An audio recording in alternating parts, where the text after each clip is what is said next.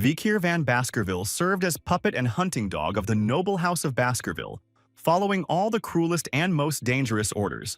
He devoted his life to his family and father, but was unjustly accused of conspiring with a demon and ruthlessly executed as a victim of betrayal. Taking his last breath, Vikir decided that if he got a chance at a new life, he would no longer follow the path of a pathetic hunting dog. By some miracle, Vikir opened his eyes again and saw babies lying in cribs around him. And he couldn't understand where he was and what was going on around him.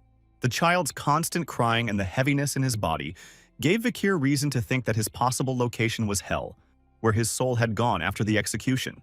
However, the boy soon realized that he was not in hell, but in a place he knew well in the mansion of the Baskerville family, where his former life had been destroyed earlier. The head of the family, Hugo le Baskerville, came to the nursery and scornfully examined the infants, calling them insignificant creatures unworthy of attention. Passing by the row of cribs, the man noticed that among all these children there was not a single worthy one who could really interest him. But suddenly he stopped at one of the cribs where there was a baby he thought was different from the others, and this baby attracted him because it was the calmest. Hugo le Baskerville then ordered his servants to carry all the infants to the cradle of blades where each child must pass a test. Vikir, who found himself in the body of an infant, quickly recognized young Hugo le Baskerville as the man who had been the main culprit of his death in his previous life. Vikir was flooded with memories of the past and remembered being a Baskerville hunting dog and growing up in harsh conditions as an illegitimate child. He did the dirtiest job of spying on threats and all, so that the 7th generation of the Baskerville family would become the strongest and most powerful in history. The reason for Hugo le Baskerville's kindness was simple, for he cared only for the recognition of his family and the fact that his power was unquestionable and stable. 10 years have passed since the opening of the gates of the underworld. The battle ended in victory for humanity, but Vikir was betrayed and executed, putting his life on the line.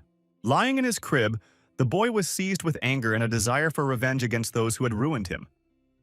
However, as an infant, he realized that so far his chances were nil.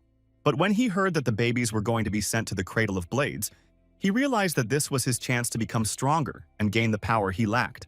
The Cradle of Blades was one of the trials for the children of Baskerville, where they were thrown into a maze of sharp swords to prove their mettle.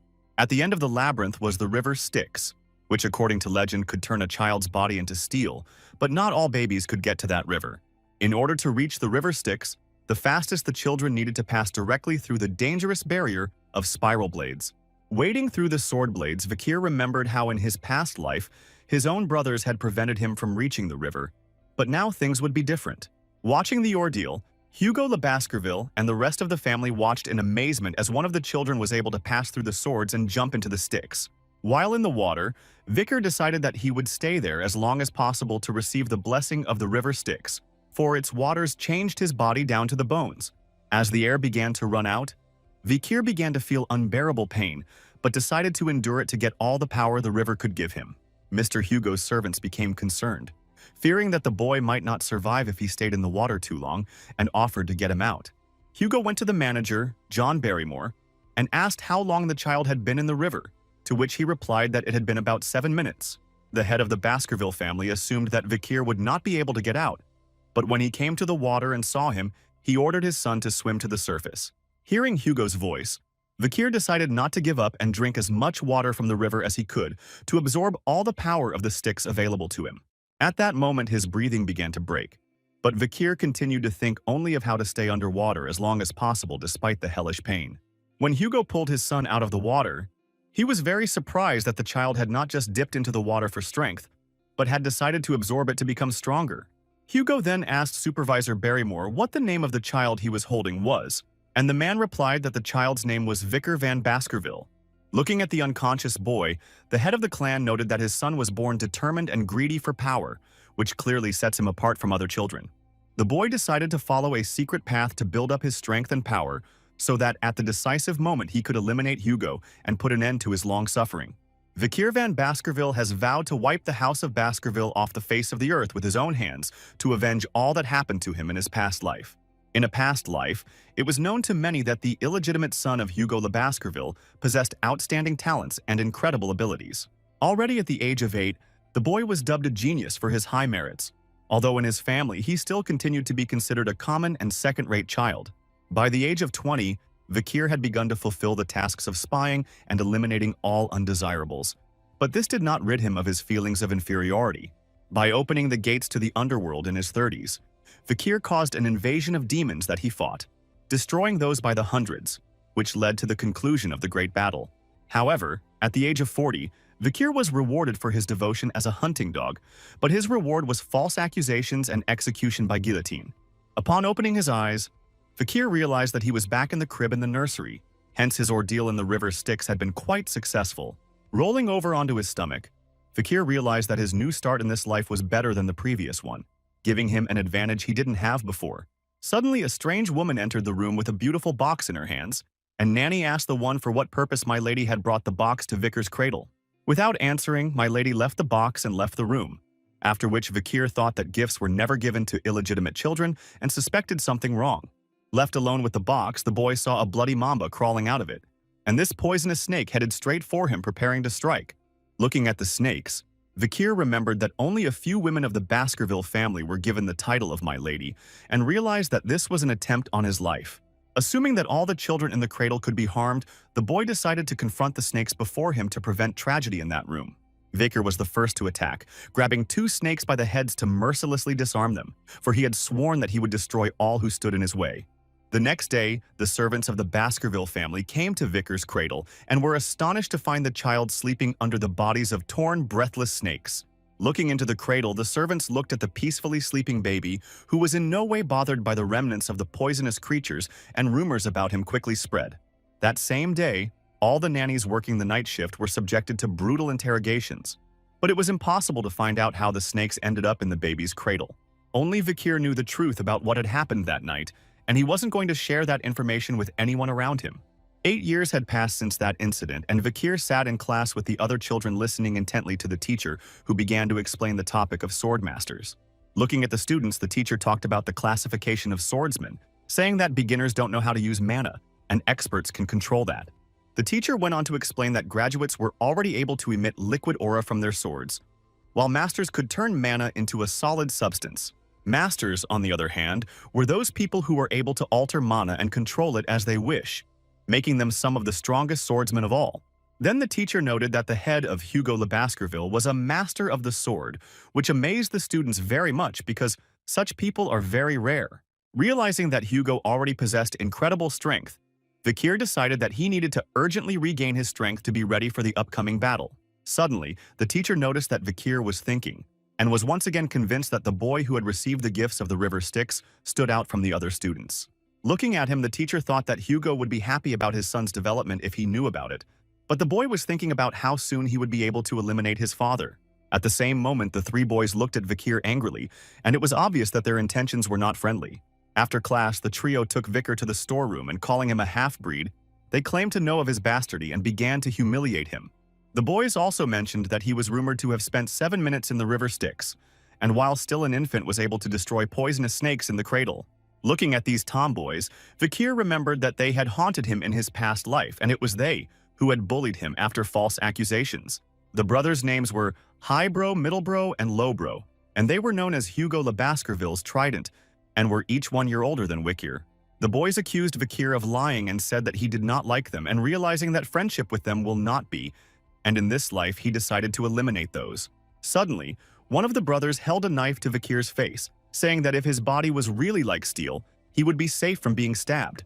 Brother Highbrow beckoned to Lowbrow, and he immediately knew what to do and quickly grabbed Vikir and blocked his breath, intending to abuse him. Vikir immediately assessed the level of their cruelty and made sure that the rumors about them were true, and these annoying brothers know no mercy. After 3 minutes, the brothers were worried, for they did not believe in the delusional legend of the river Styx and Vikira, and were sure that the boy would not last long. But even after 10 minutes, Vikir continued to hold on, and the brothers were horrified at what was happening, and realizing that the legend was true, began to panic. Lowbrow, who continued to hold the boy, refused to believe in the veracity of the legend, and did not want to let go of him, but Vikir also continued to stand still. Realizing their precarious position in the situation, the brothers asked Lowbrow to let Vikir go, because there was no point in their actions anymore. Letting go of the boy Lowbrow before he knew it, something terrible had happened, and he looked at his hand in horror. Screaming in terrible pain, the boy immediately grabbed his hand, and when the brothers asked Vikir what he had done to Lowbrow, He immediately spit out their brother's finger. Wiping the blood from his face, Vikir smiled wickedly and reminded him that it was the brothers who first got to him and started using dirty methods.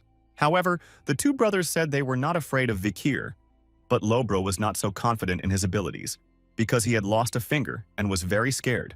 But the brothers didn't take it for granted to support Lobro and said they would later go to the priest to have the finger put back in place, but Vikir said they wouldn't leave. One of the brothers was angry at the words Vikir had spoken and immediately attacked him with a knife, trying to punish him for his insolence. Shouting that Vikir was a year younger than them and trying to show his superiority, his brother stabbed his opponent in the stomach. However, the attack was useless, as the knife only cut Vikir's clothes, but did not do any damage to him, thanks to the effect of the river Styx. After knocking the knife out of the boy's hand and breaking him, Vikir reminded him that in the Baskerville family, age is of no importance, for strength and talent are more important. Looking angrily at his opponent and not letting go of his hand, the boy offered to have fun, hinting at a continuation. The frightened brother cried out in fright, and asking if the rumors of his power were true, never got an answer from Vikir. Deciding not to explain anything to the boy, Vikir immediately struck a strong blow to the boy's face, knocking him to the floor. The brothers froze in fear as they saw Hybro collapsed on the floor with a broken nose, worried for their lives and not understanding what they should do next. But one of the brothers decided not to hold back his rage and prepared to avenge his injured brother and clenched his fists ready for a fight. Before Middlebro could even lift a finger, Vikir had already knocked him to the floor with a single leg kick, leaving him with no chance to retaliate. Realizing that Vikir was not joking, the brothers screamed in fear, but the boy told them not to worry because they would be fine once they were treated. Picking up one of the brothers' knives from the floor, Vikir said he wouldn't let them out of the room anytime soon, and if they resisted, they would be left crippled. Holding the knife in his hands, the boy still decided to change the rules of his game, saying that he would be magnanimous and let one of the brothers out of the room. The frightened brothers asked which of them he would let out, but Vikir threw a knife in front of them and hinted that it was up to them to decide among themselves. Leaving the room, the boy turned around and said that he wasn't going to wait long, and those should decide sooner if they wanted any of them alive. The brothers looked at each other apprehensively and began to argue, for they really thought that only one of them would be able to get out of the room alive. Standing outside the door, Vikir listened to the brothers fight, and was glad that he had been able to sow discord in such a friendly and unbreakable trident of Baskerville. Sometime later, Barrymore was giving an account to Hugo of the ruby mines where the bloodshed of the Morg family had taken place, for those claiming ownership of those. Hugo replied that Morgie would soon come to the negotiations and asked if there was any more news, to which Barrymore replied that Vikir had won first place in the calligraphy contest. The head of the family was pleasantly surprised by this news and his son's success, and asked the superintendent when the school children would have their practical test. Barrymore responded that the tests will take place in 5 days, and right now the young knights are on a mission trip preparing for those. Visibly nervous, the steward also informed Hugo of the recent big fight that had taken place among his descendants in the palace. Hearing this, Hugo was very surprised and asked the manager if there were any casualties in the situation. The man replied that there were no casualties, but that Hybro lost his teeth. Middlebro had his jaw damaged, and Lowbro had lost the index finger on his left hand. The manager said that the treatment was provided, but the brothers have psychological traumas, and the head asked how it happened to those who were very friendly. Barrymore surprised Hugo by answering that it was because of the winner of the calligraphy contest, Vikir, who brought the brothers to this state. The boy was then called into Hugo's office to discuss the fight, and he was very calm and ready to be questioned by his father. Upon seeing the boy, the head said that he had grown a lot, and Vikir greeted his father, calling him Mr., which surprised him. Looking at Vikir, Hugo said that he had heard that he had hurt the 3 brothers, to which the boy replied that he had heard that they had been treated. The head looked at his son and said that the problem lies in the boy's mental traumas, because since that moment the brothers no longer communicate. Vikiru was told that the 3 brothers did well in their exams, but they stopped eating together to talk, and the relationship between them soured after that incident. Hugo asked Vikir if he thought his behavior was inappropriate, because it was because of him that the quarrel had started, but the boy would not admit his guilt. Vikir confidently stated that he considers himself much stronger than his brothers and does not admit his guilt, because strong people do not make mistakes. The man then asked his son if he felt guilty because the brothers had recently visited him and said they forgave the boy generously. Vikir smiled haughtily at hearing the words of forgiveness and remembered an incident from his past life. In the past, the last surviving daughter of the Baskerville family, being a nun, came to Hugo and told him that she forgives him for all his sins. Hugo looked at her with contempt and cruelty and answered her words with that single phrase. With a crazed look, Vikir uttered the very phrase Hugo said, that forgiveness is just an excuse for weak people who are incapable of revenge. Hearing his son's words, the head immediately recognized the motto of the Baskerville family and praised the boy for remembering this important truth. With that, Hugo smiled contentedly and turned to Barrymore with orders. Pointing to Vikir, he told him to bring him any snacks he wanted, but warned his son not to be greedy and take as many as he could carry. The boy thanked his father, calling him Mr. again, and asked if he could have the chocolate. Then Vikir and Barrymore headed for the exit, but suddenly Hugo addressed the boy again, calling him son. Looking after the boy, the man wished him good luck and told him to do well in the upcoming midterm exam. In conclusion, Hugo smiled and said that Vikir had no right to lose to his relatives. But Vikir did not consider the words of the head sincere, because he understood that he was treated as a consumable, and clenched his teeth in anger and said that he would try. Soon Barrymore and Vikir arrived at the warehouse where the chocolate was stored, which was enjoyed by the female gourmets of the Morg family. After looking at the shelves, the manager said that it was hard to get such a product, but Vikir replied that he didn't want ready-made processed chocolate. Turning and looking at the cooks, the boy asked for the most flavorful cocoa beans to be brought to him. Manager Barrymore and the cooks looked at Vikir in surprise, not understanding why he needed beans. Soon the boy was brought a bag of red-flavored beans known as blood beans. While Vikir tasted the beans, the cook told him that this kind of bean was very flavorful and that just one piece could make up to 100 liters of chocolate. Barrymore didn't notice the boy's bitterness and decided that he just liked chocolate so much that he ate the bitter beans raw. Looking at the boy, the manager thought that he was really an unusual and exceptional person for choosing only beans, although he could have taken something more valuable. The cook then asked if the beans needed to be processed for Vikir, but the boy said he would take them as they were. Fixing his glasses, Barrymore thought that Vikir had a rather strange preference for his age, since children usually liked sweet chocolate. However, the boy did not need the beans for consumption, because he was going to use them for a practical test that would take place in 5 days. Vikir already knew that on this particular day, something unprecedented before, and something no one expected would happen in the Baskerville family. The Baskerville family was known around the world as the Berserk family, because of the harsh upbringing their children were subjected to from an early age. To develop physical strength, children had to run up steep hills and were not allowed to rest or sleep before a set time. To adapt to the harsh conditions and harsh environment, children had to fall asleep surrounded by the lifeless bodies of monsters or their descendants. When the children reached the age of 8, the hardest phase of training for young hunting dogs began, which is why they were nicknamed the Berserk family. Soon the day of the practical exam arrived, and the young hunting dogs gathered at Red Black Mountain to be tested. The mountain was at the edge of the Baskerville family's territory and was full of horrible and cruel monsters. In front of the children stood a man who was the tutor of the Baskerville family named Pavlov van Baskerville, and looking at the young dogs, he addressed them with a speech. The man reported that the main task of those would be to hunt strong and dangerous monsters and be able to survive on the mountain for a month without injury or loss. To get 90 points, the boys need to be able to keep their lives unharmed to survive the battle with the monster and stand alone. There was also another additional way to earn points by taking a badge from another participant in this exam. However, no one can get 100 points because Hugo's teaching stated that a swordsman loses his life when he indulges in vanity. Pavlov warned the children not to go beyond the restricted area and said that the mentors would covertly observe them and evaluate their actions. After the introductory briefing, the two participants looked at Vikir, recognizing him as a man who had survived the ordeal in the river Styx and the attack of snakes in the cradle. They also remembered that the boy had gotten the highest score on the written test, and they were eager to see how he would do on the practical exam.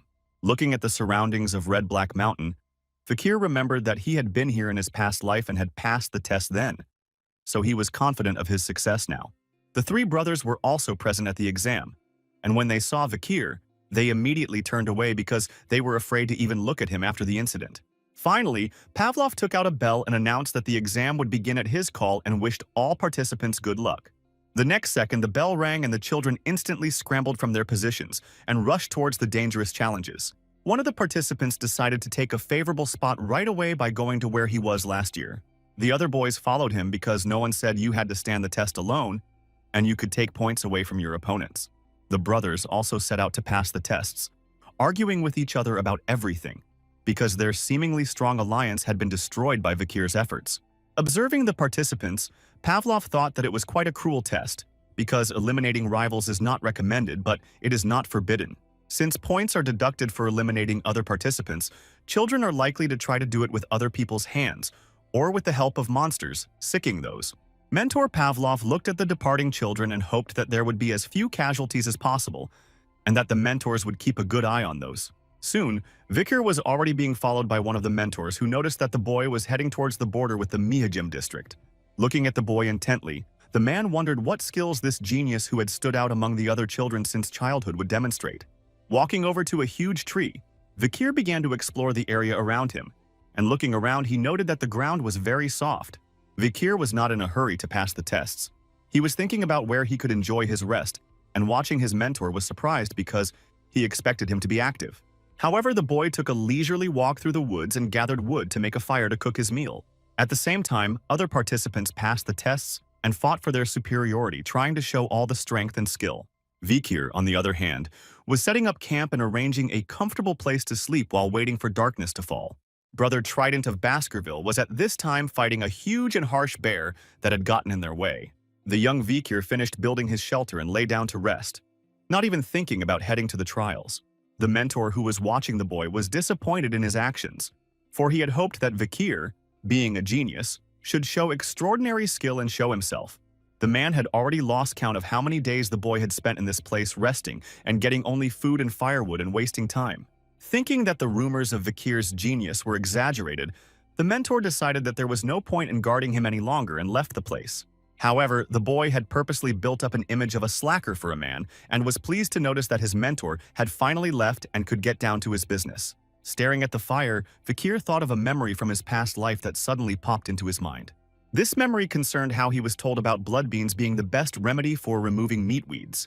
Throwing cocoa beans into the fire, Vikir said that now that the outsiders were gone, everything was finally ready for his plan.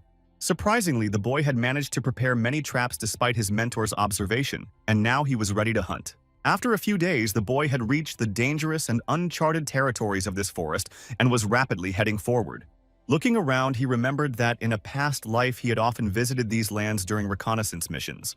There was a smell of burning, and many of the trees were charred, so Vikir was sure he had finally found the right place. Suddenly, the boy stopped because something caught his attention and he looked in that direction and froze in place. Not far from his location, Vikir found burning feces that could only be left by one monster from this area.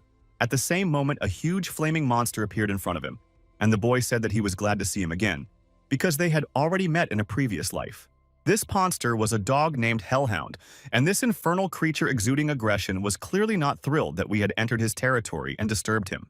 Hellhound was known as a dangerous adversary bringing disaster to anyone in his path, and the fire of that could easily turn everything to ash. In a previous life as an 18-year-old, Vikir had almost managed to catch this monster, but now as an 8-year-old he realized that their forces were unequal. This time, however, the boy knew the secret way to defeat Hellhound, for this dog had several weaknesses. As the battle began, Vikir skillfully dodged the dog's first attack, and before it could get a hold of him, he was behind the boy.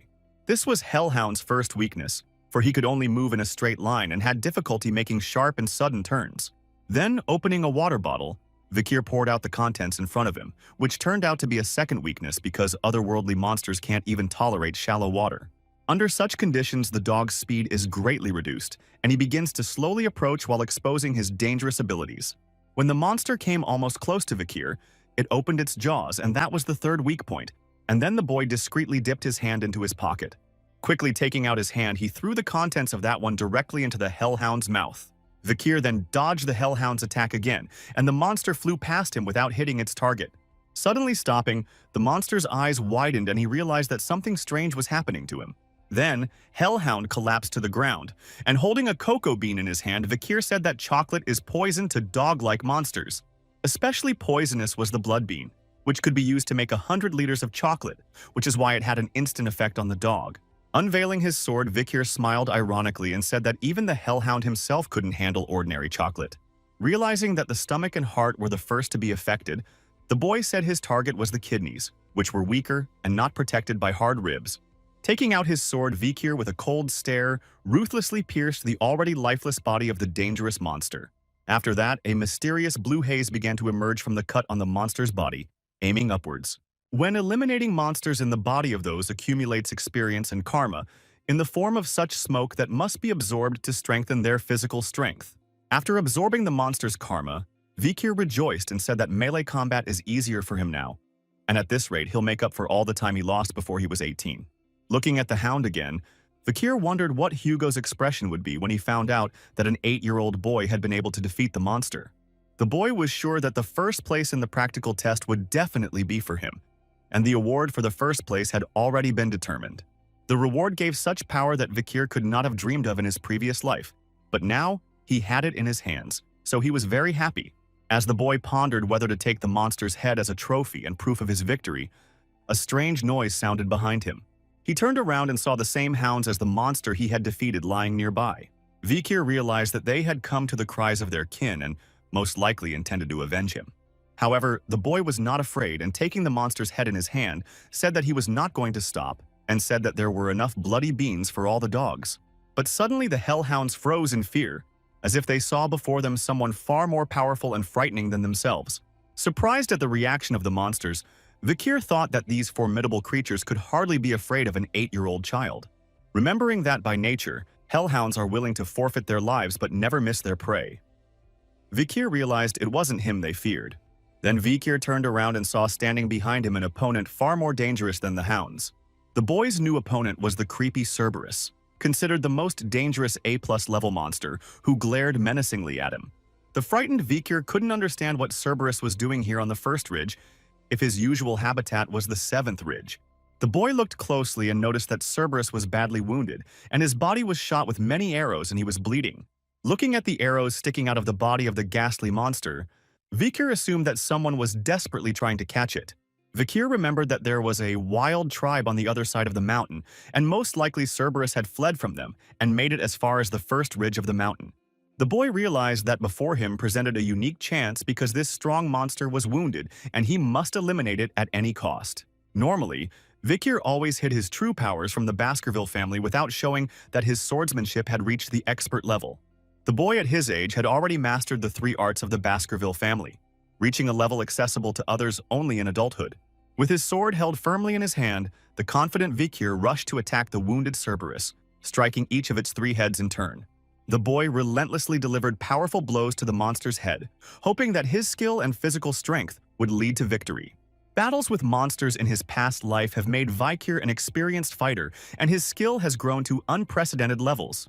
The boy's body strengthened by the river Styx gave him an advantage in stamina, and so he continued to strike Cerberus's head. However, Vikir miscalculated a bit, because his sword suddenly broke, and he realized that he may have miscalculated, but it was too late. At that moment, the monster attacked the boy, catching him with its claws, and Vikir's second inattention led to such a sad outcome. The very next moment, a powerful blow from Cerberus's claws threw Vikir backwards and he hit a tree, seriously injuring himself. The boy began coughing up blood from his injuries, realizing that the wounds received in this battle were too heavy for his young body. Soon after Vikir opened his eyes, he didn't immediately realize what had happened to him, and remembering what had happened, he was very frightened. Then, seeing Cerberus in front of him, the boy realized that for a while he had lost consciousness and was now in an extremely difficult situation. Abruptly feeling pain in his left arm for a second, Vikir thought he had lost it. But looking at it, he realized it was a deep wound. Looking at the horrible Cerberus, he thought that despite that monster's wounds, he should have done more damage, and perhaps he was saved by the effect of the river Styx. At that moment, Cerberus swung at the boy, but he managed to get up and dodge the attack, realizing that he couldn't take a second blow. It was obvious that this battle would be extremely difficult. But Vikir, with his experience as a hunter, was confident that he could find a way out of this difficult situation. Realizing that fleeing would be the best option, Vikir with all his might rushed to escape from that, relying on Cerberus's weakened body to save himself. Shortly after the boy started to run away, he saw a fence in front of him and realized there was a safe zone beyond that, and rushed in that direction. Jumping over the fence, Vikir hoped that his prearranged trap would work and victory would be in his hands, otherwise he might not come out of this forest again. Continuing to run at full speed, he desperately searched for his trap, knowing that the place he was aiming for must be somewhere nearby. Finally, the mark he left before he left appeared before Vikir's eyes, and he realized he was very close to his goal. Chased by the creepy monster that had almost caught up with him, the boy kept telling himself that there was only a little bit left to run. When Vikir was almost there, he realized it was time to act. and with all his might he pushed himself off the ground and jumped up. With this jump, the boy managed to put some distance between himself and the creepy and enraged Cerberus. But the next second, Cerberus caught up with him, and the monster's jaws nearly closed and nearly took the boy's head off. At that very moment, the monster let his guard down, and before he could devour the boy, he felt the ground beneath him begin to fail, and he was trapped. At the same time, Vikir flew over the area dodging this trap and was safe, and Cerberus was caught. Looking at the angry but helpless monster, the boy realized that his trap called the Cradle of Blades had worked, and Cerberus had been disarmed. Vikir didn't expect that a trap prepared to fight a pack of hellhounds would be used to catch the more dangerous Cerberus and rejoiced. Realizing that Cerberus belonged to the dog-like monsters, the boy knew that the blood bean extract would be an effective poison against that as well. Seeing that Cerberus had not yet left this world, Vikir realized that he was only alive because he was a high-ranking being, and took his spear and decided to end his suffering. Already in the next second, the boy threw a wooden spear at his opponent using all his agility and strength. However, when the spear reached the monster, it did not pierce the monster's body but only damaged the skin and flew away. After the boy's attack, the formidable and merciless beast growled loudly, signaling that he could expect no mercy. When the monster climbed out of the pit and headed towards Vikir, the boy didn't even move from his seat and started counting the steps of the one. When Cerberus reached the boy, he had already counted to 7, and after taking his last breath, the monster fell in front of Vikir and left this world. With a sigh of relief, Vikir realized that the rumors about the 7 steps were true, and before him lay the defeated Cerberus. That wooden spear that Vikir threw at his opponent was a little different from normal spears. This spear had been treated with a poison stashed by Vikir as a child, and it was the poison of the blood mamba, after which it was impossible to walk more than 7 steps. Suddenly, a blue glow appeared around the boy's hand, and he felt Cerberus's energy and realized that finally, all 3 monster heads had left this world. Vikir didn't know how to carry the monster away, but if he could prove that he had fallen from the spear, then his mentor would definitely confirm his success, because he had seen the spear in his possession. However, the boy has another more important thing to do, as the Cerberus guards its territory, so the dungeon with the treasure must be somewhere nearby. This dungeon was an unknown space full of treasures where various powerful monsters could occasionally dwell. Realizing that Cerberus was gone, and the dungeon was likely empty, Vikir still smeared himself with feces to avoid fighting the other monsters. The boy decided to follow the tracks and remnants of Cerberus's drool to be sure to stay on the path to the dungeon. Using such tactics, the boy soon found himself in front of a mysterious entrance to the dungeon where a creepy monster used to live. Going inside the dungeon, the boy remembered how he had been here in his past life. But since he found it 10 years later, there was nothing left inside. Now there was something of value in this Posdemel. Vikir sensed it by the smell of mana hidden behind the smell of rot. Obviously, no one had been here yet.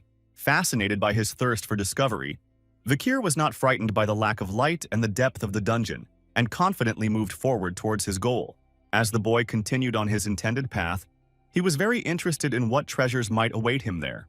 As Vikir descended deeper into the dungeon, he noticed that ruby veins stretched across the wall, most likely connected to a mountain called Red Shiloh. Suddenly, a bright light appeared in front of the boy, and he thought it was the innards of the Posdemel, and he had reached the very bottom of it. As he got closer, Vikir was blinded by a bright light that made him cover his face with his hand. When the boy went inside, he saw before him a huge underground hall where there was a mysterious glowing stone that dazzled with its light.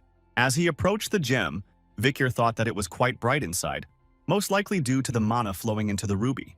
Standing next to the glowing ruby, Vikir suddenly lowered his gaze down and marveled at what he saw there. In front of Vikir was a human skeleton with blade marks and bloodstains on it, and a piece of paper that was completely scribbled on it.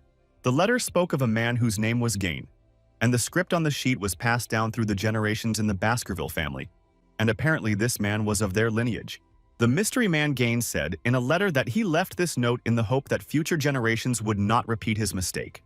This stone cave was mentioned in their family legends, and the man and his younger brother Abel discovered the place by accident and stumbled upon the dungeon. After destroying countless monsters, they reached this hall and found here the last task that bound their feet for many 3 years. Reading the letter, Vikir marveled that the thirst for treasure had kept the men here for 3 years, and apparently the last mission was indeed in this cave. Looking at the red ruby, the boy thought that this was the last task, for it was written on the pedestal that 2 will come here and only 1 will leave. Gain wrote that he and his twin brother pondered this frightening phrase for a long time and eventually came to a unified answer. The brothers thought that being originally one and having been split in two at birth, they had to become one again to get what they wanted and get out. So the men speculated that it could mean that only one of the brothers would be able to get what they wanted and get out of the dungeon. Having come to this gruesome conclusion, the brothers clashed in a fierce battle and in the end, Gain won by taking the life of his brother Abel. However, even after this terrible incident, when the man was alone in the cave, he did not notice any changes. Gain didn't want to believe that by daring to commit such a cruel act and being left alone in this cave, he still didn't get what he wanted. After much regret, the man decided to leave this dungeon and leave a message to his descendants to protect them from a similar fate that befell him.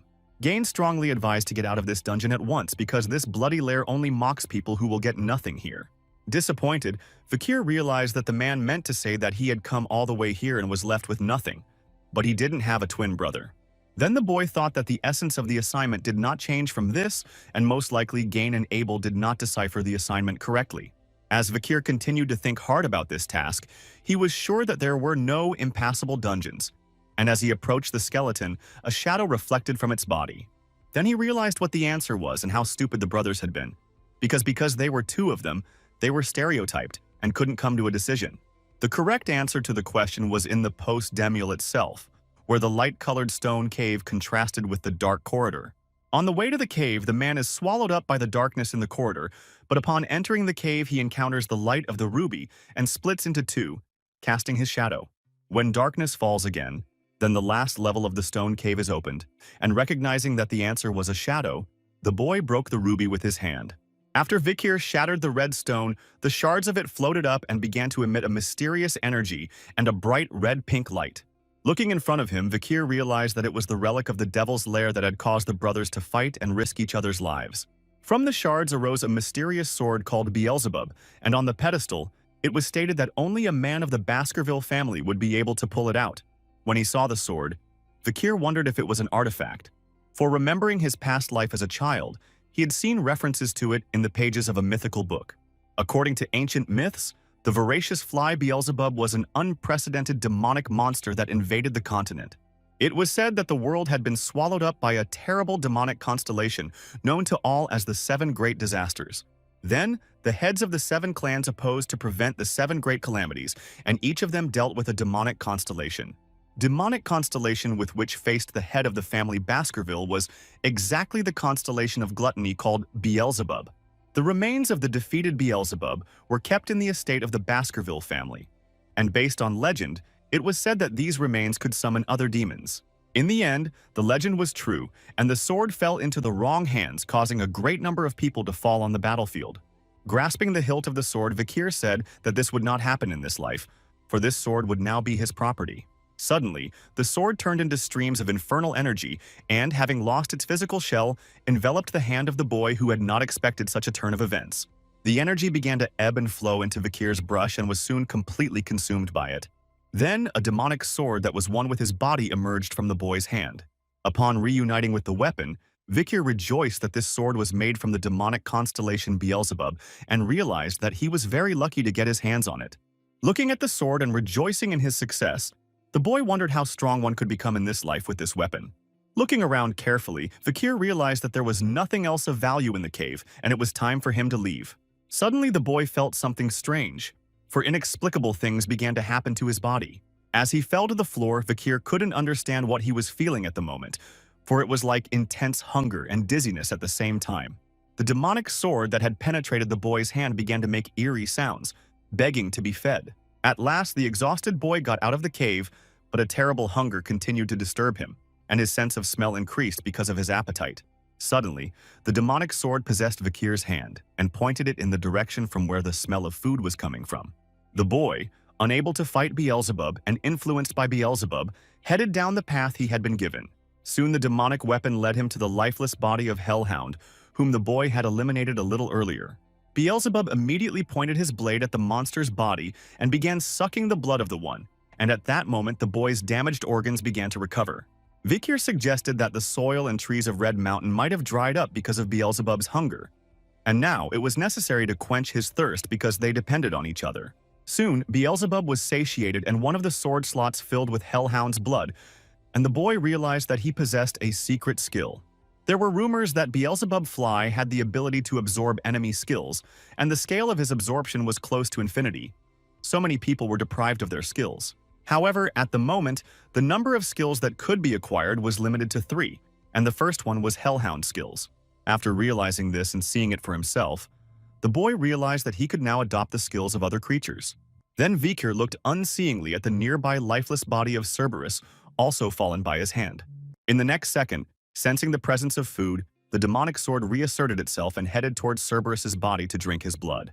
Sighing heavily, the boy told Beelzebub that he should not eat the monster whole, because if the body was damaged, it would be difficult to explain what happened to his prey. Seeing that the demonic sword wasn't going to stop in devouring blood, Vikir struck at Beelzebub and ordered him to finish his meal. Then the boy saw that all 3 slots were filled. Now one had Hellhound's blood in it, the second had Cerberus's burn skill, and the third had fast regeneration. When Vikir saw the rat lying under the monster's body, he realized that its fast regeneration had come from the demon sword that drank its blood during Cerberus's takeover. After picking up the rat by the tail, Vikir realized that the burn skill he had picked up from Cerberus was quite useful, because one of the worst kinds of pain for humans was burning. Looking at Cerberus's body, the boy thought that most likely the monsters for the test had already been prepared, and it was worth waiting for the test to be completed since he had already done the task. Soon the practical test was completed, and all the wounded and tired young men went back to the Baskerville family mansion. But the test was not over, and some of the bodies of the monsters that had fallen during the test were turned into shields and swords and given to the participants as trophies. One of the bodies brought in by the young hunting dog horrified all the Baskervilles present. This shocking information reached Mr. Hugo Le Baskerville, who could not believe his ears. Barrymore reported to the head that the 8-year-old Mr. Vikir had crossed the boundary of the safe zone and then attacked Cerberus with a high threat level. The manager added that the monster had been eliminated as it had originally been badly injured by the barbarians and then poisoned by the boy using a strong poison. No one knew where Vikir got the poison from, and he didn't give any more details, saying that he was tired and went straight to the dormitory. Hugo smiled, thinking that at such a young age the boy already knew how to lie. But at the same time he had information, and information was a power that had a price. Barrymore was surprised that such a talented boy was born to an ordinary woman and had a prefix to the surname Van and not Law, as the head, to which Hugo replied that he did not know something. Hugo said that he is different from the previous heads of the family, and when breeding hunting dogs, he does not look at the pedigree of those, because the main thing is talent and courage. Barrymore thought that the head might be so worried about his second son, who as a pureblood was not distinguished by these qualities and is already preparing for isolation training. After this conversation, Hugo ordered the young Vikir to be summoned to his office, and he soon arrived at his door.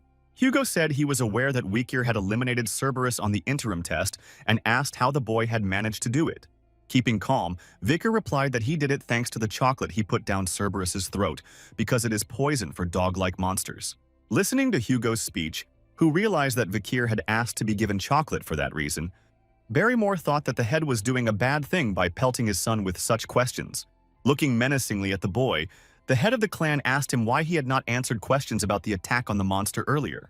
Looking intently at Hugo, the boy said he would answer only to his master and no one else. The man asked Vikir who his master was, to which the boy replied that being part of the Baskerville family, he considered his master to be the head of the Hugo family.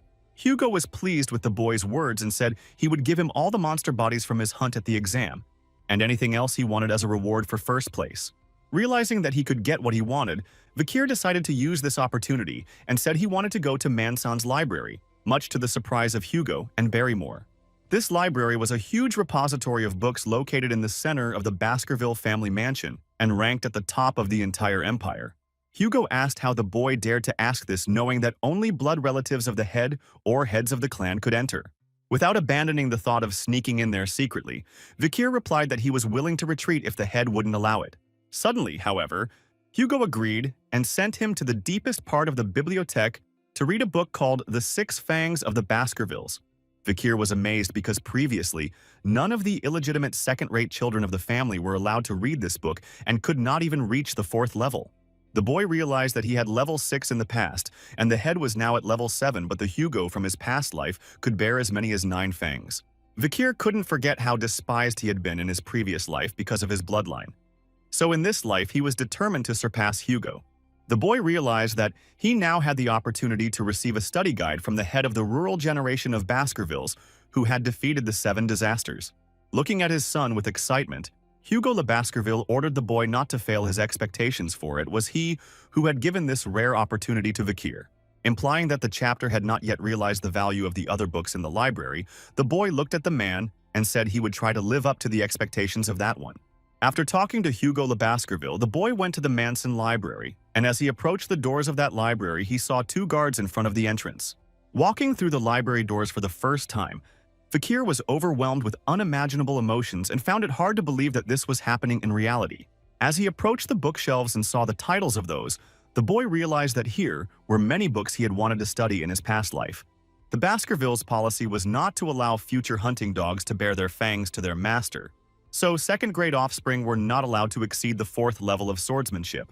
Finally, Vikir found the book he needed, which was chained and guarded like a treasure. Taking out the key that opens this book, the boy said that he never dreamed of such a thing in the past, and never thought that Hugo would recommend a book about the 6 fangs. Turning the key in the keyhole, Vikir assumed that Hugo might think that a child of 8 would not read the entire book in a day, and so allowed it. Having studied levels 1 through 4 of swordsmanship in his past life, the boy had never been able to create a 5th fang without true knowledge of the 5th level. The sword arts of this kind were divided into levels. The first level was the first fang, and so on, and the appearance of fangs was accompanied by a black color. However, Vikir was not interested in level 6. His real purpose for coming to the Manson library was something else entirely, for he longed for a higher level. Soon the boy came to the entrance of the library where the guards were standing, and they looked at him in surprise, asking him if he was going to leave the place. Then they told him that the sword manuals were deep inside, and if the boy forgot something, they could bring him the right book. Vikir replied that he wanted to read a few more books before he left, so the guards could ignore him and go about their business. Seeing the boy heading for the 2nd floor where there are only collections, the guards said that given the opportunity it would be better for him to read books on sword wielding.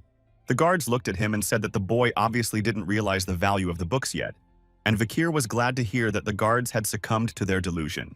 In fact, among these many dusty collections was an incredible treasure that the guards didn't even know about. Going up to the 2nd floor and examining the books here, Vikir finally noticed something interesting that caught his eye. Pulling out an old and tattered book with intricate letters on the cover, the boy realized he had found the book he was looking for, titled Hidden Ambush. This is a book of the basics of the 1st level of swordsmanship that even the native children of the family won't see. But because of some torn-out pages, it's not really important anymore. Flipping through the pages of the book and smiling wickedly, Vikir looked contentedly at the one, for he knew its true value. In a past life, a squad of Vikir's hounds found a strange artifact in a dungeon that was located on the border of Red Black Mountain. This artifact was a passage from a sword manual. One of the torn pages was written in Baskerville's handwriting. When Hugo sensed that this was no ordinary leaf, he turned over the entire Mansan library to find the corresponding book, that is, the Hidden Ambush. Perhaps this book was created by one of Baskerville's ancestors and describes a way to reach the 10th level of swordsmanship. Eager to reach the 10th level, Hugo unleashed his hunting dogs and found the location of the remaining 6 pages torn from this book. These pages were in 6 families like the Baskerville family, and Hugo declared war on these families by releasing hunting dogs to fight against their enemies. The hound dogs managed to deliver the remaining pages to Hugo, but this was possible because they sacrificed a huge number of hounds. The reward for his work was a single phrase from Hugo, who said that the hunting dogs had handled it well without regretting their losses at all. Remembering this, Vikir resented how miserable his past life had been, for Hugo had managed to move from the 7th to the 9th level at the cost of the lives of many dogs. The boy was determined not to let that happen in this life, because he was the dog who had found all the pages and knew their contents, and now he had access to the book. Reading the lines about the first step to the 10th level coinciding with the solar eclipse, Vikir thought that the person reading it would find the book pointless. However, if you put the information of the book together with what is written from the torn-out pages, the content of the book begins to add up to a puzzle, creating a marvelous masterpiece. The boy decided to reach his former strength before the age of 15, because in his past life he was a graduate of the elementary level, and now he wants to have the highest level. Studying this important book diligently, Vikir didn't notice how quickly the time flew by, and the darkness outside the windows was replaced by bright light, and morning came. Abruptly closing the textbook, the boy decided that he had read enough, so it was time to call it a day and leave the Mansan library. Seeing that it was a new day, Vikir realized that he had spent the whole day reading, but he was able to read the whole book and memorize all the necessary information. Rising from the floor, the boy did not feel the presence of guards and realized that no one would interfere with him, and he could test his new knowledge. Vikir realized that he could not acquire all 10 fangs in such a young body, but at least there was a chance to reach the 5th level not available to him in his previous life. Born a bastard son in a previous life, Vikir's relatives condemned him for his lack of swordsmanship without regard to his merit. Not wanting to live such a life again, the boy opened all his fangs and concentrated all his strength to open the 5th fang and attacked the imaginary opponent. Of course, in the place of his opponent, he imagined the appearance of Hugo Le Baskerville, wishing with all his soul to dissect him with his whipping and powerful blows. Resentment and anger fueled Vikir. Thanks to this, and the new knowledge he had gained, the boy was able to increase his power level and he struck the most powerful blow. When the boy finished practicing his new attacks, streams of powerful aura still lingered behind him. Looking at his hands, the boy realized that despite his current weakness, he had still managed to bear his 5th fang as he had wanted. Vikir was insanely happy and was even ready to cry with joy because he finally managed to reach the 5th level of the Baskerville family. Suddenly, the boy realized that his hunting dog's fangs were growing, heading towards Hugo at a speed unprecedented in the history of Baskervilles. Now, after such success, Vikir had to gain mana, and then he would be able to rise higher than in his previous life. Looking at his hand, the boy realized that his mana amount had also continued to increase after the training, and it was most likely due to the experience he had gained. The liquid aura enveloping his hand signified the level of graduate level. Obtaining, the boy had reached the entry-level graduate level at the age of 8, when in the past he had only reached it at the age of 30. The graduate level differed from his past expert level, with an aura changing from gaseous to liquid form and having a higher density. Realizing that his sword level had also become higher than in his previous life, Vikir was determined not to stop and reach the limitless 10th level. Now, Vikir's attack, called Piercing Fang, could become much stronger and much faster, but it still had limitations in development. Compared to it, the attack called Hidden Ambush had a perfect level of swordsmanship, combining defense and attack without any limitations. Putting the book on the windowsill, Vikir thought that he could rise to a mid-level graduate with a high probability if he only decided to do so. However, there was one problem that only consisted of the need to hide the skills from the head of the Hugo Le Baskerville family for a long time. Taking something out of his pocket, Vikir realized that he must not appear too weak or too strong to get rid of Hugo's lucre. This object in Vikir's pocket turned out to be a magnifying glass with which the boy projected a ray of sunlight onto the book and set it on fire. The book flashed instantly, and the boy made sure that in this way, neither Hugo nor his hunting dogs could reach the 10th level. At the moment of burning the book, the guards suddenly approached the boy, and hearing a strange odor, they asked him where the smell of burning came from. Vikir did not hesitate, and replied that he had accidentally left the magnifying glass on the book and it had burned, and if it was necessary to report it, he would tell the manager himself. Not wanting to create a conflict, the guards were happy that there were only old collections and replied that it was their fault because they hadn't kept an eye on it. Vikir deliberately said that this collection was not useful and suggested that Barrymore should not be disturbed by it, for he was dealing with the question of the Morg mines. The guards replied that if the boy turned a blind eye to it, they would do the same and pretend the book didn't exist in the library. Heading for the exit, Vikir apologized for the inconvenience and said it would be their little secret, and the guards readily agreed with him. When the boy left, the guards said that Mr. Vikir was a very good man because he was in their position as servants and did not want to stir up conflict. Vikir was glad at this point that the guards did not investigate the circumstances of the incident with the book, and just took his word for it, not wanting to be punished. After the library, the boy arrived with his report in the head's office, and Hugo asked Vikir if he had benefited from the trip to the Mansan library. The boy replied that it was probably good for him, and looking at his son with interest, the man smiled and asked how he felt being in the library. After a bit of thought, Vikir replied that he felt something sharp, soft, warm and tiring at the same time.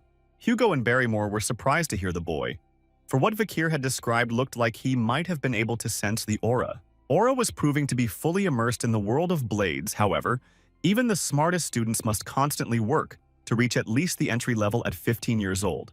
Looking intently at Vikir, Hugo didn't understand what he expected from this 8-year-old and told the boy to demonstrate his skills. Smiling broadly, Vikir replied that he would be happy to demonstrate his skills to the head of the Baskerville clan. After the conversation, all the participants went to the training arena, where besides them there was a large number of spectators seated in the stands. Once in the arena, Vikir looked full of confidence and drew his sword. He prepared for a showdown. Watching the boy, Barrymore asked Hugo how he decided to test Vikir, and the man replied that he wanted him to kill a suitable monster. Hugo Le Baskerville had prepared the hungriest and most empathetic monster for the boy.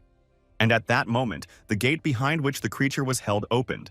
A huge, sinister monster was brought out of the cage to meet Vikir, who was restrained by a large number of bulky chains. This brutal creature was an orc of medium threat level C, who looked at the boy with hatred, waiting to tear him to shreds. The students who were watching were horrified to see such a fierce opponent, because such a terrifying monster was too dangerous for an 8-year-old child. However, if Vikir cannot handle this monster, then the knights must help eliminate the orc who was half the height of the boy. When the opponents saw each other in person, Hugo ordered the orc to be released and the battle to begin. In the next moment, the large and heavy chains restraining the monster's entire body were removed, and it could move freely within the arena. When the aggressive and angry orc felt free, he became angry and looked at his opponent with hateful eyes. The next second, the dangerous monster rushed to attack Vikir standing in front of him, but the boy was not afraid and did not run away from him. The orc swung at the boy, and before he knew it, he had used his sword and stripped him of his arm. All the students and spectators of the battle were shocked by Vikir's fighting skills, who was able to injure this monster so badly with the first strike. Even the orc himself did not expect such an outcome and such power from such a seemingly weak boy, and roared in sharp pain at the loss of his limb. Vikir himself continued to attack his opponent and struck the monster's legs with another blow. The orc's foot struck the boy with a precise kick, causing him to fall to the ground as the sinister monster could no longer stand. Looking at the fall of the monster, the boy thought that this time the orc's fast regeneration skill wouldn't be able to work. This will not happen thanks to the boy's use of the hellhound skill from the second sword slot, which exceeds the orc's recovery power by many times. The audience was amazed by the abilities of the 8-year-old boy, because such power was impossible without the use of mana, and they could not understand how he had such abilities. Obviously gazing intently at the boy, Hugo was also very shocked at his son's skills. The boy looked at Hugo and decided to show the man what he had longed for, namely the skills he had learned in the Mansan library. Vikir's newly acquired skill that he unexpectedly exposed to the spectators in the arena turned out to be the Aura Blade. At that moment, a snarling and weakened orc seeking revenge on his opponent began to rise from the ground to attack the boy. The monster's eyes burned with anger and bloodlust, and it roared loudly, alerting Vikir to the danger he was in. However, the boy without delay also rushed to attack the monster while applying his new skill called Aura Blade. Watching the fight, a shocked Barrymore remarked that Vikir was a rare genius because he had the aura of an entry-level sword expert, which Hugo was surprised to hear. The manager was sure that such a genius would not be found in any other clan, but Hugo was concerned and ordered him to stop this reasoning. Then Barrymore noticed that this orc was very strange, because with its regeneration, it couldn't even stop bleeding. But Hugo haughtily replied that that was the reason the boy was able to defeat the orc, and the manager realized that the man just didn't want to praise Vikir. As they were talking, the boy turned his gaze to them and interrupted them to make a request that surprised the head of the family. With a bright smile on his face, the boy asked if Hugo had anyone stronger than this orc so he could show off all his skills and abilities in battle.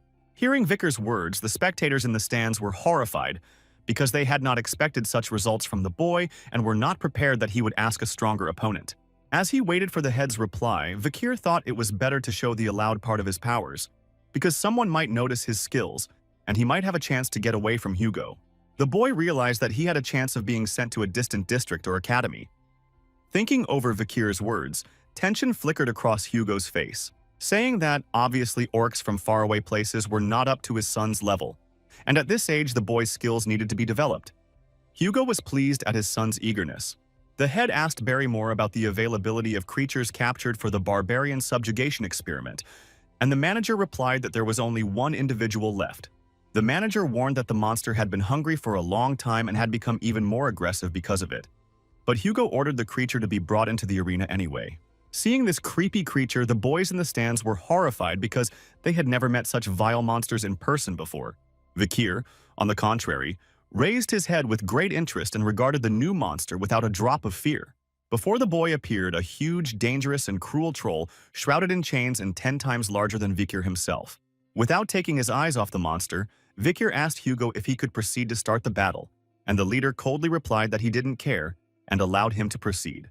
In the next second, the troll, freed from its shackles, rushed towards the boy, and Vikir did not hesitate and attacked the monster. The aggressive creature struck first and shattered everything around it, causing a column of dust to rise. Vikir, meanwhile, used his agility and speed and dodged the blow of that one and found himself behind the creepy troll's back.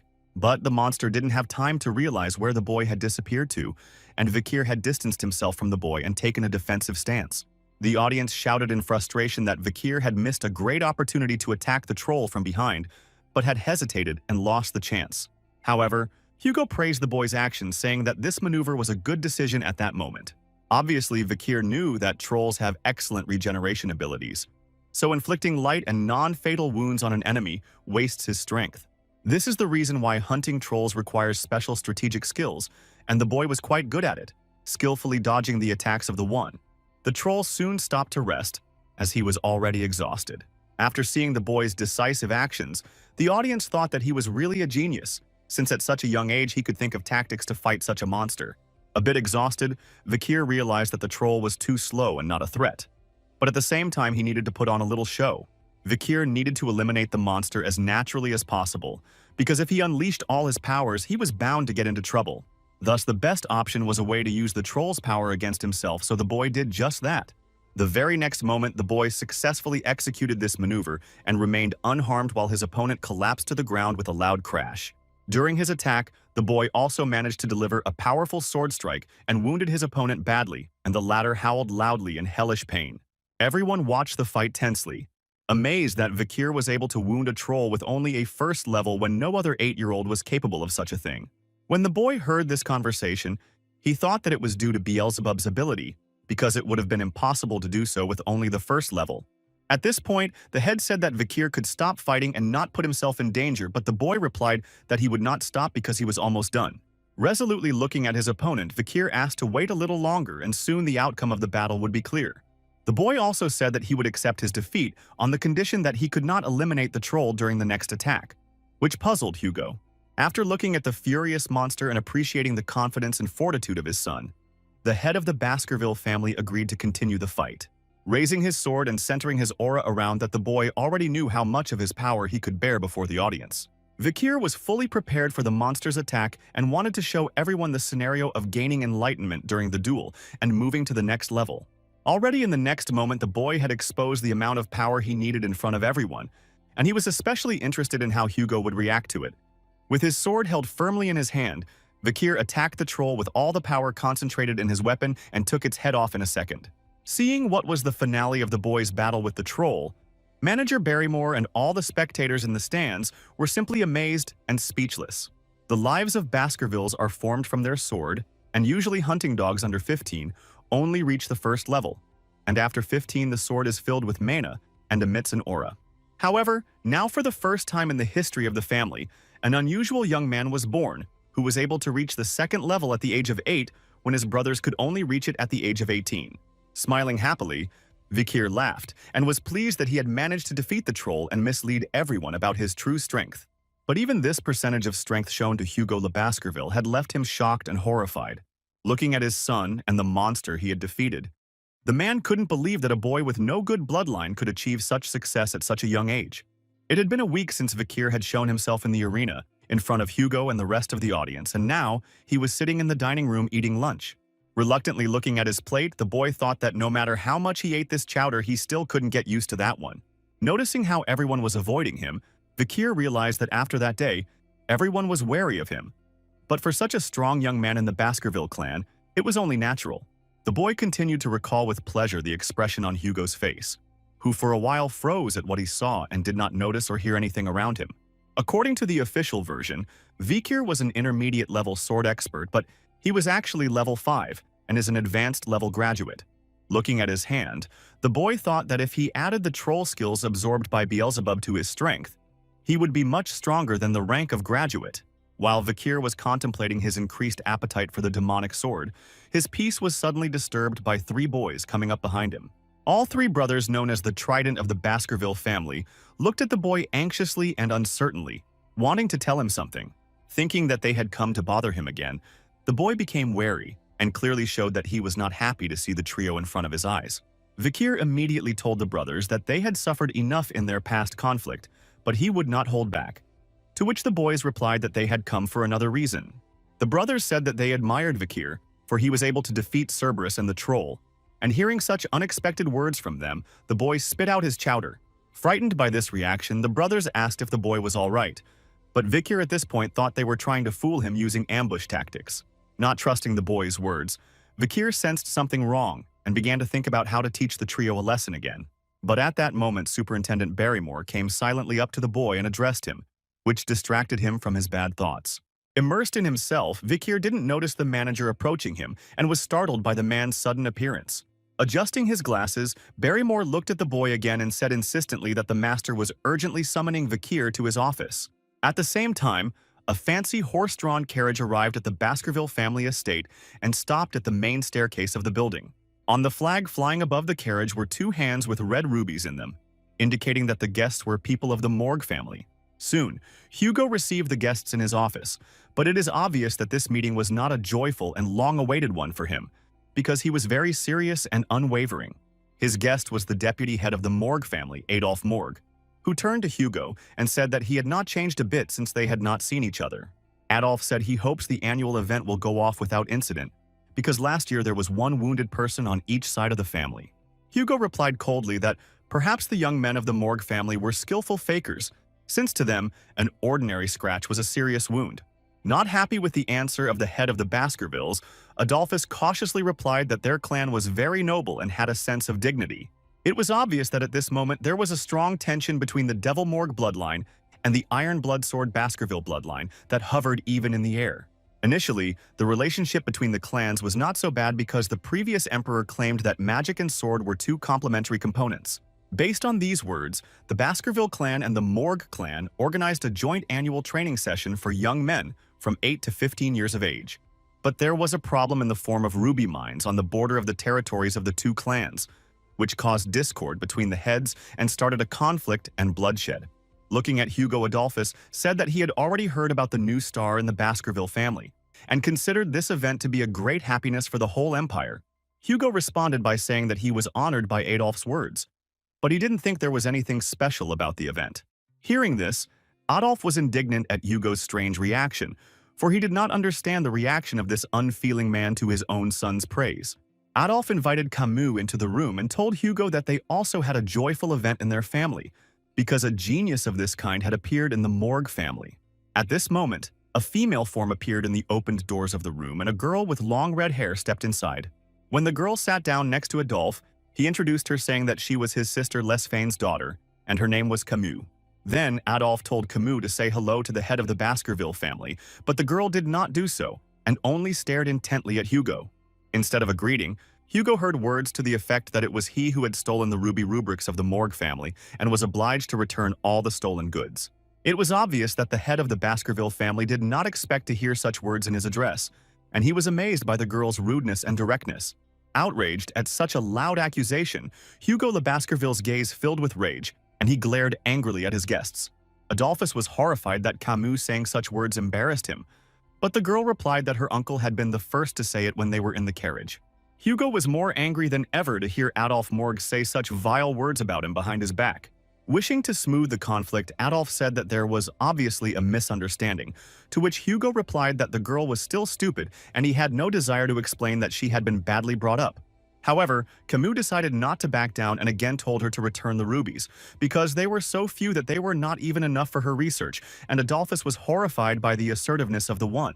At that moment, Hugo could not contain his anger and said to stop it at once because now he was sure that the Morg family did not teach manners at all. However, Adolf stopped the head's speech and asked why he was so rude to the child. Because the best swordsman of the empire cannot allow himself to threaten an 8-year-old girl.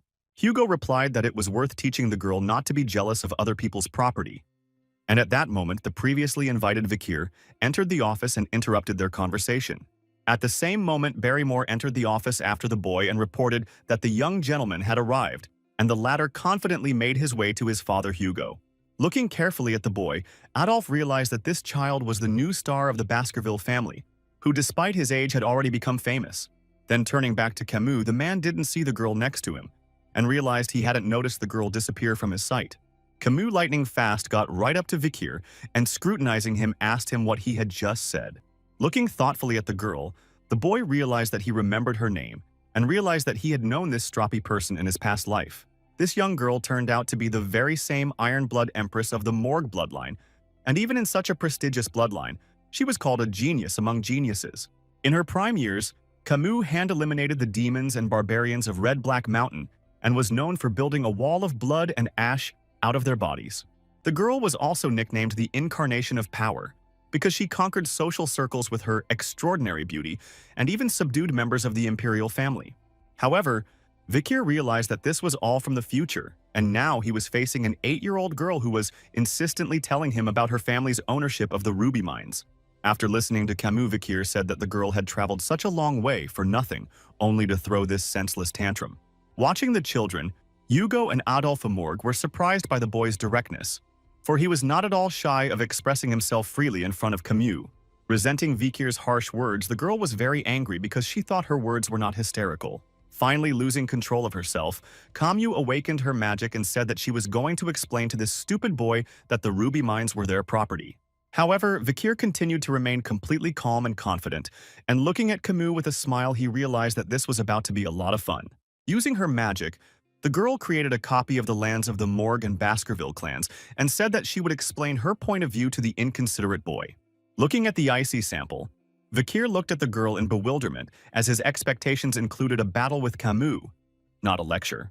However, Kimu began her presentation by pointing her finger at a mine that is in the common safety zone of the two clans and where quality rubies are mined.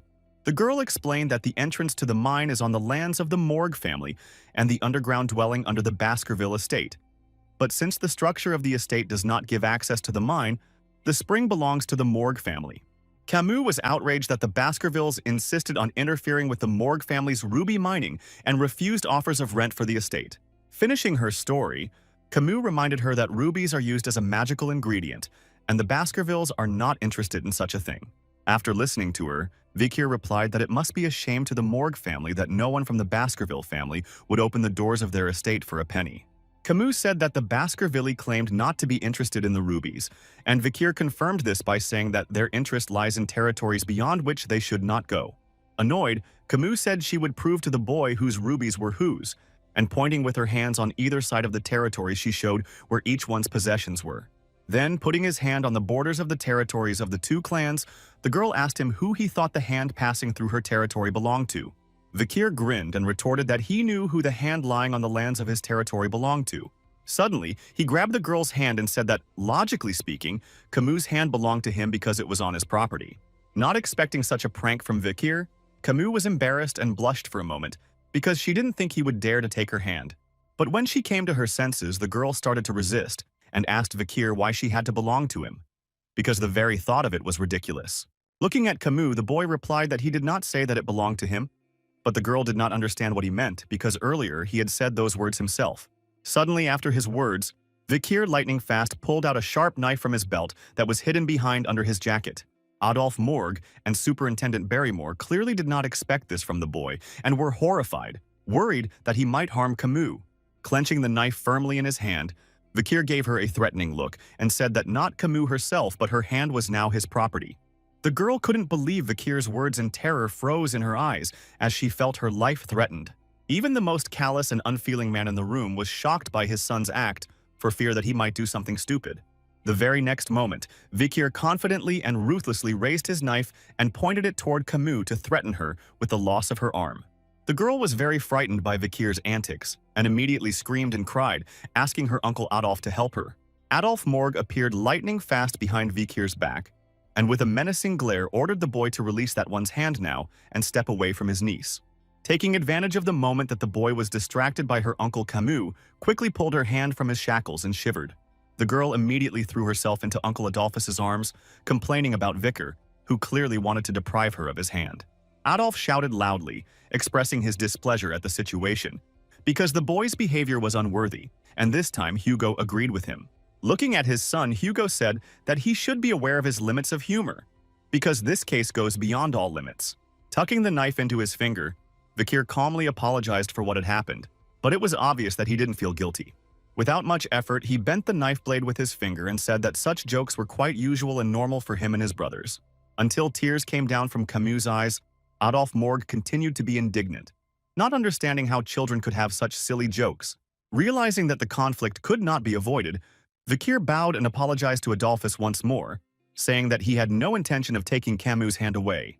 At that moment, Hugo intervened, saying that it was inappropriate for adults to interfere in children's games, but Adolphe obviously didn't like what he said. Then, Hugo said that he had some thoughts about ruby mines that might appeal to the Morg family and suggested we discuss it sooner rather than later. At the same moment, a distraught Camus turned to Vikir and said that she would not let him get away with it and would definitely strike back. But the boy listened to her words calmly and unafraid of Camus. He didn't say anything back and just smiled at her. Soon, the joint training between the Baskerville and Morg genera began, where the competitors took their places in the arenas, and the spectators settled around those. Here fought young men from 8 to 15 years old, but the fights of older children were more brutal, being real confrontations, in contrast to the fights of younger participants. However, this year at the joint training, all eyes were directed in a completely different direction, because there were participants who caught everyone's attention. Everyone looked at the young and brilliant representative of the Devil's Morg family, the well-known Camus Morg. The second who attracted a lot of attention was no less important representative of the Ironblood Sword family and son of the head of the family Vikir van Baskerville. At the suggestion of the Morg family, a confrontation between two geniuses from both families took place in accordance with the rules of true combat. At last the bell rang, announcing the beginning of the battle between the heirs, and those were ready to start attacking the enemy. Looking at Vikir Camus, Morg told him to prepare for battle and warned him that she would not spare him. Already in the next second, the girl released her magic, which formed a mysterious circle, and that girl cast some kind of spell. The spectators in the stands opened their mouths in amazement, because not everyone had to meet with such powerful magic in their lives. Soon, Camus formed 4 circles of magic and 4 elements around herself, and thus created a powerful quadro spell. Looking at Hugo haughtily, Adolphe said that his niece had simultaneously used 4 magic spells that were beyond the reach of even 15-year-old children. Without making Vikir wait for long, the girl released all 4 elemental streams she had formed earlier towards him. The boy easily avoided every element directed in his direction, using his speed and agility to do so. In response to Camus' magic, the boy said that those attacks looked awesome, but he advised that one to focus on one spell so as not to waste her powers. The girl decided not to heed Vikir's advice, saying that he was stupid and didn't understand anything about magic. The moment Vikir rushed to attack Camus directly, the girl built a wall of sand between them in a second using earth magic. However, the boy broke through that wall in a matter of seconds, saying that calling him stupid was too much. A little confused, Camus realized that it was the boasted power of the river sticks inherent in the Baskerville family, for Vikir had easily destroyed this wall of sand. Realizing that Vikir was almost upon her, and she would not have time to repel the attack, Camus closed her eyes and realized her blunder in the fight.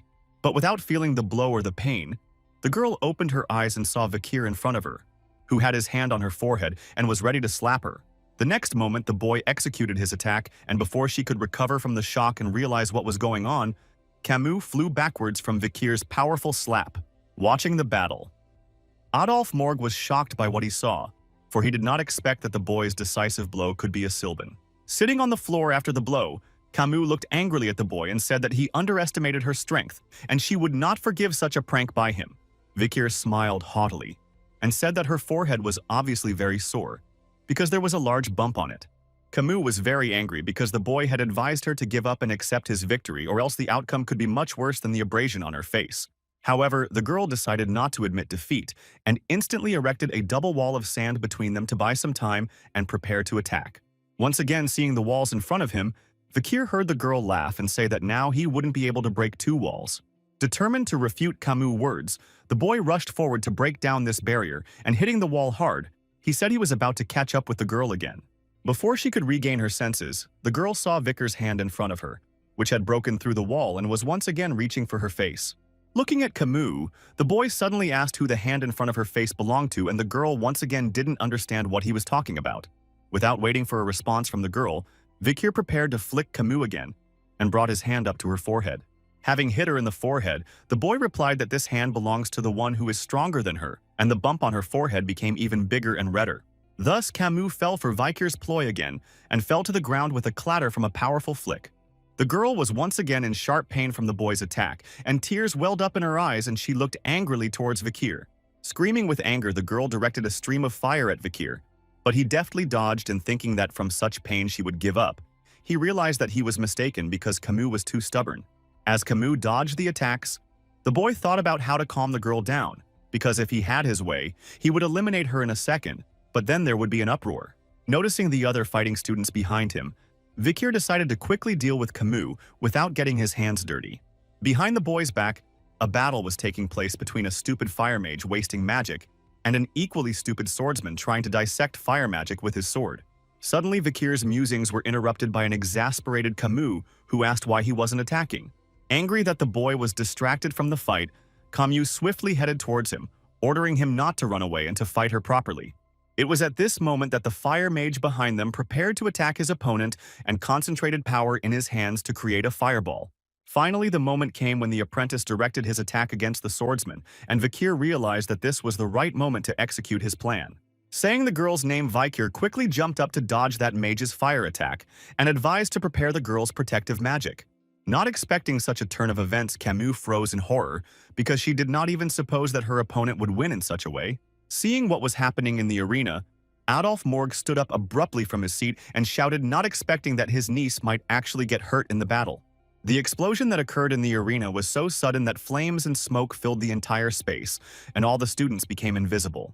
The disciples of the Morg clan who watched the battle were horrified, for their lady Kimu had disappeared into the wall of smoke and flame.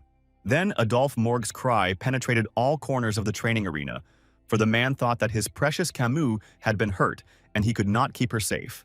However, the girl was unharmed and heard her uncle's voice but did not respond to him because she was able to stop the blow with protective magic. But after that, there was another problem. The merciless fire had burned almost all of the girl's clothes, and she could not appear in such an unsightly state in front of her uncle and the rest of the people present in the arena.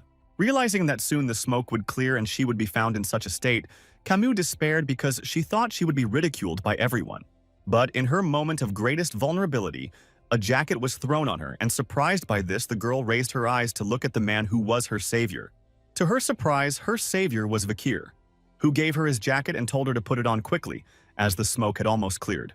Surprised, Kimu asked why he was helping her, since he was now without clothes, to which the boy replied that if she didn't need the jacket, he could take it back.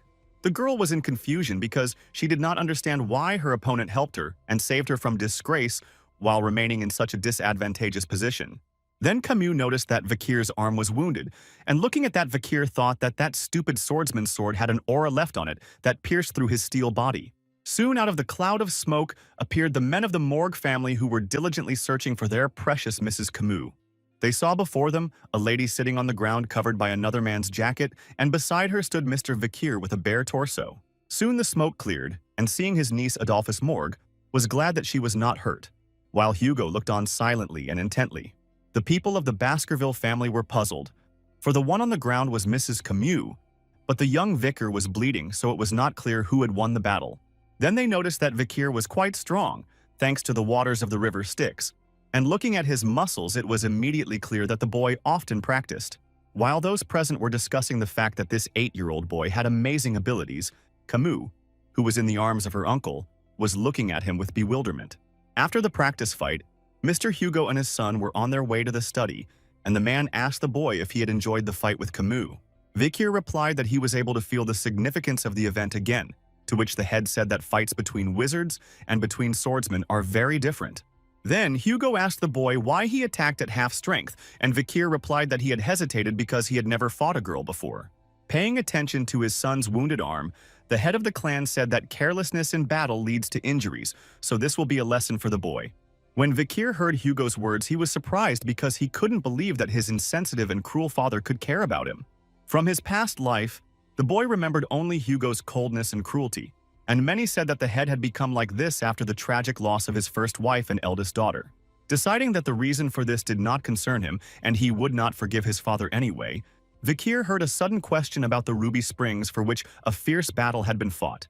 The boy replied that they should give them up, to which the head was very surprised and asked why they should give the ruby mines to the Morg family.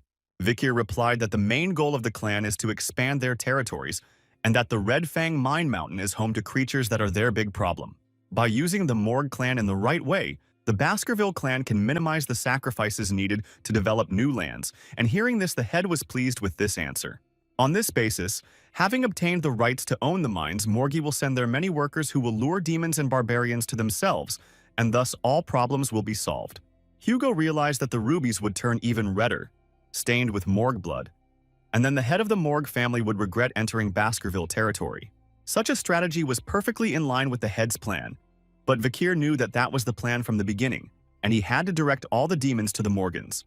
As they continued down the corridor, Vikir added that it was still necessary to keep an eye on the Morg's activities, to which Hugo replied that he had been gathering hounds to guide them to the mines for some time now. Suddenly, Adolf Morg appeared in the corridor in front of Hugo and Vikir, and they were surprised because they had not seen him appear. Behind Adolf's back was a hidden Kimu, who was looking intently and with interest in the direction of the young Vikir. Looking at the head of the Baskerville family, the man turned to Hugo and asked for another conversation before they left the manor. Once in the office, Hugo asked what other questions the Morg family had, and Adolf said there was one important topic left to discuss. The man said that rent was only one of the peaceful options for resolving the mine problem, and Hugo asked what else the man could offer him. Looking at the head of the Baskervilles, Adolf said that another possible option for a peaceful resolution to this issue could be a marriage contract between the families.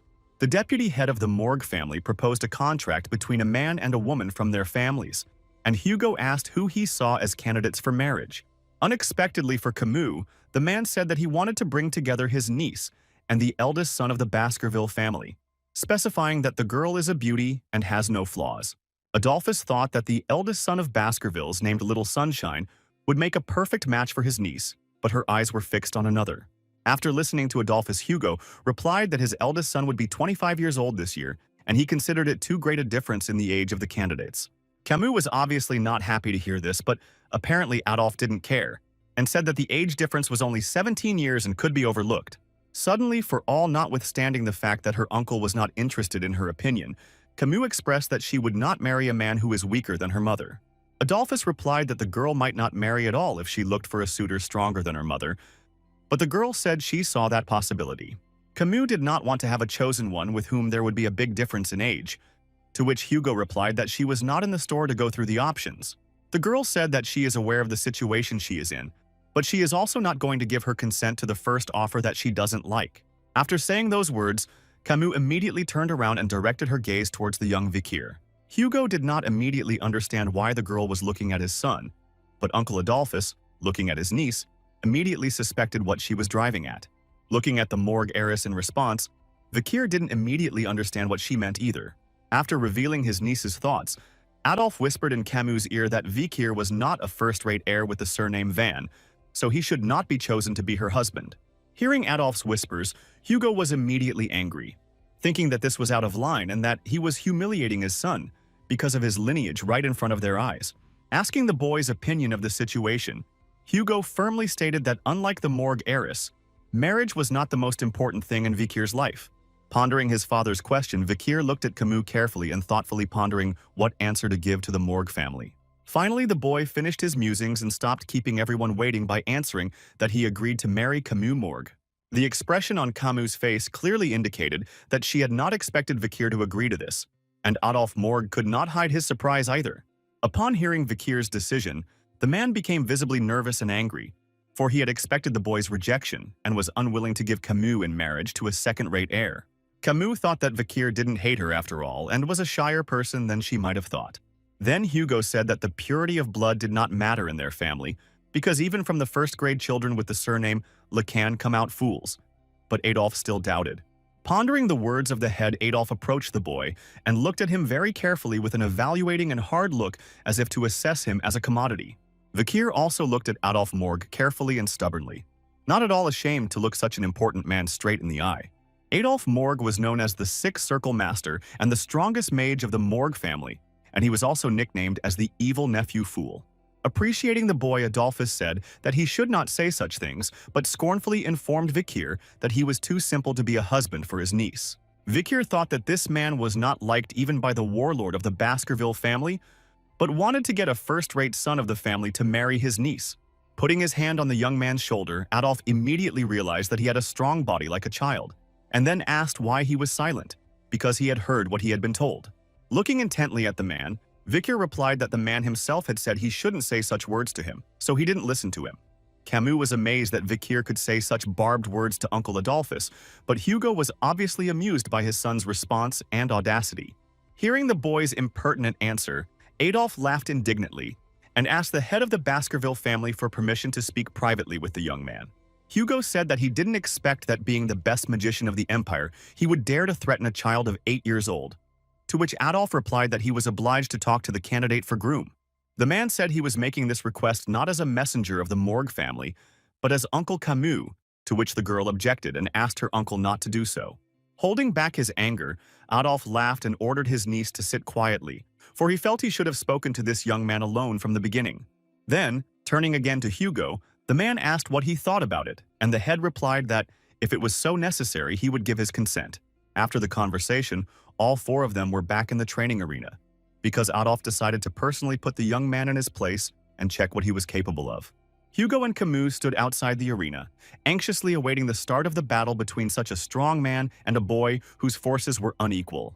Looking at the boy, Adolf Morg turned to him saying that he would evaluate the young man's outstanding skills, so he should show everything he is capable of. Replying in agreement, the boy thought that if the man really saw all the skills and what he was capable of, he would definitely faint. Unleashing his magic, Adolf suggested a handicap is an advantage given to a weaker contestant to equalize his chances of success. Adolf Morg then used his magic to create a clay jug and filled it with crystal clear water. Seeing this, Kimu was amazed at how skillful her uncle was, because he skillfully and harmoniously combined the magic of fire, earth, and water. Putting a jug of water on his head, the man said that he would fight holding it in this way, and if even a drop spilled, the young man would win. After hearing the terms of the fight, Vikir thought that Adolf was very strong. Even in his previous life, he was hard to compete with, so this fight would help to learn more about him. Looking back at his father, Vikir assumed that this was the reason he had given him permission to fight, because he wanted to see what Adolf was capable of. Looking at Adolf, who said to attack the young man, wondered what his chances of winning in his past life would have been if he had fought in his prime. Deciding not to fight at full strength but only to meet Hugo's expectations, Vikir rushed to attack to finally test Adolf Morg's magic skills.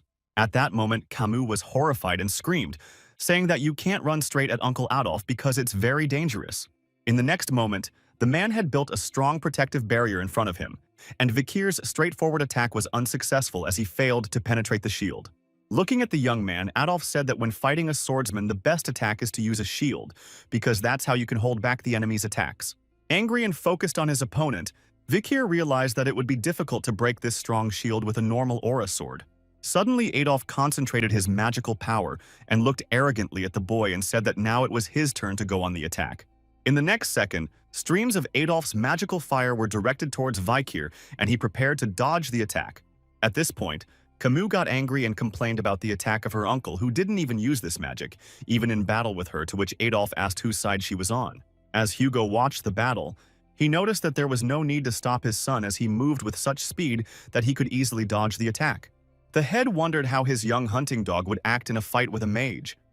But the boy meanwhile pondered whether Adolphus Morg had all that power. Vikir realized that if he combined the experience from his past life and his stronger and stronger body and skills from Beelzebub, he might be able to eliminate Adolf. Concentrating the necessary amount of strength, Vikir once again rushed to attack the man, trying to break the man's magical shield with his sword. Watching the young man's futile and pathetic attempts, Adolf said that he couldn't break his shield, even if he hit it 100 times. However, Vikir didn't listen to the man's words and persisted time after time with the same insistence on delivering powerful blows to the shield of the one. As he continued to hold the shield, Adolf noticed that the young man was aiming at only one spot, and his movements were as precise as a machine, as well as his admirable concentration and sword skills.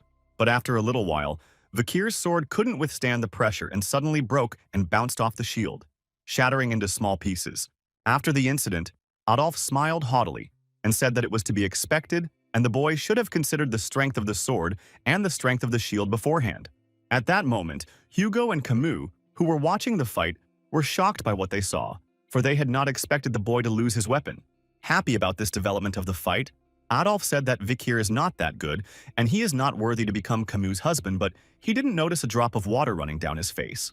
Already with the next second, water began to run down the face of the man, who didn't even realize that the boy had managed to stab the blade of his sword into his jug. Adolf couldn't believe what had happened because the boy was obviously weaker than him, to which Vikir immediately wished the man would enjoy the chill from the water and cool down a bit. Looking at the man, the boy smiled contentedly and clarified that he had said water from the pot. After realizing that Vikir's victory may well have been accidental, Kimu was embarrassed because she realized that he had proved himself worthy of marrying her. So in the future, their marriage would take place. Looking at his son, Hugo smiled proudly and thought that the sword blade was in the pot, not by pure chance, but because Vikir had calculated everything. After his son's victory, Hugo began to realize that apparently Vikir van Baskerville was growing up to be a more cunning and intelligent hunting dog than he had previously imagined. 7 years have passed since the battle between Adolphus Morg and Vikir, but the action takes place again on the same Baskerville training ground. A huge and vicious monster appeared in front of the young hunting dogs of the Baskerville family and roared loudly at those.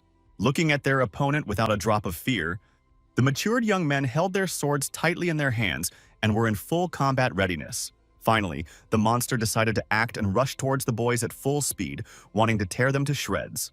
The young men decided not to yield to their opponent and grouped together to attack the monster, meaning to defeat it with their team. One of the students crept up to the monster's head and struck a strong blow on one of the horns to distract its attention. Using this opportunity, in the next moment, the students all rushed towards the dangerous monster to deal more damage to it. The fight was closely watched by Stepfordshire instructor Baskerville, and turning to the young men, he advised them to avoid fighting a stronger opponent. The man also said that one should not be greedy and aim at vital organs from the beginning, because it would be effective to hit the hind legs to slow down the monster. Suddenly, from behind the backs of the students, someone rushed towards the monster with lightning speed that they did not even have time to notice who bypassed them, because they were completely invisible. These hunting dogs turned out to be the well-known trident of the Baskerville family, and those without a drop of fear began to mercilessly strike the terrible monster. It was obvious that the boys had matured, and their strength and skills had increased many times over, thanks to which they were able to deal with the monster in a matter of minutes. Looking at the exhausted monster, Stepfordshire praised the brothers for their progress and made sure that this trio was strong enough, and their Baskerville aura had finally matured. After catching its breath and regaining its breath, the evil monster once again rushed to attack the students, wanting revenge and devouring them all without a trace. Eager to win, the young hound dogs also rushed to meet the ghastly creature in order to finish the fight and eliminate it as soon as possible. Soon, there was loud applause from the Stepfordshire instructor in honor of the victory of the heirs of the Baskerville family. The man congratulated the young men on the successful completion of their 7 years of training and mastery of the first level, for they were now entry-level sword experts. The instructor also said that the level of this caged bearcat is much lower than the level of a wild individual living on Red Black Mountain. Even the strongest elders can't cope with the savage monster, and compared to the actual battle experience, the experience of today's battles is simply negligible. After congratulating the young men on their graduation, the man said that they should win by natural talent, or with the help of experience gained. But the main goal was to stay alive. After the battle was over, the boys sat and talked about enlisting in different orders, discussing who chose which order for themselves. One youth said he chose 3 orders, Doberman Pitbull and Rottweiler, to which another youth said he liked the Wolfhound order the best. In the family of Baskerville, there are 7 knightly orders that were created for various purposes, namely Vigilance Search, Guarding Suppression, Elimination, and many others. Continuing the discussion about orders, one of the boys asked which order a guy sitting apart from everyone else could choose. This estranged young man was Vikir van Baskerville, who was riding the breathless body of the huge and ghastly bearwolf. The students discussed that Vikir had single-handedly defeated a stronger bearwolf than they had, and most likely one with the 3rd level their instructors possessed. Not paying attention to these conversations, the young man reasoned that his progress took longer, because in 7 years he had only managed to move from elementary to intermediate level. Vikir was dissatisfied with his progress, but his musings about slow and unproductive development were interrupted by the suddenly approaching manager Barrymore, who called out to him. Vikir turned around to greet the man and heard a message from him that the head of the clan was looking for him and was waiting for him in his office. Smiling warmly and affably at the young Vikir, the manager told him the secret that the master seemed to have finalized a position for the young man. Soon the young man arrived at Hugo's office and greeted him, saying that they had not seen each other for a long time, and asked how the head of the family was doing. Without answering, the visibly aged Hugo stared sternly at his grown-up son, who immediately noticed a new scar on the bridge of his father's nose. Vikir also looked at the man puzzled and stared at him. And not understanding why he was silent, he asked where did his father get the scar on his face. Running his fingers along the bridge of his nose, Hugo replied that he had been shot by a barbarian archer when the Baskervilles fought those on Red Black Mountain. The young man asked if she had been caught, but the head replied that she could not be caught. But he remembered well the foxy face of this dangerous woman. Hugo then congratulated Vikir on his graduation and told him that now his life would become even more difficult. And then the young man made sure that he would soon find out about his new position. In a past life at this point, Vikir became a trainee of the Pitbull Order and, like an unwanted dog, was sent to Red Black Mountain to engage in brutal battles. At the age of 15, the young men of the Baskerville family are divided into elite and disposable, where the former study politics and government, the disposable, meanwhile take their own lives or help the elite.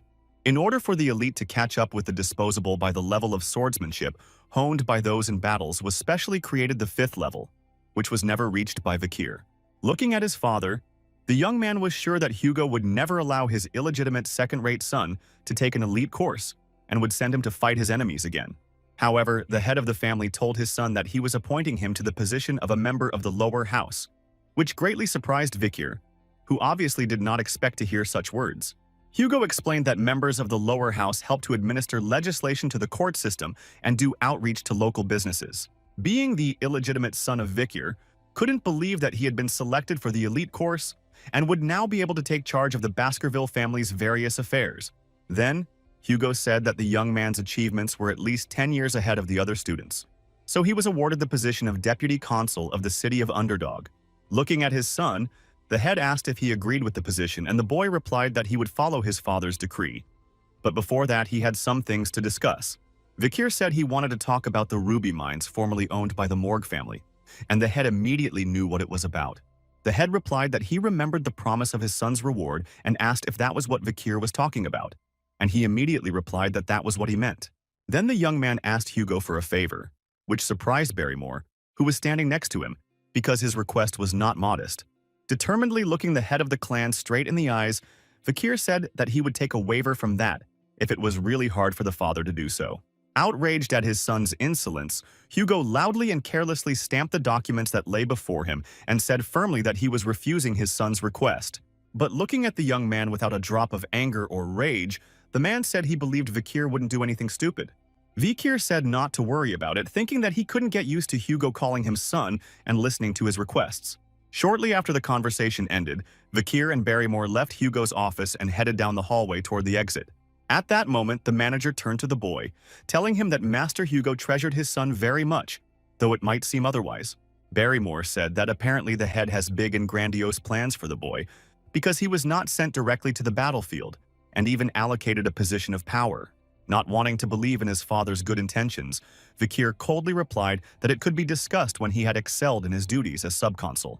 Despite this position, the young man realized that this job was not interesting, but gave him the opportunity to safely develop his skills because he wanted to avenge the past. Leaving Barrymore alone, Vikir headed away, and he was determined to make Hugo Le Baskerville experience the same pain he had experienced in the past. Soon, the young vicar's appointment to his new position was confirmed, and he arrived at the Baskerville training ground in the town of Underdog. Knowing that an important man was on his way to the city, the supervisor turned to the workers and ordered them to clean the whole area to a shine, because tomorrow the new subconsul should arrive. Looking at the boys, the man told them to pay special attention to the fact that this man was from the noble family of Baskerville, and they immediately took note of this information. When the man left them, one of the guys said he was interested in what the new subconsul would be like, and the other guy replied that he was rumored to be only 15 years old. Having come to the conclusion that they are doomed again, because there is no telling what to expect from such a young subconsul, the guys noticed an unknown young man on the territory. Not understanding where the young man came from, the guy put his hand on his shoulder and addressed him, saying that outsiders should not enter this area.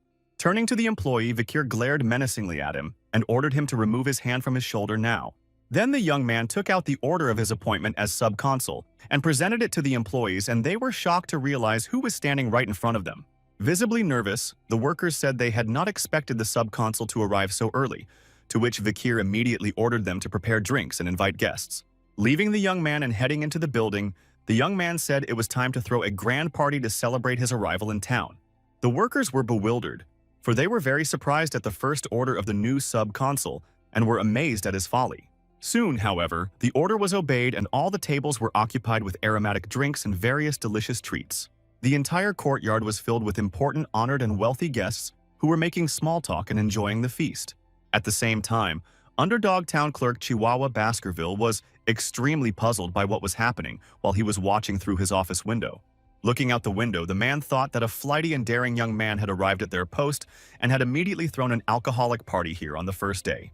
Remembering that all of his predecessors had been fired for bribes, Chihuahua considered this party thrown in a sacred workplace an inappropriate event.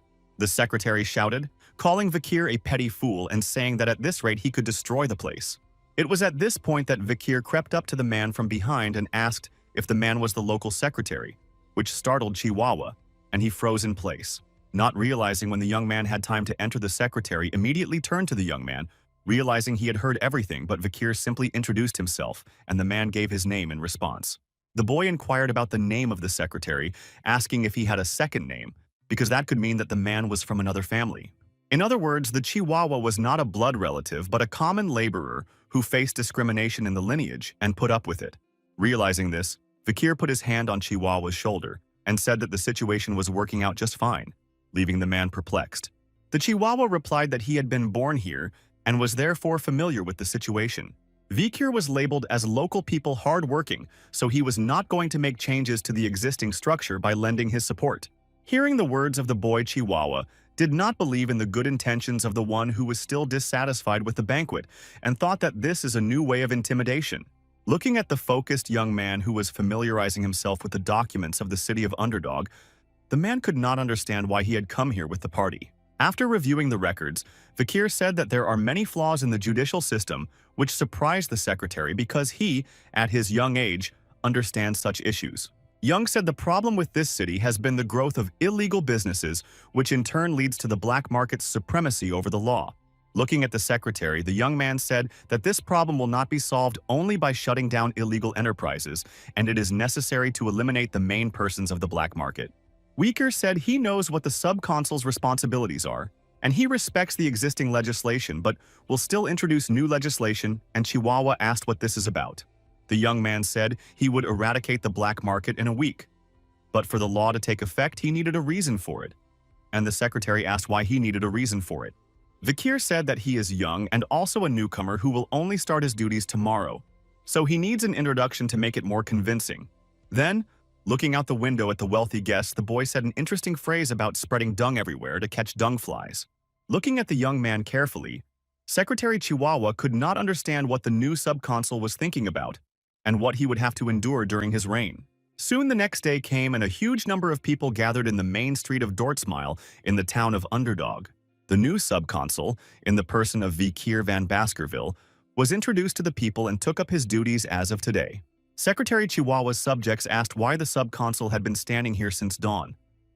The man stood silent, not knowing what to say. Looking at the citizens of Underdog, Vikir turned to them and greeted them and said that he was the new sub-consul of the city. Looking at Vikir, all the residents discussed that he was a young and cute boy who was probably not capable of solving the city's problems. Then the young man said that despite the change of sub-consul, the existing rules within the Baskerville family remain as strict and everything remains the same. The residents laughed, saying that the people sitting at the top were doing it themselves, and soon the new sub-consul himself would be in the lobby of influential officials. At that moment, the secretary shouted, saying that those disrespecting such an important man of the Baskerville family might lose their heads.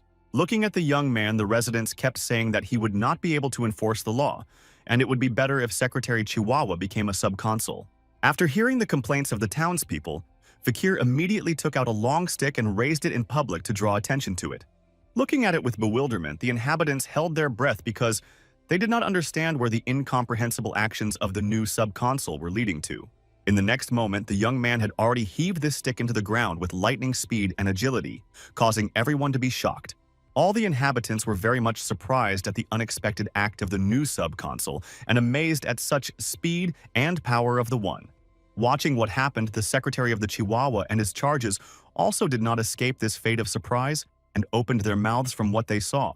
Releasing the stick left in the ground, Vikir said that in accordance with his powers as sub-consul, he would promulgate a new special law, With a serious look at everyone, Vikir said that the first clause of the law states a reward of 100 million gold to whoever can pull the stick out of the ground.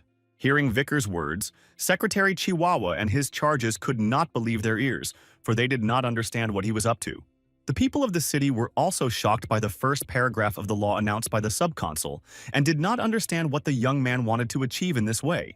Residents began to discuss animatedly that such a huge amount of money is the salary of a simple man for 4 years, and most likely it is some kind of fraud. With a cold and serious look at the people of Underdog, Vikir asked them if they didn't want to get 100 million just by pulling a stick out of the ground. Realizing that none of the people agree to get a stick and fear him, the young man decided to make adjustments to the new law to get those interested. Now the subconsul announced that he would pay 1 billion gold coins to whoever pulled out the stick, and asked which of the inhabitants would be willing to try their hand at it this time. People became indignant, thinking that it was a silly prank and absurd, because it can't be that the nobility was giving away such big money to ordinary people. Looking at the young subconsul with distrust, the residents told him to stop this circus because $1 billion is a huge sum not available to mere mortals. Listening to the complaints and grievances of the residents, Secretary Chihuahua bowed his head in shame and embarrassment at the young subconsul's behavior. Realizing that once again people would not agree to such terms, Vikir decided to make one more amendment to his new law. Not about to give up, the young man said he would give 10 billion gold coins to the person who could pull the stick out of the ground. Not understanding what was going on and what the young subconsul was doing, the people were once again shocked by the young man's insistence. However, after the third insistence of that one, people hesitated and were already beginning to consider trying to get that stick. But seeing the sword behind the subconsul's back, the people hesitated again, because they thought that in case of failure this small rich man could arrange an execution for them. Nevertheless, the villagers continued to discuss how deep the stick might be in the ground and how to pull it out, suspecting that the subconsul was obviously up to something bad. Vikir again appealed to the residents asking if there were any takers for such a sum, intending to raise it again. But Secretary Chihuahua said there was not much money in the treasury.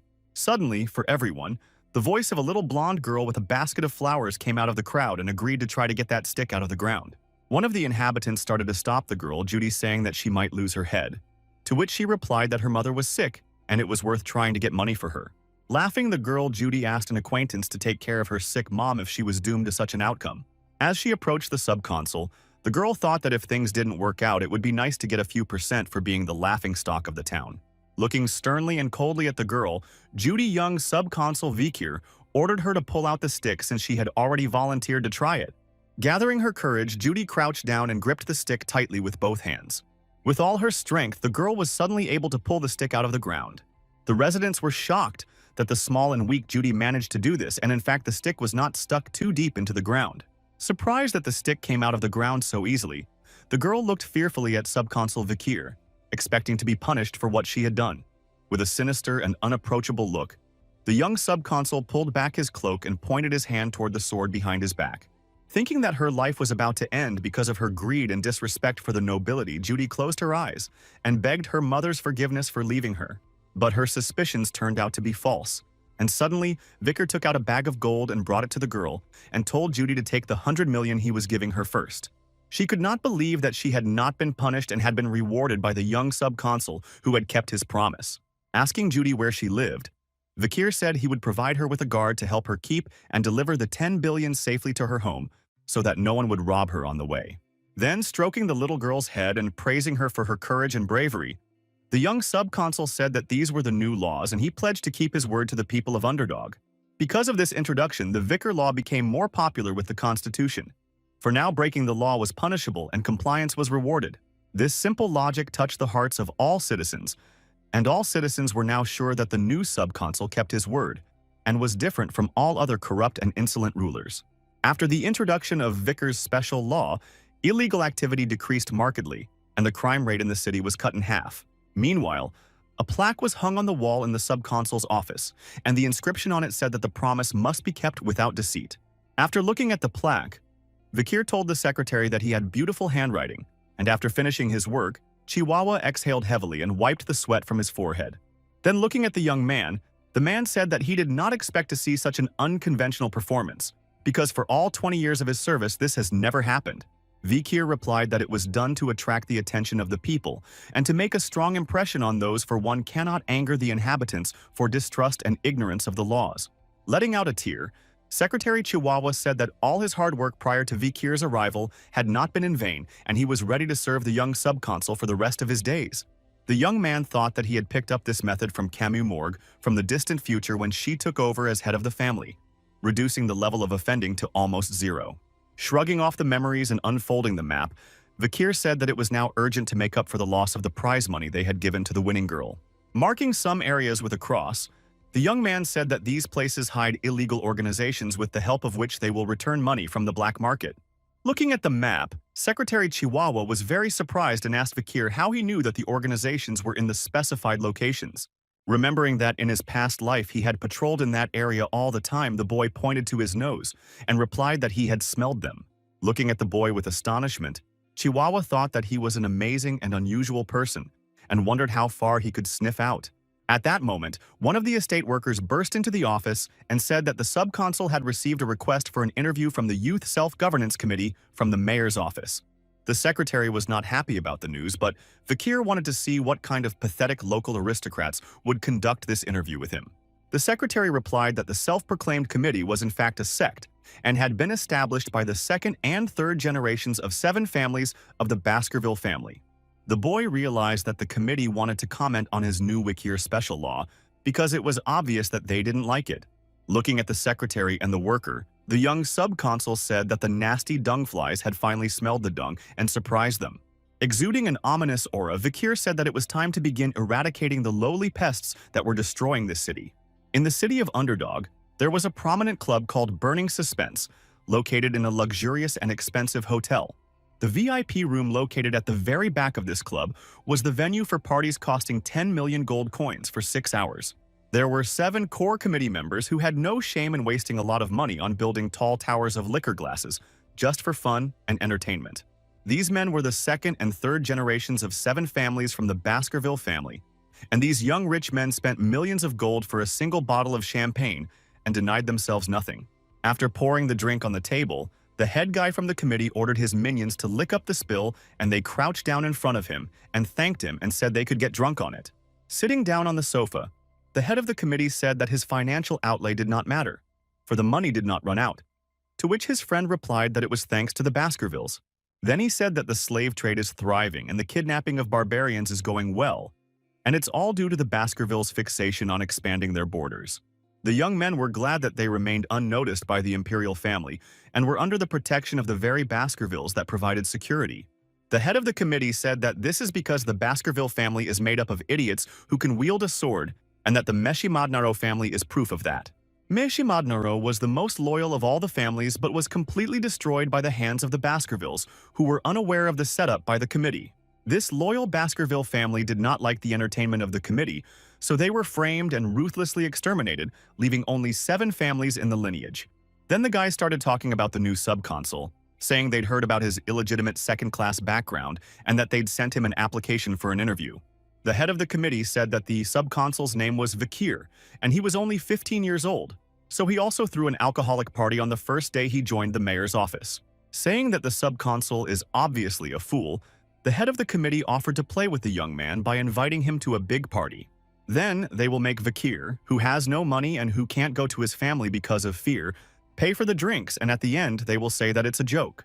The head of the committee thought that after such pressure and fright, the boy would not even dare to look in the direction of the committee, let alone make a complaint. Suddenly the doors of the room opened and a butler entered the room, announcing that beautiful girls had arrived to treat the guys. At the same moment, another man entered the room, and one of the committee members looked in surprise at the stranger who had come in. The boy asked if anyone knew who had invited the young waiter, to which the butler replied that he thought he had been invited by someone on the committee. Grabbing the young man by the hair, the butler said that he had walked in here so calmly that he hadn't even aroused any suspicion, and then asked who the young man was. Vikir clearly didn't like this attitude from the butler, and his eyes filled with anger and rage. Then something happened that suddenly shocked all the members of the committee and the invited girls sitting next to those. Before the butler had time to remember and realize how it happened, he saw his mangled hand by this young man in a matter of seconds. Supporting his arm, the man cried out in great pain, and the committee members meanwhile looked at the unfamiliar young man in horror and asked what he was doing. With a disdainful look at the committee members, the young man introduced himself by saying his name was Vikir van Baskerville. Frightened by his sudden appearance, the participants asked why the subconsul had visited them, to which Vikir replied that they had invited him themselves. Nervously laughing, the head of the committee said that he had not expected such a short visit of the young man, so he could not prepare for his arrival.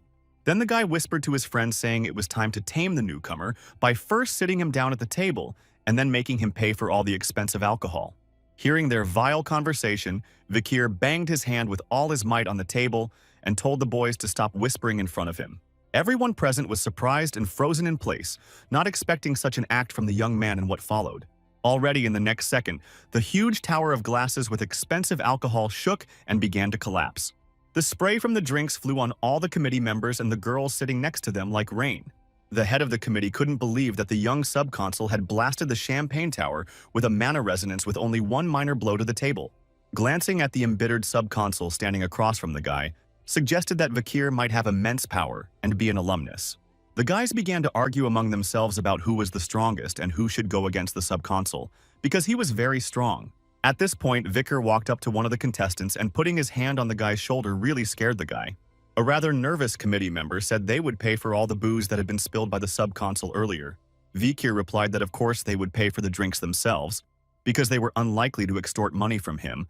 But the guy replied that they had just misspoken and he had misunderstood them. All the members of the committee began to say that they would not have done such a ruthless thing to a man of the Baskerville family and had simply decided to test the young man's mettle as a subconsul. The head said that in this way they checked the young man for temptations, for now the city had fallen in sins, and the other fellow said that they would follow the Vikir. However, after listening to the guy's words, Vikir suddenly hit one of the guys, telling them one important truth he held. Ruthlessly holding the lad by his flesh, the young subconsul said that a master could test his dog all he wanted, but not the other way around. The boy immediately howled in sharp pain, and the young subconsul told him not to think he could fear nothing with only money in his pocket and a little power. Tossing the guy to the floor, Vikir said that he had obviously never faced real fear. Putting his foot on the guy's face and looking back at the others, the young man asked those if they understood why he had done this to their friend. Without hearing a reply, Vikir said that the same thing would happen to the others, and being very frightened, the other guys started to say that they knew what was wrong. Realizing that the boys still didn't understand the true reason for his actions, the young subconsul ordered him to behave and crushed their friend's head with his foot. Seeing the subconsul eliminate their friend, all the guys stood up abruptly from their seats and shouted, calling him a fool and claiming that he couldn't get away with it. Sneaking up on one of the guys, the young man smiled evilly and said that they obviously never made the right conclusions from their nefarious deeds. The subconsul said that he realized that all this time the boys had been fearlessly engaged in kidnapping, illegal slave trade, and insulting Baskervilles. After eliminating this guy as well, Vikir said that there was obviously no way to tame these animals in the room without flogging them. Looking at the committee members with a mad look, the young man said that now it was time to punish those who knew no fear of their masters. A little later, the young subconsul found himself in a creepy dungeon where there were cells for the criminals of this city. Standing behind Vikir's back, Secretary Chihuahua was very surprised at the sight before him, for he had never been here before.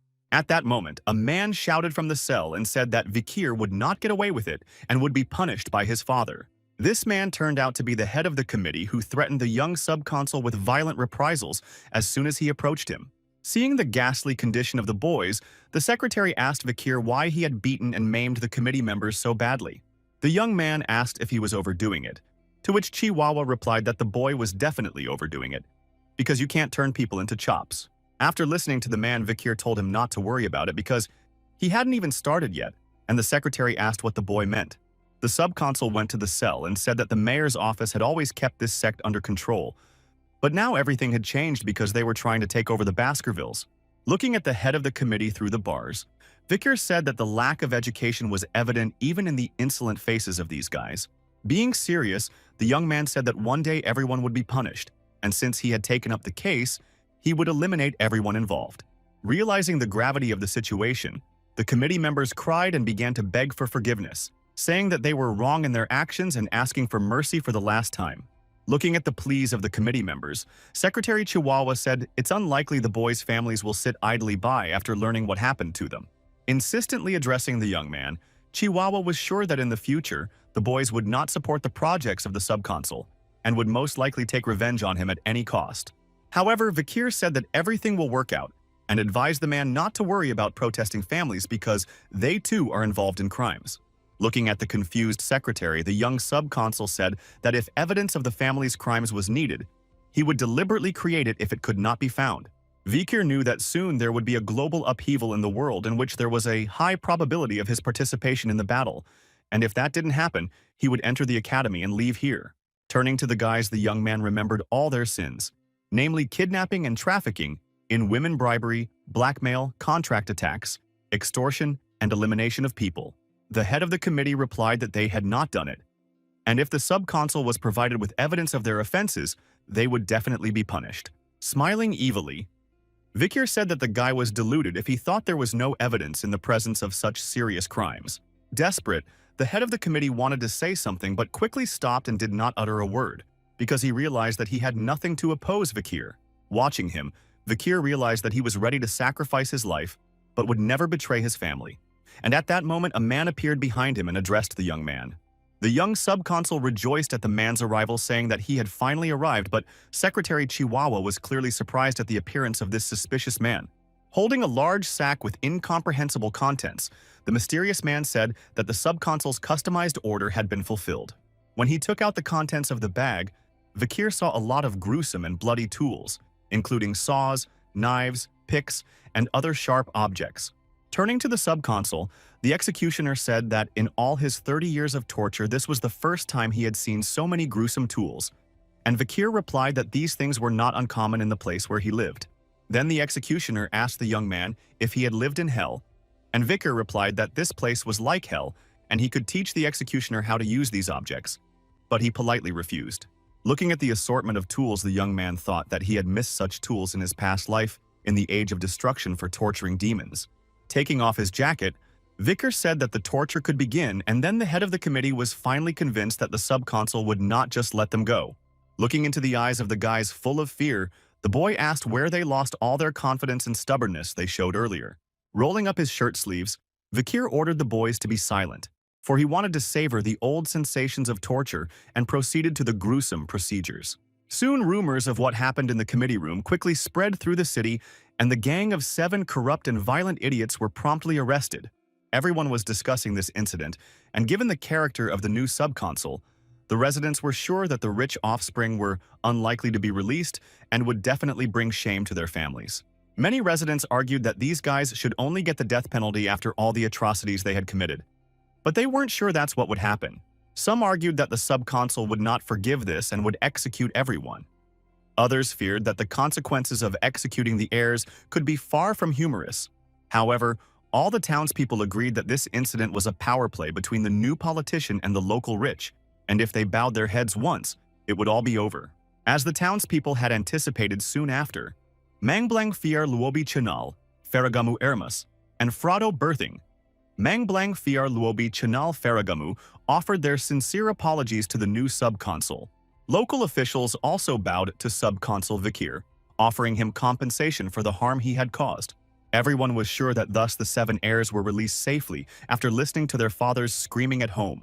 However, the townspeople thought so at first until they saw the 7 heads of the heirs of these families in the middle of the central square of Underdog City. All the heads were soaked in cinnamon and had contorted facial expressions showing the horrible, hellish pain they felt until their last breath. A warning hanging over their heads detailed all the kinds of tortures performed on those that shocked all the inhabitants with their sophistication. After finishing the case, Vikir said that this law had always existed, so there was nothing surprising in such a massacre of disorderly people. However, the very fact of punishing known aristocrats will cause changes, and upon hearing the declaration of war, the remaining aristocrats will spring into action. The secretary was not prepared to hear that if a confrontation between politicians and aristocrats began, a bloody wind would blow on Underdog in the future. Vikir turned and looked at Chihuahua, and said that he should be worried because he would be taking part in his next covert operation. Soon, that very moment came, and putting a mask over his face, the secretary whispered, asking Vikir if they were really on a covert operation now. Then, the young sub-consul, also undercover, asked Chihuahua if he didn't trust him, and the man said that wasn't the point. The man looked at the boy with a frightened look and doubted the rightness of such an action, because their task was very dangerous, and he was worried about him. Secretary Chihuahua was worried about the young subconsul being put in an iron cage like some wild animal. Soon the boy was taken to a place run by fallen and vile aristocrats who brought slaves and kidnapped people to sell. The worst part was that Mr. Vikir himself had set himself up to be sold as a slave to one of the aristocrats.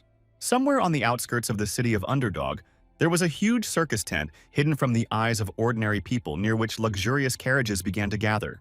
Today was the opening day of the slave trade, which of course the Baskervilles had not been told about, and the local commodity was kidnapped barbarian nobles and commoners. In the tent, the guests of honor were greeted by a man dressed in a clown costume who solemnly welcomed everyone to a place called the circus.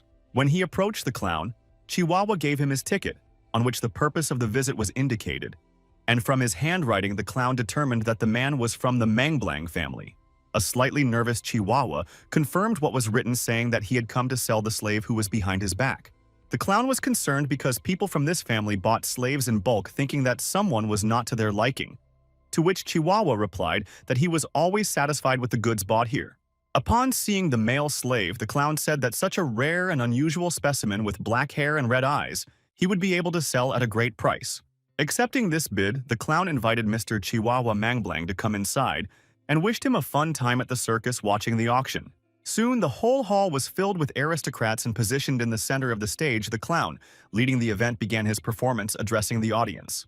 At that moment, the guests were discussing who liked which slaves, because some wanted a slave with a tragic fate, some wanted a beautiful slave, and some liked kidnapped people. In a loud stage voice, the clown announced that this auction featured an unusual item that had been secretly stolen from the hunters of the Baskerville family.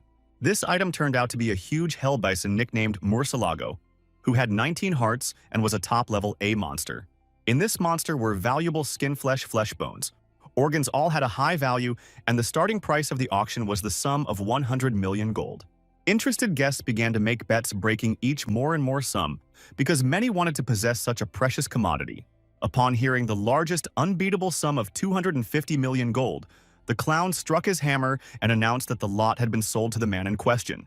Then came the next slaves for whom the nefarious aristocrats were vying, throwing their money in all directions and making bets trying to snatch their prey.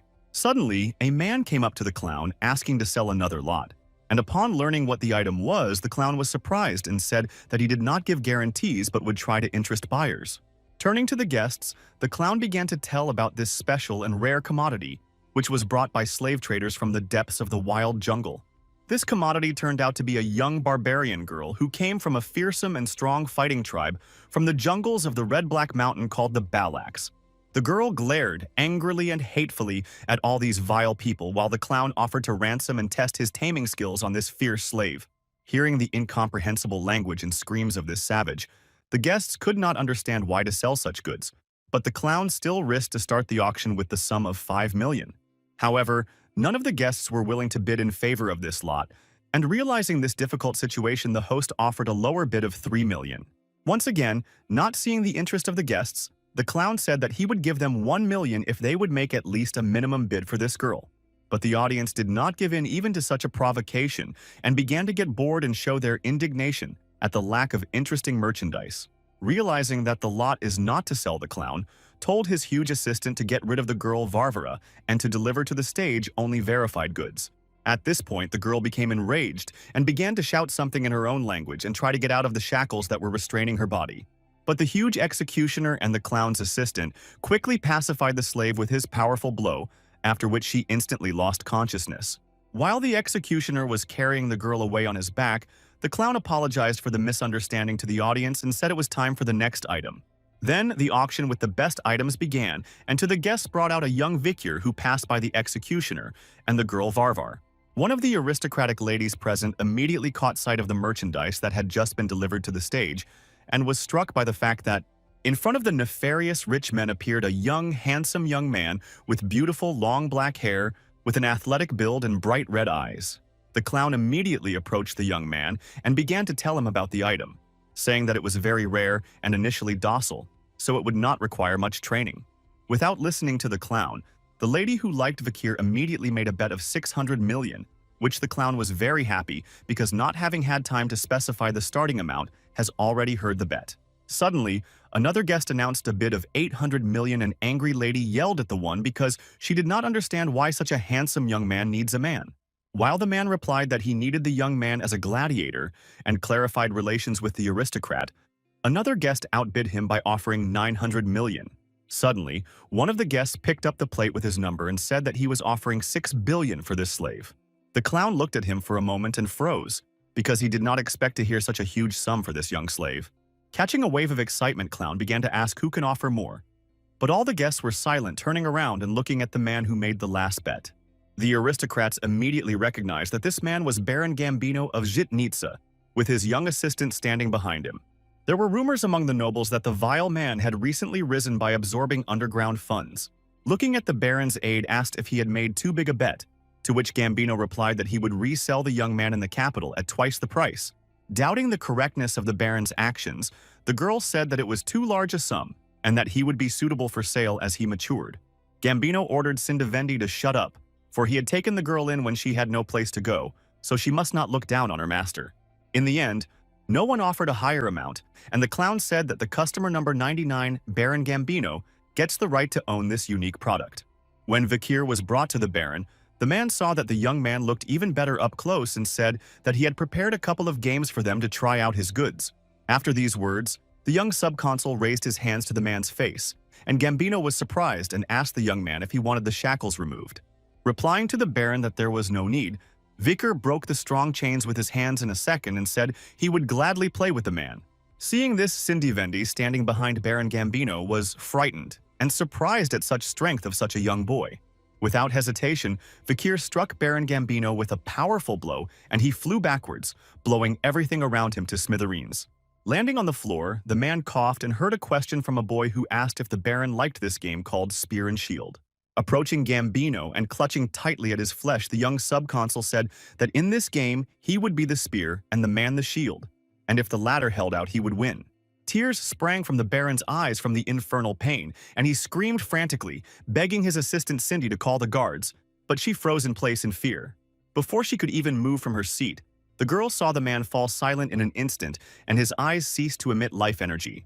Then, the young man slowly took off his wig and exposed his real face, and then Sindavendi immediately realized that subconsul Vikir van Baskerville stood before her.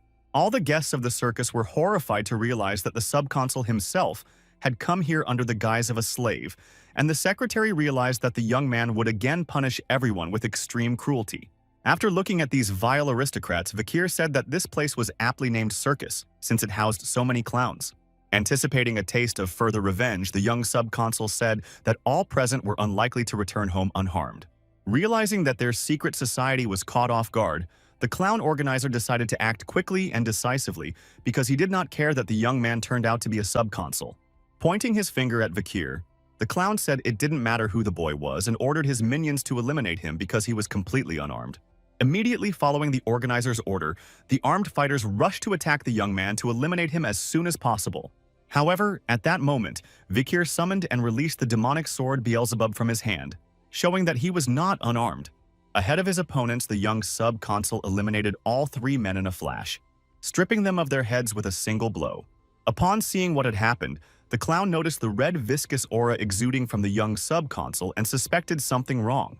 Immediately after the fallen trio, the executioner entered the fray, spinning his metal sphere on a chain, but Vikir didn't keep the man waiting long, rushing towards him. Sneaking up to the metal sphere, the young man immediately channeled his power to disarm this formidable big guy. In the next instant, Vikir shattered the metal sphere and eliminated the creepy executioner, thus letting everyone know that he was a graduate level. To be an alumnus at such an age, even as Baskerville, was quite unusual, for alumni are the best weapons representing the strength of a country.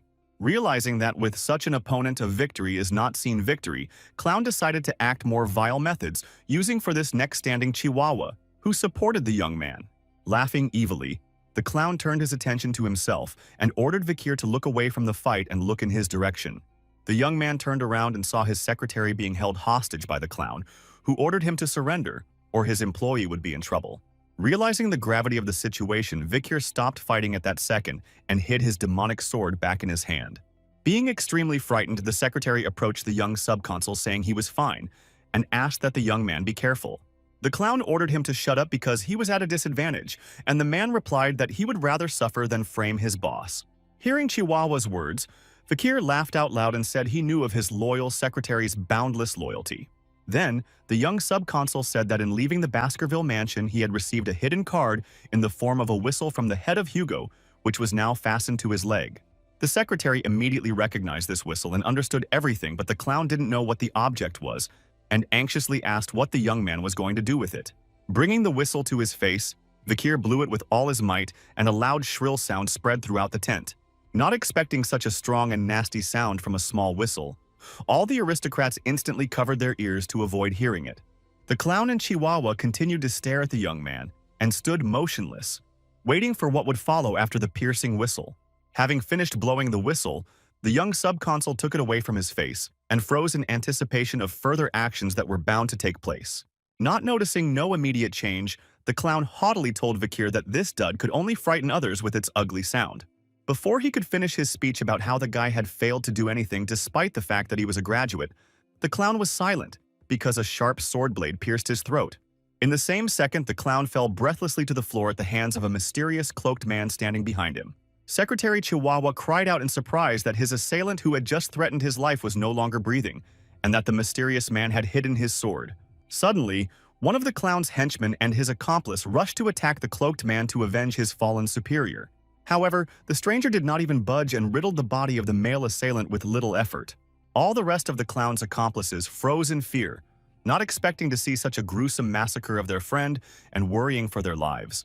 At the same moment, a huge number of warriors dressed in the same cloaks as the man who had eliminated the clown hurriedly entered the tent. The swordsmen spread out all around and surrounded all the present nefarious aristocrats in this circus. The clown's accomplices began to suspect who all these swordsmen might be, and if it turned out to be true, they would not be spared.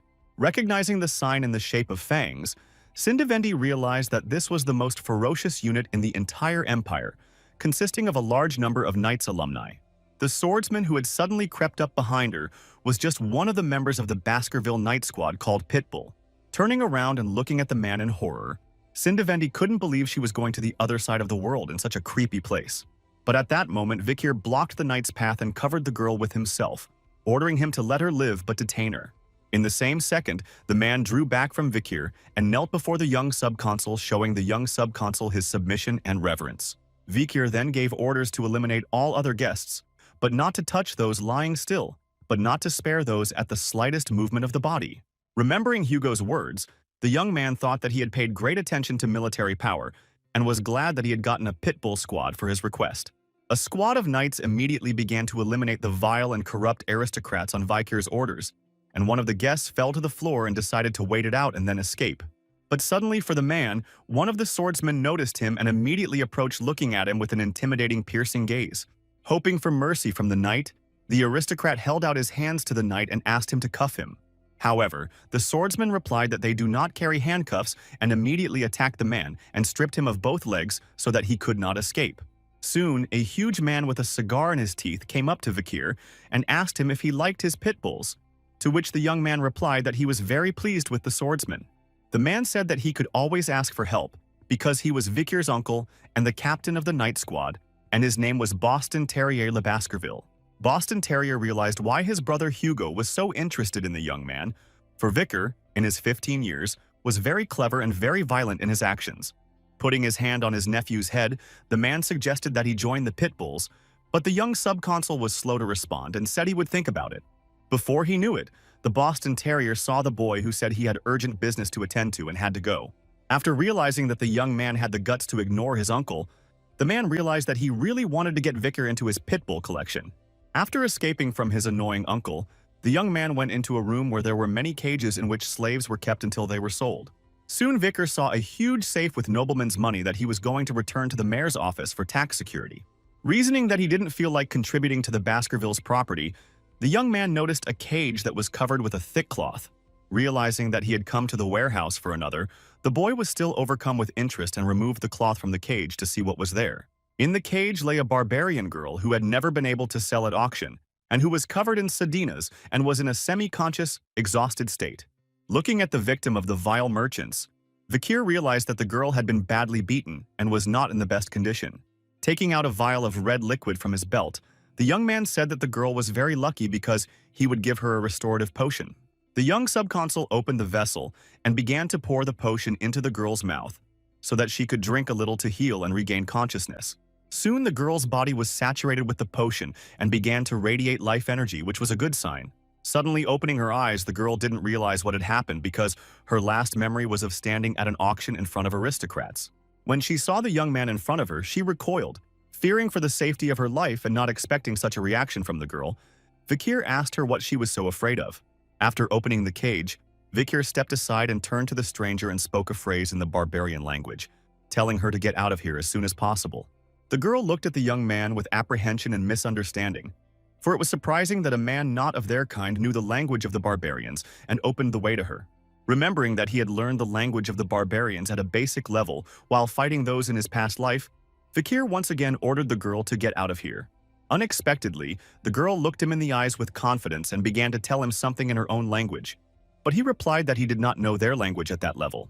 Then leaving the cage, the girl headed for the exit while continuing to look with interest at her savior. Then she paused for a moment and uttered one last phrase in her own language.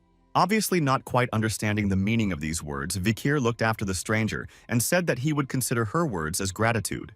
Finally left alone in this room, Vikir continued his search, and finding what he had come for, he removed the cloth from this important commodity. Beneath the cloth was the breathless body of Murcielago, who, for the boy's benefit, had not yet been butchered and thus could take whatever he needed. Releasing Beelzebub from his hand, the young man said that it had been a long time since they had had a top-level monster and that it was time to start eating and savoring the monster's blood. Soon everyone was talking about the young subconsul who instantly crushed criminal organizations, whose members were stripped of their limbs and taken to prisons. Also on that day, the burning mansion that housed the huge devil's lair of the fallen aristocrats of Underdog City was burned to the ground. The heads of all the VIP visitors to this creepy lair were put on display in the town square, and people became more vigilant about criminal activity. At the same time, 7 families who had previously lost their heirs wrote complaints to the government, whose response was categorical. As the head of the city's government, Vikir replied to the 7 families that the only consequence for all criminals involved in the slave trade would be execution. The families' protests stopped when all their accounts came to light, which were handed over for investigation to the Baskervilles, who had implicated the imperial family in the affair. As a result, the heads of the families personally went to the government, where they had to beg for forgiveness from the man who had previously eliminated all their sons. Looking at the heads of the 7 families, Vikir said to those that all the black ledgers from the burning mansion had already been searched thoroughly. On this basis, all 7 families without exception would be subject to requisition of property under the constitution of the Baskerville Dominion. At last, the young subconsul looked angrily at the heads of families and said that the 3 families who had committed treason against the Baskervilles were sentenced to execution. Since these harsh reforms, the city of Underdog has bathed in the blood of traitors and has come to a prosperous place where Vikir's good reputation among the citizens has grown day by day. On one such workday of the young subconsul, Secretary Chihuahua entered the young man's office and suggested that he take a break and have a cup of coffee. Vikir replied that it was not necessary to do so, but the secretary said that he expressed his personal gratitude because he had saved him on the day of the covert operation. The young man jokingly said that coffee was too small a price to pay for salvation. He smiled and replied that he had added 2 spoonfuls of cream and 2 lumps of sugar. The secretary then asked how the young man's manuscript training was going, and Vikir asked to see it. Chihuahua looked at the young man's manuscript and said that despite his recent start in training, he was making great progress and writing beautifully. Then the secretary thought that the young man was an incredible person, because only after learning the letters he had already managed to write new laws with excellent legal knowledge. Looking at Vikir, Secretary Chihuahua concluded that if the young man stayed here, the city of Underdog would become even more developed and prosperous. Finishing his workday late in the evening, the young subconsul decided to visit one interesting place. This place was the prison where the man Vikir needed to communicate with was being held. Looking at the shackled prisoner, the young man apologized for not coming at once because he had been busy with important matters lately. This prisoner turned out to be Sub-Rose, who had been rescued by the Sindivendi subconsul, and the girl immediately asked why he had spared her. After removing the blindfold from her eyes, Vikir replied that he saved the girl because he wanted to ask her a few questions he was concerned about. Glaring angrily at the young man, she asked if that was really the only reason she was saved. Moving away from the girl, Vikir said that thanks to that lowly Baron Gambino, was able to increase his power in a short period of time. Taking the chair, the young man said that the girl had good earning skills and would make a fine merchant or financier if she weren't on the dark side. Sitting down in the chair in front of Cindy, the subconsul promised to let her go if she answered all his questions. The young man also specified that if the girl resisted to cooperate, she would regret her choice very much, and Cindy decided to answer the questions. Then, Vikir asked how the girl thought he knew about law enforcement, and with a smirk, she replied that he had reached the level of magistrate. Hearing the falsity in the girl's words, the young man said that he would not be able to keep his promise if she continued to lie to his face. Unexpectedly, Cindy told him that she thought the subconsul was doing something very wrong, which made him very angry. Hearing the girl's comment, Vikir instantly got up from his chair and came close to the girl. Taking Cindy by the chin and directing her gaze straight to his face, the young man asked what exactly he was doing wrong. The girl looked at Vikir with a confused look, thinking that he was going to hurt her. But the very next second, the young subconsul let go of her face without hurting her. Once again moving away from Cindy to his chair, the young man asked what was wrong with his actions. The girl replied that since long ago in government, beneficence has been a major factor in moral principle. Vikir has strengthened his authority with his own methods, but if this continues, he will have to eliminate many more in the future, which will cause resentment of the people. Also, the Baskervilles would not approve of the young man's influence on Underdog if it was greater than that of the head of the clan. And then the young man realized what Cindy meant. The young man looked at the girl with interest and asked how to proceed in order to avoid these undesirable aspects. Cindy replied confidently that it was necessary to turn over all authority to the Baskervilles and return the town to its master. Afterwards, the young man will need to travel to the plains of Red Black Mountain or to the Central Academy of the Empire and develop while being as inconspicuous as possible. Vikir replied that her advice sounded like she was telling a pitiful hunting dog to tear its master's throat out. Looking with complete seriousness at the young man, Cindy replied that it was the only way to avoid trouble. With a slightly disheartened look, Vikir replied to the girl that he was pleased with the girl's advice. The young man appreciated her offer of a solution to the problems, saying that their thoughts on the matter were very similar, and then pulled out the key to the shackles. Saying that Cindy was now free, the young man released her from the shackles as promised earlier. The girl was surprised that the subconsul was actually letting her go, and Vikir said he always keeps his word. Leaving the prison cell, Cindy said that Vikir might regret this decision, but the young man asked if she knew the Mercenary family. There were actually 8 families in Underdog. The Mercenary family was the richest merchant family of all the others. Hearing no response from the girl, Vikir said that there was an accident in this family, and Cindy froze in place. At that time, the youngest son of the head of Mercenary was to demonstrate his sword skills at his birthday celebration. After the demonstration began, the members of the Baskerville family present there were simply amazed at what this young man had shown them. The young man's skills were the Baskerville sword style, which was secretly learned only in their family. Upon hearing this, the Baskervilles decided that there was a level 1 secret leak and unleashed hunting dogs that ruthlessly eliminated the Mercenary clan on the same day.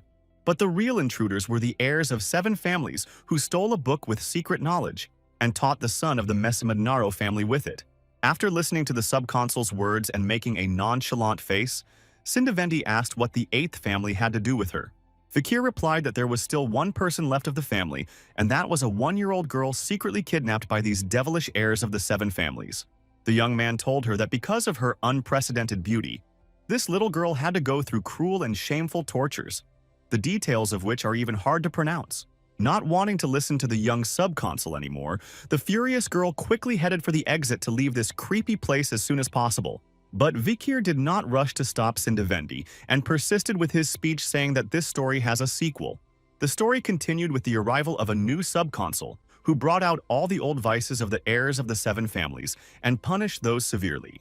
The new subconsul mercilessly tortured the heirs, forcing them to pay for every sin and then leave a will begging for forgiveness for all they had done, and Cindy stopped. Not holding back her emotions, the girl shouted and asked who they were apologizing to, and the young man replied that Cindy obviously knew who they were apologizing to. Crying, the girl heard them apologize to the only remaining person of the family, namely the girl Cindy Street. Rose. Looking at Vikir, Cindy asked how she could trust the young man that he had actually tortured and made those begging for forgiveness based on words alone. Taking the torch, Vikir said it was better to make sure with his own eyes by looking at the evidence and turned the girl's gaze to one of the prisoner's cells. Looking through the bars of the cell, Cindy saw that all the walls of the cell and the floor were written in blood with pleas for forgiveness and confessions to the destruction of her kind. Also in the cells were left rotting bodies of these heirs deprived of their heads that threw the girl into the deepest shock. After what she had seen, Cindy fell to the floor without strength, for she felt sick and vomited from the gruesome sight. Then the young man said that these were not all the culprits she should hate, for she also had every right to hate the family of Baskervilles. Looking angrily at Vikir, Cindy asked why he was helping her since he was a member of the Baskerville family. Smirking, the young man replied that this family was not the only reason she was harmed, so the girl was asking stupid questions. After listening to the subconsul, Cindy stood up and walked towards the exit, saying that she would not be indebted to the young man by providing him with money for whatever he did. Looking after the departing Cindy, Vikir said that he had memorized the girl's words, so she would have to keep her word if necessary. Soon that day ended and a new one began. And earlier in the morning, there was a loud knock on the door of the young man's room. Opening the door, the Chihuahua's secretary called Vikir a sleeper, telling him to wake up and wishing him a good morning. But before he finished his speech, he was frightened by what he saw, for the young master was lying in his bed and the room was strewn with dead bodies and blood. Then the young man woke up and, rubbing his sleepy eyes, said hello to the secretary, to which the Chihuahua immediately asked what those bodies in his room were. Vikir replied that he didn't remember because he had probably eliminated those in his sleep. But the man was amazed at the boy's calm answer, because it all looked very creepy. Soon they left the room and Chihuahua's secretary asked what kind of childhood the boy had had in his parents' home, and he replied that it had been very merry. Ignoring the man's concern, Vikir hesitated and said that he had been getting a lot of trouble with these attacks lately. The young man remembered that first they shot poison arrows at him, then brought poisoned drinks 4 times, and then doused him with sulfuric acid. So were attempted arson and shooting, and then followed by a carriage run over and many other threats to the subconsul's life. After a little thought, the young man said that he was obviously attracting a lot of attention, to which Chihuahua replied that he was rather crazy if he thought it was a sign of attention. At the auction, with the help of Beelzebub, Vikir obtained a very useful, indestructible life skill from a hell buffalo that proved to be quite effective. Now the young man's body was strengthened by the waters of the river Styx, and had the skill of indestructible life, for which there was no trace left on him during yesterday's attack. Suddenly, a fancy carriage arrived in the courtyard of the estate, surprising the young subconsul and Chihuahua's secretary with its arrival. On the roof of the carriage, the flags of the Baskerville family were flying in the wind, which could not be confused with any other flags in this empire. Upon seeing these identifying marks, young Vikir realized that someone from the main house of Baskerville had arrived. Soon, the carriage doors opened and before them appeared an arriving man who clearly shocked Secretary Chihuahua. This man turned out to be Superintendent Barrymore, who immediately bowed and said hello to young Mr. Vikir. The young man then said hello in return and said that the manager had looked better in the time they had not seen each other. During the conversation between Barrymore and Vikir, they were being closely watched by Chihuahua's secretary. He looked at the manager with interest and surprise. Barrymore was a top CEO and 4th-generation manager working for the bloodthirsty Baskerville family, where you could lose your head for one mistake. The Chihuahua was insanely happy and excited to see the idol of all the Baskerville laborers with his own eyes. Vikir then told Barrymore that apparently the reason for his arrival could only be one thing, and the manager confirmed the young man's words. Barrymore said the Hugo chief praised his son's accomplishments and was pleased with the success of the one, and ordered him to be brought to the home. Imagining the haughty look on Hugo's face, Vikir couldn't believe that he could genuinely be happy about his success. Obeying their father's orders, Vikir and Barrymore soon arrived at the chapter where Hugo was at this time studying something intently. In the edition of the newspaper wrote about the new subconsul of the city, Underdog, who quickly eliminated crime, then won the love of the citizens and the hatred of villains. Hugo told Vikir that with such reforms the Baskervilles could rid themselves of the image of fools who only know how to wield swords. Then the head praised his son for the work he had done, and the young man bowed and called him master, and replied that he was only doing his job. After Hugo said that the reward and punishment must be received without fail, so the young man will enter the academy because he really deserves it. The Colosseum Academy was the best in the empire. The students here were children of nobles and royalty, and Vikir was very happy to have this opportunity. The head said that he was going to send some more guys to the academy and asked the young man which of his close brothers he would like to study with. Intending to take them with him to use as a punching bag, Vikir replied that his closest brothers are Highbrow, Middlebrow, and Lowbrow. The head replied that he would send his brothers with him to the academy, and then asked if he remembered his strategy developed at the age of 8. The young man replied that his plan was to lease the ruby mines to the Morg clan to use them to eliminate the barbarians. Hugo looked at his son and said that the plan had worked and was as successful as the young man had previously thought. The young man asked what the words of the head meant, to which the man replied that the Morg were the first to offer joint submission, which was quite malleable on the part of those. Hugo then asked Vikir if he would like to take a walk around the area before he left to see if the laws were being followed. The young man obediently bowed before Hugo and said he was obeying his master's orders. Some time later, having finished all business in the city, underdog Vikir was leaving the estate and Secretary Chihuahua escorted the young man on his way. With tears in his eyes, Chihuahua said goodbye to the young sub-consul to whom he had time to attach all his soul. Looking after Vikir, the man told him to be careful and that he would take care of the administration in the young man's absence. Looking back at the secretary Chihuahua, young man thought that soon will have to say goodbye to the man, and he was sad at the thought, because he also befriended that. Leaving Underdog Manor, Vikir headed for the diamond mines to the Morg family, passing through a forest grove. Suddenly, the young man turned to someone and insistently told them to stop hiding behind the trees and come out to him. After Vikir's words, the mysterious people in dark cloaks instantly emerged from the forest and showed themselves in front of the others. Then the young man turned to the man who had approached him and said that they had done the right thing not to come out all this time, because he did not want to make a fuss. The man turned out to be a Stepfordshire Baskerville who said that a loyal band of pit bulls would escort the young man safely to the Morg fortress. Vikir asked the man how Uncle Boston Terrier was doing, and the Stepfordshire man replied that after the auction, the man states that the young man should join the pit bull squad. Remembering the behavior and character of his Uncle Boston Terrier, the young man thought that he was a very unpleasant person and he did not like to cross him. Soon, Vikir and a band of pit bulls reached the lands that had been leased to the Morg family. Looking at the hard-working people, the young man said that looking at all this, you can't say that illegal activity is going on here. Stepfordshire said that supposedly this delegation was a territorial inspection, but without listening to the man, Vikir replied that he knew it was a squad to subdue the barbarians. Then, Stepfordshire said that here are gathered 2 deputies from the Morg family, 30 members of the House of Representatives, and about 100 wizards who are not members of the Legislative Assembly. Unlike the Morgs, Hugo brought only a member of the House of Representatives, Vikir, and a dozen knights to these lands, while the elite remained in ambush on the other side of the ridge. At this point, the young man thought it would be a good idea to investigate the way of life of the barbarians, as the head of the Baskervilles had advised him earlier.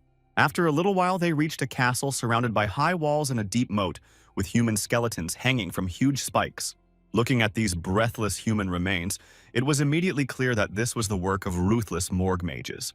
Looking at this sight, Stepfordshire said it was a very cruel and forceful warning to the barbarians from the Morg family.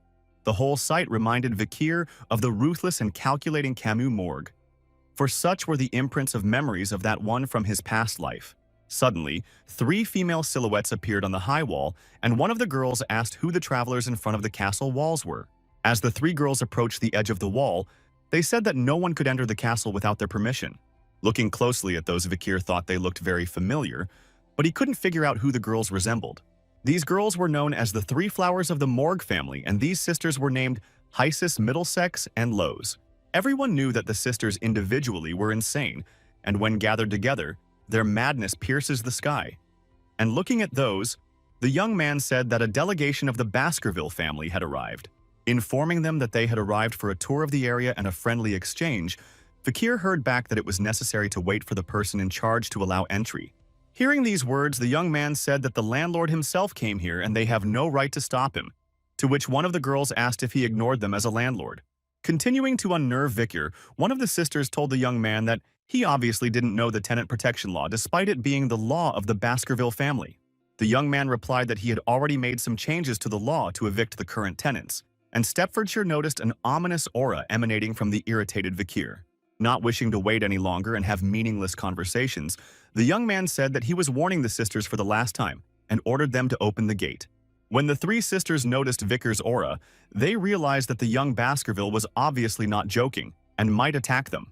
But not holding back her temper, one of the sisters unleashed her magic and replied that she had heard that the city of Underdog was run by some juvenile idiot. In the next instant, the girl released a warning stream of water right under Vikir's feet in an attempt to scare him, but it only scared the horse he was sitting on. Then, calling the young man an ill-mannered swordsman, the sisters ordered him to wait as they had been told before, for one must not enter the lands of the Morg family without asking. Suddenly, from behind Vikir's back came voices that turned to the sisters and asked, how dare they behave like that in front of this important man? When Vikir heard this and turned back around, he was very surprised to realize that he had heard very familiar voices. Enraged, the sisters called the strangers henchmen and asked how these reckless idiots dared to stand up to them. At this moment, the three knights boldly stepped forward of Vikir, preparing for the approaching battle with the Morg family sisters. After taking off their hoods, the boys revealed their identities to everyone as Trident kin, and one of the brothers pointed at the young man and said that they, like Vikir, were members of the Baskerville family. Turning around and looking at Vikir, the three brothers said to trust them because they want to be helpful and have the power to deal with the sisters. The young man was obviously not happy about the help of his brothers, because they irritated him madly since his previous life, and these emotions were read on his face. Looking at the brothers, Vikir couldn't understand what the three were doing here and what was wrong with them, because before they wouldn't have thought of helping him even for a reward. Then one of the brothers came to the young man and asked him to trust them, because they wanted to thank him for the recommendation to enter the academy.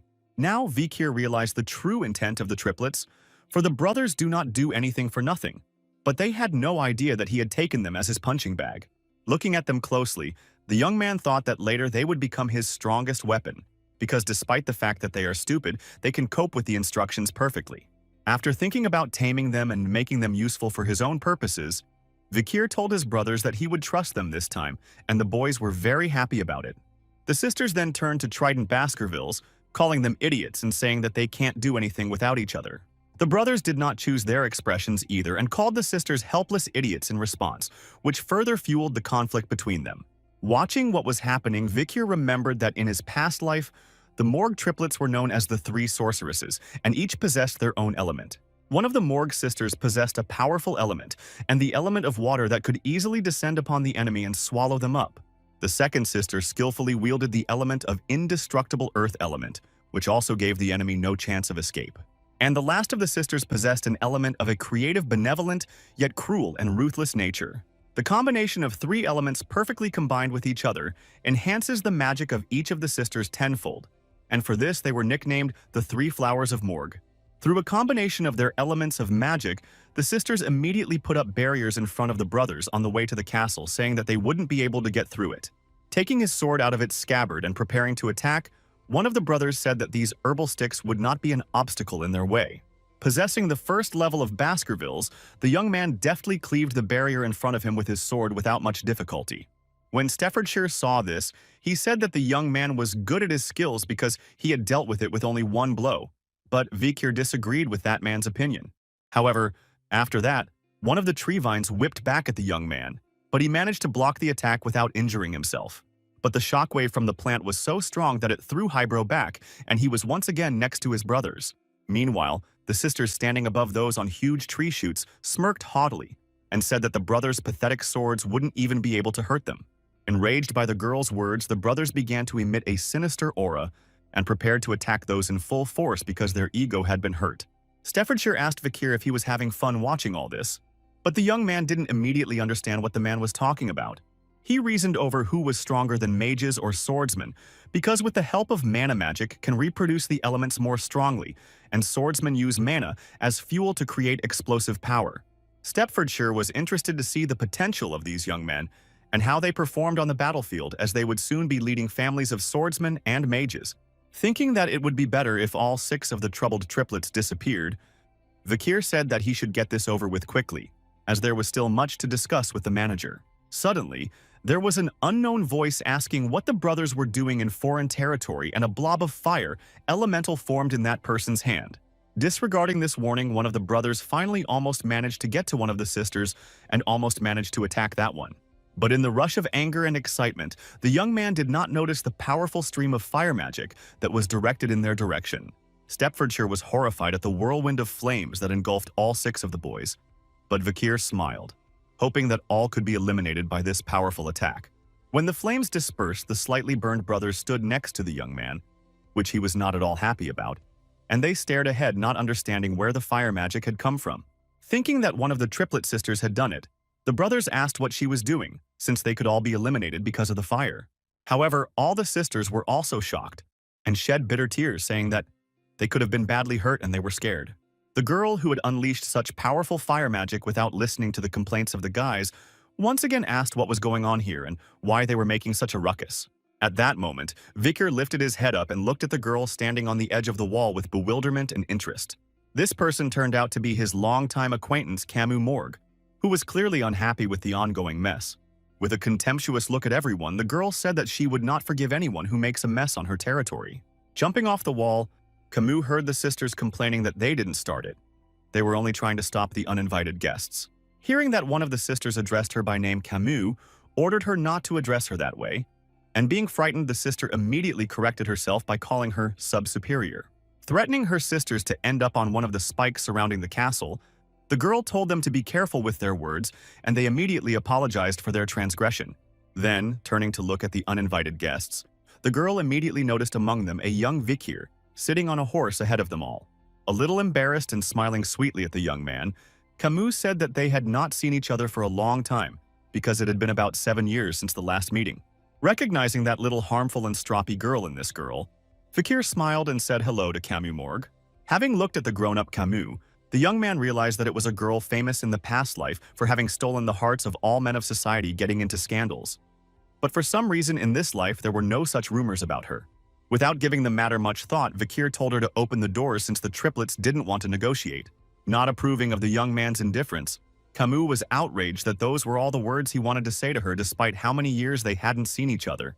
Totally unaware of what the girl was talking about, Vikir asked the one what else he had to tell her. Kimu was inflamed by the lad's anger and stupidity, and Stepfordshire thought that at this rate there might be a bout of the strongest birthing children after the triplets bout. Pointing a finger at Vikir, Kimu shouted that she gave him 0 out of 100 points for his inappropriate attitude towards his future wife. All the triplets made a sour look on their faces after hearing this, because they obviously didn't want to hear this and participate in their lovemaking.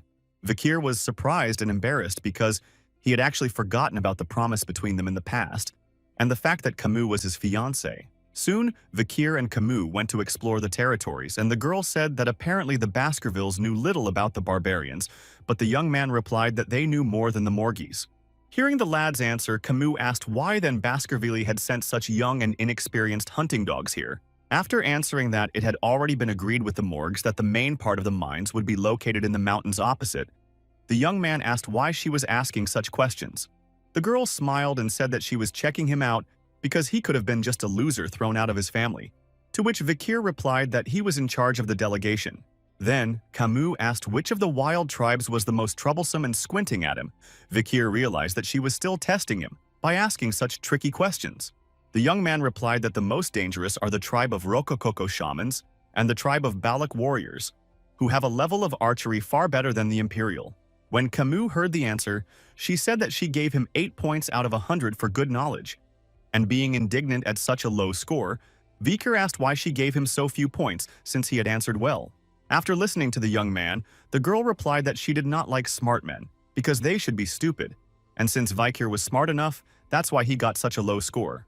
Then, having evaluated Vikir from head to toe, Kimu gave another 6 points for writing 4 points for style because his clothes were boring, and deducted 1 point for the guy's taciturnity. But smiling warmly, the girl added 99 points for the young man's handsome face, but deducted 1 point for his displeased expression. After hearing the assessment in his direction, Vikir said to stop doing nonsense, and Kimu replied that it is not nonsense because she should be strict with her future husband. Looking at Kimu, the young man asked why the girl considered him her husband, to which Kimu replied that he had passed her uncle's test about 7 years ago. Vikir immediately recalled Adolphus Morg's test from 7 years ago and was surprised that the girl still remembered the incident. Angry at Uncle Kimu, said that she should not choose her husband on such a principle, because of this promise she would have to marry, which she did not particularly want. Turning to the girl, Vikir said that she could forget about the promise, and he too would pretend that nothing had happened, and thus their engagement would be null and void. Not expecting to hear such cold words from the guy, Kimu became furious and threw a cloth in his face, saying that she would not forget about this promise. Taking offense at the young man and heading on to her destination, the girl said that she was a genius and just wouldn't be able to forget it. But Vikir ignored her words and asked what she had thrown at him. The young man realized that it was his jacket that he had given to Kimu after their battle at the age of 8, so that she would not be embarrassed in front of everyone. Embarrassed, the girl did not answer what this thing was, and called the young man an insensitive fool for forgetting such an important moment. Finally getting there, Kimu began to fill the young man in on the situation, telling him that the barbarians were attacking the ruby mines, stealing local slaves and plundering the crops. Approaching the high wall, the girl told the guy that this wall was built by mages of earth and iron for a month. Vikir replied that the Morg mages were incredible because they had done in a month what it would have taken ordinary people a year to do, and Kimu was pleased to hear her family praised. Then, turning his attention to the wall, the young man saw the marks on it and inquired whether they were marks from the arrows of the Balaks, to which the girl confirmed the conjecture of the one. Balak's arrows have a powerful aura, even penetrating walls 2 and 3 meters thick, and during night patrols with their help, the barbarians eliminated a lot of people. Adolphus Morgus received a serious chest wound from such an arrow that pierced the magic of the shield, but fortunately his life was saved, just as Hugo was wounded, on the bridge of his nose by the night fox. Vikir wondered who was such a genius among the barbarians, and Kimu replied that it was most likely a girl, but it was hard to recognize because of the painted faces of those. At this moment, the man from the Morg clan quickly approached the girl, addressing her as a sub-captain. Coming closer, Kimu was told that the search party had caught Varvar the scout, and that she needed to go there to interrogate him.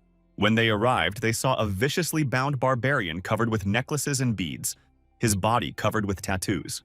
Vikir realized that he was from the Rococo shamanic family, and Kimu asked if she had already managed to get some information, but she was told that the barbarian did not want to say anything. Then, Kimu asked if mind magic had been used, and she heard that it didn't work because of the powerful spells that made it impossible to read minds. Afterwards, Kimu came closer to Varvar and asked if he remembered the recent attack on the Morg estate, where several people had been kidnapped, but the prisoner did not answer the girl. Looking into the eyes of Varvar, Kimu said that among the kidnapped was her third cousin Rose, and asked what had been done to her, to which the man replied in his own language. Without understanding a word, Kimu asked her employee where the barbarian defectors were, but the girl replied that all had been eliminated or stolen during the barbarian attack.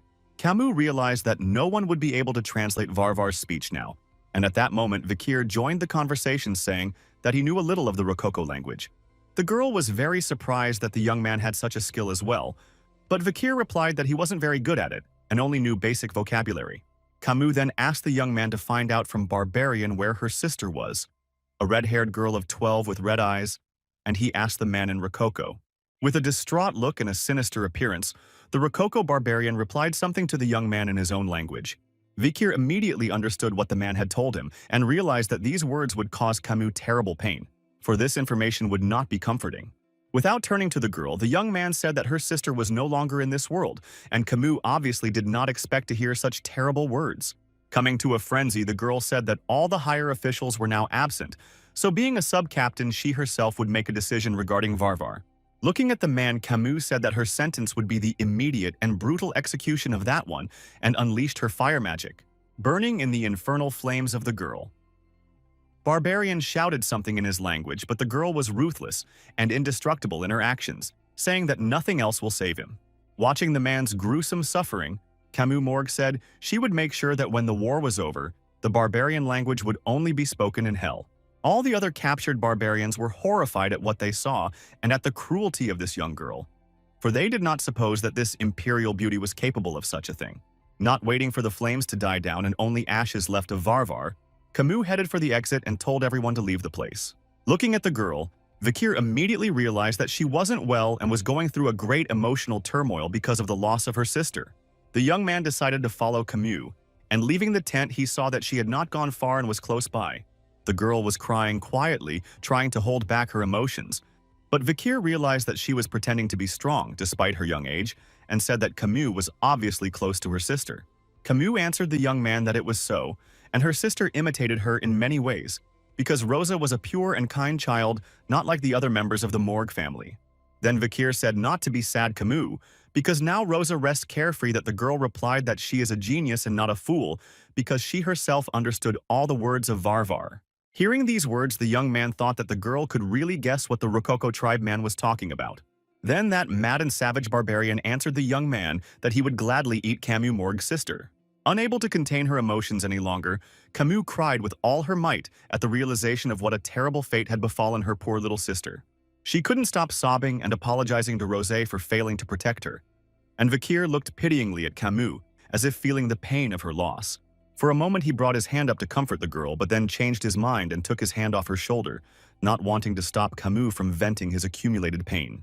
Vikir decided to give the girl a chance to let out all her emotions while standing behind her, and not leaving her for a second to help her in case of an emergency. Soon, Kimu let out all the accumulated grief in her soul and calmed down and began to come to her senses and wipe the tears from her face. Realizing that Vikir had been with her all this time, the girl said that he had done the right thing in not feeling sorry for her, so she quickly stopped moping, because now she had to act. Looking at the girl, the young man saw that she was serious about revenge and eliminating all barbarians on her way. Thinking that the girl was being heroic by not letting the grief consume her completely, the young man held out his hand for her to get up. However, the moment Kimu held out her hand to Vikir, there was a sudden loud clang that took them by surprise. Rising from the ground, Kimu angrily said that this signal warned everyone of a barbarian attack on Morg territory. This call was indeed an alarm, for the barbarians had already come close to the walls of the Morg mines. Ahead of all the barbarians stood a mysterious young archer on a huge white wolf, preparing to fire her first arrow at her opponents. Making the first shot, the girl's arrow flew lightning fast towards the wall, splitting the air. At that moment, there were two guards on the wall who didn't notice such danger and continued their conversation. In the next moment, the archer's arrow pierced the stone wall and struck the guards, scattering stone blocks and shards everywhere. Then the girl shouted to the other barbarians some words in their language, and they instantly rushed to attack their opponents. The wild barbarians quickly infiltrated the territory and attacked the guards and mages there, eliminating them without a shred of pity. At that moment, Vikir arrived on the scene and saw the horror and mayhem going on around him. Observing the actions of the barbarians, the young man thought that they had penetrated the territory very quickly, which spoke of the considerable strength and agility of those. Suddenly, Vikir's musings were disturbed by a lasso heading in his direction. Before he knew it, two girls from the barbarian tribe had thrown a pommel around his neck and began to tighten the ropes. Talking in their Baloch language, the girls discussed the extraordinary beauty of this young man and suggested that their hunt for a husband had been successful. Not wanting to be held hostage, Vikir put his hand firmly around the ropes and, realizing what they were talking about, assumed that the Balochs were hunting brides and grooms here for good offspring. Abruptly pulling the ropes with his hand, the young man threw the girls off the wolves on which they were sitting and said that he would not become their husband, because it was not part of his plans. The huntresses fell to the ground with a thunderous crash, surprising their kin, for they could not stand against one young boy. The archers of the barbarian tribe who were watching this realized that the guy was not so simple, and mistaking him for an enemy, aimed their arrows at him. Vikir immediately grasped the hilt of his sword and remembered Hugo's admonition that the young man not engage the barbarians until the main army had joined. Deciding not to wait for reinforcements and having exposed his sword, the young man quickly and deftly reflected all the arrows fired in his direction. Seeing how the guy repelled all the arrows with his sword, the barbarians were shocked, saying that he had done the impossible. At this moment, there was the voice of Kimu, who released her fire magic and said that it was time to finish with these pathetic savages. A moment later, Vikir was faced with an impenetrable wall of flame, engulfing their opponents and burning them to the ground. Burning in that merciless fire, the barbarians screamed in pain, saying something in their Baloch language. With a wary look at Kimu, the young man thought that she had set up a sea of fire here, and the girl realized that Vikir possessed a liquid aura and had the power of a graduate. Kimu then said that Vikir was the only man she could accept as a husband, and the young man said that the leader had ordered that they not engage until the army arrived. After listening to the boy, Kimu replied that it was an order from the Baskervilles, which she didn't obey, and so she would deal with it herself without Vikir. Releasing the Quadro spell, the girl directed her hellfire forward, which consumed everything in its path and burned out even the Zesla itself. Looking at it, Vikir thought that the girl had become noticeably stronger because her Quadro spell was so powerful that it absorbed everything in its path. Telling the barbarians that they would be held accountable for what they had done to her sister Kimu, concentrated her powers again and created a blob of flame in her hands. But suddenly for the girl, one of the barbarians outran her attack and shot a poisoned dart at her. The dart hit Cammy's neck, and she felt a sharp burning sensation in her body from the poison the dart had been treated with. The barbarian who had shot the Morg heiress sat on a huge wild wolf waiting for the effect of his attack. After a moment, Kimu fell motionless to the ground, telling Vikir that her body was paralyzed and she could no longer move. After waiting for the desired effect, the guy from the barbarian tribe took out a rope going to harness the paralyzed girl. But at that moment, Vikir interrupted the savage warrior by grabbing the rope with his hand and ordering him to stop now. Then, looking at Kimu, the young man said that it was worth retreating until the Baskervilles' army arrived. but the girl was indignant because the prisoners and workers had to be rescued. Kimu then said that she owed it to the barbarians to avenge her little sister and make those suffer. Continuing to hold the hunter's rope and resist him, Vikir told the girl to think rationally in this situation because the situation was heating up. Suddenly, the young man felt danger approaching and felt an arrow fly at the back of his head. Thanks to his agility, Vikir miraculously managed to dodge the arrow, but let the enemy's rope out of his hand. Looking at his opponent, the young man saw a young girl from the barbarian tribe who was an archer, exuding a strong aura. Thinking about this girl with the destructive power that Kimu was talking about, Vikir didn't notice the barbarian coming up behind him and shooting Kimu. However, the guy's target was not Vikir himself, but Kimu Morg, who he quickly grabbed by the scruff of the neck and took away with him.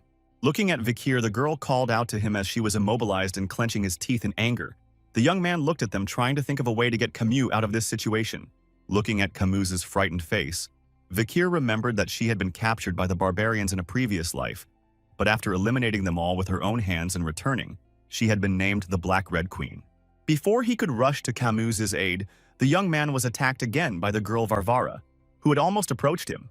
The huntress attacked the boy with a powerful blow with her archery bow, but Vikir miraculously managed to dodge it. Without delay, the girl began to strike the young man, disconcerting him by first attacking him with a battle bow and now turning to hand-to-hand combat. Taking advantage of the effect of surprise and confusion of the guy, the huntress was able to deliver a strong kick with her foot right into the young man's stomach. From such a powerful blow, Vikir was thrown back and realized that this girl moved differently than the rest of the barbarians, so he had to make an effort. But at that moment, the young man was suddenly surprised, for the huntress spoke to him, and he recognized her voice at once. Looking at Vikir, the girl said that she had already known from their last meeting that they would meet again, and eventually they did. Behind the painted face and dangerous gaze was that poor and beaten barbarian girl, whom the young man had released from the cage at the slave auction. Recognizing the girl, Vikir was very surprised, for she looked different now, having a healthy and strong appearance. At the slave auction, she was badly exhausted and beaten, so she looked intimidated and weak. Then the guy asked the girl why she was repaying his kindness at the auction, and she replied that she had been enslaved by the Morg family and was now taking revenge on them. Jumping on her wolf, the huntress said that she had already caught the leader of the Morg, and if he wanted to save his girlfriend, he should follow them. Vikir hesitated as he thought of how to resist the barbarians without exposing all his strength. But at that moment, Adolf Morg and his mages were approaching them, and the young man could not reveal himself. Hearing the news of the attack on Kimu, Adolphus immediately ran to save his niece and rushed to attack the opponents. Ordering the barbarians to release his niece, the man unleashed his earth magic, and the entire cover under the feet of his opponents began to crumble. Thanks to her fast and wild wolf, the barbarian archer bypassed all the obstacles in her way and escaped from the scene. The rest of the Balacs also managed to escape Adolphus Morg's attack and got out of sight of that one, for their wolves were very strong and fast animals. Looking after them, the enraged man shouted and cursed those who could not save his favorite niece from being kidnapped. Vikir didn't expect Balak's offense to end 3 minutes after the alarm. Apparently, the situation was exacerbated by Kimu's lack of practice and inattention. At that moment, one of the mages who had approached Adolf informed him that the barbarians had apparently fled to the uncharted region of the Red-Black Mountain. The man was horrified because this area was a place of unbridled and uncharted dangers, so the chance of Kimu being rescued was minimized. Turning to Adolf, Vikir confidently said that the Balacs could still catch up, which surprised the man and the mage standing next to him. Remembering the experience of search and submission from his past life and knowing most of this dense forest, the guy said he had been there as a child and could help in rescuing the girl. Grabbing the guy by the shoulders, Adolf Morg asked if the guy was really serious and willing to help save Kimu. However, the subordinate mage turned to Adolphus, saying that it was very dangerous to go into this territory at night, but the man replied that he could go without. Adolf Morg was sure that this young man was special, and in this situation he was the only hope of saving his niece. Without wasting precious time, Kimu's rescue party soon reached the dense forest of Red-Black Mountain located near Baskerville Manor. This forest concealed a lot of terrible secrets, creepy and dangerous creatures, mosquitoes, mutants capable of sucking out of the human body, everything down to the bones. Huge venomous spiders move silently through their webs, and a normal person would not be able to stay here for an hour. Also dangerous to humans are poisonous thorny vines, and this place has been nicknamed as the forest that consumes life. But despite all these dangers, Vikir rushed ahead of the whole squad without a drop of fear, paving the way to safety. Following the young man, Adolphus asked Stepfordshire if all the sons of Baskerville were so special, to which the man replied that it was not possible for all to be so. Suddenly, two giant wild wasps appeared on the guy's path, which were not friendly and wanted to attack the young man. In the blink of an eye, Vikir chopped those without stopping in his tracks, making it clear to all of Reflection that he was an exception to all the rules and a special young man. Following brother Trident Baskerville marveled at Vikir's skills, and all the brothers said that he was a very cool person. Suddenly, the young man stopped and lurked behind a powerful tree, signaling to the group not to move on. Pointing the way forward, Vikir said he'd heard information that the Balacs sprinkled dry leaves on the ground to hear their pursuers. Realizing that he had to move carefully, Adolf Morg cast a silence spell on the young man so that he would not be noticed by his opponents. The man looked at the boy and explained that this magic would help him move silently. Adolf then said he would go on alone and would never forget the kindness of his son-in-law, but Vikir didn't expect to hear the man call him that. The lad had indeed found the location of the Balacs where they were resting after the hunt, gathered around the fire and rejoicing in their success. Meanwhile, Kimu, tied to a tree, kept screaming, calling the barbarians hurtful and rude words and saying that she would kill them all as soon as she got out. Without listening to the screams of the captive, the tribal girls continued to talk about Vikir, for they liked him very much, but the hunt for her husband was not successful. Tired of shouting and recognizing some of the girls' words, Kimu realized that they were talking about some kind of hunt for her husband. Reflecting on this, Kimu assumed that she and the others were captives, captured for the sake of producing good offspring, as those wanted to dilute their blood. At that moment, the hunter who immobilized her and scrutinized the girl said in his language that the males of his tribe would like her very much. The girl suspected something wrong and shouted that he did not come to her, but the guy did not understand what she said, but looked at her with interest. After answering her that he didn't understand a word, the hunter grabbed Kimu's face and said that the girl's eyes showed that she was a rebel. Taking out a sharp arrow and ominously looking at the girl, the guy said that this insolent slave girl should be taught a lesson. At that moment, the head archer approached them and, calling the guy by the name of Ahun, ordered him to get away from her slave girl. Addressing the girl as Chief Ayan, the hunter said that it was he who had caught the slave girl, to which Ayan replied that he should not lie to her, for she had seen everything for herself. Ahun became indignant because it was he who shot the girl with a dart and put a noose on her. But the chief replied that he had done it thanks to her because she had saved her from a dangerous young swordsman. Kimu was watching the barbarians, not realizing that they were arguing about her and figuring out whose property their slave was. Ahun said that Ayan is a girl, so this slave girl should not be of interest to her as breeding. But the chief replied that it did not matter. Kimu realized that this girl was a leader and that she was so strong that she could resist even a Vikir with a graduate level. Not wanting to give Kimu to the chief, Ahun said that her stubbornness is unforgivable, and hearing this, Ayan became furious at his stubbornness and threatened to kill him. The girl replied that since the guy is so insistent, she will not hold back and will wipe him in the powder right at that moment. Realizing that Chief Ayan was angry and he might actually get hurt, the hunter immediately backed off, saying he no longer insisted on getting this slave girl. When the disgruntled Akan left the girls, Kimu, who had been watching their conflict, realized that the girl Ayan had won their argument. Then, looking at the prisoner, the chief said that the future leader of the Morg family had a good physique and a good pedigree, but Kimu didn't understand what she was saying. Not expecting danger from the archer, Kimu was kicked in the shoulder, and then Ayan continued her speech, saying that the Morg family had captured her and sold her into slavery. However, at that moment the girl was very lucky because she was rescued and released from the cage into the wild by a young swordsman unknown to her.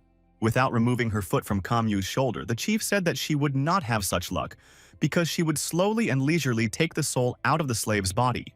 Not understanding all the words of the girl, Varvara Kimu realized that the girl is very hostile towards her, and she is in great danger.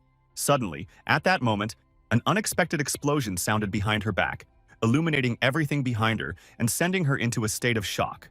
The confused leader quickly turned around to see what had caused the explosion, and Kimu looked just as closely to determine what was wrong. The barbarian who had been hit by the explosion and engulfed in flames screamed in terrible pain, while the surviving hunters from the tribe warned everyone of the attack, preparing to defend themselves. Then, a silhouette of a man appeared from behind a wall of flame, saying that he had come to repay his debt to the barbarians and take revenge on them. When Kimu heard this voice, she immediately rejoiced because she recognized that this man was her uncle Adolf Morg, who had come to rescue her. Creating a blob of flame in his hand, Adolphus intimidatingly ordered the Balacs to let his niece go or they would see no mercy. Not expecting such visitors, and an attack at such a late hour, the barbarians were shocked and confused. The mages who followed Adolphus began to attack and eliminate their wildling opponents without pity. Vikir at this time climbed up a tall tree and lurked to start stealthy action. Watching the fight, the young man wondered why the hunters who periodically attacked the fearless Balika were so frightened at this moment, for they had been quite assertive earlier. The girls from the tribe, who had jumped on their wolves to escape from here, were outraged that their enemies had caused such a commotion at night in the dense forest. Seeing that the barbarians were trying to escape, Adolf Morg ordered the mages and swordsmen to catch up and mercilessly eliminate every last one of them. Rejoicing at the unexpected appearance of the backup and their clear advantage in strength, Kimu said that the vile Baloks were sure to get what they deserved. Immediately after her words from behind the tree, there was a crunch of twigs that frightened the girl, and the smile disappeared from her face. It was Vikir, who looked out from behind a tree and gestured for Kimu to be quieter, but she shouted his name. In the next instant, the guy cut the ropes restraining the girl's body and freed her. Overjoyed at Vikir's appearance, Kimu asked if he had come for her. But ignoring the question, the young man said that the girl had to keep quiet so as not to attract the attention of the opponents. It was at that moment that Ayan noticed the young man's appearance and snuck up on them, telling Vikir that she was sure the skilled swordsman would come to rescue the Morg heiress. The archer said that a young man with such physical data and willpower to go through the darkness of the dense forest is clearly willing to sacrifice his life for his beloved. With a smile, looking at Vikir, Ayan said to the one that they would leave the past events in the past because now the guy had definitely passed. Cautiously looking at the archer, the young man did not understand what she meant by saying that he had passed. Then the chief looked at Kimu Morg with dislike, and she looked back at Ayan with anger as if a spark of hatred had passed between them. Supporting the weakened Kimu, the guy didn't understand why he didn't have any memories from his past life of Chief Ayan, and wouldn't be able to unleash his skills now. Looking at the girl, Vikir speculated that she might be the same Balak archer called Night Fox, who had injured the bridge of Hugo's nose and left a scar on his face. As he continued to speculate, the young man thought that she might still be a relative of the Night Fox, because she was too young, and at that moment he didn't notice the danger creeping up from outside. The released poison dart flew at Kimu again, but Vikir reacted in time and fought it off with the demonic sword in his hand. The shocked Akun, shot at the girl, was shocked by the actions and agility of the young man, not understanding how he managed to repel such a precise and silent attack. Without waiting for the next blow, Vikir said that the situation was already getting complicated and lifted Kimu in his arms and prepared to run away. The young man asked the girl to be patient a little, because now he will take her to her uncle, and embarrassed by his unexpected actions, Kimu blushed and obediently agreed. The next moment, Vikir, with Kimu in his arms, disappeared from the gaze of the Ayan chieftain. But the archer did not stop him or block his path. Sighing heavily and lowering her head, Ayan got a little upset and said that she really wanted to take this guy for herself. Leaving the scene, Vikir asked Kimu if she was poisoned, and the girl said that the poisoning was really strong. Suddenly, their conversation and escape was interrupted by the Balaka girls shooting their arrows at them to prevent them from escaping. Vikir reacted instantly, and supporting Kimu with one hand fended off all the arrows with his other hand using his sword. Then Ayan regretted letting the Morg heiress go so easily, and pulled the bowstring and released an arrow, determined to get rid of her. Continuing to run away with the girl in his arms, Vikir clearly sensed danger and an approaching arrow behind them. Turning around sharply to prevent the attack, the young man realized that the arrow was flying purposefully towards Kimu, and not at him. The girl also turned to look and realized that the arrow was about to catch up with her, and they wouldn't be able to dodge it. However, suddenly the arrow froze right in front of Kimu's face, because it was stopped by an ice wall in which it froze and hovered just centimeters away from the girl's face. Adolf Morg was the one who stopped the arrow in time to save his niece from it at the last moment. Fearing for Kimu's life, the man shouted and asked if she was okay, and the girl responded, letting him know that she was okay. After Vikir delivered Kimu, and Adolf used healing magic and told the one that this paralyzing poison in her body was very powerful, and getting it out of her system would be difficult. Continuing to heal his niece, the man said that when they returned home, they would visit the sacred Quabadist family to heal her completely. Suddenly, Kimu took away her uncle's hand and stopped the healing process, telling him to wait a bit. Feeling better, the girl instantly stood up and made her way to Vikir's neck, thanking him for saving her again, and Adolphus was taken aback by her niece's action. Trying to draw the girl's attention to himself, the man said that he too had done his best, but not hearing him, Kimu began to complain about the young man for coming so late. While the girl was showing her displeasure and whims to the young man, a rope was thrown around Vikir's neck again, which he was very surprised at, because he thought they had gotten away from the Baloks. The attacker was once again Chief Ian, who had managed to tighten the noose around his neck, thus harnessing the boy. Realizing that the guy was very strong because the rope didn't stretch at all, the archer told him to give up quickly because she had no time left. Outraged Kimu said that again, this girl had appeared in front of them, and Vikir meanwhile broke the rope with his hands and wondered why she had no time. The very next moment the boy realized that the Balax had good reason to hurry and get out of this part of the forest. Seeing the birds fly away from someone and sensing danger coming, Ayan said that they had been spotted. Even the powerful demonic sword Beelzebub in Vikir's hand sensed the eerie and dangerous atmosphere around him. Looking deep into the forest, Chief Ayan said she had come, and Vikir immediately wondered who could have come into this forest and who the barbarian girl was so afraid of. Suddenly from the forest arose a huge column that soared upward, piercing the heavens, and the archer said that the eight-legged lady had come. The other Balax and even the huge wild wolf were frightened by the coming of the eight-legged mistress, and grimaces of fear froze on their faces.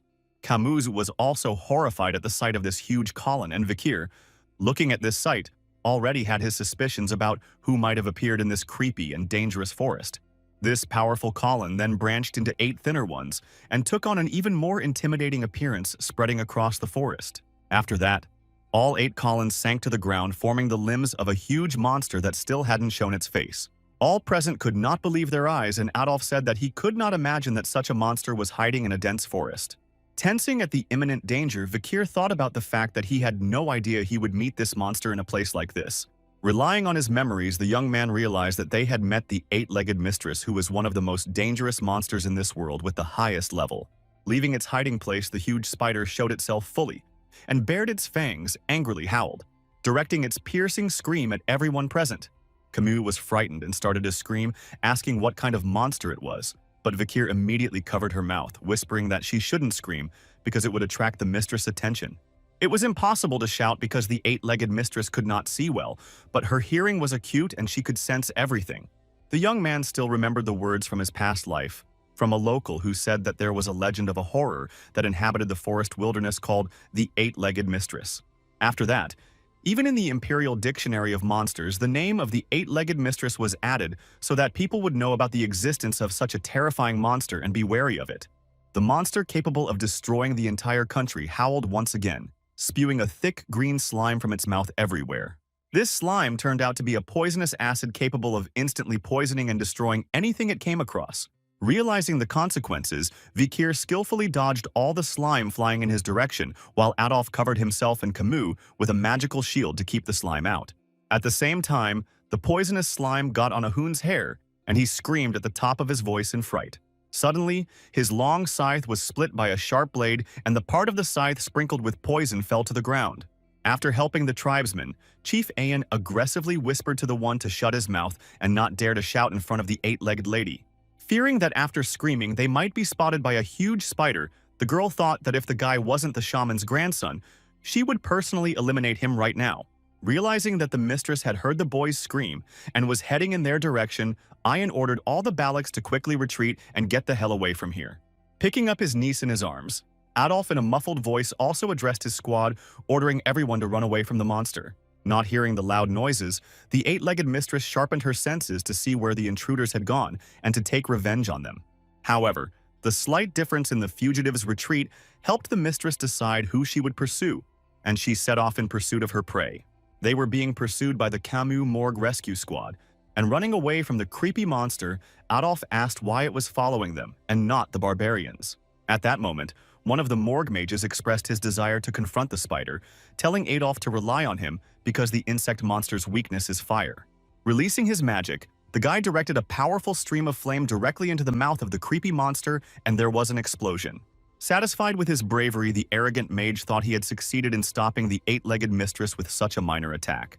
Before Adolphus could boast of his success, he was silent, for the mage standing next to him was pierced by one of the spider's paws and lifted up.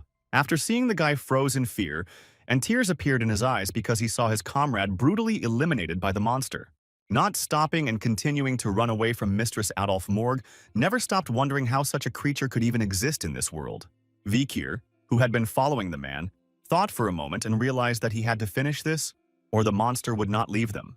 The young man stopped abruptly and turned towards the eight-legged mistress, shocking everyone with his action.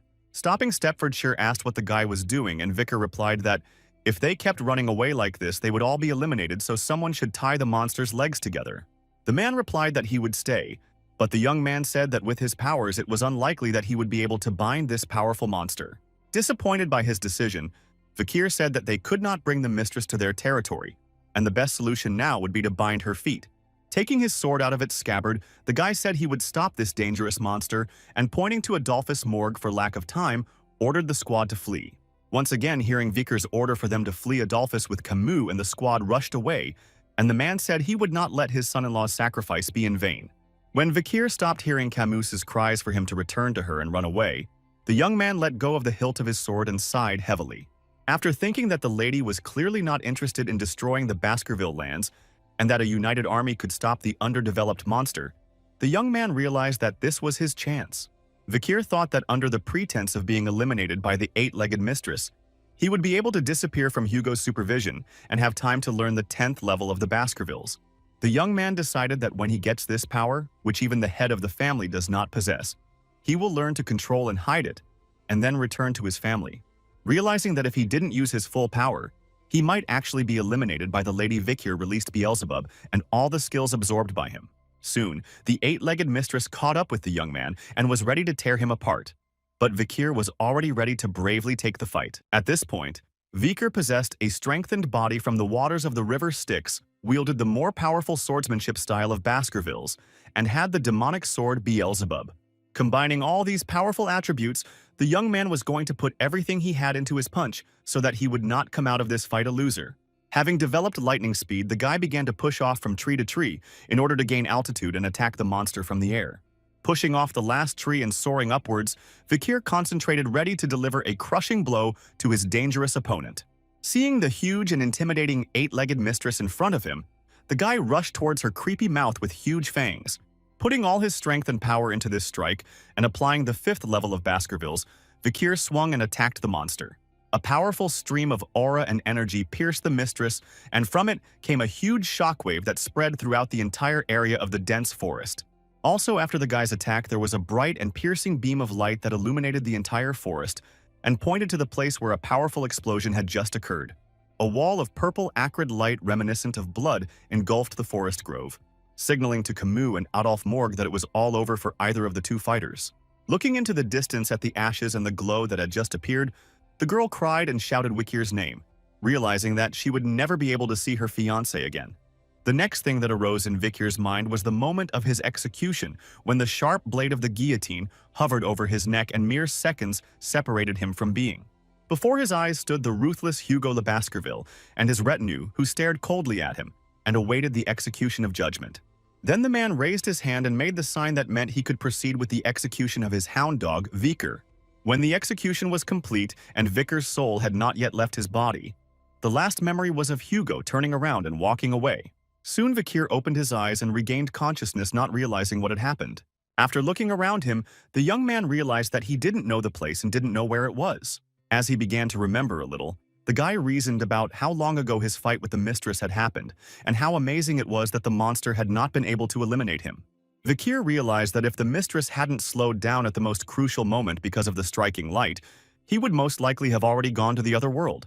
As he stood up, the guy realized that he had surprisingly gotten away with shock and some minor muscle and vascular damage, but the bones were fortunately intact. Noticing the rope around his neck, the young man realized why he got sick during the battle with the creepy spider. But thanks to that, he managed to survive. Remembering the members of the rescue squad and Kimu, Vikir thought that he had managed to hide from Hugo's eyes and that his plan had worked because there were many witnesses. After thinking over everything that had happened, the young man went outside the dwelling and the bright sun blinded him for a moment. Seeing barbarians everywhere, the young man realized he was in a village of the Balak tribe. Observing their way of life and daily routine, Vikir guessed that the Balaks had taken over. Without noticing what was going on behind his back, the guy thought that, in such a state with a wounded body, he would not be able to escape from here. Vikir heard a scream and saw a tribeswoman leading the slaves away, ordering them to move quickly if they didn't want to become dinner for the wolves. Covering his face to remain unseen, the boy saw that among the slaves were warriors of the Morg and Baskerville clans. When he saw them pass by him, he wondered why he had not been taken to the verdict, and at that time someone approached him from behind. A hunter from the Balak tribe addressed the young man, asking if he knew their language, and Vikir turned around to see who had spoken to him. When he saw Balak, he recognized him immediately, for he had fired a poison dart at Kimu Morg several times. Noticing that Vikir was watching the captives closely, Akun told the boy to be thankful that he wasn't treated the same way.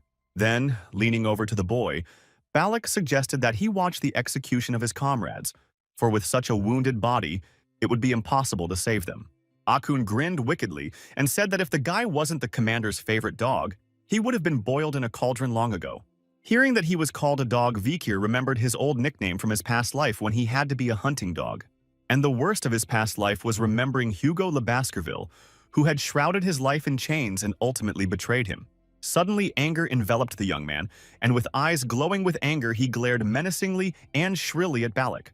Unable to bear such insolence and stubbornness of the boy, Akun immediately slapped him in the face. Then the guy turned around and walked away from Vikir lying on the ground, telling him to look for his master at the other end of the rope. Rising from the ground, the young man said he had memorized Ahun's face and would get even with him when his health was fully restored. Vikir then went in search of the man at the other end of the rope, wondering why the rope was so long. As he continued on his way, the young man kept wondering who his master was among the Balaks and how long it would take to get there. Soon the noose around his neck tightened, and the boy saw the man in front of him holding the other end of the rope. It was the now familiar Ayan sitting in a small pond, submerged almost completely headfirst in it. In the next instant, the girl dived slightly out of the water and approached Vikir, who was at a loss for what was happening.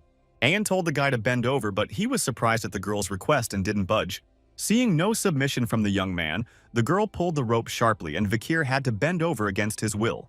Suddenly, there was a noise and an arrow slammed into a tree near the lake, disrupting their conversation. It was the Balak children who had been ordered by the girl to train elsewhere. And Vikir, falling to the ground again, was clearly not happy about the circumstances. Ayan then turned around and looked at the young man and thanked him for saving her at the slave market, reminding the young man that for kindness they repay twice as much and for evil they take revenge 10 times as much. The girl said she was saving him for the second time. Ayan said to thank her for her persistence because if she hadn't gone back for the guy, he might not have been there. And Vikir asked the girl if she was the one who tied him up.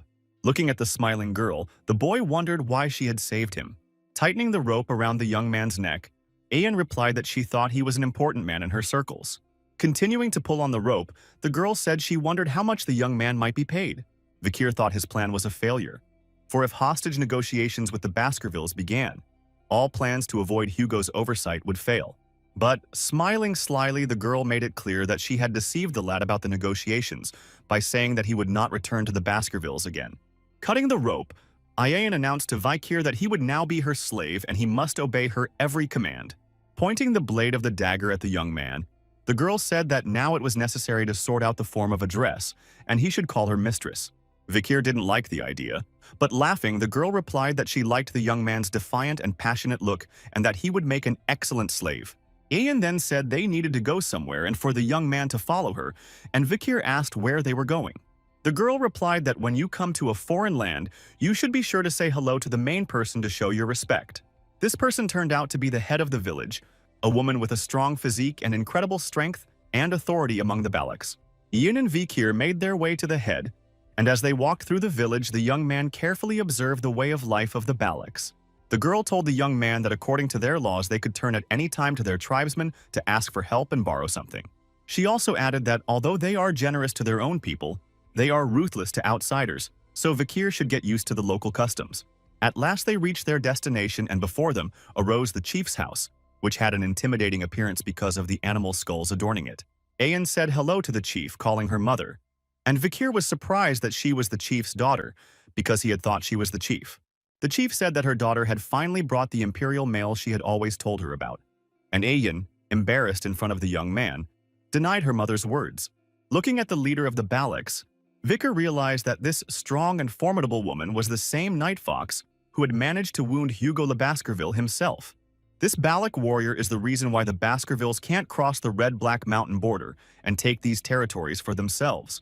For a moment, the young man wondered what the outcome might have been if he had fought this dangerous woman in his past life. If it was a one-on-one melee, the probability of it succeeding would be 0%. Perhaps he would not even be able to approach the warrior because she is skilled in archery, thanks to which she would instantly eliminate him. However, if Vikir had decided to run away from the woman, he might have had a 20% chance of success. Then looking carefully at the young man, the chief said that perhaps she had seen him somewhere before, for he had a very familiar face. Vikir thought the woman might have sensed his blood connection to Hugo, but the woman replied that it was probably because all Imperials were alike. The woman looked at her daughter and asked why she had brought the invalid to the village, and Ayan replied that he had attacked the lady and would be fine once he recovered. The chief replied that it didn't matter what condition the boy's body was in, because the most important thing was his seed, and embarrassed by her mother's words, Ayan immediately tried to stop the conversation. The girl said that she had brought the boy as a slave, but the chief replied that she had spoken of something else earlier, but Vikir was distracted, so he did not hear the conversation. Stroking her daughter's head, the chief said that only she would decide for what purposes she would use her new imperial slave. Soon Ayan and Vikir left the chief's house and went to the village of the Balaks. And turning to the girl, the young man said he had one question for her. Saying he wasn't going to call the girl mistress, the guy asked her name, and embarrassed, she replied that slaves shouldn't ask their masters anything. After calming down and looking at the guy, the girl timidly said that her name was Ayan. After giving his name, the young man addressed the girl by name, asking what they would do next, and Ayan angrily replied that slaves dare not call their masters by name. Pointing her finger at the young man, the girl said that he should build himself a house to live in. Thinking that Vikir was a very brazen slave, the girl decided that this imperial youth would be unable to build himself a dwelling. Looking at the young man, Ayan realized that a slave determines the power of his master, so she decided to give him hard work to determine his rank. After a little while, Vikir called Ayan to show her the work he had done and the house he had built, and the girl was surprised. Saying that Ayan's first order had been carried out, the young man invited the girl to look around his dwelling. Looking at Vikir's tent, Ayan couldn't believe that he had managed to make such a good shelter despite his poor physical condition. Looking at all the materials for the tent that she had brought, the girl realized that there was no need for that since the guy had already handled everything himself. Looking at the work he had done, Vikir smiled as he was pleased with the result, and remembered that he had done similar things in his past life. In the Age of Destruction, swordsmen were not enough just swordsmanship skills, so they had to learn different skills to survive in extreme conditions. Interrupting the young man's recollection, Ayani said that even the guttering that he had done was perfect. Looking at the girl, Vikir said that when he was in the chief's house, he noticed that he was in a dangerous state, and Ayan was surprised at the guy's observation. Having specified that in the rainy season the situation would be especially dangerous, the young man said that he could make bricks to strengthen the house, and the confused Ayan agreed to this proposal. Vikir then set to work, and the first step was to mix limestone water with stone powder. And the girl, meanwhile, watched the work of the one closely and intently. Next, the young man poured the mortar into a brick mold and burned them so that they would take their shape and harden. At the end of this stage, Ayan and Vikir arrived at the house with the finished material and explained to the chief the dangers of the situation with the house. Soon Vikir had done his work and provided the chief with an estimate of the one inviting the woman into the house. After looking at the result, the woman said that no matter how many times she repaired the ceiling, water was still constantly leaking in. But now this problem has been solved thanks to Vikir. Looking at the young man, the chief praised him and said that her daughter had brought a really good and worthwhile male into their tribe. The woman then ordered the young man to go through the village and fix other tents with similar defects, and Ayan looked worriedly at Vikir, worried about the condition of the one. After their conversation, the young man took up the remaining uncompleted work and was doing laundry by the river, and at that moment, Ayan came up and called out to him. She asked him if he was tired of doing only slave labor and wanted to become an official employee of their tribe. Thinking that life here was much more peaceful than at Baskerville's and Underdog, the young man replied that this slave work was not so bad, and he could continue to do it. Noting that the boy had good manners, Ayan said that he couldn't complain and choose to be her slave, but Vikir replied that he was fine with it. Not leaving her idea, the girl said not to be stubborn to the guy and follow her. Then she will help to adapt to the tribe and survive here. And to make the young man interested, Ayan said that she might even take the rope off his neck. And after the girl's words, Vikir replied that it already sounded tempting. Having agreed to the girl's proposal, the guy asked what to do, and Ayan answered that he had to go hunting and catch big game. Recently, the tribe has been having problems because the hunters can't catch enough game to feed all the inhabitants, and even the children can't eat enough meat. Looking at Vikir, the girl said that he would gain a reputation as a local deity if he brought a large piece of meat to the village of Balak. Unexpectedly pushing the guy, Ayan decided to tease him by saying that he could carry a light load without any problems, and he would only need to help her in the hunt. Seeing the unhappy grimace on Vikir's face, the girl said that he should be grateful to be able to help the leader of the Balak hunters. With a heavy sigh and a look at Ayan, the young man reluctantly replied that he agreed to go hunting with her. The girl smiled and said that they would go hunting tomorrow. As they continued their conversation, Vikir and Ayan moved on without noticing that someone was lurking and watching them at that moment. This man turned out to be Akun, who clearly disliked the young man from the very first meeting and considered him a vile fool and an enemy of all the Balaks.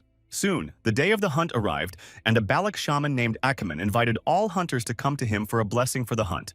Saying that without his blessing the hunters would be beaten and hurt, the shaman lined up a line of Balaks in front of him. Yain explained to Vikir that the Balaks feel guilty about eliminating their prey, so they hide their face with charcoal before doing so. The young man realized that even the warlike Balaks had their own shaman, but the hunters were discussing the grumbling shaman who was trying to strengthen his position in the tribe. Then they said that the predictions of the shaman are too wrong, because if there are earrings in the ears or nose of a person, he guesses on them. Thinking that in places where people live everything is the same, Vikir realized that the position of a shaman is quite useless, but at the same time very prestigious. Soon after Ayan returned from the shaman's blessing, the young man saw her and said that the patterns on her face didn't look very pretty. Wiping her face, the girl ordered the young man to shut up and explained that she was painted like that because she was on bad terms with the shaman Akemen. Then handing the boy a collar with large spikes, Ayan ordered him to put it on. Vikir asked why it was worn, to which the girl replied that the collar was worn to prevent the prey from biting the hunter's neck. Taking a close look at the collar, Vikir decided that while he was here, he should blend in with the crowd by adopting the customs of the tribe. After completing their preparations, Iain and Vikir climbed up on the huge white wolf, and the girl ordered him to hold on tight to her, and the young man agreed. In the next second, they started up sharply, and Vikir, who had said he would stick to Iain, did the opposite and fell to the ground. With a smirk, Iain stopped and said that was exactly why one had to hold on to her well. The girl said that if he just touched her, he would fall again, and the boy thought that in his current state, one fall was enough. Lying on the ground, Vikir noticed Ahun, who had suddenly appeared and was looking at him prissily. Ahun then turned to Ayan saying that she was obviously flirting with her slave, and the latter seemed quite free with such a disadvantageous slave status. After the guy said that he would bring good prey next time, becoming the leader of the hunting group and restore the honor of his grandfather, to what Ayan replied that his grandfather is not good at anything but shamanism. Angry at the girl's words, Akin suddenly kicked Vikir on the head and screaming, Ayan called him a fool, asking what he was doing. From the guy's strong blow, Vikir flew off and fell to the ground again, and the evil smiling Akin replied that it was not allowed for a slave to wear a collar. Yin said to her that if she was going to use the spoiled male as a helper, he would only hinder her in the hunt. The girl said she thought otherwise, and advised Ahin to look at her waist, from which Vikir was able to remove the arrow sheath during the strike. Then Vikir turned to the hunter, telling him to treat his weapon with care and trepidation like a girl. Hearing the slave's words, Iainakun was angry at such insolence, but the girl watching quietly laughed at her tribesman's foolishness. Calling Vikir an insolent and disobedient slave, Akin once again rushed to teach him a lesson. But at the very last moment, the guy was stopped by Ayan, who ordered him to stop this outrage. Blocking Ahun's path with her bow, the girl asked how dare he attack her slave. The boy replied that he was just a slave who dared to insult a Balak warrior. But Ayan said that Ahun was the first to show his pathetic side and hurt Vikir. Akin asked Ayan if she was having an affair with her slave, but the girl looked at Balak with a sarcastic look.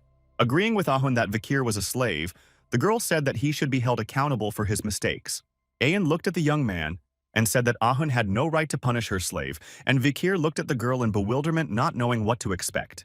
In the next second, Iain slapped the unsuspecting Vikir in the face with all her might, punishing him for his transgression. Akun was shocked by such a decision, and a very strong blow from the girl, because he thought that she would not take it so seriously. Once again, Vikir was on the ground in such a short period of time, and then the girl asked if Ahun was now satisfied because she had punished her slave. Clenching her fist tightly with the young man's blood on it, Ayan said that she knew that Balak hated the slave because he could not get the red-haired girl as a slave. But despite this fact, the girl warned Ahun that if he dared to touch her slave again, she would personally destroy the tribesmen. The guy realized that this time he was out of line, and Ayan would not tolerate his antics anymore, so he accepted the girl's words. After that, Iain and Vikir finally went hunting, and the girl looked at her companion with frustration and pity. The young man was not in the best condition, for before he could recover from the injuries inflicted by the mistress he had received from Ahun and then from Ayan. The girl asked Vikir if he was angry and hurt, but the guy was silent in response. Without hearing a word from the boy, Ayan said that she had no choice because Akun was very stubborn, and this was the only way to stop his hatred. Hearing the girl's words, Vikir replied that he kept silent because he was really in pain, which surprised her. Suddenly, Ayan got up from the wolf and turned around and put her hands on the animal and turned to face the young man. And seeing this, Vikir had not expected such skill from her. Wrapping her hands around the young man's face, the girl anxiously asked him if he was in great pain and if there was a threat to his life. Frustrated and hurt looking at Ayan, the guy replied that it hurt him to even talk. Before he could finish saying that he had many such injuries, Vikir was surprised that the girl came closer and began to lick his facial wounds. Realizing what she had done, Ayan quickly turned away from the guy, assuming her original position and embarrassed by her impulsive actions. Wiping his face, Vikir thought that if the barbarians were always licking each other's wounds like this, it was possible to get infected. Then turning to the guy and feeling her guilt, the girl asked him if he needed anything, because she would do her best for him. The young man asked if he could really ask for anything, and Ayan replied that he was free to ask for anything he wanted. Hearing such an attractive answer, the young man thought seriously and was silent, thinking about what to ask of the girl. Ayan was alarmed and wary of the boy's prolonged silence, for she was worried that he might ask. Having driven the girl to despair with his silence, Vikir said that he wanted her to teach him archery, and not expecting such a strange request, Ayan agreed.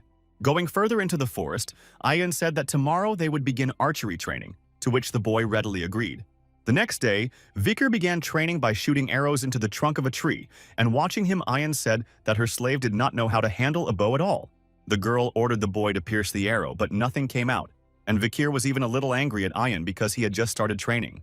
Then Ayan leaned against Vikir to adjust his rack, and he asked if she had to do it being so close to him. With a sly smile, the girl replied that he had asked to be trained and said that the young archers of Balak were also trained that way. Strongly arching Vikir's back, Ayan told him to study hard to get game and raise his status, to which the young man replied that his joints were not rubber. Hearing the noise from the bushes, the girl accidentally twisted the young man's back, and he was horrified by the piercing pain. And from the bushes, the wild she-wolf companion of Ayan looked at them. Turning to the she-wolf Bakira, the girl asked if she had found what she had asked for, and Bakira signaled that she had. The young man, meanwhile, curled up from the pain in his back. Then, tired and exhausted from the sudden pain in his back that Ayan had given him, the young man heard her order him to get up and follow her. Smiling, the girl said that they had a lot of important things to accomplish as soon as possible. Soon, the boy and girl reached a place where there was a small waterfall whose water flowed over many sharp and dangerous rocks. Ayan explained to Vikir that this is the place where the river and the sea meet, so seawater flows here and sea creatures live here. Ayan's grandmother used to say that if a salmon could climb a waterfall, it could turn into a big beast. However, most of the salmon cannot climb and fall down and are pierced by sharp rocks as punishment. Then those fish that were pierced by sharp stones and suffered an unenviable fate become the prey of the bears. Upon seeing the beast, Vikir said that this one was different from the ones he had seen before and was obviously of a different species, and the girl confirmed that speculation. The unusual individual before them was of the highest rank, being the result of surviving in the disordered chaos. The young man asked if the girl wanted to catch that monster, and Ayan said she didn't want to, because she had asked Bakira to find a strong female, not to hunt that one. Then, when the female was approached by several other bear snakes, Ayan said that the hunt would be for the male that would come to the female. After the girl's words, the female bear snake began to attack the males and chase them away, which surprised Vikira. The female mercilessly delivered strong blows to each of the males without giving them a chance to resist her. Watching the battle, Vikir said that she was refusing to mate with her partners, looking for the strongest male, but Ayan replied that the young man had misunderstood, for it was the other way around. The girl said that the goal of the female is not the strongest male, but on the contrary, the weakest among all comers. Vikir was very surprised that the female had chosen the weakest male as her partner, and Ayan replied that she needed a partner she could control. In the circles of bears, strong males are not popular because, in the state of excitement, can harm the female, so they prefer weaker and smaller individuals. Then, Ayan said that the Balaks have about the same criteria in choosing partners, and young men with good semen are considered the most popular among the girls of the tribe. Glancing at Vikir, the girl added that those weakened by wounds were the most valuable, and the young man assumed that in the end they only needed their partner's seed to reproduce. Watching the bear's lair move away from them, Ayan said that all they had to do now was wait, for the female would drain the male of his strength. After a while of observing the beasts, Vikir grew tired of hearing their growls and other sounds of their mating season. At the end of 3 days of the mating period of the bears, The young man and the girl stopped hearing the moans of those in the cave. Looking at the fish and fruit brought to the beasts, Vikir thought that it was pointless because the situation did not change. Then Ayan came up and asked the young man if he had left the loot for the bear snatchers, and Vikir replied that he had done as the girl had instructed. For the past 3 days, the guy and girl had been constantly providing the hungry beasts with food so that they could continue to mate and deprive themselves of their strength. Taking one berry in her hands, Ayan said that these fruits have a short-term stimulating effect but have a bad effect on health. Even the most stupid females and males understand the intentions of the hunters, but the males have to eat everything to satisfy the females. And now the young man also understood the girl's tactics. When they sat down to breakfast, Ayan told the young man to eat better to heal faster, and in thought, Vikir said that beasts mate like crazy. The girl asked if it was not a common thing, and from these unexpected words the young man almost choked and spit out his food. Continuing to embarrass the guy, Ian said that all the Balaks made at the same pace, and obviously Vikir, being from a weak imperial country, is unlikely to be able to do the same. Then, becoming clearly flirting with the guy, the girl said that maybe he could still be able to keep up this pace. Suddenly, the girl stopped teasing Vikir when she heard some suspicious sounds. Ian grabbed her bow and ordered the boy to get ready. For the bearsmen had obviously finished all their business, and now it was time for them to take decisive action. Finally, the moment came when the female bearcat was sure of conception and got everything she needed from her partner. The female growled threateningly and informed the male that it was time for him to leave her cave because she did not intend to tolerate his presence any longer. Not daring to disobey this formidable lady, the male quickly left to avoid getting himself into trouble.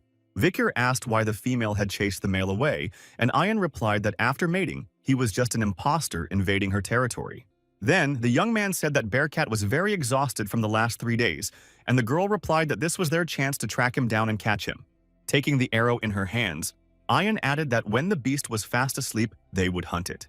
Following the wild beast, Vikir and Ayan eventually made it to a cold, mountainous, and rocky area. The young man said that despite his fatigue, the male had traveled a great distance, to which Ayan replied that he was looking for a safe place without flesh-sucking mosquitoes. Vikir asked how the beast could know this, and the girl said that bears are highly intelligent creatures governed by consciousness rather than instinct. Giving in to the cold temperature, the young man realized that he was starting to feel cold due to his poor physical condition. Noticing this, Ayan said that if he was cold, he should cuddle up to her, but Vikir refused, saying he was fine. Turning to the young man, the girl said that the drop in temperature stiffens the whole body, which interferes with the hunt, and if he does not want to interfere with her, he should listen to her.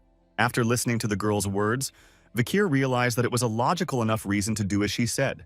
In the next moment, without a word of warning, the boy hugged Ayan tightly and pressed himself against her, embarrassing her with his surprise. Blushing with embarrassment, Ayan thought in her head that it was just a matter of taking care of her slave, because that's what a good master should do. Suddenly, the she-wolf Bakira stopped, for she sensed the danger that could overtake them. Then Bakira growled menacingly, signaling that something strange was going on and caution was needed in this place. Ayan realized the reason for her companion's alarm, for the tracks of the bearcat had broken off abruptly on their way. As the girl pondered where the beast had gone, she didn't notice the glowing eyes glowing with anger as they stared at them from deep within the cave. Already in the next moment, Ayan felt something wrong and sensed the danger looming over them. The bear cub jumped out of the cave and rushed to attack the girl, and with a swing of his paw, he almost reached the girl's face. At the same time, a joyful event happened in the settlement of Balakov that brought smiles to the faces of all residents. Everyone greeted Ahun with joy and rejoiced at the huge boar the boy had brought. For now, everyone would have enough to eat. The tribesmen thanked the guy because it was the best catch of that, and this amount of meat is enough to feed not only the children but all the adults of the Balaks tribe. Akin was very proud of himself and was happy that from the next hunt, the team would be led by him, because his prey was the biggest. Looking at the boy, the Balaks said that even though Ian was the commander, the rules about the biggest catch should be followed, so Akun should lead the hunters. Hearing that the tribesmen were also talking about Vikir, Akun replied that he would only hinder Ian's hunting and they would not be able to catch even a hare. Returning to hunt Ian, the girl was frozen in place by a surprise attack from a bearcat leaping out of the cave at them. Suddenly wrapping his arms around the girl, Vikir pulled her back sharply, thus dodging the paw of the dangerous beast. However, because of such unexpected actions of the young man, they did not keep their balance and fell to the ground, but were still saved from the attack of the beast. The angry Bakira immediately rushed to defend her mistress and attacked Medvedevik. Vikir meanwhile asked the girl if she was okay, and Ayan said she was fine, and thanked the young man for saving her. Then looking at the beast, they realized that it had led them astray and trapped them, realizing that they were chasing it. Vikir said that there was no way to avoid a fight without casualties, but Ayan did not answer him, musing that her greatness as mistress was shaken because she had been saved by a slave. With her pride hurt, Ayan prepared her bow and arrow and ordered Vikir to rest for now, for she would show him her greatness. The young man doubted the girl's words because, in his opinion, it was inappropriate to show his pride during a battle with such a dangerous beast. Saying that the slave should rest and the mistress work hard, Ayan soared up the cliffs with her companion Bakira in pursuit of the beast. Observing the girl's actions and not guessing the girl's sympathy, Vikir came to the conclusion that the Balaks had a rather unusual attitude toward slaves. Stalking and attacking the beast, Ayan shouted that he had made her look indecent in front of the slave, for which he would have to pay dearly with his life. Not having time to get another arrow in his back from the girl, Bearslayer ran into a cave in the rock and hid there. Finally angry, the girl said that he would not be able to hide in the shelter because she would get him anyway. Preparing another arrow, Ayan said that if a good arrow wants to pierce something, it will pierce even steel. If it doesn't, it won't touch a leaf. When the girl released her arrow, it reached a huge rock and bounced off, but the impact force from it penetrated through the rock. The bear cub hiding behind this rock was also stunned by the girl's attack and roared loudly in hellish pain. Following the girl and watching the battle, Vikir was amazed that Ayan was able to hit the beast through the huge block of stone. The waves of aura that Ayan transmitted to her arrow clearly passed through the clump and hit the target just as she had planned. Ayan archery can be called a true art, because the technique of hitting the target is very accurate and without any errors. Looking at the girl, Vikir thought that perhaps she could surpass even Kimu Morg in terms of talent. Suddenly, the wounded bearcat jumped out of the cave and went to attack the girl, unwilling to admit defeat in front of the pathetic human. Ayan, who had expected this to happen, immediately continued to shoot arrows at the beast without fear of the beast's anger. Preparing another arrow for the beast, the girl said that the arrows she puts her soul into pierce even the fortress walls. Then Ayan released an arrow that with its speed pierced the air and emitted a bright blue glow around it. But somehow, having gathered the rest of his strength, Bear dodged the arrow and it hit only the horn of the beast, shattering it to pieces. The girl was horrified and could not believe her eyes that such a wounded beast had managed to dodge this powerful attack. In the next moment, the beast counterattacked and knocked down Ayan, and with her, the huge she-wolf Bakira. From such a powerful and unexpected blow, the girl flew a great distance away, badly injured in the process. At this moment, lying on the ground with no strength, Ayan suddenly remembered her mother's wise words from earlier. The chief said that a beast that feels it is about to leave this world can see even the anger of a man, which is obviously what happened now. Trying to get up, Ayan realized that she was blinded by the prideful thought that she had cornered the beast, then made a huge mistake and ended up in this situation. Raising her head, the girl saw before her a ferocious bearcat, who was determined to eliminate her right there on the spot. Realizing that there would be no quick escape or reaching for her weapon, the girl resigned herself to breathing her last few seconds and closed her eyes to avoid being scared. But at that moment, the suddenly appeared Vikir asked her if she was done showing her greatness as a mistress, and adding that it was his turn to attack the beast. Guy unleashed the demonic sword Beelzebub from his hand and aimed its destructive power at his opponent Bearcat. The shockwave from the young man's attack swept the ferocious beast off its feet and enveloped it in flames, thus resolving the outcome of this fight. A wounded Ayan watched in rapt attention as Vikir and the power of the one he had shown in saving her once again. At last, Bearsnake let out his last growl and fell silent, letting everyone know that he had already left this world. On Vikir, who was watching the last breaths of the beast, all the bandages had been burned off, exposing his already almost limp body. Ayan could not tear her gaze away from the young man who attracted her so strongly with his heroism and extraordinary strength.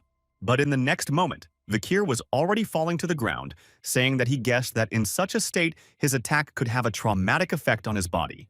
Thus, before Ayan on the ground were the defeated Bearcat and the exhausted Vikir, who had lost consciousness from the severe overload of his body. Soon the Balak hunt was over and it was late evening, and the tribe had built a huge fire around which all gathered. Everyone rejoiced and celebrated because today they had managed to get a good booty, which could be enough to feed all the inhabitants of the tribe. Cooking a delicious meal in a huge cauldron, the Balaks shared their food with each other and enjoyed good company and a warm atmosphere. Ayan, sitting next to Vikir, asked what it was like to be a hunting hero, and the young man said he didn't like it, and the girl said he was very boring. The girl was glad that today she and her boyfriend were the main heroes of the festival, because bears are considered an honorable prey not only because of their strength, but also because of their high intelligence. Then Ian said that these beasts are slow and fearful, so they are very wary of hunters and are different from boars, which are spoiled when escaping. Looking at Ahun, who had just arrived, the girl, wanting to show her superiority for better prey, asked if her statement was true. Not wanting to answer the girl, the guy held out a plate of food to Vikir, saying it was his share. Vikir asked why there was so little meat in his plate, but a furious and disgruntled Ahun replied that it was exactly what he deserved. Ian explained to the young man that it was their tradition to give the least meat to those who contributed the most to the hunt, and it was considered a great honor. Looking down at his plate, Vikir thought he didn't care about the honor, and would rather be given more meat, at which Ian laughed at the disgruntled expression on the young man's face. After a bit of reflection, the boy realized that the main worthwhile harvest of this hunt was not meat, but the reinforcement skill Beelzebub had taken from Bear. This skill was useful in that when holding his breath, Vikir could now increase his body mass by up to 1,000 pounds. Looking at his body, the guy noticed that after absorbing this skill from Bear, his body had fully recovered. Suddenly, the girl distracted the young man from his thoughts and told him to look at the plate she presented to him. Holding out a plate of meat to Vikir, Ian said she had taken this portion from the shaman as chief hunter and was giving it to the young man. Saying that he already had food, the young man refused, but the girl replied that it didn't matter, and he should definitely eat this portion too. Eoin said to eat the organ of the beast that humans have problems with, and thinking it was the guts in the plate, the young man assumed he looked like a human having problems with it. The tribeswomen immediately embarrassed the girl because they realized what organ she was trying to feed the young man, saying that her intentions were too frank, but Ian ordered her to keep silent. As he began to devour this portion, Vikir began to chew the meat that was in the plate, thinking it was very tough. When the guy chewed and swallowed it, Ian was very happy because her secret plan had succeeded. The girl smiled broadly and said that now the boy would be able to do his duty properly. As he continued his meal, the young man thought he had done his duty on the hunt, and wondered what else Ian might want from him. When the festival was over, all the tribe went to rest, and soon a new day came, and the sun rose high above the mountains. Vikir woke up before anyone else and went to a huge felled tree trunk that was not far from the Balak settlement. Seeing the damage on the stump, which was still smoldering, the guy realized that what he had said earlier was true. Remembering the previous night, Vikir had also approached the place when he saw that good meat had been left here, and Ian standing next to him had replied that it was an offering. The girl explained that this offering was for the eight-legged mistress, for through this custom the Balaks are granted permission to live in this forest. Remembering the power of the mistress he had miraculously survived the encounter with, Vikir realized how foolish he had been and why the Balaks were so serious about her.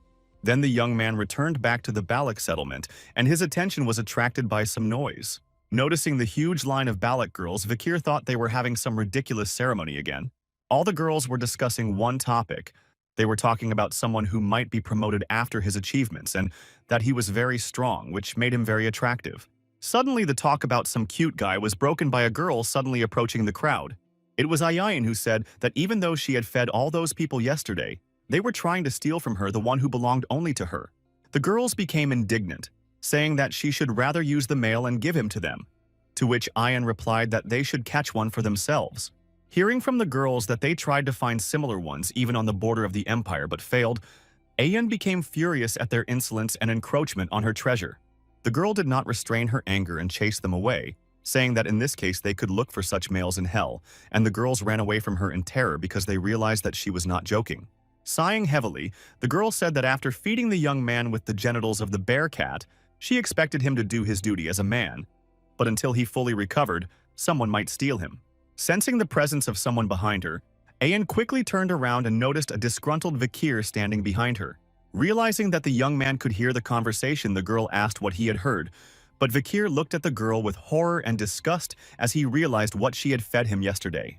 Trying to avoid the topic, Ayan immediately said that after holding the meeting, her mother decided to fulfill any request of the young man as an honorary hunter. A glance at Vikir Ayan convinced the one that she had already thought of everything, and advised the guy to ask her mother to fulfill this particular request of his. Soon that moment came, and Chief Balak invited the young man to her home to fulfill one wish. All the honorable and respected elders and the shaman of the Balak tribe were present at this meeting. There was also the daughter of the chief Ayan, the grandson of the shaman Ahun, and some other tribesmen.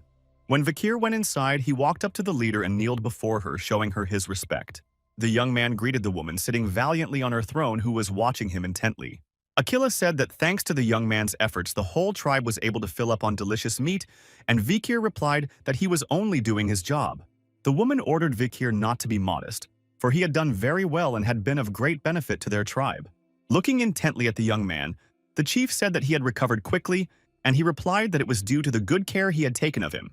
Looking at Akila, who made the whole empire afraid of the Balak tribe that barely numbered 300 people, Vikir realized that she was as majestic as Hugo, but she was a very gentle person.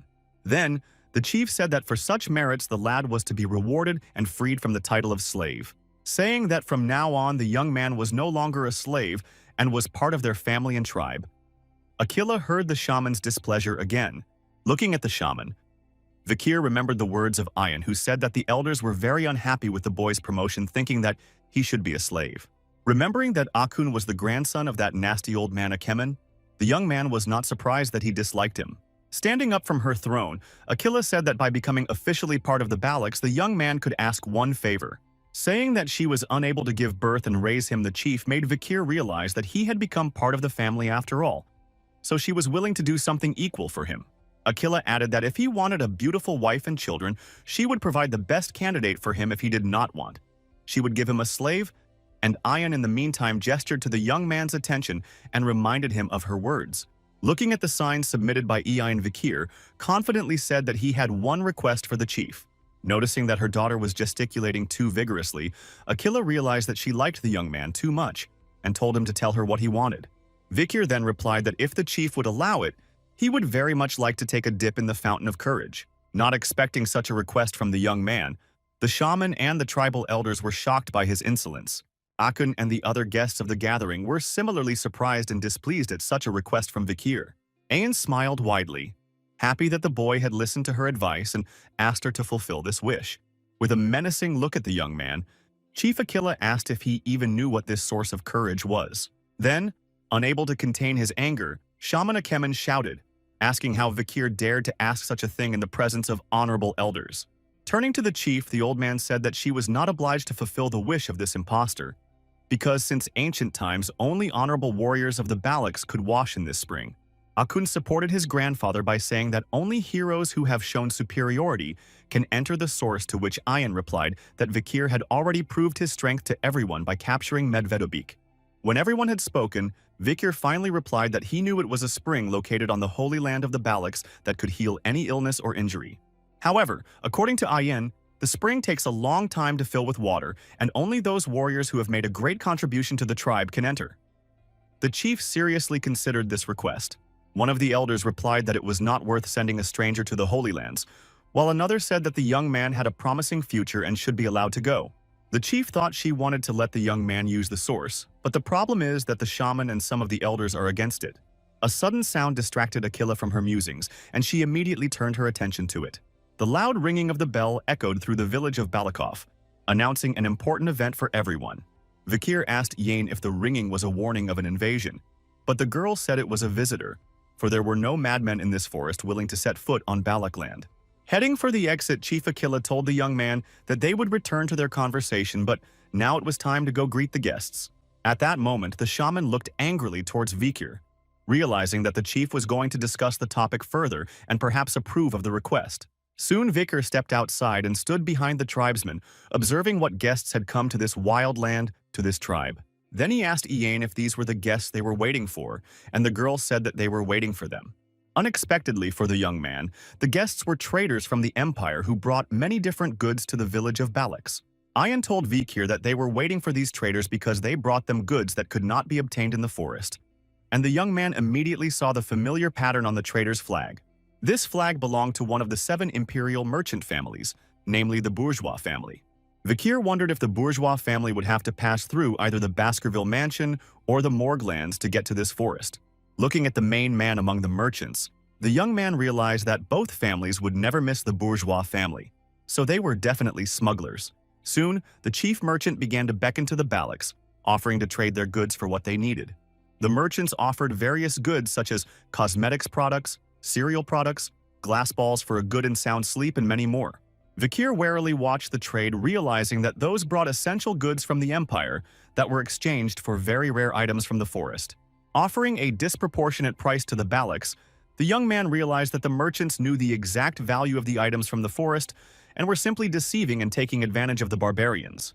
Not wanting to be exposed and draw special attention to himself, Vikir decided not to act rashly and interfere with the trade between the Balacs and the merchants.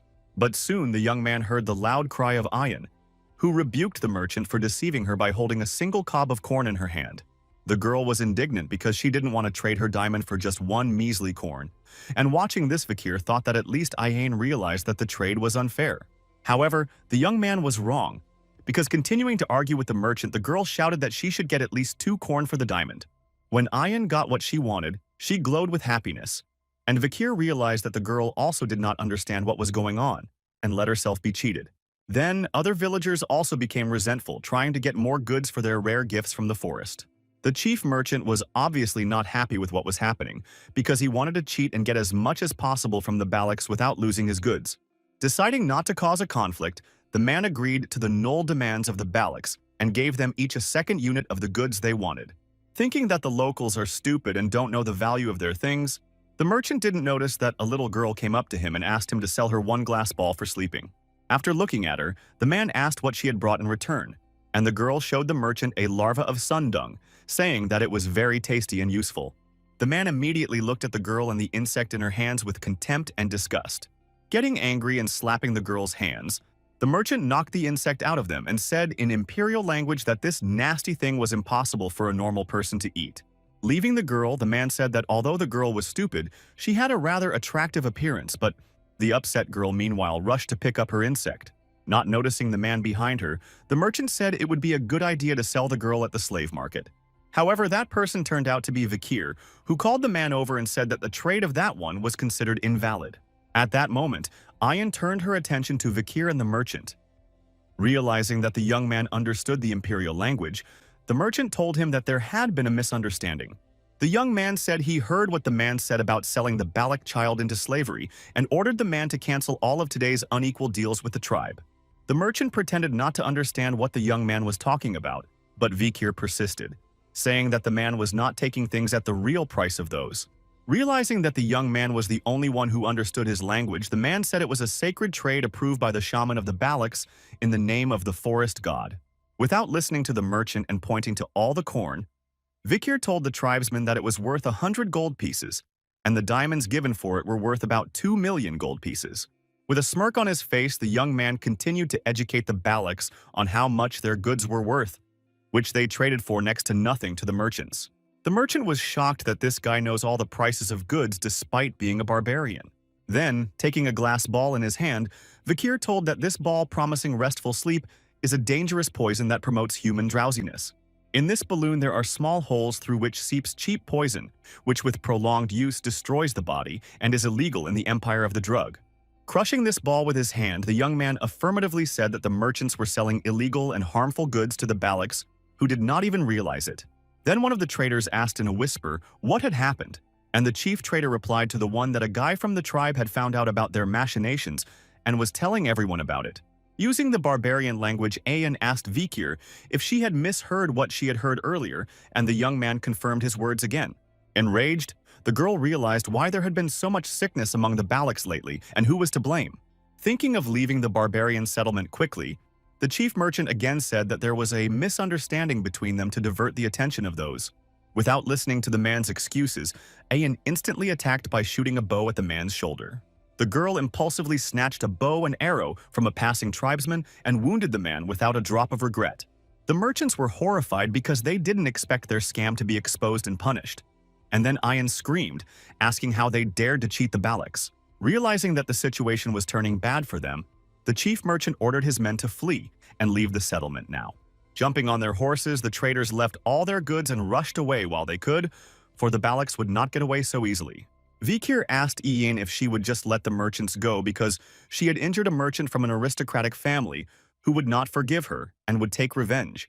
The girl replied that of course she would not leave it like that because for a beast hunting a pack, wounding and releasing it is one of the methods of hunting. Speculating about the escaped merchants, Ayan said that when beasts are wounded, they have a habit of returning to the pack, and the merchants meanwhile had returned to their own. Upon reaching, the merchants informed everyone that the Balax had looted all the merchandise and everyone should prepare to attack those to avenge it. Meanwhile, a wild but loyal eagle flew over the forest scouting the situation for her. Having flown all over the territory and having calculated the necessary information, he returned to his mistress and sat on her arm. Standing on the edge of the cliff and waiting for her bird, Ayan said that people who dared to touch her tribe would be subjected to total merciless destruction. When the darkness completely engulfed the forest, the traders and their mercenaries headed towards the Balax settlement to strike at them. Turning to the chief merchant Lord Smarglo, the mercenary said that negotiations with the savages are useless, and it is necessary to either eliminate all of them or take them as slaves. The Lord replied that this was the first time he had encountered damage in this forest, and although he knew a little about the Balax, he was certain that it was almost impossible to defeat them in battle. The mercenary then asked the man why he had called the mercenaries with him. Wasn't it because he had originally planned to defeat the tribe? Intending to light a cigarette, the mercenary said that they had a contract for half of the nail for their escort, but since they were robbed, the rest would go to the mercenaries. Without arguing with the mercenaries, the Lord told them to do as they pleased, and the mercenaries said that there would be no problem with the Balax if they attacked suddenly and set fire to them in the night. While the chief mercenary was talking to the merchant, his comrades began to argue over a match that one of them wanted to put out without letting the other one light it. One of the men said there is a superstition that you can't light a match 3 times on the battlefield, but the other man put a match to a cigarette and said he didn't believe it. In the next second, the mercenary was hit in the head by an arrow, and he never had time to light his cigarette. Then his comrade was also eliminated with an arrow, and even the main mercenary had time to be approached by an arrow that would cut off his breath in a fraction of a second. Before he knew it, Lord Smarglo was unable to finish his conversation with the mercenary as he and his companions were eliminated by the barbarians in a matter of seconds. Realizing that they were under attack, the man ordered everyone to put out their cigarettes, for it was because of them that they had been discovered by the Balax. At the same moment, Ayan ordered her warriors to shoot exclusively at their heads, wanting to show them that it was not worth messing with the Balax and deceiving them. Watching this, Vikir was amazed that the Balax could start shooting at just the slightest light from a cigarette. Then a man from the tribe came up to the young man and told him that he had prepared what he had asked for and showed him the barrels. While suffering from the arrows, one of the mercenaries ordered all mages to block the arrows with shields and the aura wielders to prepare for a counterattack. Suddenly, the mercenaries saw the Balax using arrows to suspend barrels of unknown contents high in the trees. Not understanding the barbarians' plan, the mercenaries did not immediately realize why they had hung the barrels and were now starting to hit them. But in the next moment, the Balax launched fiery arrows aimed at those barrels, and they began to explode. The contents of the barrels caught fire from the explosion and began to rain fire down on all the mercenaries standing underneath them. Taking cover behind a distant tree, Lord Smarglo realized that the Balax had deliberately set up this rain of fire to set fires and eliminate everyone. Pondering the fact that the Balax were much smarter than he expected, the man didn't notice Vikir sneaking up behind him. When the Lord turned around, he was frightened by the young man who had stealthily approached him and immediately recognized the one. The newly minted Balak who appeared before the merchant was blazing with rage, and his gaze exuded hatred and anger towards the man. Realizing that the young man had come for him, Lord Smarglo frantically shouted that he would be greatly regretted if he eliminated him. Presenting the young man with the document, the merchant said that the trade had been officially approved by the new sub-consul of Underdog, and if the young man touched him, the Baskervilles would get him. The lad then asked the man if he was talking about sub-consul Vikir, and the Lord confirmed that he was talking about that particular scoundrel. Furious and looking menacingly at Lord Smarglo, the young man said he didn't remember giving the man such permission to trade. Not recognizing that guy as Vikir, the Lord said he had a different, darker skin and simply couldn't be a sub-consul. But as soon as the man looked closer and realized that Vikir van Baskerville himself was standing in front of him, the young man fired arrows at him, punishing him for his heinous deeds. Having eliminated the lowly Lord Smarglo, the young man said that forging the seal of Baskerville was punishable by execution, which he eventually found. Then Ayan came to Vikir and told her slave to hurry up. It was time for them to get out of here, but the young man answered her again that he was no longer a slave. At the same moment, the mercenaries who were defending themselves with shields from the Balak's arrows realized that they had stopped firing and were very surprised by this, because they could not retreat so easily. Thinking that the barbarians were not sure of the advantage of their forces and rushed to flee, the mercenaries decided that it was worth pursuing them and giving them what they deserved. However, blinded by anger, The mercenaries didn't notice what appeared behind their backs and what a terrifying monster was ready to devour them all. Soon, as Vikir was moving away from the battlefield, he heard the screams of the mercenaries who had fallen into this skillful trap and realized that the plan had worked.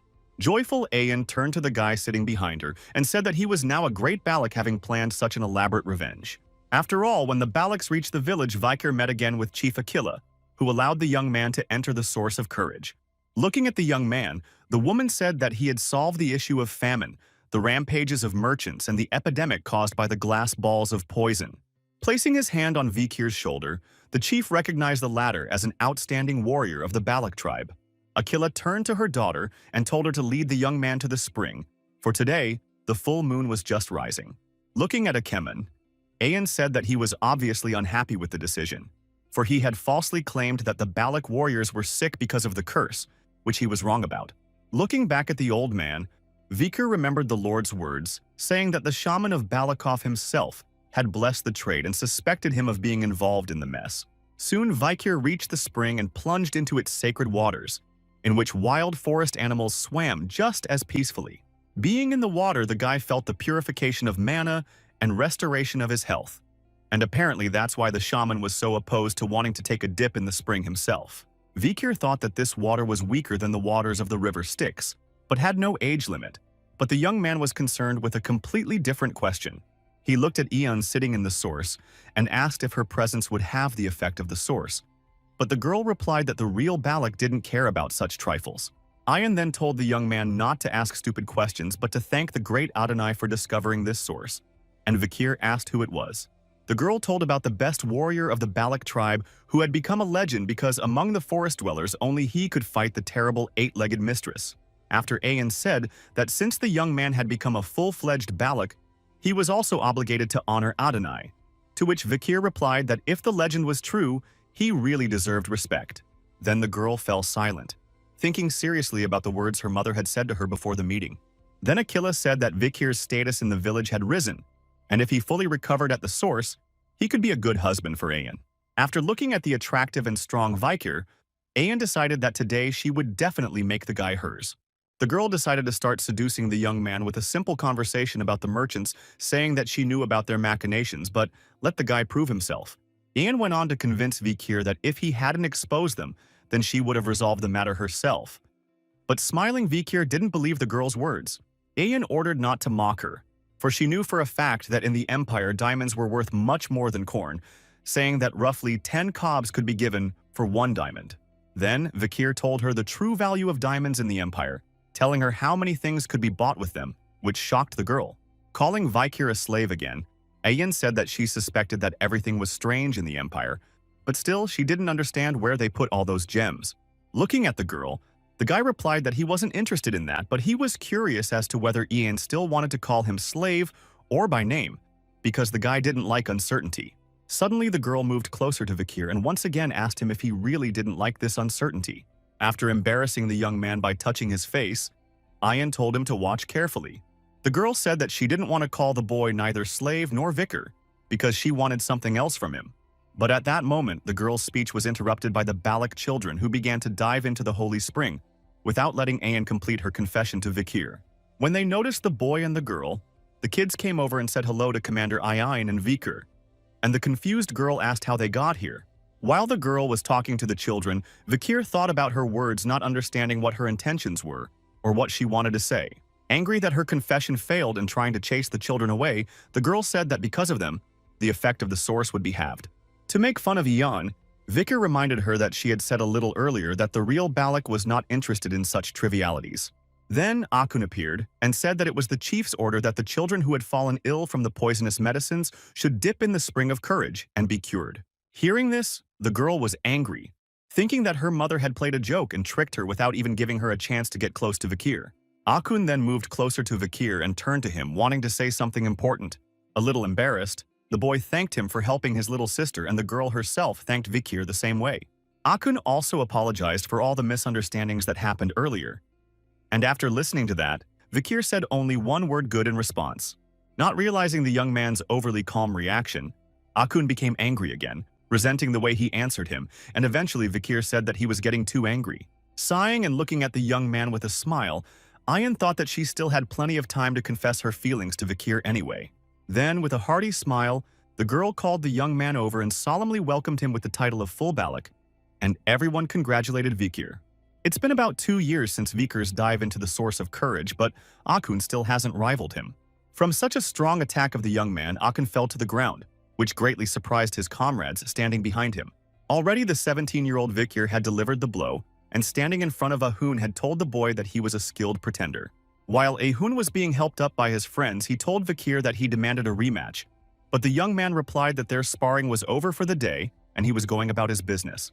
Akun shouted after Vikir not to run away from him, to which the guy replied that he was just going for a walk. Then, Akun said that when the young man recovered, he turned into a beast, and his friends also said that even in archery, Vikir was as good as Ayan. Then one of the Balaks said that he too could punch Ahun in the nose so that he would bleed, but wiping his face, Ahun replied that Vikir had not hit him at all. With a serious expression on his face, the guy said that Vikir stopped his fist in front of his face, which meant that just one stream of wind from that fist caused bleeding. Meanwhile, Vikir, who supposedly went for a walk, was obviously not just walking in the woods. Looking at the half-destroyed stone wall, the guy thought that finally he could use his power to the fullest and unleash the 8th Fang of Baskerville.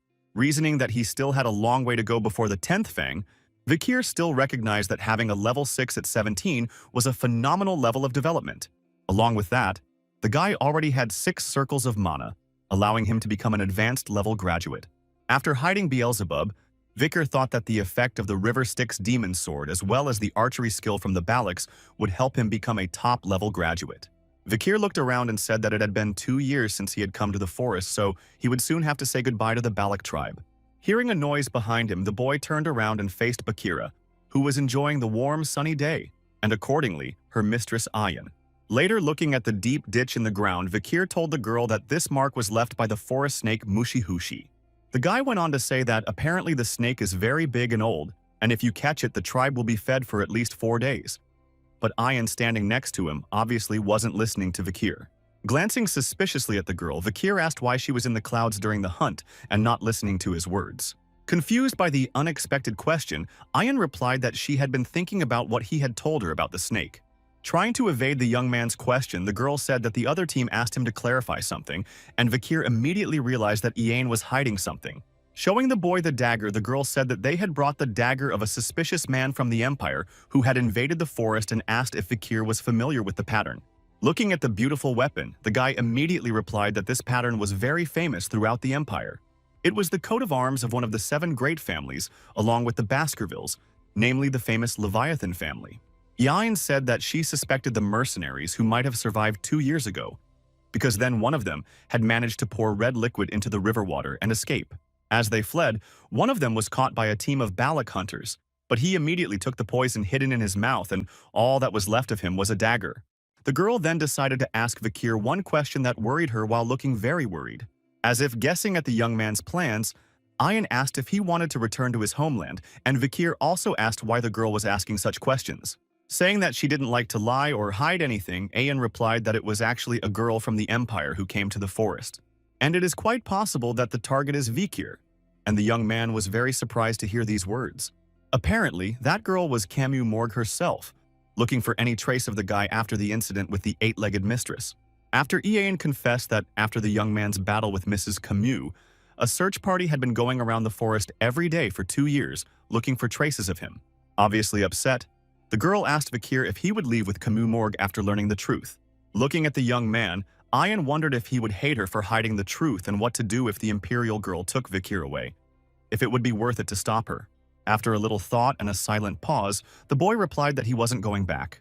Ayan asked if he was really telling the truth and Vikir confirmed his words. After hearing this, the girl glowed with joy without having the strength to contain her emotions. Not paying attention to how excited Ian was, the young man reasoned that perhaps the Empire knew he had survived, but apparently that was not the case. Vikir was determined to return to the Empire as soon as he learned to fully conceal his powers so as not to draw Hugo's attention too much.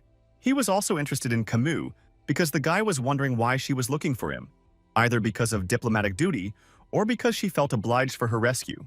Realizing that the Baskervilles had allowed the Morg to enter the forest, Vikir concluded that the alliance of those still in force, and most likely his false death, had strengthened the bond between the two families. As the guy was thinking about the need to find out what was going on outside the forest, a huge fish suddenly jumped out of the river in front of him. Yin and Vikir were shocked to see it, for they had not expected such a creature to appear in front of them. The fish landed on the ground not being in the best condition, and upon examining it, Ayan said it was a double-breathing fish. Approaching the fish in close proximity, the girl said that if such a fish jumps out of the river, the rainy season will soon come, and judging by the size of that season will be very long. Then Vikir stopped the girl's story, noticing something unusual about the body of this river creature. The body of a huge fish was damaged by an arrow that was fired at it allegedly from inside. When they cut into the flesh of the fish, Vikir and Ian were amazed, for they had not expected to see such a thing. Inside this creature's body was a human skeleton clearly belonging to the forest barbarian tribe. Looking at the one, Ayan said that it was the clothes of the Rococo tribe and assumed that he was very frightened when the fish swallowed him, so he used the arrow that way. Then the girl said that these fish only feed on remains or carrion, so the situation was strange, and Vikir replied that perhaps the man was weak and the fish mistook him for carrion. Suspecting that things are not going well in the Rococo tribe, the young man said that it was necessary to investigate the situation, because perhaps something terrible had happened in the forest. After that, the guy and the girl went on a reconnaissance trip to the Rococo tribe and were shocked by what appeared before their eyes. The lifeless bodies of tribesmen covered in strange red stains lay everywhere in the tribe's territory. Examining one of the Rokokoro warriors, Vikir immediately noticed the red stains on his body, signs of vomiting and diarrhea, but suddenly he was called by Ayan pointing at something with his hand. Pointing to the Rococo settlement, the girl said that they should have had dinner long ago, but there was no smoke from the fire visible from the village. By the time they reached the village, it was already dark outside, and the boys were convinced that there were no signs of life. As they passed the houses of the barbarians, the boy and the girl did not see anyone who would meet them on their way. Noticing the large amount of weeds on the ground, Vikir concluded that no one had been here for a long time, because the whole area was unkept. The girl, meanwhile, opened the entrance of one of the huts and suggested that the tribe might have moved somewhere else. However, as soon as the hut was ajar on the girl, a swarm of flies suddenly flew out of there. Looking inside, Ayan saw a man sitting on the ground who was clearly not showing signs of life, exuding an eerie smell of decomposing body odor.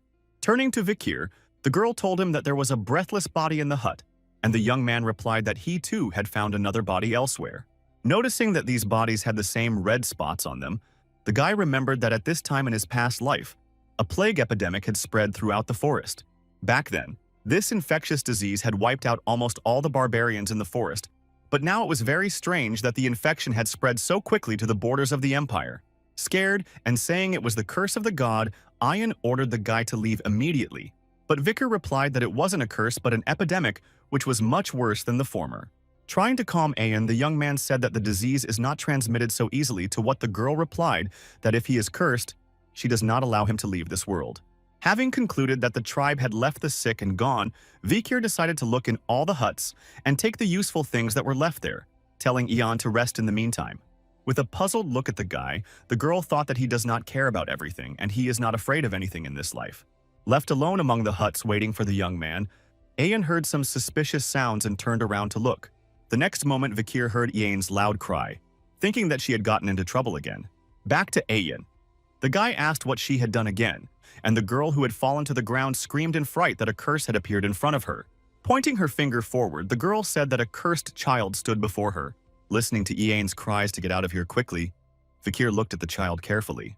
Because her leg cramped up, the girl couldn't stand up, and the guy walked past her to where the child was standing. Vikir realized that she looked nothing like Rococo and was about 5 years old. Noticing a small tombstone behind her and a flower lying nearby, the boy realized that the girl was mourning someone. Then looking at the frightened child, Vikir asked who she was. The girl replied that she was Rococo's slave and cook, and the boy thought she had been kidnapped into slavery. Vikir then asked her name, and she said her name was Pomerian. The young man realized that it was an imperial name, and obviously the girl had been captured there. Then the little girl gave the young man her surname as Pomerian La Baskerville, which shocked the boy very much. Without taking his gaze off the girl, Vikir asked what she had just told him. Pointing a finger at herself, the girl repeated once more that her name was Pomerian La Baskerville. There are only 3 kinds of middle names in the Baskerville family. Namely, Van is assigned to extramarital second cousins in the collateral line. The prefix La is given only to direct male blood relatives of high status in the family. And the last type of LA is rarely seen in male members of the Baskerville family and is the middle name given to female blood relatives. Just such a rare member of the Baskerville family was this girl standing right in front of Vikir.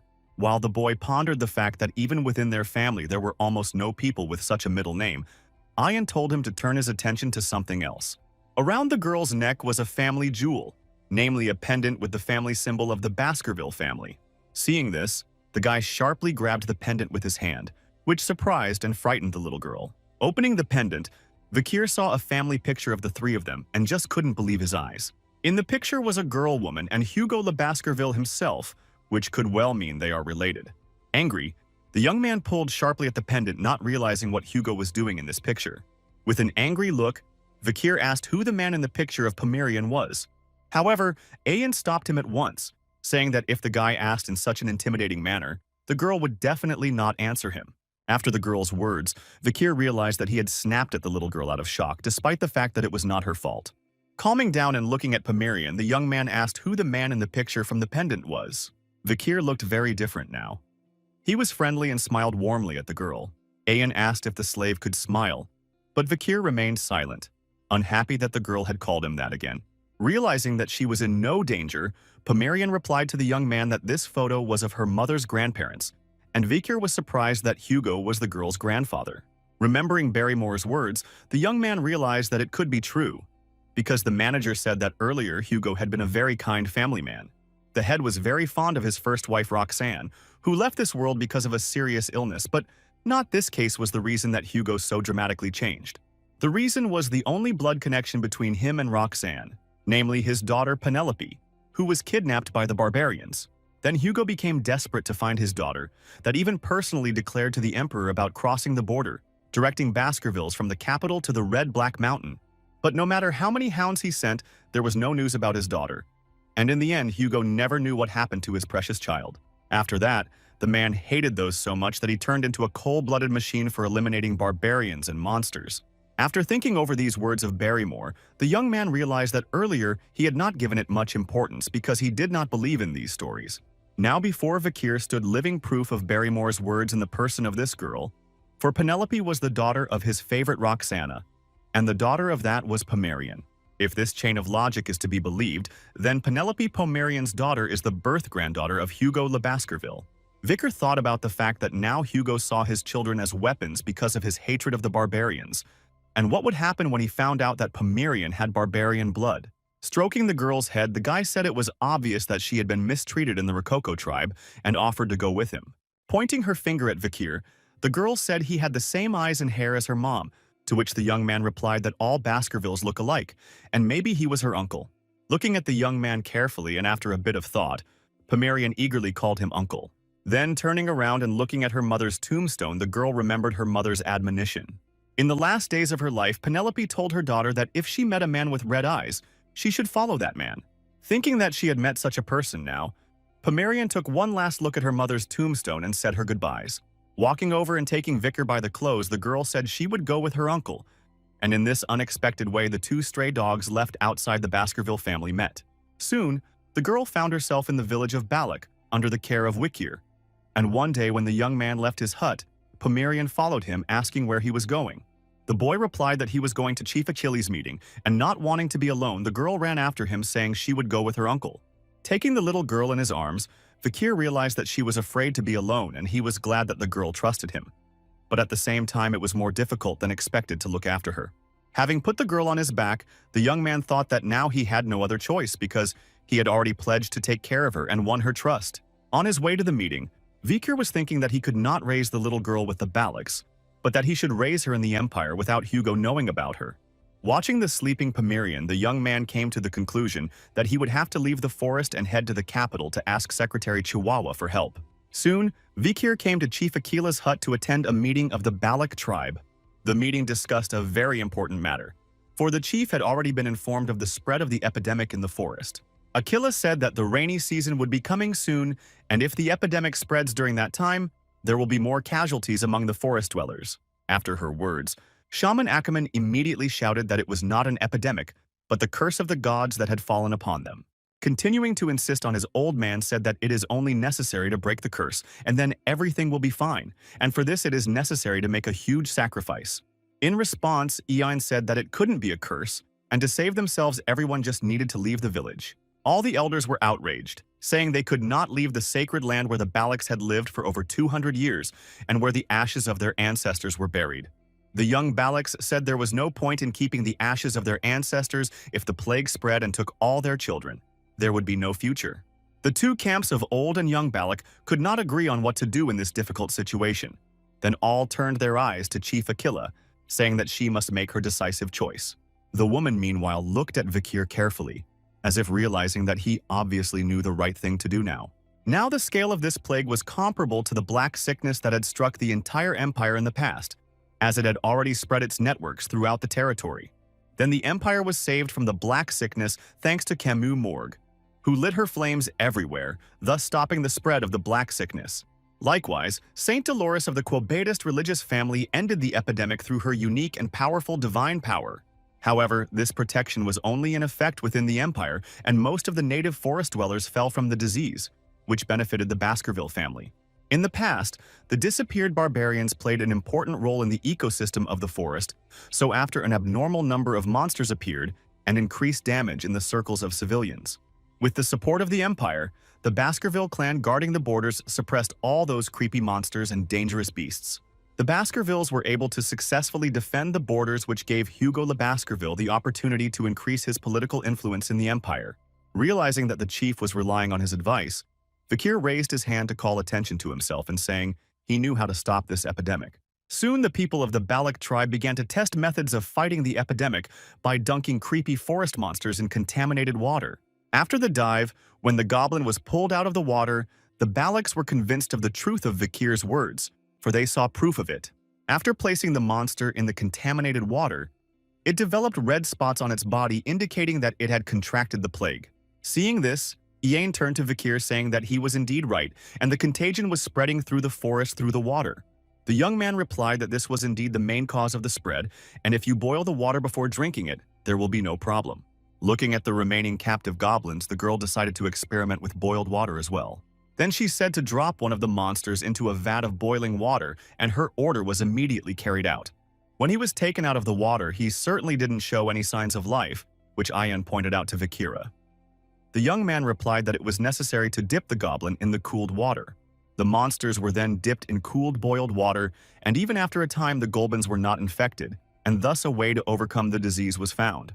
When the experiment was successfully completed, Chief Aquila praised Vikir for his resourcefulness. The woman said that it was only thanks to the young man that the disaster was avoided. Vikir replied that there was more to come and that he should not relax. The guy said that the infection should not be allowed to get on the mucous membranes because it could spread through the respiratory tract. Iane, meanwhile, was making fun of the shaman for his bullshit. Eager to maintain his authority, Akemen said that this could not be a solution as the rainy season would soon begin and all the water could not be avoided. In response, Vikir agreed with these words, saying that these measures would be too little because the rivers would overflow and boiling would not be enough. Then the young man said that it was necessary to leave the village and shocked the shaman Akemen. Some of the Balacs began to resent this proposal because the young men did not want to leave their ancestral lands and it contradicted the words of the Council of Elders. In response to their outrage, Vikir replied that there was one way to leave the village without leaving the sacred lands of the Balacs. Soon, the rainy season hit the neighborhoods of Red Black Mountain, and the rivers were so overflowing that even the plains became flooded swamps. Even the oldest inhabitants of the forest had not seen such heavy downpours, and eventually the entire forest was submerged in water. The only village of Balaki remained intact, the inhabitants of which did not stop working even on the rainiest days. The Balacs managed to escape, for they erected their huts on the same spot but at a higher altitude, setting their houses on huge and mossy trees. One hut was erected on each of the tree trunks, and they were connected by ladders to move around the village. Watching the raging weather, the two Balacs were glad that the village had not been flooded even in such a heavy downpour, and all thanks to Vikir. The young man, meanwhile, watched the downpour, glad that there were many tall and sturdy trees in Balac territory. Then, looking at the Balacs thanking him for such a wise decision, the guy noticed that behind them in the water there was a huge dangerous monster. In the next moment, a huge creepy fish jumped out of the water and aimed at the two guys, wanting to devour them. But before it could reach the Balacs, the monster was shot by someone's sharp and accurate arrow. The archer who saved the boys was Ayan, who ordered the huge catfish away. When Vikir saw the girl, he asked her if it was Musihushi. Ian replied that it was him, who had been the local king for the past few decades. Then the girl said that in the village of Balak, this terrible catfish is called by the name of Ka. Suddenly, the catfish decided to continue attacking despite being wounded by an arrow and destroyed one of the huts where two of the Balaks were standing, who happened to be the target of that one. Angry that the monster had destroyed one of the houses he had been working so hard to build, Vikir rushed down to remove the monster and help the villagers. Releasing the demonic sword from his hand, the guy said he would fix the catfish's bad habits right away. In the next moment, Vikir used the sixth breaking fang of Baskervilles to deliver several powerful blows to the monster. After getting a good beating from the young man, the creepy catfish retreated and hid in the depths of the waters that swallowed the entire forest. The two Balaks were also saved, as they managed to grab onto a tree trunk, and with Vikir's help, the creepy fish was defeated. Other tribesmen came out of their homes and watched the battle, thanking the young man who had once again saved the Balak people. The shaman, meanwhile, hated the boy even more, for he was destroying his authority. Akun just stared at Vikir anxiously, not saying a word. Yain, meanwhile, glowed, proud of the boy's deed, for he had once again confirmed his position in the tribe, and the chief was also pleased with Vikir. After the incident, the young man went to his hut from which the wonderful aroma of the food he had prepared soon began to emanate. Vikir's specialty was stuffed baked snails. Satisfied, Ayen and Pomerian enjoyed their meal, radiating pleasure from such a fine and delicious meal. Pomerian praised Vikir, saying that it was very tasty. Ayen confirmed her words, saying that the girl's uncle was a very good cook.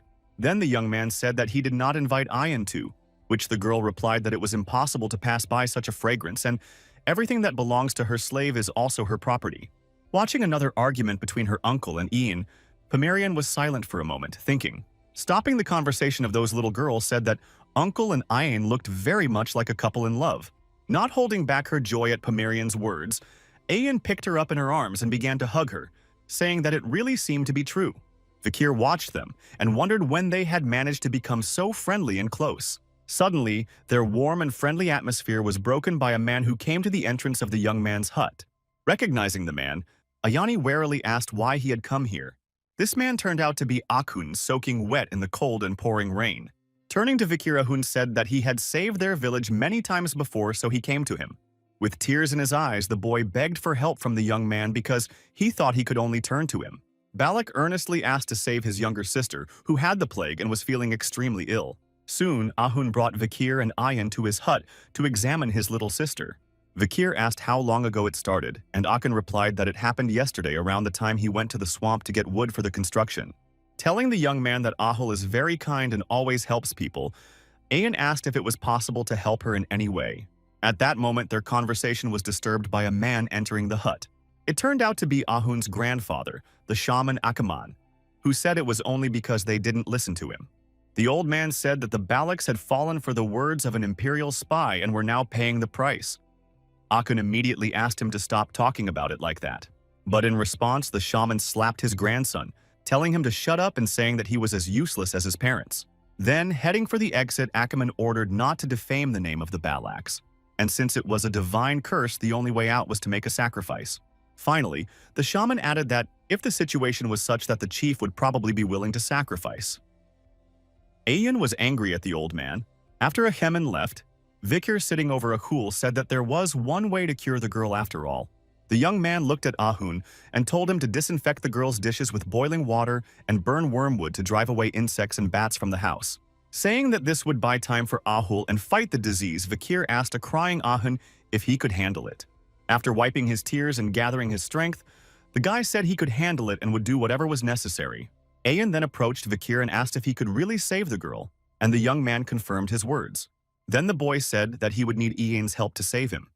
The girl replied that she would do anything he asked. Looking at Ian, Vikir asked for help to get out of the forest, because only then could he get a cure for infectious diseases. In response, the girl said that it was impossible, because even though he was recognized as Balak, there were certain conditions for leaving, and the chief would not allow it. Looking at Ian, Vikir said he knew the chief was a principled man, but if he kept it a secret, he could get away unnoticed. Seeing the girl's confusion and despair, the young man once again asked if she would lead him out of the forest. Soon Vikir was secretly fleeing the forest in the pouring rain, which meant that Ian had made concessions and showed him the way. However, suddenly the guy stopped and turned around asking why the girl was following him. Ayan looked at the young man confusedly and sadly and then suggested that they go together. Vikir replied that the girl would only get in the way. Then she asked where he was going, but the young man said that he was not allowed to disclose it. Seeing Pomerian sleeping behind the guy's back, Ayan asked why he was taking the girl with him, but Vikir never answered the question. The girl said she didn't dare to ask questions when the sword came out of the guy's hand, or when he already knew about the epidemic and how to prevent it. She did so because from the very first meeting with the young man, she already knew that she would devote her life to him. Remembering the first meeting when the young man had saved her and all the moments that followed, the girl could never ask him anything. Even when the guy was able to withstand the fight with eight-legged Mistress Ayan, didn't ask a single question for fear that after answering, the guy might disappear. But right now, Ian only wanted one question answered. She asked if the boy was going back to the Empire. Vikir replied that he would be back and left the girl, continuing on his way as time was short. Soon the young man reached a place he already knew, namely an estate in the city of Underdog. Chihuahua's secretary, who was sitting at his desk and sorting out the papers that were still pending, finally noticed that it was already dark outside. Walking over to the window, the man remembered that the subconsul liked this time of year, and although it was difficult to deal with, it was still a fun time. Looking up into the night sky, the secretary said that he still couldn't believe that such a subconsul was gone, and he missed him very much. Vikir suddenly appeared in front of the secretary, asking if the man had called for him. The Chihuahua, who couldn't believe that subconsul Vikir had appeared before him, seemed to go crazy and screamed. Landing on the windowsill, the young man looked at the man with a smile and asked how he was doing. When the secretary came to his senses, they sat down to talk and drink tea. Chihuahua learned that the young man had encountered a monster and had been rescued by the girl Vavrava, to whom he was now repaying a debt. The secretary found it hard to believe what was happening and asked if the subconsul was a ghost. Vikir understood why he was so shocked. The young man replied that the man had not changed at all, and the man cried at the realization that the young subconsul was indeed alive. When the secretary calmed down, he looked at the girl and asked if she was the child of Vikir's connection to the barbarians, for she looked very much like the young man. The guy replied that they were related, but it wasn't his child. The Chihuahua became even more interested because he did not understand their relationship. Saying that the girl's name was Pomerian, Vikir asked the secretary to look after her while he was away and teach her the basics of etiquette and other sciences. Then, looking at the stacks of papers on the desk, the young man said that if the secretary needed help with the documents, he could contact Cindy Senyor's Messamandero. Chihuahua remembered that this delinquent had been specially abused by a young man 2 years ago and asked how to find her. Vikir said she's probably with a flower girl named Juji, who won a large sum by pulling a stick out of the ground. The girl is defenseless, so Cindy probably joined her. The young man also said that if she refused to cooperate, he should reveal to her that he was alive, because she owed him a debt. The man said he would. After looking at the young man, the Chihuahua asked when he planned to return. Vikir replied that he would return when he had finished all his business. Remembering the sad Ayan who had trusted him again, the young man said that he must definitely fulfill one promise he had made. It was also necessary to help Ahul. The disease that afflicted the girl could easily be cured by a drop of holy water. Thinking that the plan was ready and it was time to go to the religious Quabatist family, the young man did not notice that Pomerian woke up and tugged the secretary's beard playfully. Soon Vikir reached the gates of the city where a religious family lived. In order to get in, the young man had to make a ruse and hide in a wagon with barrels, which the guards were going to check. When the guards met Mr. Joseph, the manager of the oil company, they asked him what was in the wagon. After showing his papers, the man replied that the barrels contained oil. One of the guards said he would check the contents. Mr. Joseph, afraid of being discovered, said he didn't understand the reason for the inspection, as he often came to town. The guard replied that it was necessary for his superiors, who demanded that the rules be observed, and approached the barrels, choosing which one to open for inspection. When he chose one of the barrels, Mr. Joseph realized that Vikir was hiding in it, and became wary because they might be discovered. When the guard opened the barrel, he scrutinized its contents. But to the merchant's surprise, he said that everything was all right, because apart from oil, nothing was found in the barrel. The guard welcomed in the sacred Mecca and told the man to pass, and he breathed a sigh of relief because their secret had not been revealed. As Mr. Joseph made his way into town, he pulled into a less crowded alley and stopped to avoid being seen. Turning back to the barrels, the man said the young man could come out. The very next moment, the lid of the barrel flew off and a human hand emerged from it. A man in a mysterious suit and mask rose from the barrel with oil dripping off him. The tense man said he had brought the boy to the city and asked if he could go now. Vikir, hidden under a mysterious guise, told him to stop. Handing Mr. Joseph a small pouch, the young man said it was his promised payment in the form of a bear fang. Confused, the man thanked him. Then, the mysterious stranger disappeared into a deep tunnel, leaving the man alone. Looking after him, surprised Mr. Joseph thought that the guy was not a human being because he had been sitting in a barrel of oil for more than 2 hours. Soon, Vikir had almost reached the location he needed and climbed to the roof to survey the area from high above. Removing his mask, Vikir exhaled and said it was the first time he had been in liquid for so long, after being in the waters of the river Styx for a full 7 minutes.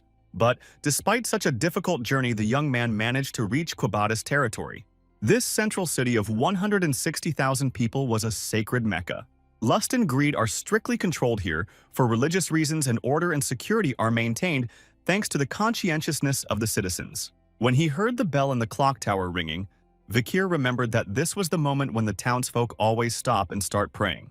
But since the young man was not a city dweller and did not understand so many limitations in life, he paid no attention to the ringing and followed his path passing people. As dusk fell, the lad reached the right place and approached the street well. Taking out of his cloak a vial of some kind of liquid, the young man opened it. Vikir then knocked over the contents of a vial containing infectious plague bacteria collected from the tears of blood and sweat of Akal, from which the people using the well would be charged. In doing so, the young man realized that it was a radical method, but it would help in saving Ahul, because the Quabadist family would take action before the townspeople left this world. Suddenly, boys walking in the street sneaked up on Vikir and asked who he was. Not confused, the young man decided to frighten the children and help spread the word about the well by addressing them and telling them to listen carefully. Vikir said that the well is cursed, and those who drink from it will be tortured and leave this world in misery.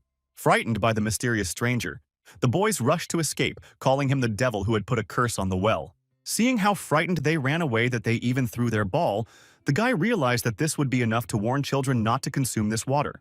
Vikir then pulled out a dagger and stabbed it into the ground next to the well.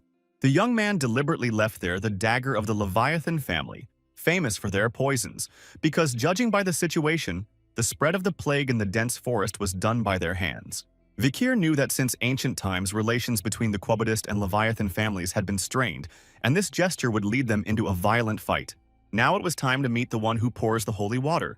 So the guy arrived at the house of this man, near which stood a crowd of people. In this house lived a girl named Saint Dolores, who poured holy water. Around her family's mansion, a huge number of people gathered around the door of the house. At the threshold stood young men and women saying they wanted to greet Saint Dolores and asking for help and healing. One young man introduced himself as the master of the province of Dortsmile, being the eldest son of the Jonathan family, who had trained knights for generations. The other introduced himself as an honorable knight serving as squire to the Earl of Boston, Terrier Le Baskerville, and leading the Iveson Guild Association. A third man offered to give Saint Dolores all his fertile land, a carriage and a villa on the coast, if she would cure all his chronic diseases. All those who came wanted to receive holy healing from the girl, but she refused them, saying that their status and wealth would not make her open the door at such a late hour. Saint Dolores then asked everyone to leave the courtyard, and the saddened people who had not achieved their goal soon dispersed. In this crowd of people was also Vikir watching, and remembered that in his past life he often had to meet a girl on the front lines. Saint Dolores, being drenched in the blood of the wounded, always persevered in treating those without sparing her strength. In the young man's recollection, the interests of the saint were always far from money or power, and trusting to this, he remained standing at that door. Noticing the remaining man at the door sitting on his knees, Saint Dolores asked who he was and why he had come. Vikir replied that he was just a lamb who had lost his way, and continued to wait meekly for the doors to be opened, and soon they opened before him. When the young man went inside, he was faced with a beautifully decorated manor with a beautiful fountain in the center of the hall. Heading toward the fountain, the boy heard a question addressed to him as to how he had lost his way. Hearing this, Vikir realized that the girl was unlikely to come out to him in person because his questionable costume did not inspire confidence. Putting the flask on the fountain, the young man replied that he came from the slums where the plague was spreading and brought water from the infected wells, so that the saint could feel the evil energy. But in response, the young man heard Dolores shouting that he had lied. After the girl's words, the knights immediately surrounded the guy, and the main one of them said that he was too persistent for a lost lamb. The head knight, holding the book in his hands and looking at Vikir wearily, asked him who he really was. Looking at the knight, the young man realized that it was a man he had seen for the last time in his previous life, and his name was Pietro Quobadist. In a past life of fighting, Vikir and Pietro often covered each other's rear. This man never puts up with injustice, and from him the young man learned sophisticated torture. Looking at his old ally from his past life, the lamb-like Vikir said he didn't expect to see him here. Pietro did not understand the stranger's words. The knight said that he looked suspicious for a messenger and ordered him to take off his mask to be able to see the saint. The young man replied that he couldn't do it, but that he was leaving here after completing his mission. Suddenly, a page of a book flew past the lamb's head, catching his mask and blocking his path. Holding his hand over the glowing book, Pietro Quobadist said the guy wouldn't be able to get away that easily. Vikir realized that the knight had infused the piece of paper with divine power using his special weapon as in his previous life. Jumping down from the second floor, Pietro said he could feel the evil energy from the water and assumed that the lamb was the one who had spread the plague. Thinking that he was telling the truth, the young man replied that it was a false assumption. The knight said it was probably a trick to lure Saint Dolores out. Not wanting to hear another word from the stranger, Pietro directed his divine power at him, saying that he would now testify in the dungeon. Holding onto his hat, Vikir managed to dodge all the pages aimed in his direction and avoid injury. Realizing that if he used the aura, he would reveal his identity as Baskerville, the young man decided to act differently and pushed off the wall with his foot to accelerate.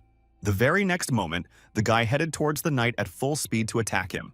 After reaching his goal, Vikir kicked Pietro with all his might, but he managed to block the blow with his hands. Holding back the lamb's attack, the knight felt how heavy it was and couldn't understand how such a small body could exude such power. Finally, Pietro Quobadist deflected the guy's punch and he did a somersault in the air. During the flight, Vikir thought that the reinforcement skill acquired 2 years ago from Medvedovic had been used for the first time and was quite useful. Only after landing on the floor, the young man did not delay and immediately rushed to attack the knight again to disarm him. As he approached, Pietro Vikir unleashed the Cerberus burn skill and struck his opponent. The book with which the knight blocked the blow at the same moment burst into flames and burned the man's hands. Pietro immediately cooled his hands in the water of the fountain and glared angrily at the stranger who had asked if they would continue the fight. Rushing to attack the young man again, the man said he would not let him get away, especially after this unbeliever even resorted to spells. But the obstacle in his way was the burning book he had missed before, which he had tripped over without noticing. After a kick, the burning book jumped up and the stumbling Pietro practically fell on its face. But at the last moment, he was saved by a stranger hitting him right in the body, and thus throwing the knight away from the burning book. However, from the powerful blow of the young man, Pietro flew back to the fountain, shattering the sculpture with his body. The knights waiting on the second floor and watching the fight could not believe that Pietro Quobadiste had been defeated by this lamb. In a moment, they had already descended and surrounded Pietro, trying to protect the one wanting to fight the stranger. Vikir, who did not want to fight them, said that if they did not value their lives, he could fight the other knights. But at that moment, Saint Dolores appeared and came out on the second-floor balcony and ordered the mess to stop. With an attentive and indifferent glance at the guy, the girl asked if he was the lost lamb. Hiding behind the mask, Vikir looked at Saint and replied that he was the lamb.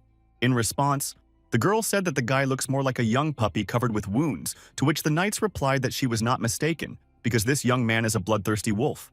Saint Dolores then ordered the knights to bring them tea, much to the surprise of her subjects. The girl said she would talk to the lamb and invited him to come upstairs. Soon the young man went up to Saint Dolores' room, where she was guarded by the already awake Pietro Quobadiste, and they began to have tea. The knight was wary of the lamb, for he did not trust it, and had experienced the power of its strength.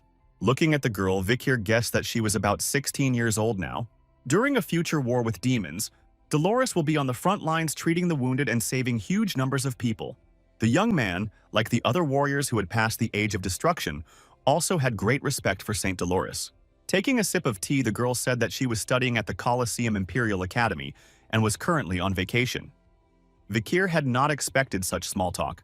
However, as the boy could already notice, merchants and aristocrats come to her both day and night, disturbing her peace. Among these people, there is not a single really seriously ill person, because they ask to cure venereal diseases or addiction to drugs.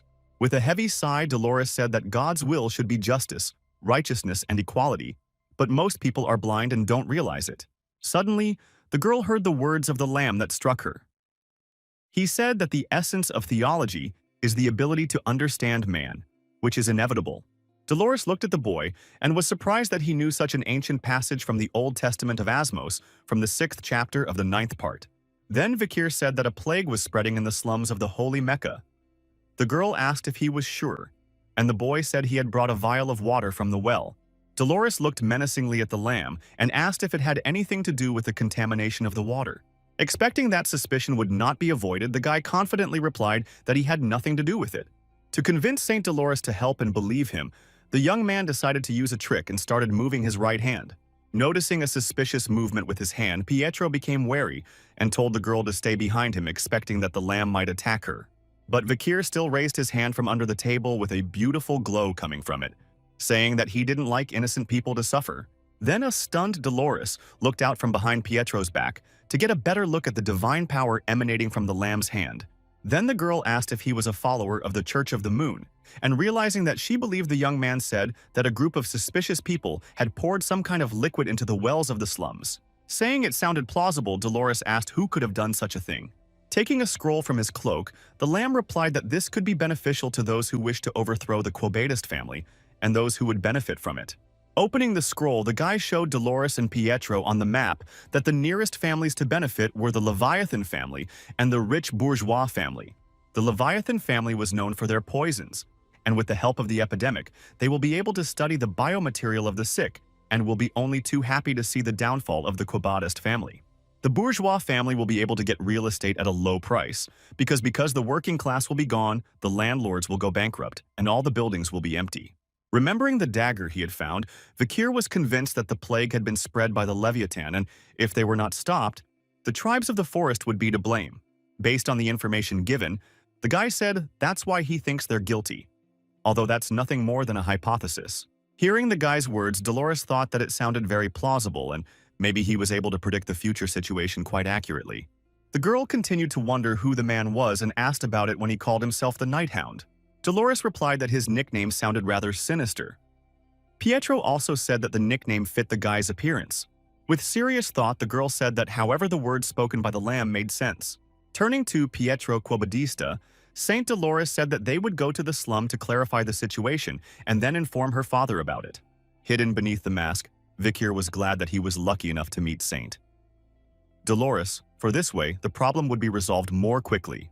The girl, who did not take her eyes off the stranger, reasoned that this man who had defeated the knight Pietro was somehow sympathetic. Dolores saw that the guy's soul exuded the smell of blood, and its color was like the color of hatred and anger, and in the depths of the maelstrom of emotions there was a bottomless sadness. They soon reached the church in the slums. The saddened nuns met them with tears in their eyes, for they no longer expected the salvation of these innocent souls. The nuns immediately welcomed Saint Dolores to come to their aid. After showing the girl the number of people who had fallen ill with the plague, one of the nuns began to beg for the salvation of these poor people. Seeing this horrifying picture, Dolores was convinced that the Night Hound had not lied to her, and the plague had indeed spread.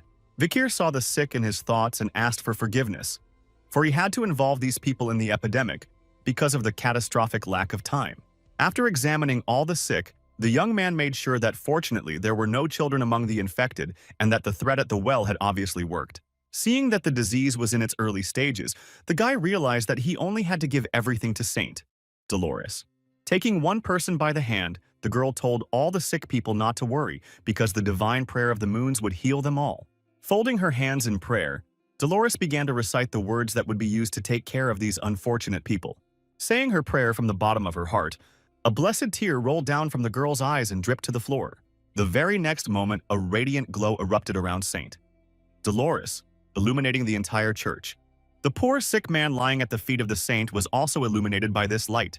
When the glow went away, everyone saw that the red spots and symptoms of the disease were gone, and the man was healed of the plague.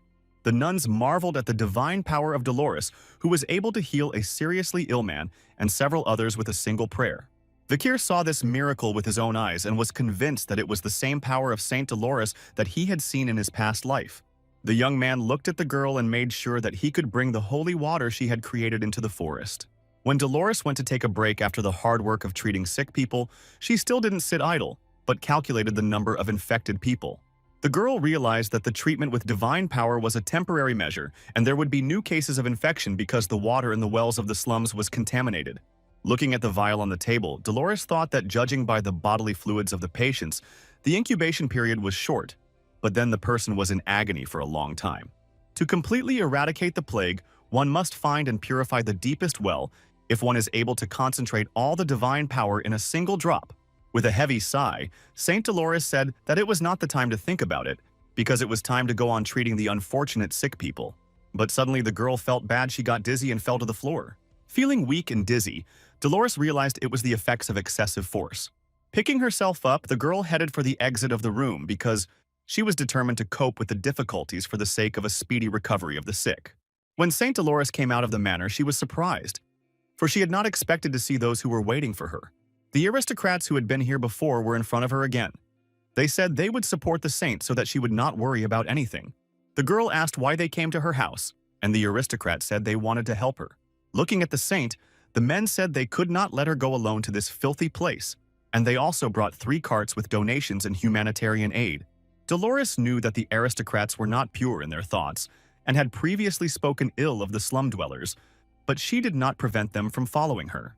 Turning to the aristocrats, the girl decided to trick them by saying that she understood their feelings and asked them to try to help people. Stunned by the girl's smile and kindness, the young men felt their hearts beating faster and thought they had fallen in love.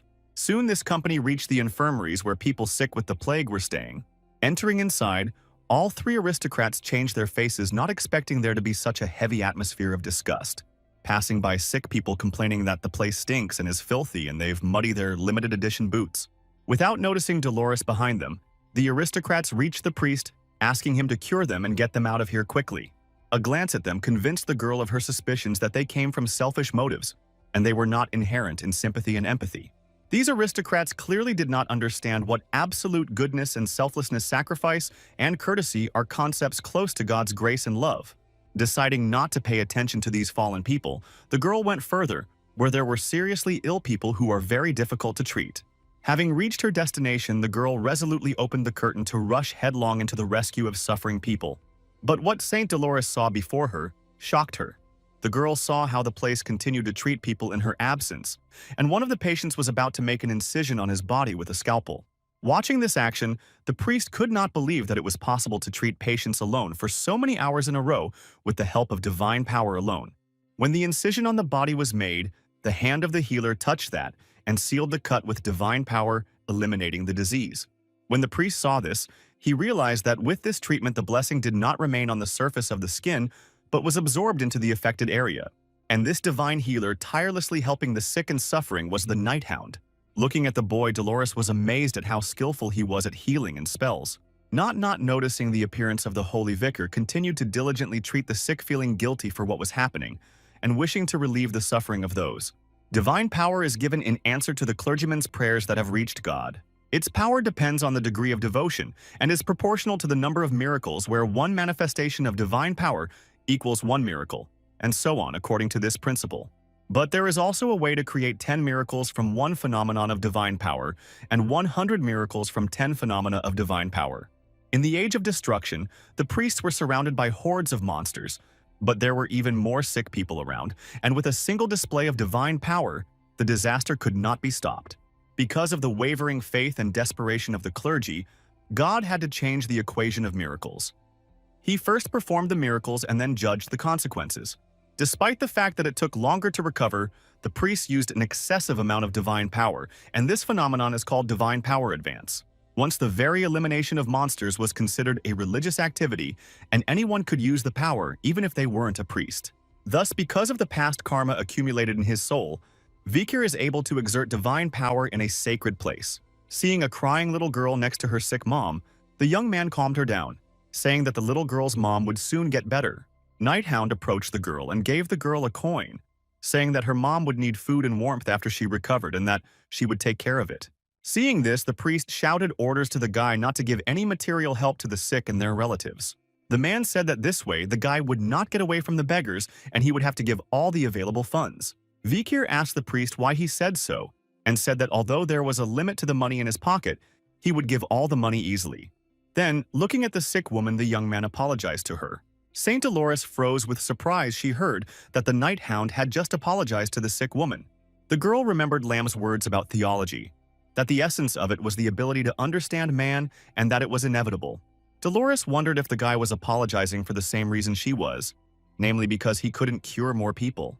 Realizing this, the very young and immature girl felt her heart beating faster because of the man whose face she had not even seen. After a long treatment of the sick as night turned to day, Vikir decided to take a break by sitting down on a wooden fence and removing his mask for a drink of water. When he heard a noise behind him, he was wary, for no one could see his face. Noticing Dolores standing behind him, Vikir quickly put on his mask and asked the girl what was wrong. The girl came and sat down next to the guy and asked if he had a free minute, because she wanted to talk and he said he was free. Dolores looked at the lamb and thanked him for his support, because everyone was alive. The boy replied that he could not do otherwise. Clutching her dress in her hands with excitement, Saint Dolores said that it was strong people like Nighthound who should be born with divine power. Saying that her body, mind, and faith were weak, the girl said that she was so weak she was lucky to be chosen for the role of saint. Dolores didn't understand how it was that she had been granted such a title, despite the fact that many other people without powers have an unshakable faith. Hearing the girl's reasoning, the lamb replied that she was carrying on her shoulders the suffering of anxiety and guilt. Hidden beneath the mask, Vikir said with a smile on his face that the world needed a beam to light up even its darkest and most horrible places. Hearing such touching words in her address, Saint Dolores could not hold back and let a tear fall. Not stopping crying, the girl asked the guy if she would ever be able to find the same heartfelt words, and he said that she would. Soon the priests of the Quo Baptist family offered prayers, and the creation of the holy water was successful. One drop of the divine extract could heal all the sick. This divine extract was called de la Vierge, which translates to tears of the saint. Then Saint Dolores herself offered her prayer before this holy water to fill it with divine power. Being in the sacred hall and bending her knee and head, before God the girl recited her sacred prayer with the help of which everything was illuminated with radiance. Saying that her heart was filled with anguish from the suffering of people, the girl blessed the extract and gifted that with the power of healing. When the prayer was finished, Dolores handed over the 3 vials of divine extract to the knights for safekeeping. The knights thanked Saint for her labor and said they would keep de la Vierge on the bottom floor. After saying goodbye to the knights, the girl remembered that she had one more unfinished business that needed to be done urgently. Finally, the moment came to report everything to Father, and the girl came to him saying that she had to tell him about the plague epidemic. Calling the girl to come closer, Father put his hand on her shoulder and told her that she had done well. A father known as Cardinal Moon of the Church of the Moon, named Humbert Moon Quobadist, said he had no doubt about Dolores because it could not be otherwise. Bowing her head to the man, the girl said that he was too merciful to her and started her story about the situation. Dolores said that first the waters under the sacred Mecca must be purified. Humbert asked if the source of the disease had been found, and she said it was a well in a slum. The local children said that the well was cursed by a spirit. The degree of contamination of the well is unbelievable, and a vial with remnants of contaminated liquid was found nearby. The girl then said that other suspicious items had been found in the vicinity and showed them to the man. They were a button and a dagger, and when Humbert saw them, he asked where they had been found. Dolores replied that they had been found in a well. The man got angry when he recognized the symbols of the Leviathan and Bourgeois families on the objects and asked how they had managed to create an artificial virus. Enraged, Humbert said that the colluding families dared to defame the divine power. Unwilling to endure such shame and offense, the man said he was declaring a holy war. When Humbert had calmed down a little, he told Dolores that in his opinion the Nighthound was a very suspicious fellow. Then, with an intimidating expression on his face, the man ordered the girl to grab the man and make him confess to everything. But against his orders, Dolores resisted and said that the Nighthound was innocent of the situation. Looking at the stubborn and insubordinate Dolores, Humbert asked what she had just dared to say. Remembering how the guy did not leave the sick, the girl said that he did everything possible for the sake of healing people, and only thanks to him everyone is alive. With her hand on her heart, Saint Dolores said confidently that such a man could have no evil intentions. Looking at the girl, the father replied that he realized that his daughter, who had never crossed him, was now going against his word. Releasing the divine power from his hand, Humbert said he would interrogate the guy himself. Immediately after his words, the man released a powerful stream of light and energy upwards that greatly frightened Saint Dolores with its power. The very next second, a stream of light seeped through the roof of the building and into the sky.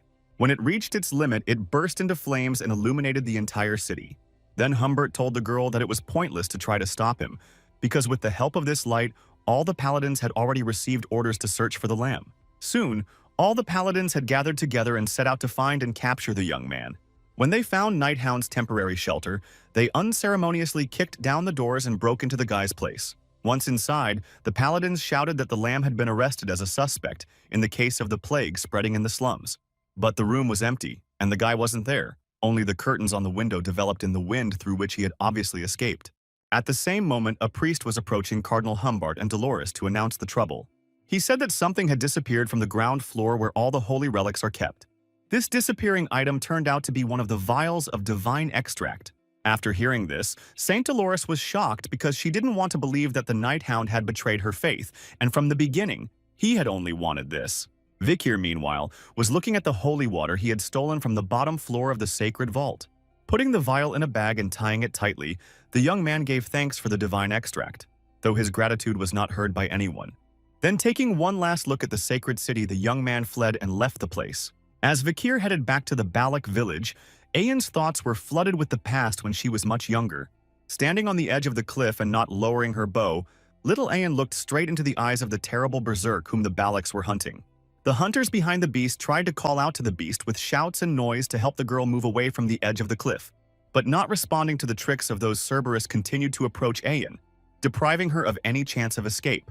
Without noticing the edge of the cliff, the girl's foot slipped and she lost her balance. Already in the next second, little Ayan was falling down the cliff without having the slightest chance to hold on. The next thing the girl saw when she opened her eyes were two imperial men scrutinizing her and talking in their own language. By some miracle, Ayan managed to survive the fall from such a height and was found by imperial merchants traveling along the path. After the Imperials took the girl with them, they turned her life into a nightmare of misery and suffering by forcing her to participate in fights without rules. Merchants regarded Ayan as a toy for fun and put her in fights with the most dangerous opponents for the amusement of spectators. In one of these battles, the girl's opponent was a powerful and sinister warrior, surpassing the girl in size and strength many times over. The man immediately attacked the girl without feeling any pity or compassion for her. Surprisingly, Ayan managed to dodge and even struck her opponent with her sword. With her attack, the girl wounded the formidable warrior in the shoulder from which blood flowed. But failing to dodge her opponent a second time, Ayan was caught by her leg. The girl had no time to react and was already thrown with all her might into the fence. The spectators cheered and enjoyed this cruel spectacle. Seeing the Balak girl spitting blood and suffering, the merciless imperial onlookers mocked and laughed at her. A ruthless warrior and adversary, Ayan similarly enjoyed his victory and the suffering of the little savage as she lay in agony on the ground. Hearing the screams of delight from the audience, Ayan decided to rise up in spite of the pain and destroy her opponent at all costs, because the Balaks don't give up so easily. Remembering all the pain that the supposedly educated and not wild imperial people had inflicted on her, the girl rose up to do her justice and take her revenge. Painting her face with her own blood, Ayan was ready to attack her opponent. Fiercely glaring at the ghastly warrior, Ayan decided to never back down in her life and fight for her freedom to the last. But in spite of her victory, she was not able to find freedom and spent several years in prison, participating in battles and auctions for the amusement of the Imperials. In her moments of caged confinement and temporary calm, the disillusioned girl never stopped thinking of her mother and her tribesmen. And when she completely lost faith in her free life and was ready to leave this world, the vial with the miraculous liquid brought her back to consciousness. Coming to her senses and pressing herself against the cage with fright, the girl saw the young man in front of her. The guy's face seemed to glow with a divine radiance, and he looked at Ayan carefully. Using the language of the Balaks, this young man told the girl to leave, freeing her from years of imprisonment, of oppression and humiliation. Suddenly, Ayan opened her eyes with tears in them. She woke up from the heavy memories that haunted her in her sleep. Chief Aquila asked her daughter if she had had a nightmare. Patting Ayan on the head, the chief said that the girl had called out for Vikir in her sleep. With a heavy sigh, the girl replied that she had gotten worse, because her body was burning and her chest was tearing from the inside, and she suggested that maybe it was the plague that had consumed her. Aquila replied that it was unlikely that the disease had overcome her daughter, to which Ayan replied that such pain made her want to leave this world. Then the chief told her daughter that a long time ago, she and her father Ayan created a small seed. Her father planted it, and she watered it every day. Soon the seed sprouted and grew into a beautiful flower, from which Ayan later emerged. But then her father committed an unforgivable act and was banished by her grandfather. Hearing Ayan's words that her body was fading, Aquila replied that no one knows what fate has in store for her, so all she has to do is live. As she continued to comfort her daughter, the chieftain told her to wait a little longer, for Vikir would soon return with the antidote, but Jan was already disbelieving it. Remembering how the guy quickly left the village without explaining anything, the girl said that he would not come back. But as if by heaven's command, the next moment a cry went around the village that Vikir had returned. The chief told his daughter that he had kept his promise to return and bring the cure for the plague. Before Akila could finish her speech, she saw Ayan instantly rise and rush to meet Vikir. With a grimace of displeasure, the woman realized that the disease that her daughter was supposedly seriously ill with was instantly gone as soon as she heard about the young man. Heading towards the young man, Ayan remembered being rescued by the one from the slave auction when she was terribly scared and lonely.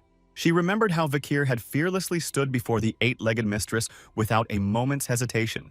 The girl recalled how the young man, even after receiving severe wounds and mutilation from his mistress, showed how he faced his fears. And when she pulled him out of the creepy monster's clutches, the girl finally realized that thanks to Vikir, she was able to get back on her feet. When she reached the place where the young man was, Ayan stopped next to the tribesman and looked at him carefully to make sure he wasn't dreaming. When he saw Ayan, he was surprised that she had come, for the Balaks had told him that she was ill with the plague. But without saying anything in response, Ayan threw herself into Vikir's arms at full speed, knocking him to the ground.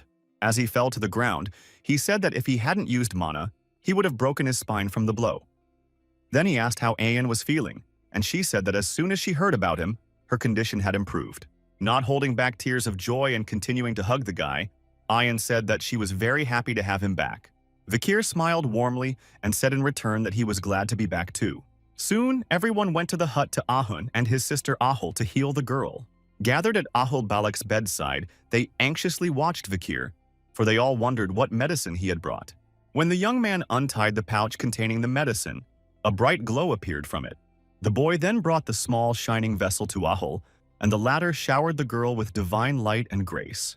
The very next moment, the spots on the girl's face disappeared, and her frequent and rapid breathing stabilized. A crying Ahun immediately ran up to his sister, happy that the sores on the girl's body were gone. All the Balaks were delighted, for the glow from the potion alone could cure Ahul. After Vikir asked Ian how many infected there were in the tribe and in the forest, the girl answered that there were many and some tribes might even disappear. Assuming that there were about 10,000 sick, the young man asked Ian to gather them all in one place and asked if there was enough medicine for all of them. Vikir replied that there was enough medicine. Looking at the girl, Vikir spoke of the swamp monster Ka, who had already attacked the village of Balak. The young man said he had eliminated the monster when he returned to the village and asked that it be brought here so that there would be food for the tribe. When they heard what Vikir was talking about, the Balaks were horrified by his strength and admired him at the same time, for he had gotten both medicine and food. Reminding everyone that time was short, the young man once again said to hurry up and gather all the tribes by the riverbank. As Vikir had commanded, all tribes were told to gather at the river basin surrounded by mountains. The remaining members of the Rococo tribe, led by their chief, were present. So were many other members of the barbarians, warrior, and hunter tribes. Leading the way was the Balak tribe, led by Chief Akila and her indispensable assistant daughter Ayan. When everyone was gathered at the riverbank, Vikir stepped forward, holding the divine extract in his hand. Looking at the miraculous remedy, the young man opened the vial of tears of the saint. The very next moment, the guy knocked over the vessel and poured the entire contents into the river. Just because of a few drops of medicine, the waters of the river suddenly shone with divine light. The radiance then spread along the entire length of the river, curing that one of the plague infection. When this process was completed, Vikir appealed to the chiefs to direct their men to the river to drink some water. All the barbarians who had fallen ill went to the river and fulfilled the order of the chiefs by drinking the water.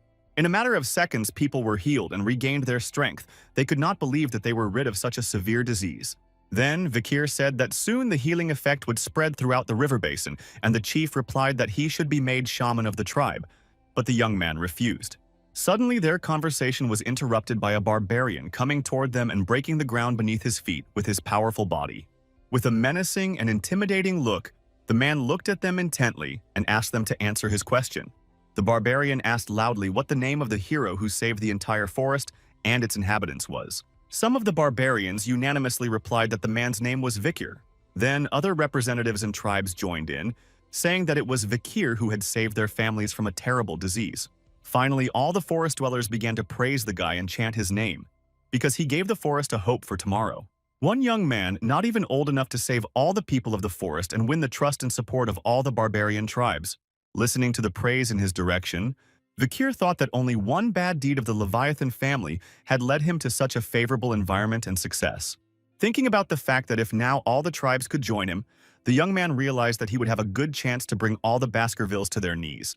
The mere thought that an alliance with the barbarians could deal a powerful blow to Hugo had Vikir absolutely ecstatic. When everyone was healed, Chief Aquila announced the start of the great feast and ordered everyone to get ready, but Vikir said there was one more thing left to do.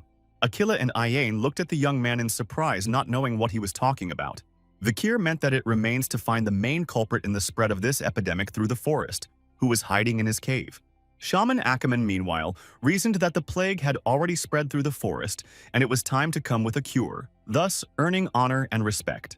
The crazy old man thought that infecting his granddaughter Ahul was a great idea, because no one would even think that he could poison his own kind.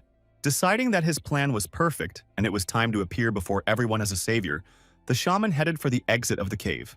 But when he reached the village of Balakov, the old man did not see what he had hoped for. The tribesmen were quietly going about their routine business. All the Balaks were healthy and cheerful, although according to the old man's plan, they should have been barely crawling on all fours by the time the birthing rites began. Then, Akemen noticed his healthy granddaughter, Akul, and was confused as to what could have happened here. After seeing this, the shaman went to the river to see what condition it was in, and was very surprised that the water was already uncontaminated and clean. The fish in the river were still alive, and the waters of the river were so clean and clear that its condition was better than before. Clutching his head, the old man couldn't understand how this had happened and realized that his plan had been ruined. At that moment, Vikir crept up behind him and asked if the shaman had noticed that the water in the river was crystal clear. Pulling away from the young man, Akemen called him an imperial brat, realizing that he was the one who had eliminated the water contamination. Then the old man noticed the Balak surrounding him and looking not at all friendly towards him. Akemen turned out to be the one who really spread the plague about this elder, even rumored in Vikir's past life that he poisoned the river but overestimated himself and ruined most of the tribe. Looking at Vikir and the tribesmen, the shaman thought that the young man did not know the truth and obviously everyone had come to worship him. At that moment, Chief Aquila came up and asked the old man if he had successfully performed his ritual. The shaman replied that the ritual was successful and that the disease would now recede. The woman then said that she had heard of a battle in the empire over the artificial creation and spread of the plague. Looking at the old man, the chief asked if such a coincidence was strange, since there was no connection between the tribes and the empire. Akemen replied that he knew nothing about it, for he had just returned from performing a ritual that would restore the tribe's well-being. The chief looked at Vikir and said that the shaman had not returned to the village but had come to the river as the young man had thought. The old man did not understand what she was saying. Then, turning to the old man, Aquila said that they would now check out the rest of Vikir's suspicions. The shaman asked what the woman meant. The chief remembered the young man's words that Akemen hoped to become a hero of the tribe with the help of the epidemic, and he would certainly have a cure for the plague. On that basis, Aquila menacingly ordered the old man to show the contents of his bag. From what he heard, the shaman froze in fear because he did not expect that his secret and monstrous scam will be revealed. Prior to these events, on his return to the village of Balakov, Vikir had questioned Ian about Ahamen's origins. The girl told him that the shaman was not a blooded Balak, and it was unknown where he was born. A long time ago, he had been a slave of the previous shaman, thus ending up in their community. Achaman then eliminated his master, who was plotting a coup, and stole his powers. As a reward for this favor, he was given the status of a new shaman. Rumor has it that after that, Akemen did all the dirty and hard work, even cleaning toilets to show off to the Balaks. The shaman also often served as a decoy for especially dangerous prey on the hunt. However, Akemen was only recognized as part of the community when his hair turned gray and he himself grew old. After Ian's story, Vikir was sure that in his declining years, the shaman wanted to experience the pleasures of life that he had missed in his youth. Thus the old man, with the help of the spread of the epidemic, decided to surpass the power of the chief and subjugate the entire forest. Not wanting to wait any longer, Aquila once again ordered Akemen to show her what was in his bag. Trying to remove his bag from his belt, the old man said that it contained the remnants of flour after the ritual. When the shaman took off the bag, it slipped out of his hands as if by accident. The bag with all its contents then fell into the waters of the river, in which all the contents dissolved. The shaman immediately began to justify himself by saying that he was overcome by tremors and could not even hold a bag with his old hands. Then, Chief Aquila said that the young man was right in implying that the old man would throw the bag with its contents into the river. Vikir replied that unfortunately there was now no way of knowing what was in the shaman's bag. Hearing the young man's words, Akemen continued to play his role, saying that he had not hidden the medicine and accused the boy of false suspicions of involvement. Then the shaman turned to the chief and told her to punish the impudent man who had violated his honor. Aquila said, "You can't accuse anyone without proof." Then, confident in his impunity, the shaman heard the chief's words that she would help him defend his good name. Being serious, Aquila said in a menacing voice that they would resort to Iliad. The shaman could not believe his ears, for he had expected a condescending attitude to himself. The Iliad was a contest between tribesmen when there was an irresolvable conflict, with the Balacs taking the side of the winner and the loser being recognized as guilty. When Akemen wanted to oppose the chief's decision, Akun approached him, saying that he had always taught him that tradition was paramount. Mentioning that the Iliad is a custom of the Balacs, the lad asked his grandfather to show everyone how to protect their traditions. Clenching his teeth in anger, the shaman was clearly not happy about the request of his negligent grandson. Then, pointing his finger at Vikir, the old man said he was officially summoning him to the Iliad in 4 days on the night of the full moon. Relying on tradition, the young man replied that the deadline should be chosen by the one who was challenged, so he did not want to wait 4 days. Smiling evilly and glaring at the shaman, Vikir was glad that he had managed to stump Akemen and provoke the Iliad that was in his plan. Soon, all of Balak gathered to watch the outcome of the Iliad between Vikir and Akemen. As serious and formidable as ever, Chief Aquila announced the beginning of the Iliad. The woman ordered the Balacs to enclose the participants in a circle, and if any of them tried to escape, the coward would be punished mercilessly. Turning everyone's attention to Warrior Mountain behind her, Aquila reminded everyone that their ancestors' graves were there. So while the ancestors are watching the Balacs, the chief will forgive no one for disrespecting tradition. The ancestors will judge who is right and who is guilty in this situation and choose the winner. Participants of the Iliad who are warriors of the Balacs are obliged to prove their case. After listening to the chief's speech, everyone began to support Vikir, and Ayain wished him to win with the first blow. Nervous that all the Balacs had defected to the imperial boy's side, the shaman bit down hard on his finger. But it was not done for nothing, because the old man remembered that in Iliad you can use more than just weapons and release drops of his blood from his finger to the ground. The very next moment, skeletons animated by the shaman appeared from the ground. He ordered them to watch the blind spots and warn of danger. The old man was confident of his victory, for he had spent the last 7 years in the forest, while Vikir had been here only 2 years. However, being so confident, Akemen didn't even notice that he was already in the crosshairs of a young man who was hanging from a tree behind him. Vikir meanwhile realized that the skill of Silent Heal, taken from the Master of the Swamps, was extremely useful because it allows you to sneak up on the victim unnoticed. Looking at the animated dead, the young man realized that he was indeed a shaman, and most likely comes from the Rococo tribe of shamans. But deciding that it didn't make a difference, Vikir silently jumped down from the tree and landed between the skeletons. In the next second, the guy unleashed his demonic sword and destroyed the 3 skeletons in 1 blow. Akemen, who hadn't noticed the slightest noise from the young man's new ability, thought he was scared and afraid to go into battle. But the young man suddenly caught up with the shaman and ruthlessly stabbed him with his sword from the back, taking him by surprise. Not realizing when Vikir had managed to sneak up without making a sound, Akemen fell to the ground, lost in the Iliad. With an angry look at the defeated old man, Vikir hid the demonic sword Beelzebub back in his hand. At that moment, Ayan was already coming towards the young man, hurrying to congratulate him on his victory. The Balacs were amazed that the winner was decided so quickly, and the ancestors didn't even see fit to listen to the ramblings of the shaman Akemen.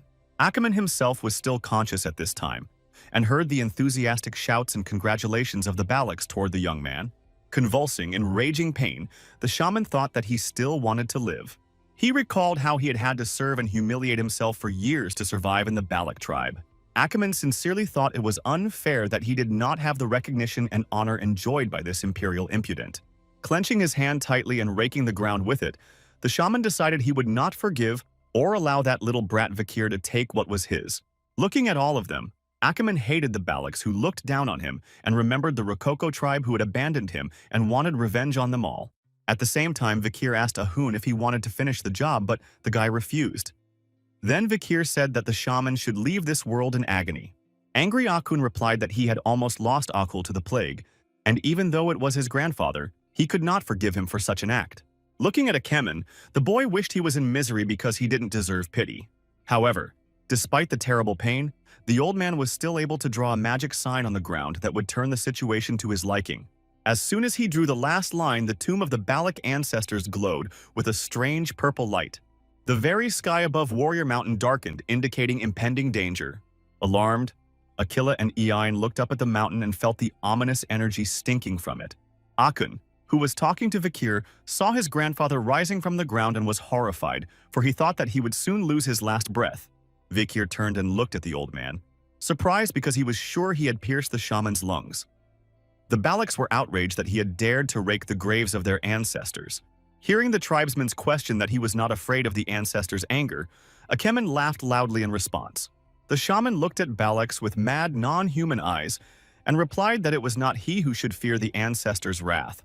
Realizing what Akemen had done and the dire danger Vikir was in, he was horrified. In the next moment, the guy rushed towards the shaman saying that it was necessary to eliminate him now. However, Vikir's path was blocked by an arrow that fell a few centimeters away from him and threw him aside with its power. When the dust cloud from this attack cleared, Vikir angrily said he was too late.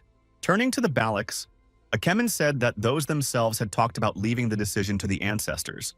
Now, with the help of his sorcery, the ancestors have come to life and decided to participate in the verdict. Before the Balaks appeared the Night of Doom, one of the ancestors forcibly subjected to revitalization and transformation by Akemen and willing to bring about a great judgment. Yen was horrified when she saw her ancestor come to life. Vikir realized that Akemen was not an ordinary shaman who could resurrect ancestors. The young man looked at the old man and realized that the shaman had turned into a living dead man himself. Akemen, meanwhile, was resurrecting the skeletons, saying that he had a few aces up his sleeve. The mad shaman has told all the Balaks that there is far more than one grave on the mountain, so his show is just beginning. Saddling the skeletons and trying to escape from this place, the old man ordered the tendrils to fight the Balaks and didn't notice his grandson sneaking up on him. Shouting that Ashemen had fallen so low, Akun was about to shoot at him, but his arrow was shattered by another arrow at the last moment before the attack. The guy immediately looked back from where the enemy arrow flew and saw that his opponent had fired from the mountain. This was another female ancestor of the Balaks, forcibly animated by the insane Akemen. Suddenly, from the other side, an arrow flew out cutting through the air and hit right at the head of this progenitor, eliminating that one. The man who fired the arrow was Chief Aquila, who ordered everyone to prepare for battle. The woman said that the creatures before them were just puppets of Akemen, so there was no need to be ceremonious with those. Looking at the Balaks, the chief said that their main goal was to survive this battle.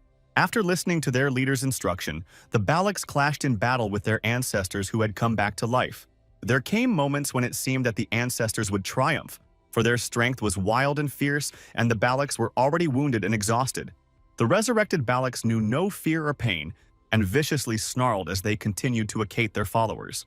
But even in the most desperate moments, salvation has come to the Balaks, eliminating their opponents and helping them to continue to suffer. And that salvation was the unrivaled Chief Aquila, giving hope to her tribesmen. Without stopping his battle, Vikir watched the leader, noticing that she eliminates the resurrected knights with a single arrow, even though they are high-ranking warriors. Aquila, being the Night Fox, was indeed the protector of the forest that was rumored in the empire. Turning to Iyen, Vikir said that as long as the chief was here, there was no need to worry about the rest of the Balaks, and told the girl to follow him.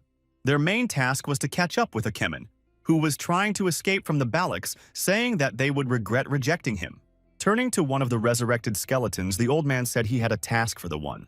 Giving the skeleton orders, the shaman thought that even though he had resurrected the forebears while Aquila was here, he could not relax.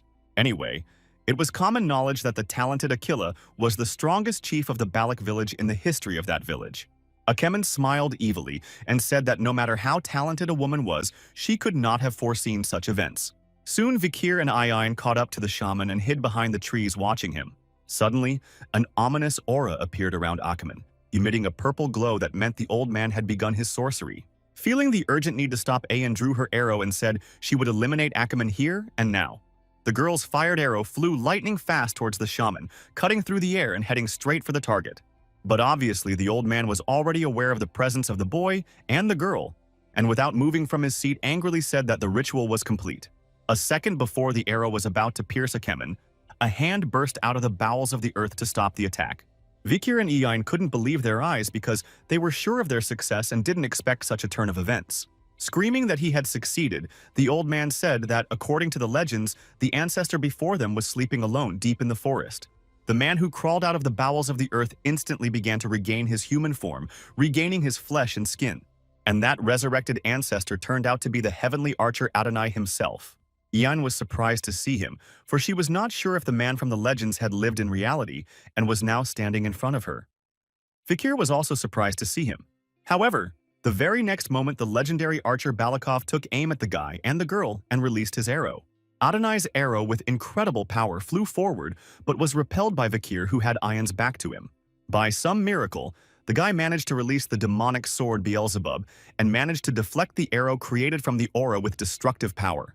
Then, hearing Ian's scream, the young man turned around to look at that one and saw that the girl had been hit, injuring her leg. Feeling the sensation of standing with her foot in a fire, Ian saw that the arrow had grazed her thigh and was poisonous.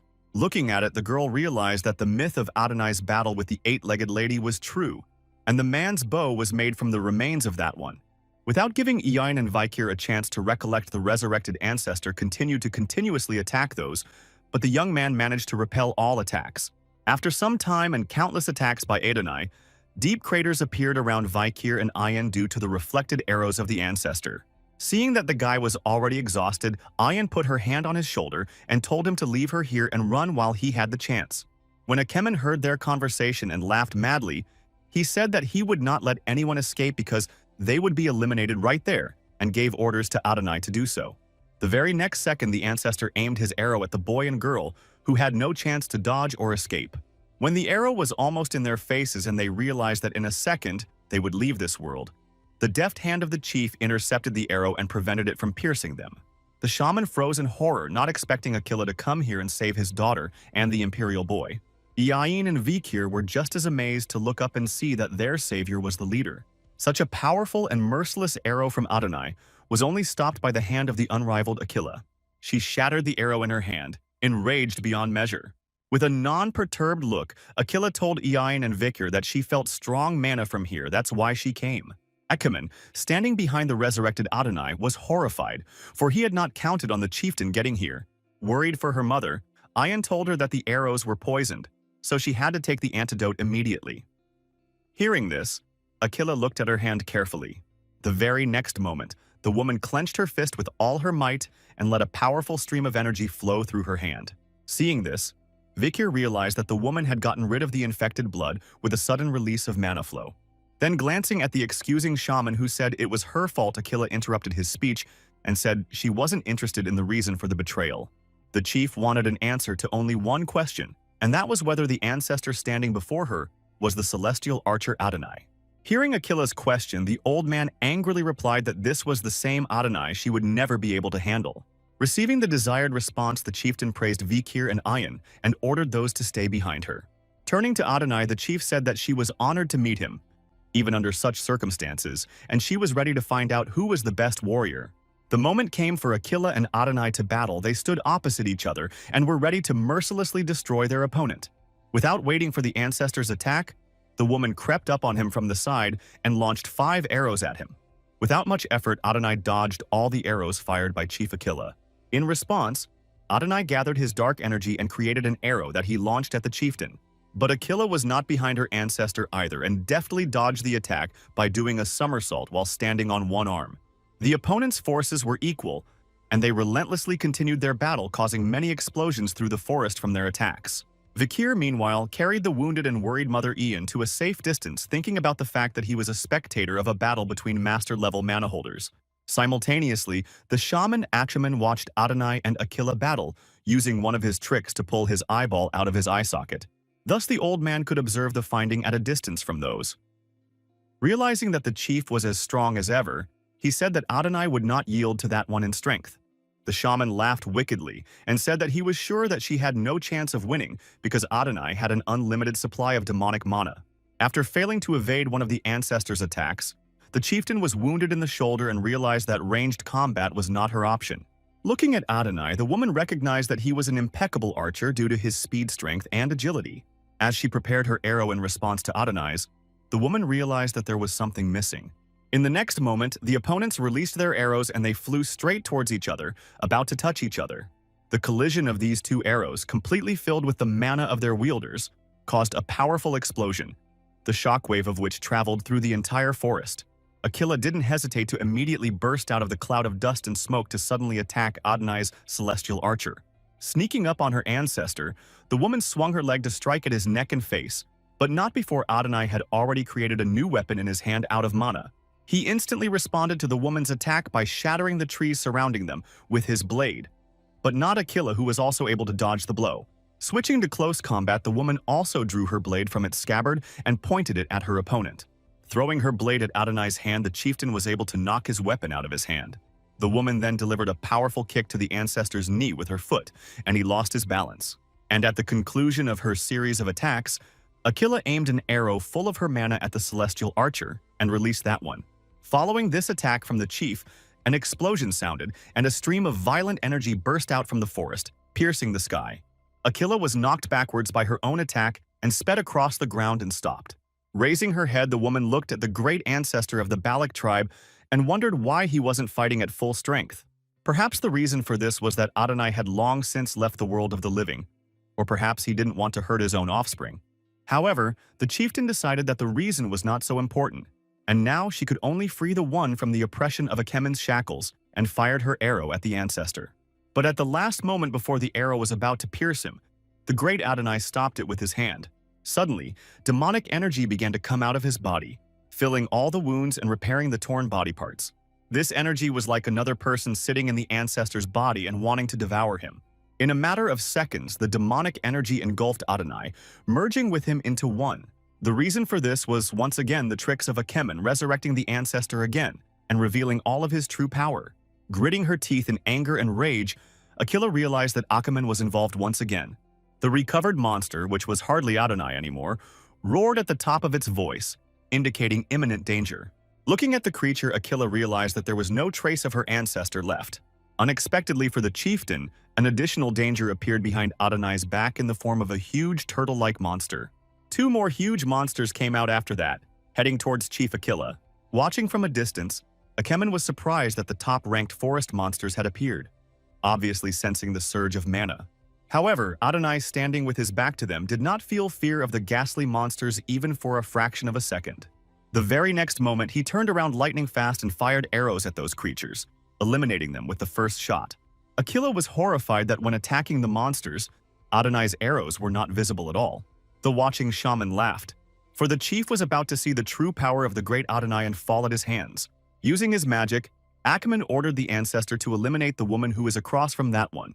Without giving the leader a chance to escape, the great Adonai immediately rushed to attack the one firing his invisible arrows at her. Dodging shots.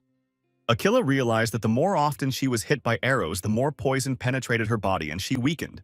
Deciding not to aggravate her condition, the woman stopped abruptly and put 2 arrows on her bow, about to finish off her opponent. Filling the arrows with her mana, Aquila fired them at Adonai, and they headed straight for the target. Dodging one of the arrows, demonic Adonai did not have time to dodge the arrow that flew straight at his head. But at that moment, the ancestor conjured the semblance of a small portal right in front of the arrow. Thanks to the portal, the arrow was defeated and did not do the slightest damage to the man. Aquila was amazed by the strength and power of her opponent, but he had not considered one point. Watching her other arrow, the woman said that the first arrow might miss the target, but the second arrow would hit the target accurately. In the next second, the chief's arrow pierced through Adonai's neck. For the moment the enemy blocked the second arrow, the first one flew straight into the back of his head. It was Aquila's personal technique in which the arrow first spins in the air at maximum speed and then, after reaching its limit, returns and strikes the enemy. However, this was not the critical and decisive wound of the ancestor, for he tore the arrow from his throat with his own hand. Chief Aquila was horrified, for she thought she had finished off her adversary.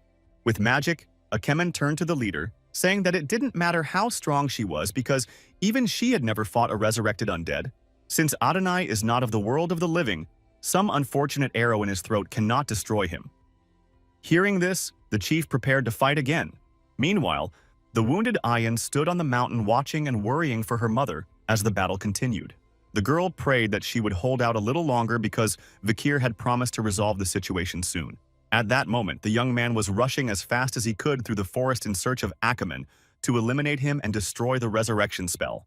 Vikir knew that the shaman was terribly afraid of Aquila, So he hid behind Adonai's back, because that was the only way he could stand up to the woman. Feeling the demonic magic, the young man looked away and realized he had found his target. The shaman stood hidden behind a tree and continued to perform his magical rituals. Vikir braked sharply and turned towards Achaman, rushing towards him at full speed. Approaching the old man, the guy was determined to destroy him with a single blow. But this was not destined to happen because another resurrected ancestor of the Baloks jumped out to meet the young man and wanted to eliminate him. The woman delivered a crushing kick with her foot, under which the hard ground shattered. However, Vikir managed to dodge and jumped back to a safe distance. Noticing the scuffle behind him, the shaman shouted angrily, saying that once again this spawn of hell in the form of an imperial boy was trying to ruin his plans. Achaman looked at the young man and said that he had foreseen that someone would come to stop him, so he had called the resurrected knights here, ordering the ancestors to attack Vikir. The old man said that those are strong and were worthy to lie in the crypts of warriors, but now must obey and eliminate the young man. At the same time, the stalwart Aquila was seriously wounded by Adonai, her body already weakened by the poison contained in the enemy's arrows. Experiencing sharp pain and weakness, the woman fell to her knees before her ancestor.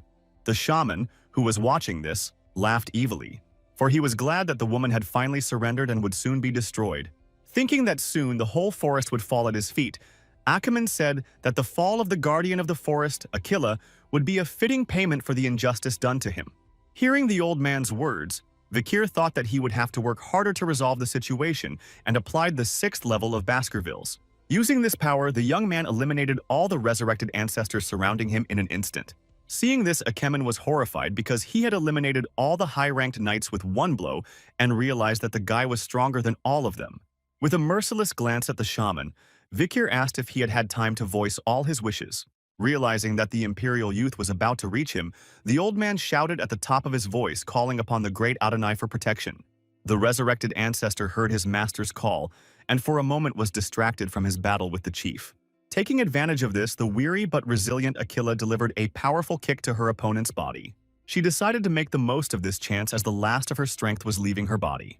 Gathering all her willpower, the woman put the remaining strength into her attack and hit her opponent so powerfully that he rose into the air.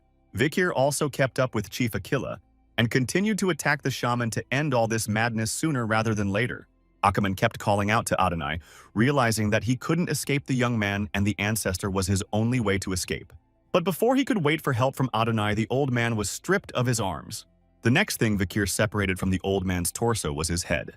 Realizing that his head was falling down and the young man was victorious, the mad Achaman screamed in despair. In the meantime, the other Baloks continued to fight the resurrected ancestors. Achaman's puppets, who feel no pain or fatigue, have already begun to gain the upper hand over their descendants. It seemed to the Baloks that there was no longer any chance of salvation, and right now their end would come from the demonic weapons of the ancestors. But at the last moment, salvation came, and the Balok ancestors began to turn to ashes, because Vikir managed to break the resurrection curse. The bodies of the ancestors began to break apart and turn into piles of ashes right before the eyes of the Baloks, who had already given up on their victory. The great Adonai standing before the chief Aquila suffered the same fate. At the last moment, Adonai regained his true form and consciousness, and with regret from his actions handed his bow as a gift to the chief, recognizing the one and asking for her forgiveness. Touching her ancestor's hand, Aquila did not hold a grudge against him, because it was the shaman's tricks, and wished the soul of the great Adonai to rest in peace. The mad shaman's head, meanwhile, kept screaming that once again this imperial scion had prevented him from conquering the forest and cursing him. Vikir looked at the talking head and thought that Achaman was stronger than he thought because he not only turned undead but also controlled all the resurrected knights. Suddenly the shaman laughed, saying that this was not the end, and soon the young man would regret chasing him away. But before he could finish his vile speech, Achaman would get an arrow right in the forehead and was finally defeated. The man who fired the arrow was his grandson Akun, who did not want to listen to the ravings of a mad old man who betrayed the whole tribe. Then, turning to Vikir, Ahun apologized to him for not listening to the guy right away and ending his grandfather at the Iliad. The young man patted his tribesman on the shoulder and said that Akun was not guilty of anything and praised him. Finally, the finale came for the shaman Achaman, whose flesh began to disappear, scattering ash to the wind. Having survived this battle, Baloks were overcome by different emotions who rejoiced at the victory, who were saddened by the departure of their ancestors, who rejoiced that they managed to survive it. Vikir sighed heavily, as he did not think that the situation would take such a turn and he would have to lose many tribesmen. Finally, gathering together, everyone headed back to their village of Balakau. However, the exhausted and wounded Balaks clearly did not expect to see what appeared before their eyes. They saw a completely destroyed village with not a single intact hut left, and no other inhabitants in sight. Horrified by this picture, everyone immediately wondered what happened to the inhabitants who did not go to the Iliad. At that moment, a crying Ayul came out to them and said that the eight-legged mistress had come here. Everyone was surprised that the mistress had come here, as it had never happened before, and Akun ran up to his sister and asked if she was all right and if she was hurt. Looking at the aftermath of the monster's arrival, Vikir didn't understand why it showed up during the battle with the shaman, since it was passive by nature. Then pointing her finger, Akul went on to say that before the mistress came, there was smoke coming from Grandpa Ahemon's ritual tent. After the smoke spread, the spider crawled out of there and swiftly headed for the village. Deciding to investigate the situation, the Balaks arrived at the site and found the skeleton of an orangutan run by Ahemon and the remains of some grass. Picking up the grass, Vikir realized that it was the shaman's prank of ordering his puppet to set fire to the grass that attracted the bugs. Having found out the reason for the village's pogrom that Ahemon had provoked, the chieftain got angry and slammed her hand against the rock with all her might, shattering it. Akila said they would rebuild the village and prepare new food supplies, and ordered the uninjured warriors to pull the survivors out from under the rubble and dismantle the destroyed huts. While dismantling the ruined huts, Ayan faced another challenge for herself and became desperate. In front of the girl lay whimpering and wounded by Mistress Bakira's poison.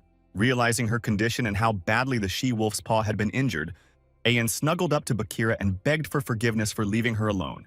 Watching Ian and Bakira and all the consequences after the arrival of Mistress Vikir realized that she is a curse for all the tribes that they are unable to fight back. However, the young man did not want to put up with the invasion of this monster and decided to find a way to defeat it, and came to the cave where the leader was. After disturbing Akila's peace, Vikir approached her with a request. The woman asked what he wanted. With a serious look at the chief, the young man asked her to tell him about the eight-legged mistress. Akila asked the one that he wished to hear the legend of this terrible monster. The young man replied that he had records that he had found in Rococo village that included the monster's hideout, her poison, and battles with other monsters. But even after reading all these entries, Vikir still had one more unanswered question. The young man wondered why the tribes were so afraid of the mistress and no one even tried to fight back. Akila told of Adonai's Legedna, who had managed to wound one of the mistress's legs and subsequently deprive her of that limb altogether, which was the beginning of the desolation of despair. Her legs could be wounded, but the new ones grew stronger than the previous ones, and it ended up that each of her opponents was poisoned by her venom. Akila finished her story and said that she could only imagine the power of the mistress, and the wound on her body from the poison arrow was proof of that. The chief guessed about the boy's plan and told him not to even think about attacking the lady, because she did not intend to lose any more of her family. But the guy had already decided that he had enough experience in fighting monsters, because in his past life, he had often encountered monsters of the mistress level. Vikir was sure that no matter how strong the mistress was, she was still just a monster with her own habits and weaknesses. Then he said goodbye to the leader and headed for the exit of the cave, thinking that he would not let this monster continue to rampage. Vikir was determined that if he could find out what her weaknesses were, he could eliminate the eight-legged mistress. Soon, the young man put his plan into action and went to reconnoiter to the lair of the mistress, who was just getting out of that one. Throwing its legs out of the gorge of the mountain, the monster was about to go outside to hunt. The eight-legged mistress came out and roared at the top of her voice, splashing her venom all around her. Vikir ambushed the one watching and thought Mistress was being very loud when she woke up. After several days of searching for the lair of the mistress, the young man found out that she comes out to hunt at a certain time. After watching Mistress Vikir, roughly calculated that judging by the speed of her movement, she would be back in 2 hours. Taking this chance, the lad shortened his distance to the den and made his way to it. Climbing up the mountain, the young man landed and gingerly looked around him. The lad then approached the entrance to the eight-legged mistress lair, shrouded in her web. Looking inside, Vikir was convinced that this lair may look like an ordinary mountain from the outside, but inside it was hollow. Releasing the demonic sword from his hand, the young man decided to test the strength of the mistress web. After taking out a small sample, the guy noticed that the web's cross-section was very strong, and it would be difficult to cut it with a graduate-level mana. Putting the sample in his pouch, Vikir thought it would be possible to use the web to lower himself down. The next moment, Vikir rushed inside the lair thinking that the entrance was quite narrow, but the deeper you went down, the wider the cave became. Remembering the size of the eight-legged mistress, the young man realized that this was the perfect lair for her. Descending deeper and deeper, the guy saw a terrible sight because her prey are both humans and monsters, and the bodies of some were not touched at all and just decomposed. Vikir realized that the eight-legged mistress obviously understood her position in the food chain of the forest. Gathering his thoughts, the young man realized that there was no time to look around, and before the Spider-Woman returned, he needed to gather as much important information as possible. Then Vikir's attention was drawn to a strange formation on the cliff wall. Deciding to find out what it was, the guy approached and plucked one thing out with his hand. Looking closer, he realized it was Mistress's balls. Vikir now understood where in his past life the darkness of the spider demons had come from when the world was on the brink. Deciding to take this egg with him, the young man didn't immediately notice that the mistress had returned to the den, hovering over the entrance. However, the next moment, the monster began to crawl away without noticing anything suspicious. Vikir miraculously managed to hide on the back of the web thanks to his silent heal skill, or he would have been caught by now. Sighing heavily, Vikir thought that the mistress's instincts might have told her that an intruder had gotten into the den and should be finished here soon. While the young man was scouting the village, work was in full swing and new huts were being built. The Balaks wondered why Vikir was missing and where he had gone. However, the main problem in the young man's disappearance was that he began to avoid Ayan by hiding in his tent. Not daring to go inside Vikir's tent, the girl said through the curtain that she had heard from her mother that he was interested in the mistress. Saying that she was a monster beyond the control of any warrior, Ayan asked the young man if he was going to fight her. Then the girl reminded her that tomorrow, Bakira's leg would be amputated, and she probably wouldn't be able to run like she used to. Tears came to Ayan's eyes in despair, and she said that if anything happened to Vikir, she couldn't bear it. But suddenly the young man turned to the girl, inviting her into the tent, because he had something to discuss with her. Ayan opened the curtain and saw a guy standing at a table, concentrating on something important. When she got closer, she was surprised at what she saw and asked the guy what it was. Vikir replied that they were records of the eight-legged lady made by different tribes of the forest. On the table was the mistress's egg, and Vikir had also managed to get his hands on the web and skin samples he was now studying. Ayan was horrified that the boy was in the monster's lair and asked if he was serious about fighting the mistress. The girl said she would go with him, but Vikir replied that she had not yet recovered from her fight with Adonai and would only be a burden. Then, without looking at Ayan, the young man said that he was going to leave the forest soon. Vikir explained that he still had unfinished business there, so he'd have to go back to the Baskervilles. Ayan replied, saddened by the young man's words, that she knew this moment would come. However, the young man did not finish his speech, saying that he wanted to go back to Balak when he was done. Turning to the girl, Vikir said that before leaving, he would do everything to protect the place and people he held dear. Then the boy told Ayan that the plan to hunt the mistress was ready, and remembering Bakir said that he would not let such a thing happen to him. Hearing this, the girl replied that it was presumptuous and foolish to use the word hunt in relation to the mistress. Taking Vikir's hand, Ayan mentioned that whenever he faced problems that seemed impossible to solve, the guy always came out victorious. Smiling warmly at the young man and a little tearful, the girl said confidently that she believed what he said. Holding hands tightly, Ayan asked if everything would work out the way he expected. Vikir replied that everything would go according to plan. A little later, the young man continued to put his plan into action and went out to fight one monster. Without waiting to be attacked, the huge lizard pounced on the guy, swinging its paws around. But Vikir didn't hesitate and dealt his opponent a devastating blow. With only one blow, the guy separated the lizard's paw from the lizard's torso. However, in a matter of seconds it recovered, and Vikir realized that the rumors that while the lizard's head was still in place, the regeneration of the body did not stop were true. Realizing this, the young man said that the final touch was left to deal with the eight-legged mistress. Preparing her demonic sword, Vikir told the salamander lizard that it would have to give up its regeneration ability. Meanwhile, Akun sighed heavily, wiping his face with sweat, having finished his hard work. Looking at the beautiful cabin he built, the guy told his friends that it was finally ready. The boys were surprised that Akun knew how to build a hut, and that it was for Vikir. Akun replied that the young man was like a brother to him. His friends began to make fun of him, because Akun used to hate Vikir. When he heard this, the boy ordered them to shut up, because now their relationship had improved.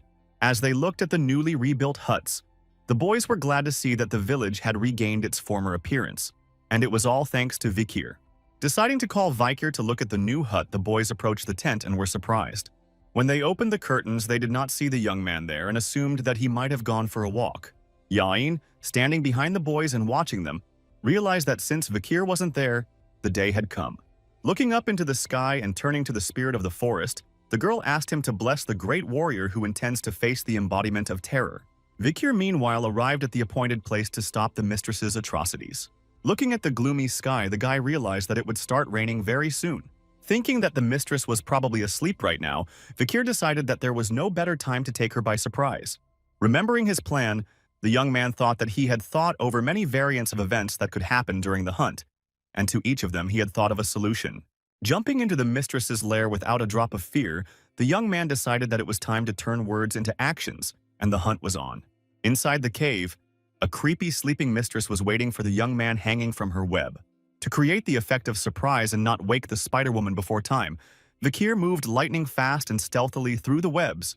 As he got closer to his target, the guy unleashed his demonic sword and prepared to charge into the attack. The very next moment, Vikir had already sliced the mistress's leg in two, using the 6th Baskerville technique. The monster's eyes opened quickly, as it experienced a sharp pain. Before she could respond to the first blow, the mistress roared in pain again, for Vikir had managed to injure her second leg. Looking at Gospoya's recovered limbs, Vikir thought that Adonai's testament that 2 new legs would grow in place of a damaged leg was true. Dodging the monster's attacks, the young man decided that he would follow his plan A. Vikir began to deliver blow after blow to the mistress's legs, sparing no effort. Unable to keep up with the guy's lightning-fast attacks, the monster released a poisonous slime at him. The young man dodged the slime using his speed and the webs he traveled through. However, a single drop of poison managed to get onto Vikir's arm and began to burn and peel away his flesh. The spreading of the mistress's poison happened instantly, consuming the young man's arm more and more. He sighed heavily, thinking that he didn't want to resort to such a thing, but gathered his courage and decided to take a desperate step. The very next moment, he used his demonic sword to strike and separated his poisoned arm from his body. But by some miracle, Vikir's arm began to recover and his bones, muscle, and tissue regenerated. Seeing this, the 8-legged mistress was astonished, for she had expected to quickly dispose of her prey. Clenching his almost recovered hand into a fist, the guy said that it was expected since he now possessed the skills of the salamander he had defeated. Then Vikir rushed to attack the mistress again, for their fight was not yet over. As he continued to chop the monster's limbs, the young man had to dodge the poisonous slime. But thanks to his physical fitness and skills taken from the monsters, Vikir continued to strike the monster. However, the mistress did not yield to the lad, and with her sharp claws she grabbed the man's leg and separated some of the flesh from his body. Losing his balance, Vikir began to roll down mistress' body, unable to steady himself on one of her legs. As he fell, he managed to catch his hand on his mistress's leg and slid down that leg before reaching the ground. Using his demonic sword afterward, Vikir chopped another limb of the creepy monster. As the battle progressed, more of the mistress's shattered limbs fell to the ground. However, the young man also suffered great losses, having lost more than one arm and leg in battle. Regenerating his arm and leg again, Vikir had already lost count of how many times he had lost limbs, and realized that regeneration took a lot of energy. The 8-legged mistress opposite grew her legs in a matter of seconds without losing any strength. But it was this fact that brought a smile to the guy's face, because everything was going according to his plan. Finishing regenerating his limbs, Vikir jumped back onto the web to get closer to his mistress. Jumping from spider web to spider web, the young man came closer and closer to the monster. When he reached the monster, he hit it with all his might and it lost its balance and fell to the ground. Smiling wickedly, Vikir said that at last the mistress had been caught, for he had wanted her to grow as many legs as possible. It would seem that such an ability to grow 2 legs in place of 1 lost leg is a gift from God, but in fact those elementary hinder movement. But the mistress did not give up on gathering herself and immediately shot her tenacious web at the young man, which he dodged. Vikir had foreseen this as well, that after the monster was unable to move, she would begin attacking with her web. Then the boy said that by studying the composition of the web, he had discovered its one fatal weakness. Ordinary fire was no match for it, but the violet flames of the underworld, which Vikir possesses, can burn this web to ashes. Since there were so many bodies of monsters and humans in the lair, the whole cave was full of corpse gases. Climbing on the head of the defeated Lady Bearcat, the young man said it was the best environment for the flames to spread. Facing the 8-legged mistress, Vikir said that she was finally going to pay the price for her obsession with power and authority. After that, the young man immediately pierced the flesh of the bearcat, with his sword enveloped in demonic flames, causing a huge explosion in the monster's lair.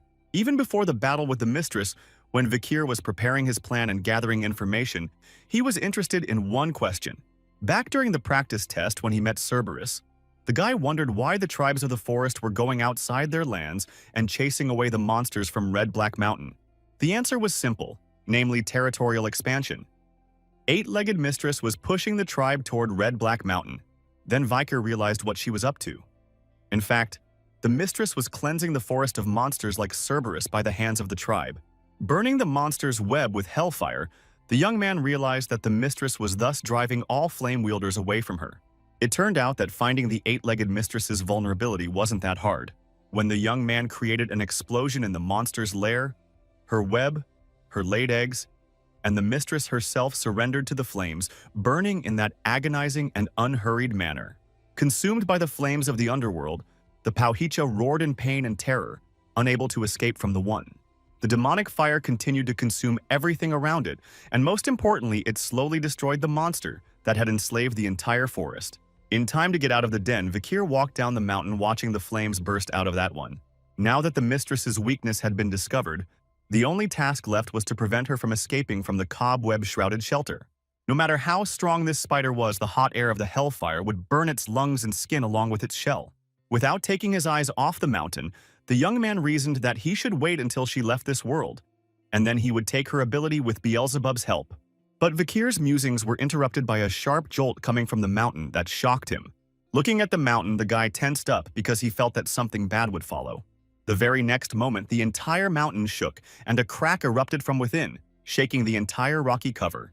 Shards and blocks of stone scattered in all directions as if a volcano had erupted. Watching what was going on, the young man was horrified because he realized that his plan had failed. From the depths of her lair, the eight-legged Mistress emerged, breaking an entire mountain with her body. Looking at the monster, it was obvious that she was in a bad mood and ready to destroy everything around her and avenge the attack on her. Opening its mouth, the spider spit up a huge amount of vile and poisonous saliva. The liquid substance spread across the sky as if a firework and then began to rain down on the dense forest. The slime instantly ate and destroyed everything it hit, and the fumes from it poisoned the air around it. To escape the poisonous rain using his skills, Vikir took cover under the Mistress's torso and noticed something interesting. Looking at how the monster is spinning on the spot without a word, trying to find his assailant, the young man realized that the monster does not see him at all. When the guy looked closer, he saw that the demonic flames had burned out the Mistress's eyes and all the hairs on her body, which made her unable to orient herself in space. The young man also noticed that by breaking the mountain with its body, the monster had damaged its shell, making a small hole in it. Realizing that this was not the end, Vikir began to climb up the Mistress's torso to do as much damage as possible. Carefully and deftly moving along the monster's limbs, Vikir decided to target the crack that had formed on its body.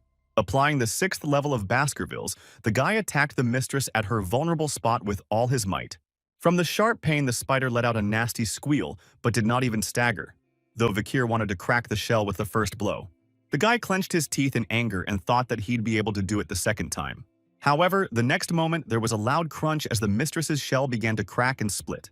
Right before the young man's eyes, the spider dropped its old shell like a snake and glared viciously at its opponent. Looking into the monster's eyes, Vikir was horrified, for it had regained its sight and armor. The Mistress's retaliation didn't take long, and a second later she attacked the guy, knocking him back hundreds of meters with her foot. After traveling such a long distance on the ground, rubbing his body against the rocks and soil, the injured guy finally stopped. Sighing, Vikir realized that he was wrong not to assume that the Mistress could regenerate other parts of the body. Because of this, he was now without legs, because the exhaustion had slowed his regeneration. Looking at the enraged spider, the young man urged himself to recover as quickly as possible. But at that moment, the guy heard a question in his address. He was asked why he went to fight this monster. Vikir was told that he should have left the forest long ago and returned to fulfill his true purpose. The only thing the young man had to worry about was Hugo Le Baskerville's revenge. The scarred and exhausted lad was being stared down from above by his own phantom from his past life. The phantom of Vikir van Baskerville said it was the only wish he had to match in both lives. Then, the phantom head separated from the body and was next to the lying young man, saying that he had become stupider and slower while living in the Balak tribe. Suddenly screaming, the adult form of Vikir ordered the young man to remember all his hatred for Hugo. He kept insisting that the current Vikir remember what it was like to lose his head and be betrayed. In the past, Vikir's sole reason for existence was to run his master's errands. Duty to Hugo Le Baskerville was always above and more valuable than his own life. The guy was taught this from birth, otherwise there was no need for anyone else in his life. However, when Vikir was stripped of his head at the execution, he realized that he had led an outrageously insignificant and flawed life. It was for this reason that he wanted Hugo to experience the same thing, namely, injustice to himself. However, as the current Vikir was distracted by other things, his phantom kept saying that he had messed up. Shrouded in invisible shackles, the young man kept hearing a voice in his head telling him to eliminate Hugo and trample on all the Baskervilles. In the past, only once in the past had Vikir van Baskerville dared to go against Hugo's will. Looking out into the impenetrable forest grove at the back of his mind, the thought of leaving his troop and walking away flashed through his mind. Vikir did not do so, however, and putting the thought out of his mind, followed his squad along the path indicated. The guy stayed true to his chain like so many of Hugo le Baskerville's other chain dogs, all because he was a well-trained dog with no purpose in life other than to serve his master. But the current Vikir was a different person. Not listening to his own phantom voice anymore, the boy shouted that he wouldn't let it happen again. The young man realized that he had to regret his choices stretching from his past life, but now everything had changed, and he was a different person. Finally, the current Vikir was able to let go of his obsessions with only Hugo's revenge, and his phantom doppelganger left his thoughts. But ahead of the young man awaited a severe test in the form of the approaching mistress, who wanted to devour him. Vikir's limbs continued to recover, but he was not yet in formation as the monster's leg loomed over him, intent on impaling the guy. Raking the ground with his hand and making efforts to get up, the young man thought that he had thrown off the shackles and now he only wanted freedom. As the mistress struck, Vikir miraculously managed to push himself off the ground to avoid being hit, and the shockwave from the attack knocked him aside. From such a power, the guy somersaulted a few meters, although he felt a hell of pain, but he managed to get some distance from the mistress. Remembering Hugo's face at that moment, Vikir was finally convinced that revenge was not the main reason for his life. Now the young man had a place he longed to return to and people he wanted to protect. Trying to get up, Vikir realized that in this life he wholeheartedly wanted to live as he wished. Being again in the crosshairs of his mistress, the not yet fully recovered boy tried to stand up, forcing himself to fight so that no one else would dare to tell him what to do. As the monster was about to catch up with the young man, an arrow hit him in the leg, saving Vikir. In the next moment, two arrows with incredible power flew into the lady. Vikir froze in place at what he saw. He just couldn't believe his eyes. To the side of the mistress at a considerable distance was a mountain elevation on which the archers attacking the monster stood. Those arrows turned out to be Chief Aquila and Ayan ordering the nasty spider woman to stay away from her fiancé Vikir. Shouting at the top of her voice, the girl turned to the young man saying that they had come to fight that side by side. Behind the chief and Ian stood all the warriors of Balaka willing to support the young man and fight alongside him against the eight-legged mistress. Ahun then called Vikir a brother and said that the latter had taken the heaviest burden without saying anything to him. All the Balaks rushed to attack and shoot the monster because they all wanted to help the hero of the forest. In the next second, dozens of arrows flew at the mistress and she screamed in anger and pain. In that time, the young man's legs had time to recover, and he climbed up the monster's body, asking Ayan what she was listening to when he ordered him not to come. As he released his sword and prepared to attack, Vikir thanked the girl for once again keeping him alive. After his words, the guy attacked the spider, striking at its vulnerable spot where a crack in its shell had formed. However, the young man was thrown back by the shockwave and failed to penetrate the shell the first time. Determined to win, Vikir said that if it didn't work the first time, we should try again. But after this attack by the young man, the mistress became enraged and began to smash everything around her with her feet. Surrounding the monster, the Balaks began to dodge its attacks and informed the others to beware, for the mistress was furious. Yain replied that Vikir had obviously gotten to the spider's weak spot and was trying to defend herself, then ordered her not to retreat and to fight as hard as she could. At this moment, Aquila continued to stand on that mountain watching the infuriated eight-legged mistress. Experiencing the throbbing pain from the wound inflicted by the monster's venom, the chieftain realized that she had blindly believed in the inviolability of the mistress and would not allow the thought of eliminating her. However, the young warrior Vikir showed her how to overcome her fear and confront the terror deep in her soul. Now Aquila was determined that even if her wound opened up, she had to help the guy at all costs. Drawing an arrow and putting all her mana and power into it, the woman said that her attack would open the way for a fighter willing to do anything to save them. Aquila then released her arrow, which struck the lady, blinding her with its radiance and striking her with its power. Losing her vigilance and concentration from the leader's attack, the spider did not notice that her main opponent was approaching her at that very moment. Concentrating all his strength and anger, Vikir aimed a decisive blow at her. Finally, when she noticed the young man, she shrieked at the top of her voice, warning him of imminent danger. But the guy wasn't afraid of that. And after reaching his full fighting power, he used the first Baskerville technique and attacked it with a piercing fang. Everything around Mistress and Vikir flared red, blinding everyone in the vicinity. But the very next moment, Ian and Ahan saw that the guy had fallen right into the eight-legged Mistress' mouth. However, Vikir was alive and continued to use all of Baskerville's techniques inside that one, tearing her flesh, causing the spider to spit up her blood. Denying his past, the young man finally recognized himself as a free man instead of a chained hound, giving him the strength to defeat the monster. In the next moment, using the sixth Baskerville technique, the young man riddled the mistress's eye inside her. Using the breaking fang, the young man did irreparable damage to his mistress and shattered the chain collar he had chained himself in. From the hellish and unbearable pain, the creepy monster squealed so loudly that the whole forest heard the screams of that one.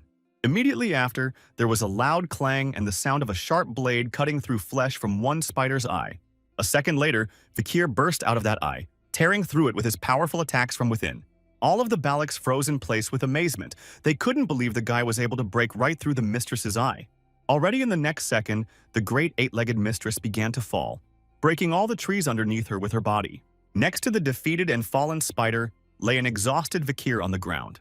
When he realized that the mistress's blood was poisonous, he was writhing in pain as the poison spread through his body. But managing to shift his attention to the monster, Vikir raised his gaze and looked at the one.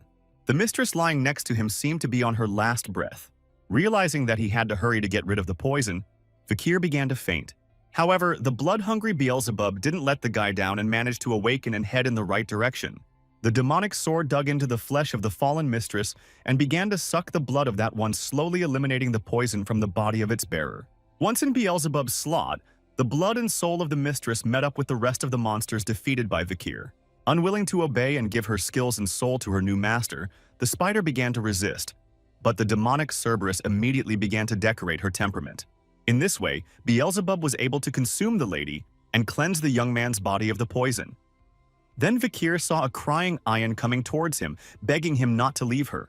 But suddenly to Ian and the rest of the Balak, the young man spoke, turning to that one. Looking at the girl, Vikir said he was fine and asked her not to yell because she was disturbing his rest. Hearing those words, Ian cried and continued to shout loudly, calling the guy a fool and saying that she was worried about him. The demonic sword Beelzebub, who had absorbed the soul of the mistress and added the poison attack skill at this time, rather rumbled, being fed up, and began to hide in the young man's hand. After the victory over the mistress, the village of Balaki threw a great feast and celebrated the event in a big way. The other barbarian tribes were similarly invited and shared this joyous occasion with the Balaks. However, Vikir did not look as joyful and full of vigor as his tribesmen. The young man had lost count of how many days this holiday had been going on and was clearly exhausted from it. Deciding to walk, the boy reached Bakira and asked the she-wolf how she was feeling. Noticing that Bakira had found a mate even without a paw, Vikir praised and petted her, saying he had avenged his mistress for her. Then the guy looked at his hand, remembering that after eliminating the mistress, he was able to open the seventh technique even though he was not yet leveled up. Perhaps it was the result of Vikir defeating the strongest opponent he had ever fought. But nevertheless, the head of the family remains the most dangerous enemy, because his seventh Baskerville technique is perfect, which cannot be said about the technique of Vikir. Realizing that compared to himself from his previous life, he had grown a lot in his strength. The young man said that here his mission was accomplished. Tearing the festive wreath of flowers around his neck, Vikir made the decision to return to the Baskervilles. While Bakira watched the young man in bewilderment, Ayan, who had been hiding from him, heard that he was about to leave the village of Balak. Soon, Vikir was ready to leave the tribesmen, and after gathering himself and changing into his imperial clothes, he came to say goodbye to everyone. He turned to the chief and thanked her for allowing him to leave. Akila replied that she had no reason to interfere and block his path. Smiling warmly, the woman said that once a part of their family, the young man would stay with her forever, and distance would not break their bond. Looking at the boy, Akila said that he would forever be the commander of the Balak hunters wherever he went, and Vikir thanked her for her kind words. He looked at the Balaks and was surprised that there was no Yain among them, but realized that she might not come because she had always been against his leaving. Looking at everyone, the young man said it was time to leave and said goodbye to them. The Balaks responded by saying goodbye to Vikir, wishing him luck on his journey. and saying that they would always be happy to help if needed. Even Akun, who had long disliked the young man, tearfully bade him farewell, saying that he would always be glad to see him back. The entire village of Balak chanted his name, calling him the hero of the forest. The boy listened to their wishes with gratitude, for the Balaks had grown fond of him, and during this time he had become attached to them. Coming out of the forest and into a wheat field, Vikir suddenly stopped, surprised at what he saw. Ayan appeared before his eyes, obviously expecting the guy to be here on purpose. The young man was amazed to see the sad girl in front of him, because he had not expected that she would come to say goodbye to him. Looking at Vikir, Ayan asked if he had really decided to leave them, but she didn't hear anything because his loud silence answered for him. The girl quickly approached the young man and handed him the package she held in her hands and told him to take it with him. At the sight of it, Vikir guessed that it was the famous Anubis bow belonging to Adonai. Blushing, Ayan said that she had fixed the bow and it was now safe to use. Looking at the girl, Vikir realized where she had been lately and why she hadn't come to see him off with the rest of the Balaks. Then Ayan put a collar with a broken chain on the guy, which surprised him very much. The girl said she made this collar because the guy keeps mentioning hound dogs even when he's asleep or passed out in battle. Saying that his actions were not those of a hound dog, Ayan insisted that Vikir was not the hound dog of the Baskervilles. Looking at the young man, the girl said that he looked more like a wolf, and it was strange that he was restrained with a collar. Vikir replied that she had interesting methods of support. Before he could hear the young man's words of gratitude, Ayan grabbed the man by the chain on his collar and pulled him to her. With the sound of the wind amidst the scenic nature, Vikir and Ayan merged in a sensual kiss. Soon, without releasing the chain on her collar, the girl pulled away from the young man and looked him in the eye. Tears of sadness welled up in Ayan's eyes as she didn't want to say goodbye to the young man. Heading back into the forest, the girl said she had heard that this was how they said goodbye in the Empire, and added that Vikir had grown considerably in strength. Leaving the young man standing alone in the field with his bow in his hands, Ayan wished him luck and told him to take care of himself. Smiling, Vikir replied that this was the first time he had ever heard the Empire say goodbye like that. Looking at the girl, Vikir told the one that they would see each other again, make her stop with her words. Unable to leave the guy unanswered to his phrase, Ayan turned around to look at him once more. Not hiding her tears, the girl smiled brightly at Vikir as she said goodbye, letting him know that she would always be waiting for him. Vikir soon reached his first goal of reaching the Morg family's domain. Looking at the Red Fang Castle, the young man thought that he hadn't been here for a long time. Noticing the flags of both families, the boy realized that the Morgs were still mining rubies here, somehow working with the Baskervilles. Remembering Kimu Morg, Vikir wondered where she was now. Imagining how the girl would reprimand him when they met for his shenanigans gave the guy a headache. He immediately jumped down from the high wall and found himself inside the Red Fang Castle. Putting on his hood, Vikir thought it was getting late and needed to find an inn to sleep in until tomorrow. Suddenly, the young man saw something that caused him surprise and confusion. In front of Vikir stood a huge golden statue that had not been here before. Looking at the monument, the young man reasoned that it required the permission of both families, and suddenly he was approached. Behind Vikir was a guard telling him not to touch the hero's monument, because he could be punished for it. Vikir was surprised that the monument was dedicated to a hero. The guard was astonished that he didn't know about the hero and took him for a stranger.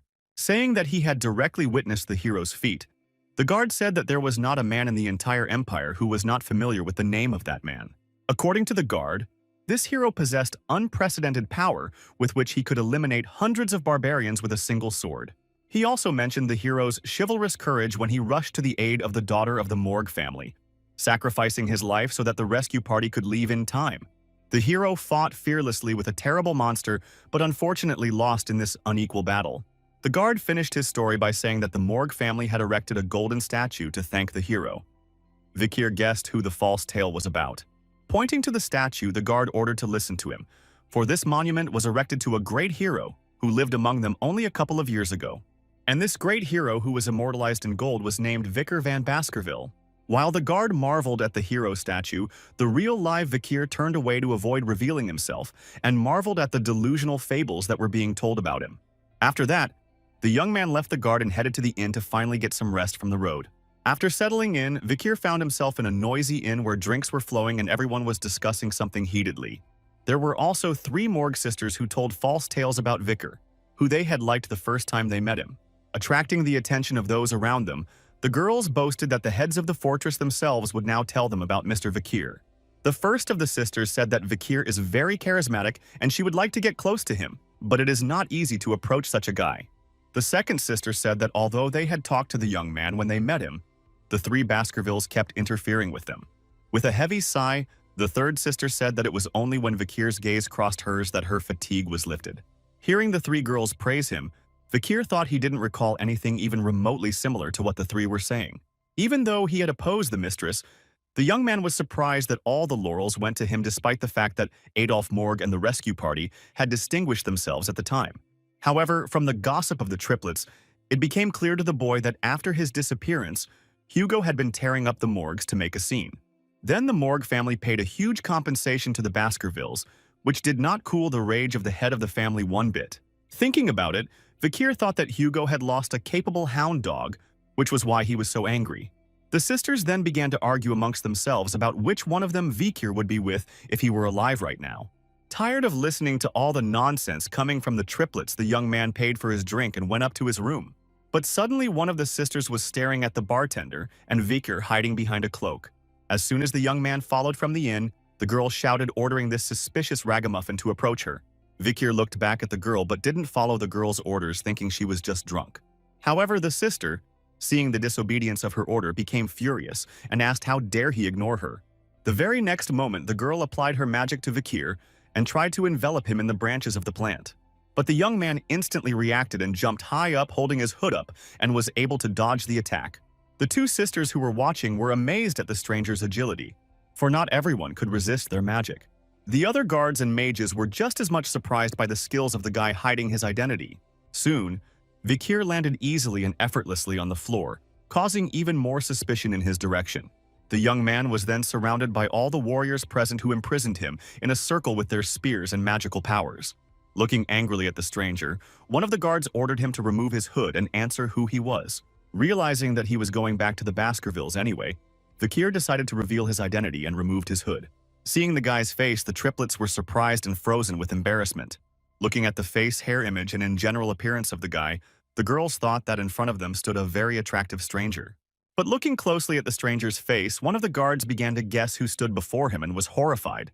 The expression on the young man's face was almost the same as the statue in the square, and he had dark hair and red eyes. And at that moment, the triplets realized that Vikir van Baskerville was indeed standing before them. After the young man's identity was revealed, he spent the night in an inn and a new day dawned. Early in the morning, Vikir got ready to leave for his family, and the triplets saw him off. The girls flattered Vikir by saying that they knew he was alive and were glad that the boy had come to them and reported that they had sent a post owl with news at his request. The guy said he was just asking to contact the Baskerville family. Thinking it was happy news, the triplets said they had informed everyone. Then the sisters offered to accompany him, but the boy refused, saying that they were very busy. But the girls denied it, saying that they were only sleeping. Thinking of reporting the Morg triplets' slothfulness, Vikir turned to them and asked where Kimu Morg was and how she was doing. The triplets replied that Kimu is in closed training. For some unknown reason, she left her uncle's Hall of Light and spends all her time in the Hall of Darkness studying magic. Hearing this, the young man was very surprised because in his past life, the girl had a terrible relationship with the head of the Hall of Darkness, and then he realized that once again he changed the future. Vikir then asked the triplets for a favor, telling them to tell Kimu that he wanted to see her and that the girl would definitely leave the Hall of Darkness. The sisters were surprised that he had only said those words, since Kimu was his fiancée and they had not seen each other for the past 2 years. The hero of Red Fang Mountain had returned, and the news quickly spread throughout the empire. Baby Pomerian's guardian. Chihuahua's secretary received a joyful letter that Mr. Vikir was returning. News that Vikir van Baskerville was alive has also reached the Sindavendi. The letter with this news reached Adolf Morg, who was confused because he was sure that the boy was no longer in this world. Even Street Dolores herself was informed of this wonderful news, not realizing that during this time she had personally met the young man in the guise of a lamb. And at last this message reached the head of the family himself, Hugo le Baskerville. When he heard that Vikir was alive and returning to his family, Barrymore was amazed, but not as amazed as Hugo was. The head of the Baskerville family was shocked because he barely said goodbye to his son 2 years ago, and now he hears that he is actually alive. Vikir himself soon reached the place he needed and looked around carefully. After gathering his thoughts, the young man headed into town saying that he was finally back.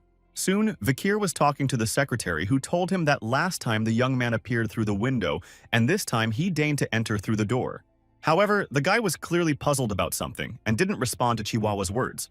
Vikir was concerned about one very annoying thing he decided to ask his secretary about.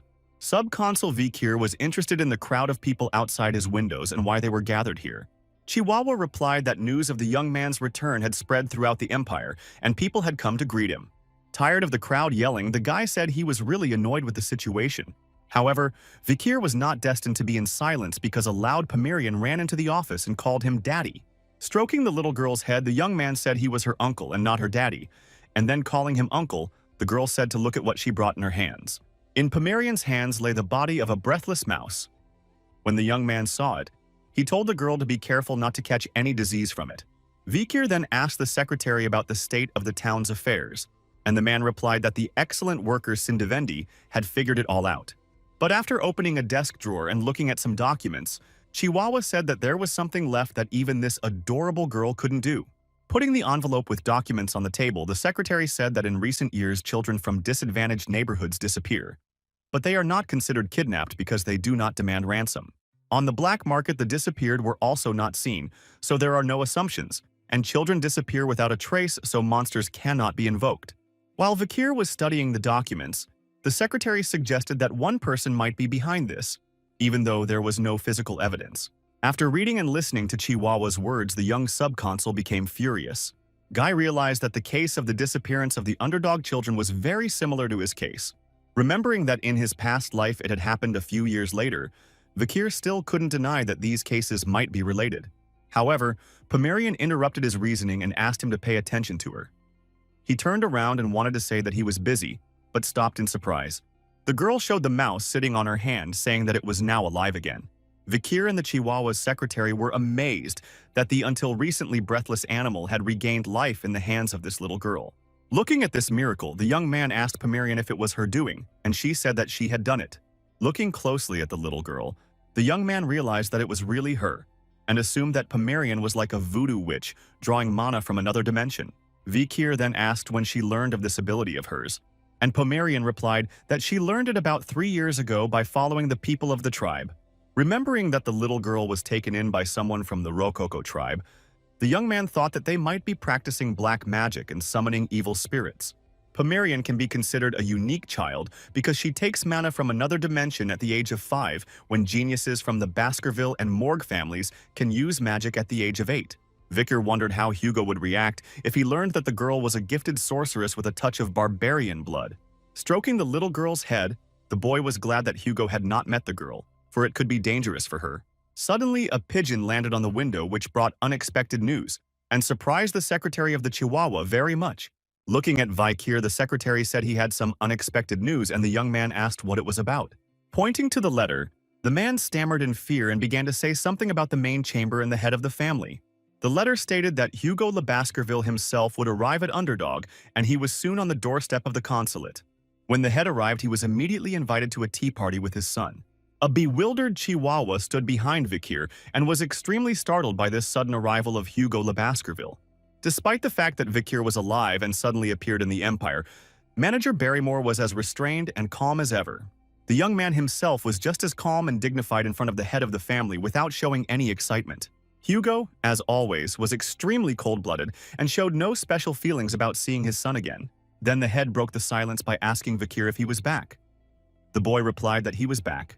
The young man was a little worried about Hugo showing up unannounced and had to quickly hide Pomerian in the next room. Hugo then asked what the young man had been doing for such a long time.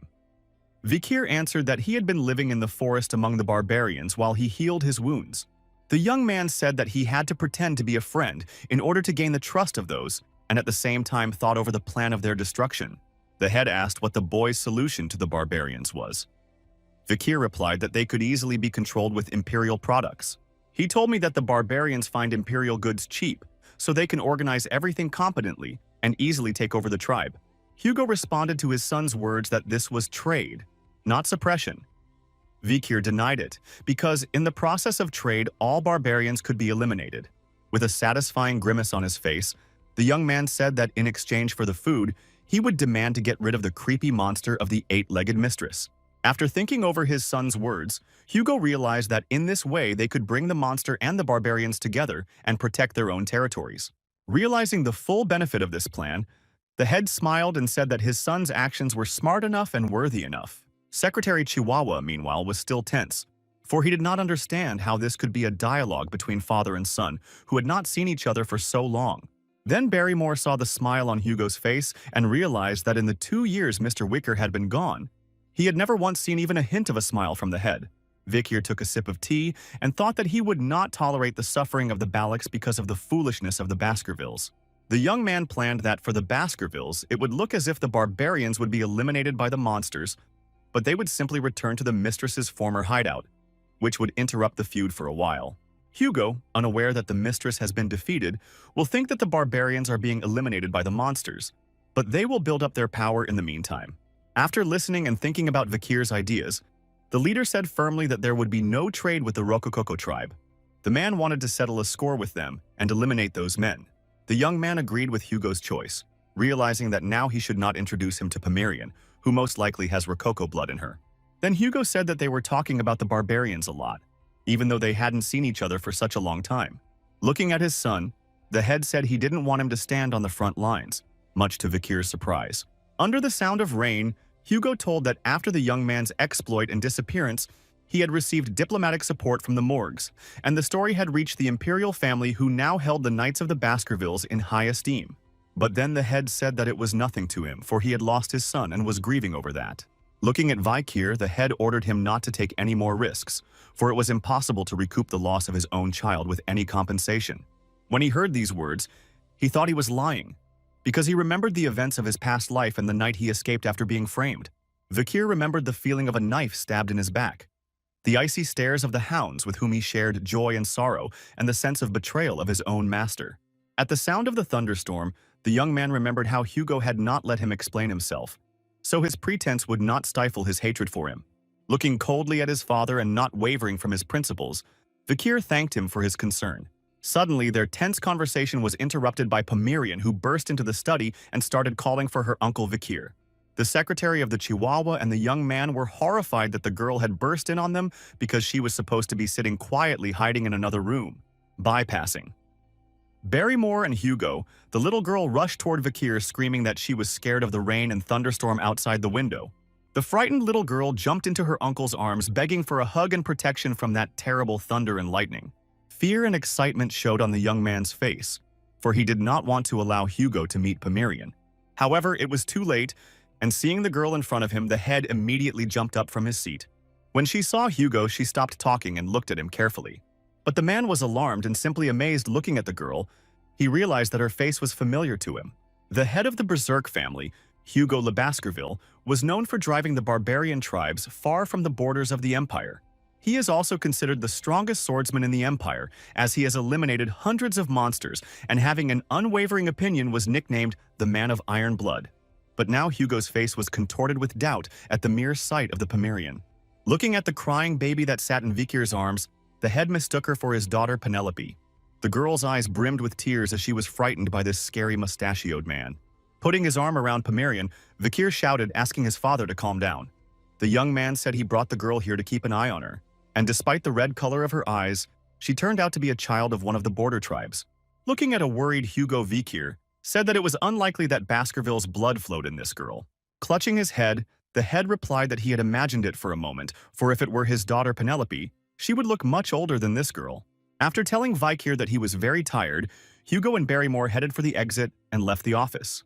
Wishing a happy journey, the young man could not understand how a man with such a callous soul suddenly lost his temper at the sight of Pomerian. Suddenly, before Hugo disappeared from the young man's sight, he turned around and invited his son to attend the big banquet to be held tomorrow. The secretary realized that it was a banquet to which only the closest descendants were allowed. Vikir accepted the invitation and said that they would see each other tomorrow night. One last glance at the little girl before leaving, trying to make sure it wasn't Penelope. Soon the rain outside stopped, and it was a quiet and peaceful night. Vikir lay in his room on the floor as a large and comfortable bed stood next to him. Lying on the floor, the young man thought about the fact that the hot shower and soft bed had become so unfamiliar to him during this time that now he couldn't sleep in this comfort. Thinking back to the Balaks, Vikir realized that it would take some time to get used to such a comfortable life again. However, Hugo was more concerned about Hugo's reaction, and he didn't know if he should reveal the truth about Pomerian and her pendant, because it had been easier to judge his actions before. Realizing that Pomerian could be the key to Hugo's overthrow, Vikir decided that after the banquet he would get information from him. Thinking that the most important thing in all this is the safety of the little girl, the young man finally relaxed and sleep began to overtake him. However, the guy was not destined to rest because through his open window sneaked a stranger hiding under the hood. The girl nudged her dagger and it glinted in the light of the moon looking in the young man's window. Then the stranger approached the bed hoping that the young subconsul might be under the blanket. However, the silence and her cold-blooded calculation were broken by Vikir's words, who said that not even a day had passed since news of his arrival had already spread. Suddenly, the young man jumped out from under the bed and leaned on it, heading towards the girl to strike. Kicking the stranger's arm with his foot, the guy knocked her dagger away from her. The sharp weapon immediately slammed into the wall from such a sharp and strong blow. Vikir then prepared to eliminate the girl, but she turned to him and asked him to stop. Then the girl began to laugh and the young man immediately recognized who the voice belonged to. Recognizing the interlocutor, the guy ordered not to come without warning because a second more and that would be eliminated. In response, the girl said that he has a strange habit of sleeping on the floor. Opening his face, the familiar Vikir said that he hadn't changed a bit. Taking off her mask, Sindavendi greeted the guy and said they hadn't seen each other in a while. In response, Vikir told her to stop joking around like that. But obviously the girl didn't take his words seriously. Then, Sindavendi replied that he himself had sent the secretary to fetch her, and the young man said that despite all her merits, she continued to behave childishly. Sitting down on the bed, the girl called Vikir a rude man and said she only gets a commission for her job as finance manager. Cindy also recalled that if it weren't for her efforts, Judy the flower girl would have been left without the money he had given her. But the young man replied that that was why he had given the girl a guard. The girl replied that stupid guards couldn't handle such a task, but Vikir said that there was a financial expert among them. Cindy wondered why he hadn't contacted her. Turning to the girl, the young man replied that he had ordered the guards not to even approach her. Hearing this, the girl realized that she hadn't realized anything from the beginning and had been dancing to Vikir's tune. He asked Cindy if she had any progress on his request and she said she had. She handed the package to Vikir, who said that she had changed a lot and asked him to prepare the reports in a folder for next time. Looking at Sindavendi, the young man said he would keep his promise and let her join the trade with the natives. Opening the bundle, Vikir saw the lists of guests invited to tomorrow's banquet and their dossiers.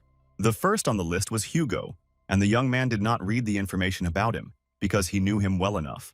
Next was his uncle, Boston Terrier Le Baskerville, who was Hugo's half-brother and captain of the Pit Bull squad. Also on the guest list was Bro Homer Le Baskerville, Hugo's half-brother and captain of the Mastiff squad, who disliked Boston Terrier very much. Cindy replied that they wanted to meet the now-living legend of the Baskerville family. Then the girl said that the young man's uncles wanted to lure him into their orders, and Vikir realized how tedious tomorrow would be. Hearing from the young man that Osiris himself was invited to the banquet, the girl said that her eldest son was doomed from childhood to resemble Hugo and to master weapons perfectly. Remembering his past, Vikir thought he had only seen Osiris a couple times from afar, who was cold, reserved, and never said hello to anyone.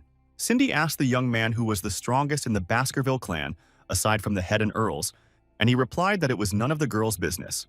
Vikir next saw information about Setter Le Baskerville and said he had heard that he was in closed individual training.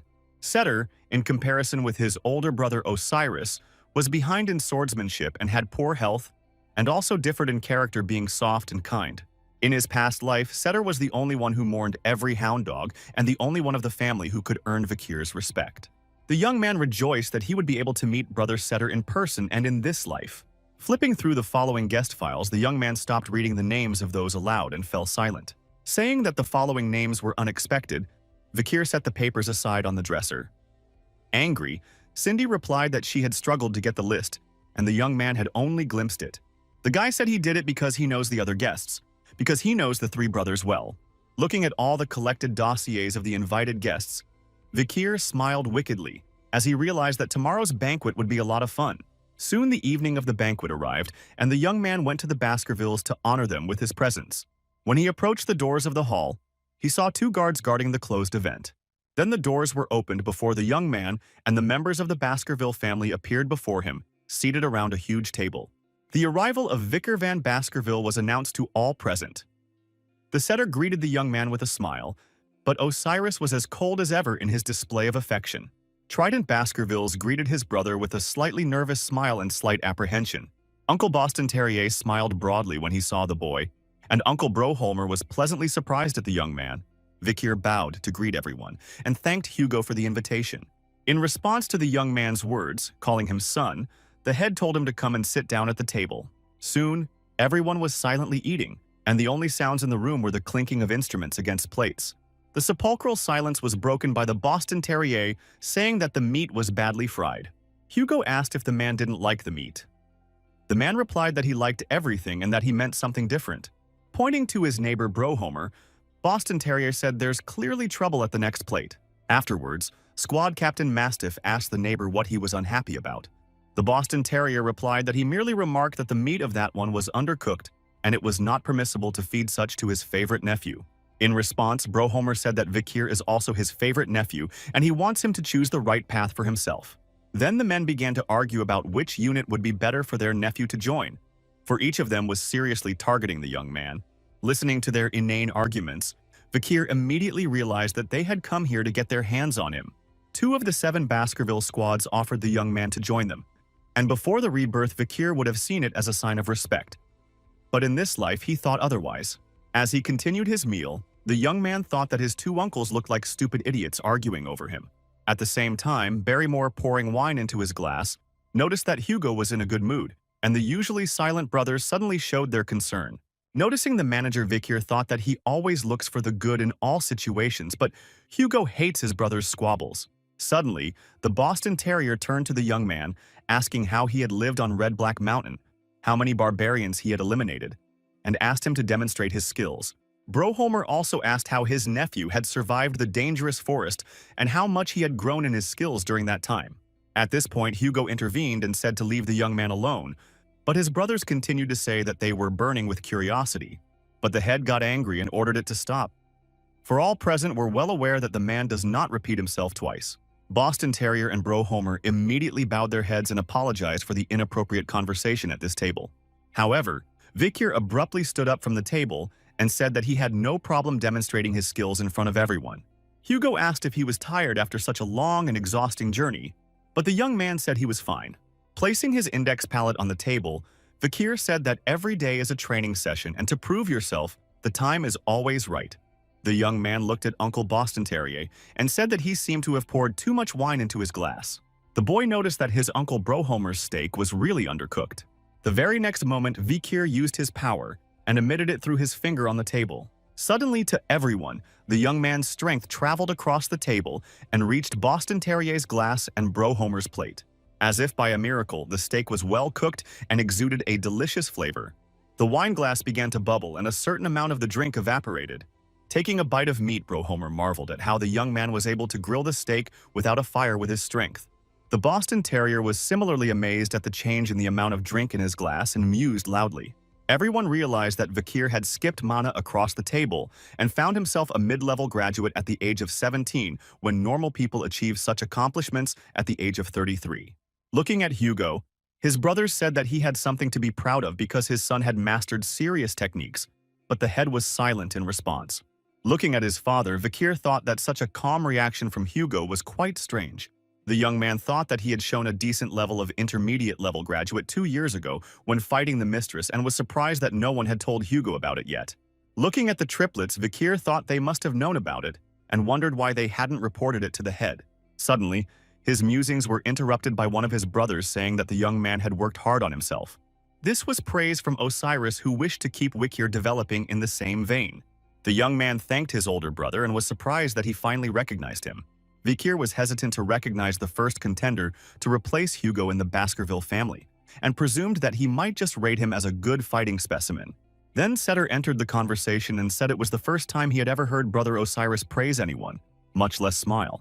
Looking at the young man, Setter said that Vikir had the same stony and unemotional face as Osiris and asked if he remembered him. The young man said he did. The Setter replied that he was happy about it, because he spends most of his time in the hospital wing or in a separate training room due to his poor health. Then Setter said that he would visit Vikir to hear stories about life in the forest. The boy thought that he was not like Baskervilles because he was kind and open. In a past life, Vikir was fortunate enough to serve for a time as a setter, who, in the turmoil of battle alone, mourned all the hounds and even managed to support him. Even after the false accusation, Brother Setter tried to defend Vikir until the very end.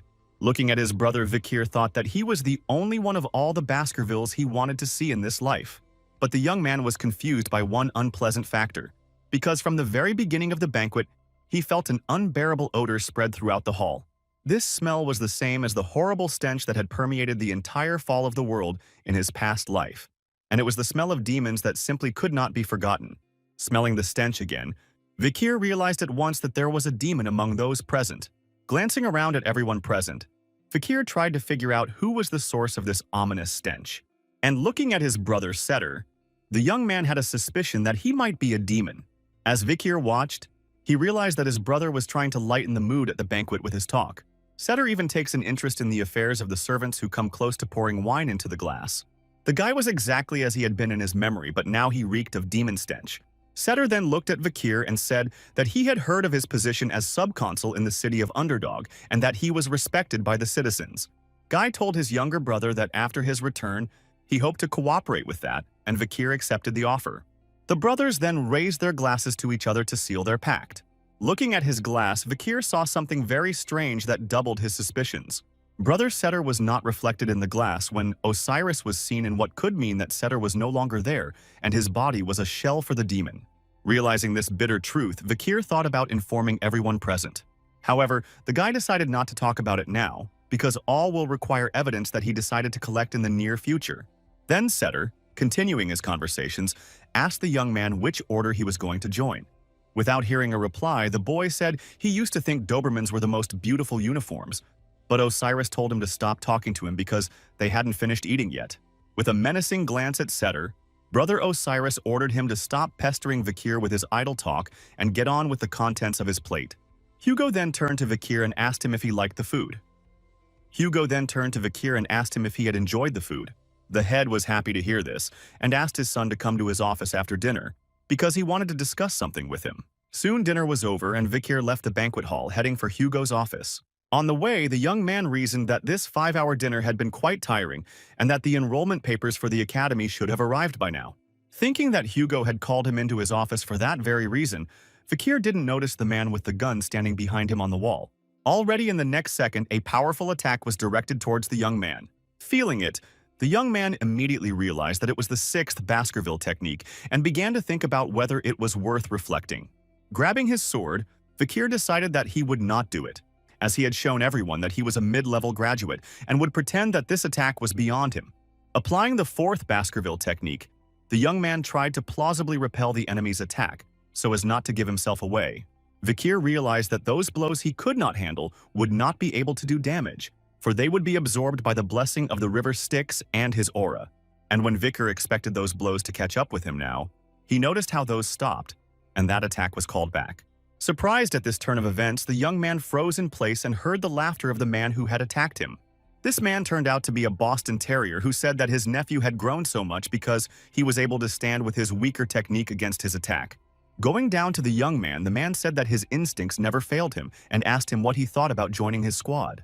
But at that moment, Bro Homer was behind Vikir's back, saying that only Boston Terrier had the nerve to bare his sword within the walls of the main house. The man went on to say that such an attack was pathetic, and if Hugo had found out about it, he would have been exiled for a few months at best. The Boston Terrier replied that he had calculated his attack to scatter right in front of his nephew, who didn't have a scratch on him. Watching his uncle argue over which squad he should join, Vikir hid his sword in its scabbard. Then the men left the subject concerning the young man and had already turned to personal reproaches and rebukes of each other. The men drew their swords to decide who would take the young man. Vikir, meanwhile, left them, for they had had enough of him. Moving away from his uncles, the young man thought that Boston Terrier's technique was rather weak. Heading towards the chapter, Vikir reasoned that he had actually already mastered the 7th technique and also had a demonic sword and power from the river Styx. The young man realized that with such a set of advantages, he could easily stand against the 2 counts. Suddenly, Vikir's path was blocked, and he looked at his opponents in surprise. In front of the young man stood the Baskerville triplets looking at him intently. All 3 brothers began to simultaneously draw their swords in front of Vikir.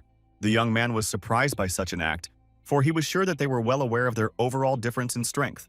And just when Vikir thought he would have to eliminate these insolent hounds who had forgotten their place, the triplets kneeled before him. Then the young man noticed one strange detail in their posture, for the swords of the brothers stood on top of their feet, resting on their shoes. Not fully realizing the triplets' intentions, Vikir thought it looked like a vow. This vulnerable stance was a sign of honor when one puts one's life entirely in the hands of another, for if one pressed the sword, it would go through the foot. Looking at the triplets with a cold gaze, the young man asked what they were up to. All three brothers answered in one voice that they wanted to pay back Vikir. Then one of the brothers told the young man that he had been terribly afraid of him since he was 9 years old, and their common incident. However, after hunting the most dangerous Cerberus, he recognized Vikir as a strong and worthy fellow. When Vikir ruthlessly eliminated the troll, he couldn't believe his eyes.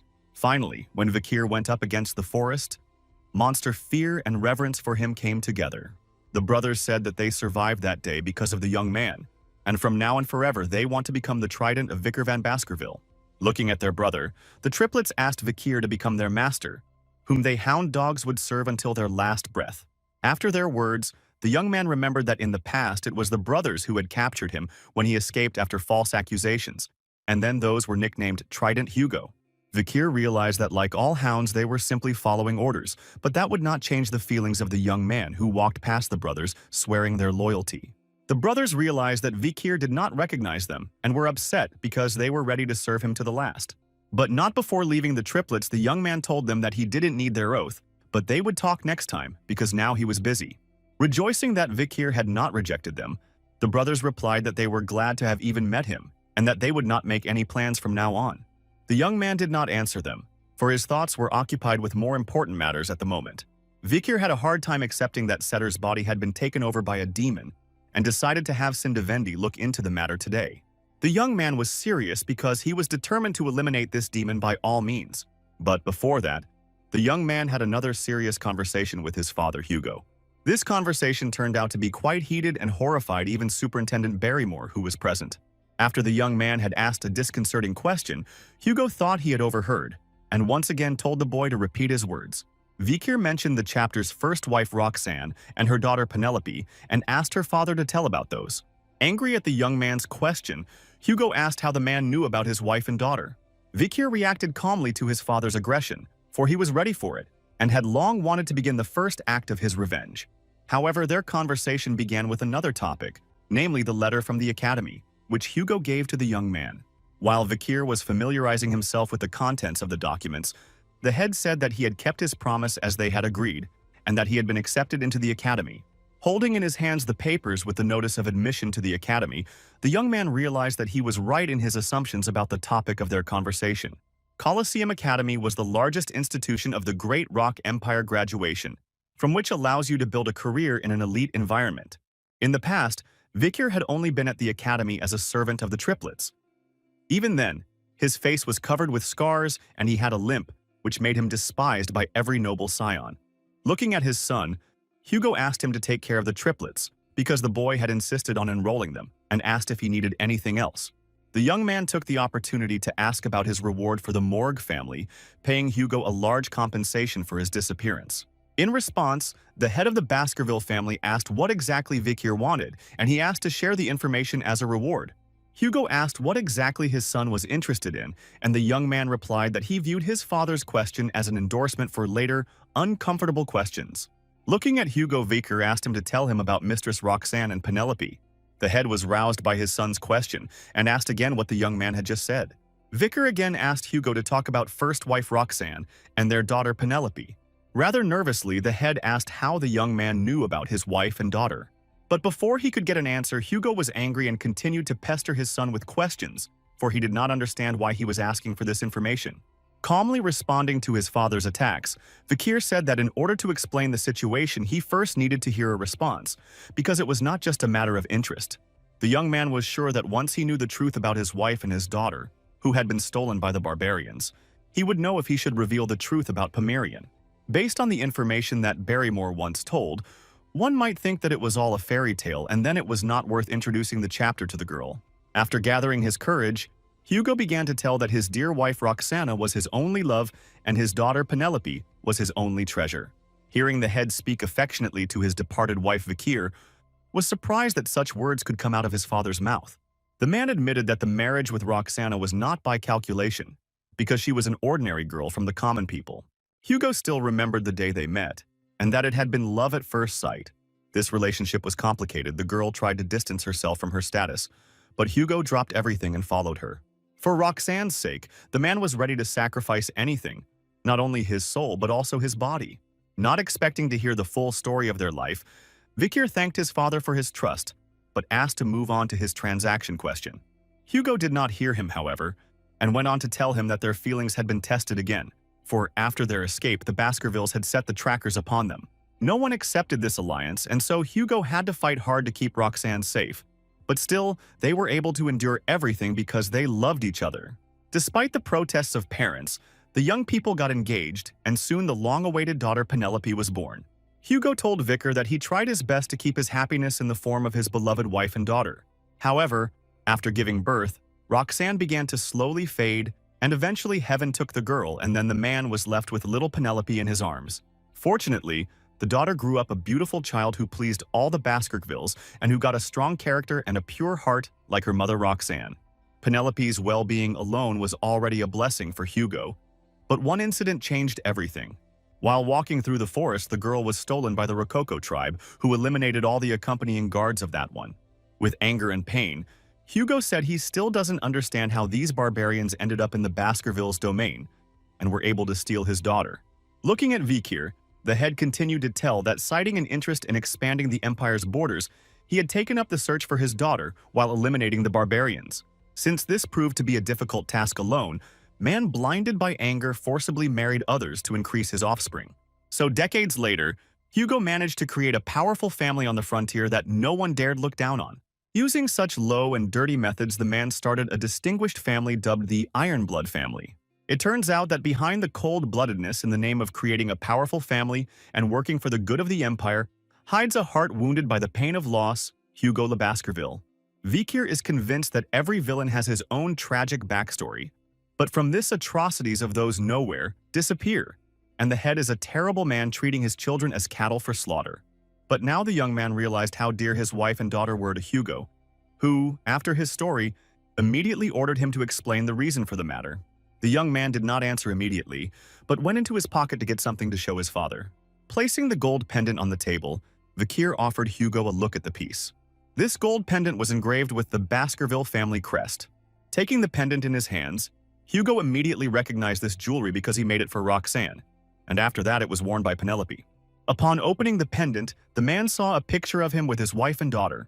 Heading towards the front door, Vikir asked how Hugo would act if he found out that Mrs. Penelope had a child who was now alive. Not believing his ears, the head once again asked what he said. Barrymore was also shocked by the information he heard. Approaching the door, the young man repeated that he was speaking of Mrs. Penelope's daughter, or in other words, the man's granddaughter. Opening the door, Vikir let a small and living confirmation of his words into Hugo's office. Once inside, Pomerian told Uncle Vikir that she was waiting quietly outside the door as he had asked, and the head immediately recognized the girl he had seen earlier. The young man admitted that he had lied to Hugo because he had met this girl on the territory of the Rococo tribe, who showed her pendant and said that her mother was in the picture. Looking at the little girl hugging Vikir's leg, the head asked if Penelope was really the mother of that one. Holding the picture pendant in his shaking hands, the man kept comparing his daughter Penelope to this girl, wanting the head himself to realize that it was his granddaughter and accept that fact. Vikir continued to remain silent and wait for a reaction from the one. Watching Hugo get up from the table, Vikir realized that he was torn in doubts, for the girl had the blood of the man he loved and the hated barbarians. The young man was very curious if his father would be able to keep his composure in front of Pomerian. Looking at the little girl, the man pondered that she had been found in the territory of the Rococo tribe.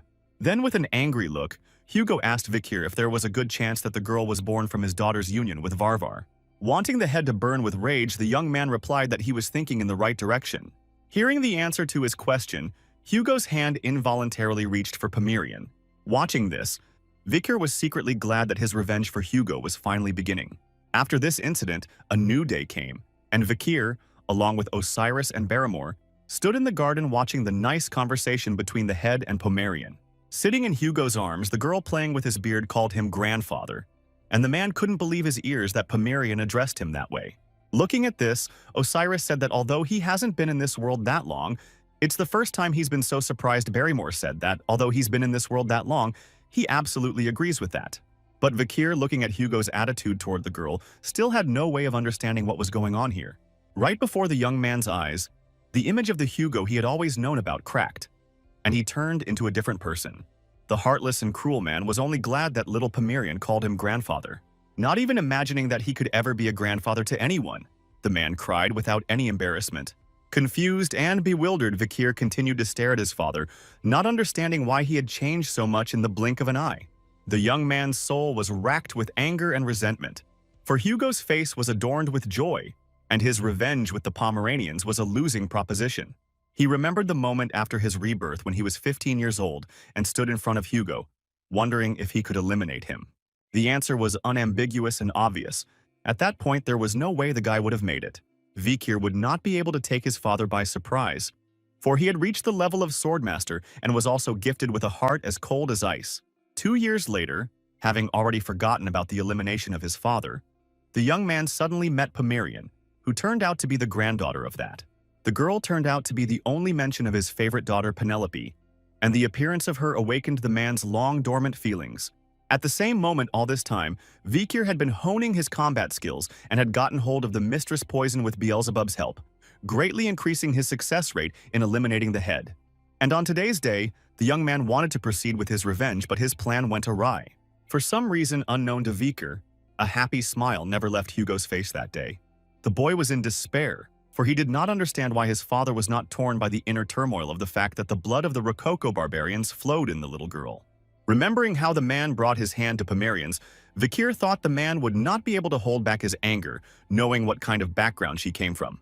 However, Pomerian was not frightened by the head and held out her hands to him, saying that her mom often looked at the photo in the pendant and always wanted to meet her dad again.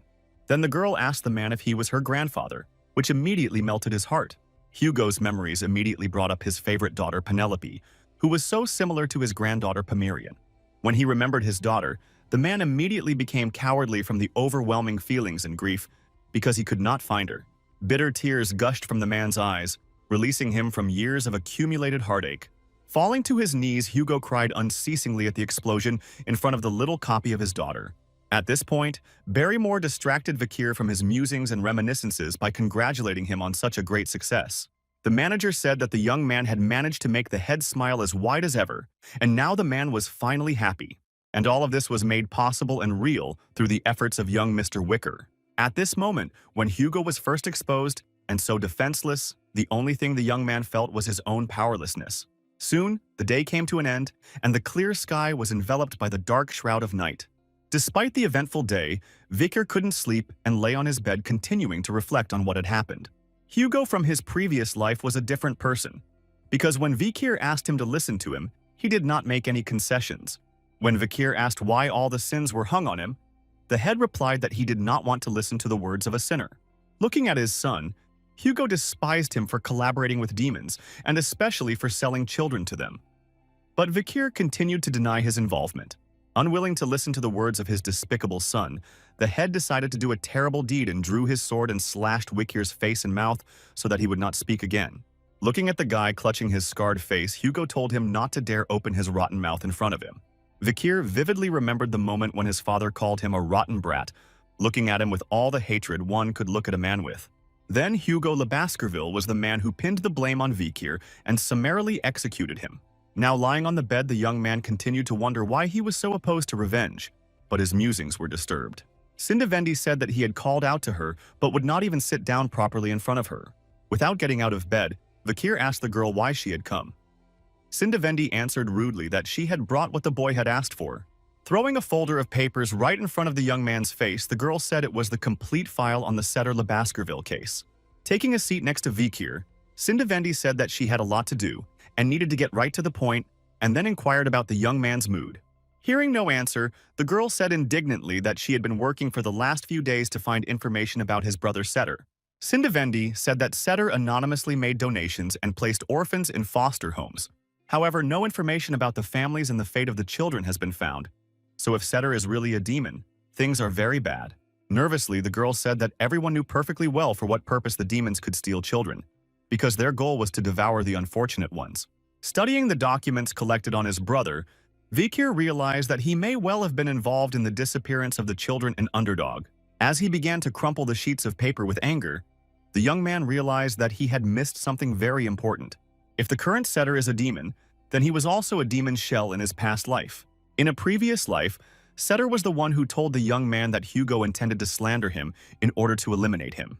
Standing in front of Vikir's prison cell, Setter expressed his pity for him by covering his face with his hand. Regretting that he couldn't help his little brother, Setter didn't really hide his grieving face but his sinister smile. Thinking back on it, Vikir finally realized who really was the main and real villain in their family. At the same time, two people were walking somewhere, and one of them asked his lord patron where they were going.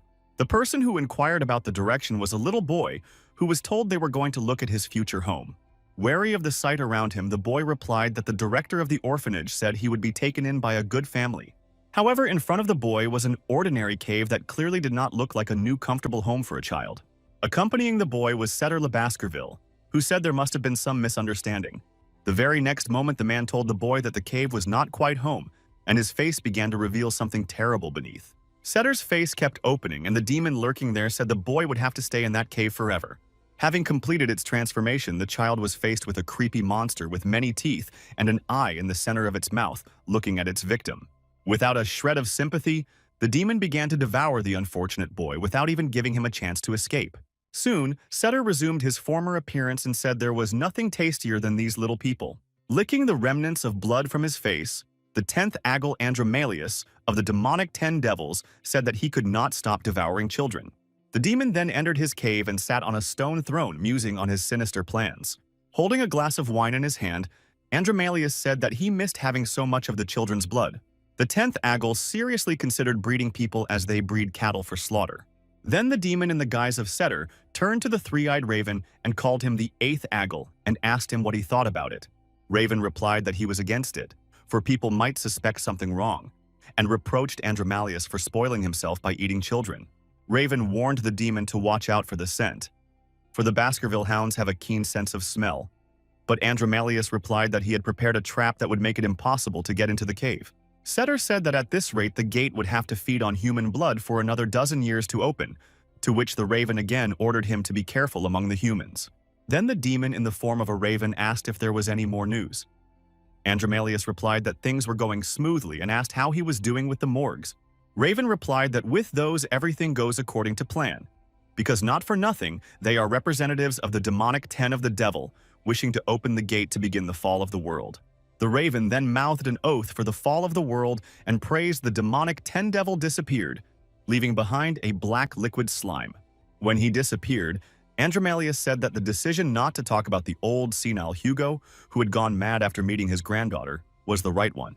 The demon realized that the Baskervilles would be easier to defeat if the head retained his steely composure, so he should continue to treat the hounds as trash.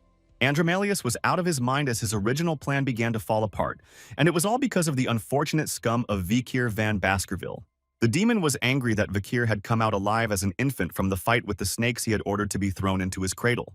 Then Andromalius rejoiced when the young man did not return from the forest during the rescue of Kimu Morg. But he not only returned but brought Pomerian with him, which disrupted all plans.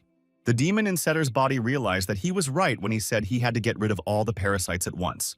At the same time in the Baskerville mansion, Hugo and Vikir were walking down the hallway together. The young man did not understand why they were walking in complete silence, because his father had summoned him and obviously he wanted something. Looking at the head from the side, Vikir realized that he was now completely open and this was the best moment to eliminate the man. But the young man dismissed the idea, because it had previously occupied all his thoughts.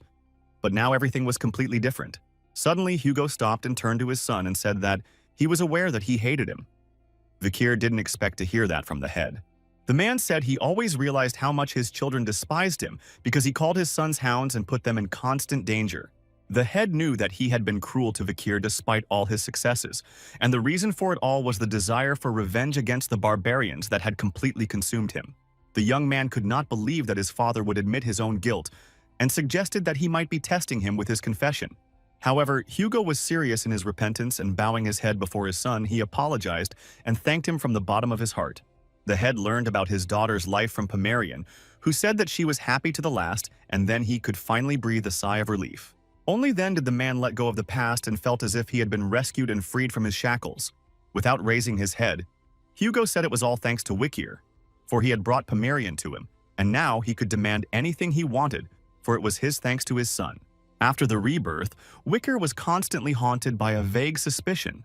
For example, when Hugo wished him luck at the midterm evaluation, or when the head warned the young man of the dangers of fighting on the training ground. Also alarming was the moment when the man worried about his son's injury after practice. And even when he praised Vikir and said he believed he wouldn't do anything stupid going into the Morg's domain. These two. Hugo differed in his past life. The one was cold and soulless. After the rebirth, the head became softer, which only confuses the young man more. Vikir did not know if he could forgive his father, because for the last 17 years he had lived with the desire to take revenge on him, because it was Hugo who did not listen to him in the past and ordered his execution. Looking at Hugo crouching in front of him, the young man thrashed and didn't know whether to choose forgiveness or revenge. Deciding to finish what he had started first, Vikir asked the head to raise his head. The young man asked again if he could ask for anything he wanted, and Hugo confirmed it. Then Vikir voiced his wish to his father, deciding that he would figure out what to do about it later, because now he had more important things to do. In the garden at this time was Pomerian, who was having her hair braided and asked if she liked the mansion, to which the girl replied that she was glad to be here, because her grandfather and Uncle Vikir were here. Then the man who was with the little girl asked her a question about whether she had forgotten his name, and the girl hesitated. Pointing her finger at him, Pomerian remembered that this uncle's name was Setter. Suddenly, the nanny came up to them and asked Setter why he wasn't going to practice. The man replied that he wanted to see his niece beforehand. The woman then reported that the head had ordered that no one be allowed near Pomerian, to which Setter replied that he was aware, and they would keep the prank a secret. Holding the girl's hair in his hands, Setter said she had very pretty hair. The man said that the baby's hair looked a lot like Penelope's sister's. The nanny was surprised to hear this and asked again what the man had just said. Looking at Setter, Nanny said that he could not have seen Penelope, for as far as she knew, he had not yet been born when the head's daughter lived here. At that moment, the demon in the guise of Setter realized that he had seriously misspoke and answered the nanny that Hugo was looking for him. Then the demon opened the back of Setter's head and, hypnotizing that one with his eye, ordered the woman to hurry up, for the head does not like to wait. Even under hypnosis, tears welled up in the woman's eyes and she made a sound of fright. Pomerian heard the sound and realized that something had happened behind her back. However, when the girl turned around to look, there was no longer a babysitter behind her, only Uncle Setter. While the man was telling the little girl that the babysitter had some business to attend to and left, the demon sitting in him almost engulfed the woman and hit its maw on the back of her head. Setter then asked if Pomerian loved Grandpa Hugo, and she said she did, and thought Grandpa loved her too.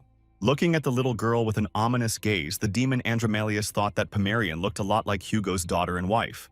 Intent on eliminating the little girl, the demon began to split his flesh on his arm to quickly and stealthily consume her.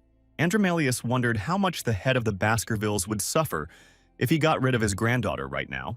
But the demon's plans were interrupted by the sudden appearance of Osiris, who asked Setter why he was here and where Nanny Pomerian was. Andromalius was extremely unhappy with the appearance of that one, because he had almost managed to get rid of the girl. Setter answered Osiris that when he came here, the nanny wasn't around, so he decided to look after the baby.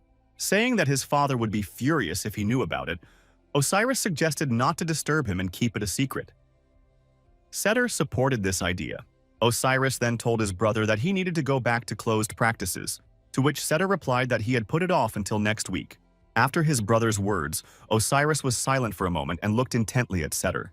Taking his brother's hand, Osiris said that he was not sparing himself at all, and that if he needed his help, he should let him know at once. When Osiris took his hand and said those words, Setter couldn't believe that he cared for him.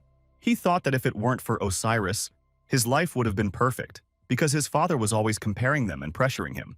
Seeing that Setter didn't react to his words, Osiris called his name, trying to understand what was happening to him. Covering his face with his hand, the demon Andromalius realized that the echoes of Setter's soul remaining in this body had plunged him into memories of the past. After apologizing, Setter walked away from Pomerian and Osiris, saying that since his brother had come here, he could leave now. Osiris sighed heavily as he looked at his brother and caught the girl's attention. He told Pomerian that for the first time in his life, he told Setter that he was worried and concerned about Osiris was raised as the first-in-line heir after Hugo, and so he was made to believe that he should be like his father and become emotionless. However, when he saw that the head could express emotions, he wondered if he would be able to express all the feelings that had been overwhelming him for so long. Stroking Pomerian's head, Osiris thanked his niece profusely. Due to the fact that the baby appeared in the Baskerville mansion, family members finally began to change and began to show their true feelings. The demon in the guise of Setter, meanwhile, had returned to its lair in the cave. Sitting on his stone throne, Andromalius could not calm down after what had happened recently. The demon realized that getting close to his granddaughter would be a difficult task. And here was the perfect chance to eliminate the girl and destroy Hugo for good, but Osiris thwarted the opportunity. The demon sighed heavily, thinking that there was still plenty of time before the gate opened, so there was no need to rush it. The demon in Setter's body decided it made sense to wait for Hugo to become more attached to Pomerian, and that's when he would devour the girl. Andromalius longed to wait for that wonderful day when he could get rid of this little girl. Remembering what he had done to the head's wife, Roxanne, the demon thought it might be possible to poison Pomerian as well and make it look like an incurable disease. His other option was to recruit and use barbarians, because that's what he did to Hugo's daughter Penelope. Determined to ruin Hugo Le Baskerville's life for good, Andromalius said he would deal with the girl in the cruelest way possible. However, his infernal plans were decided to be thwarted by Vikir, who was already standing at the entrance of the demon's hideout. Using the demonic sword Beelzebub, the young man struck to destroy the trap hiding the passage to the cave. Already in the next second, Vikir had made a breach in the cave, and it was immediately noticed by Andromalius, who turned around at the noise. Frightened that a crack had appeared in the trap, the demon rose abruptly from his throne. Soon, the silhouette of a man who had entered the cave appeared in front of Setter. Coming out of the semi-darkness, Vikir turned to Setter, saying that he had come to visit him as they had agreed earlier. Looking at the young man standing in front of him, the demon was horrified because he could not understand how he could get in. Using the silent heal skill, Vikir said that he was following Setter all the time, but he didn't notice him because he was hovering in the clouds. After realizing that the young man was only a mid-level graduate, but was able to damage the trap, the demon was afraid that he could also reveal his true identity. Looking around the filthy cave with many human bones, the young man said that Setter was obviously not expecting visitors and asked why he was sitting here. Looking at Setter and his surroundings, Vikir said that one would think he was the same demon that kidnaps children in Underdog. Hearing the words of the young man, the demon immediately showed himself because he realized that he had guessed everything. Glaring angrily at Setter, Vikir was a little surprised that the man was no longer willing to play his part and reveal himself so quickly. Reaching for his sword, the demon replied that there was no point in hiding it any longer, especially since the young man was the only witness. Revealing his blade, Setter asked Vikir why he was so sure of himself for daring to enter the cave alone. Quickly drawing his blade and without waiting for a response, the demon swung before striking and said that Vikir had made it easier for him to do so. In the next second, Setter attacked the young man, striking him with his blade at the level of his neck. Confident of his success, the demon in the guise of Setter smiled broadly. However, seeing the look on Vikir's face, Andromalius realized that something strange had happened. Lowering his gaze and seeing the bloody shirt, the demon finally realized that he was the one who lost his arm and the young man was unharmed. Feeling a sharp pain, Setter immediately screamed and bowed to Vikir, who stood with the demonic sword in his hand. Realizing that the young man had a voracious sword in his hand, Beelzebub the demon couldn't understand when he had exposed it or how he had managed to get it. Setter asked how Vikir had gotten hold of the remains of the Lord of the Flies, and the young man replied that the demon was good at touching and similar things. Vikir looked at him and asked if he should address his brother as one of the 10 demons who had come to open the gates to the Aggle. The demon shouted and asked how he knew about it. But looking more closely at the young man, Andromalius noticed something strange in the reflection of his soul. The demon saw that Vikir's young soul was soaked in the blood of his fellows. Looking into the young man's eyes, Andromalius thought he might be in hell.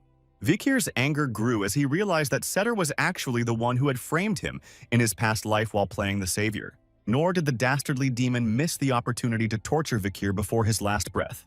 Looking at the frightened expression on the demon's face, the young man told the one that he could start praying. Mad with anger, Vikir said that Andromalius could not even hope to leave this world quickly, for he would suffer painfully and for a long time.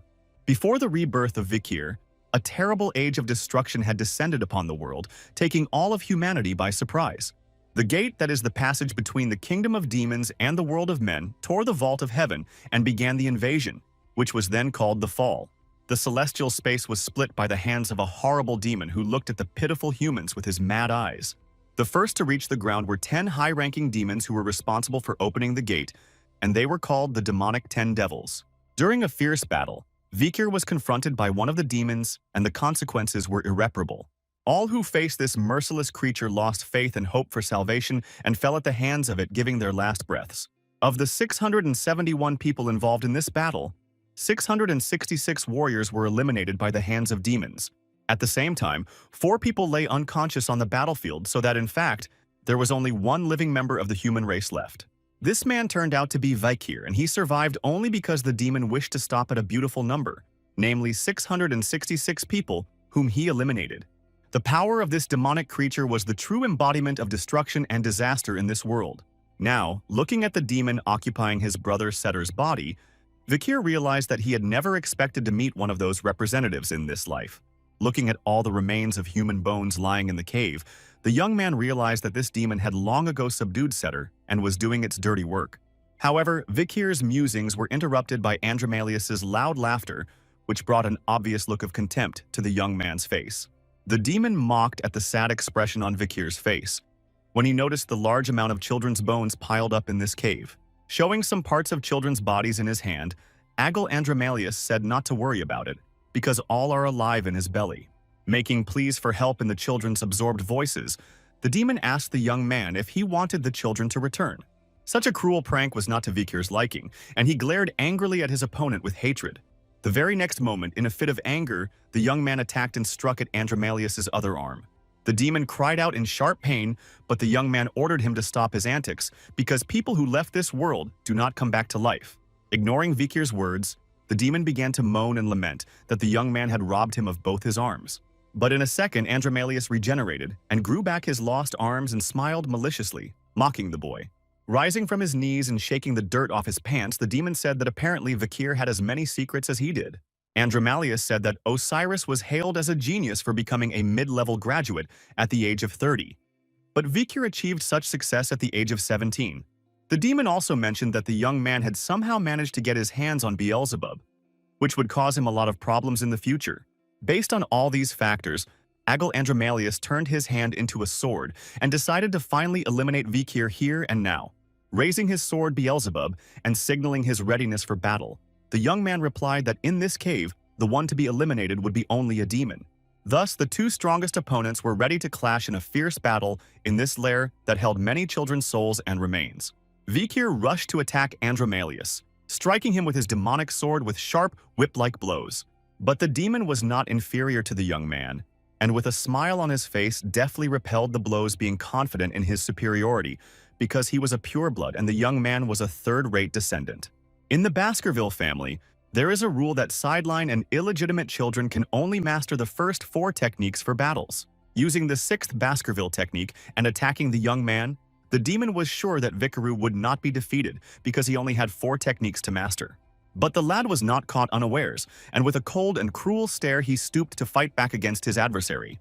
Also using the 6th Baskerville's technique, Vikir struck back at the Andromalius, and their swords clashed. For a moment the demon was confused because he didn't think that this pathetic guy had also mastered this technique. But fearing that the young man would pull another trick, Andromalius immediately split his face open and let out a sharp blade made entirely of blood.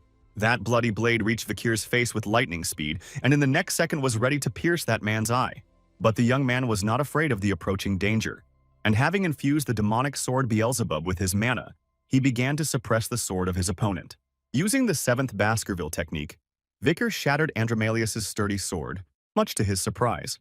From such a powerful attack and a strong flow of mana exuded by the young man, the demon was thrown back a few meters by the shockwave.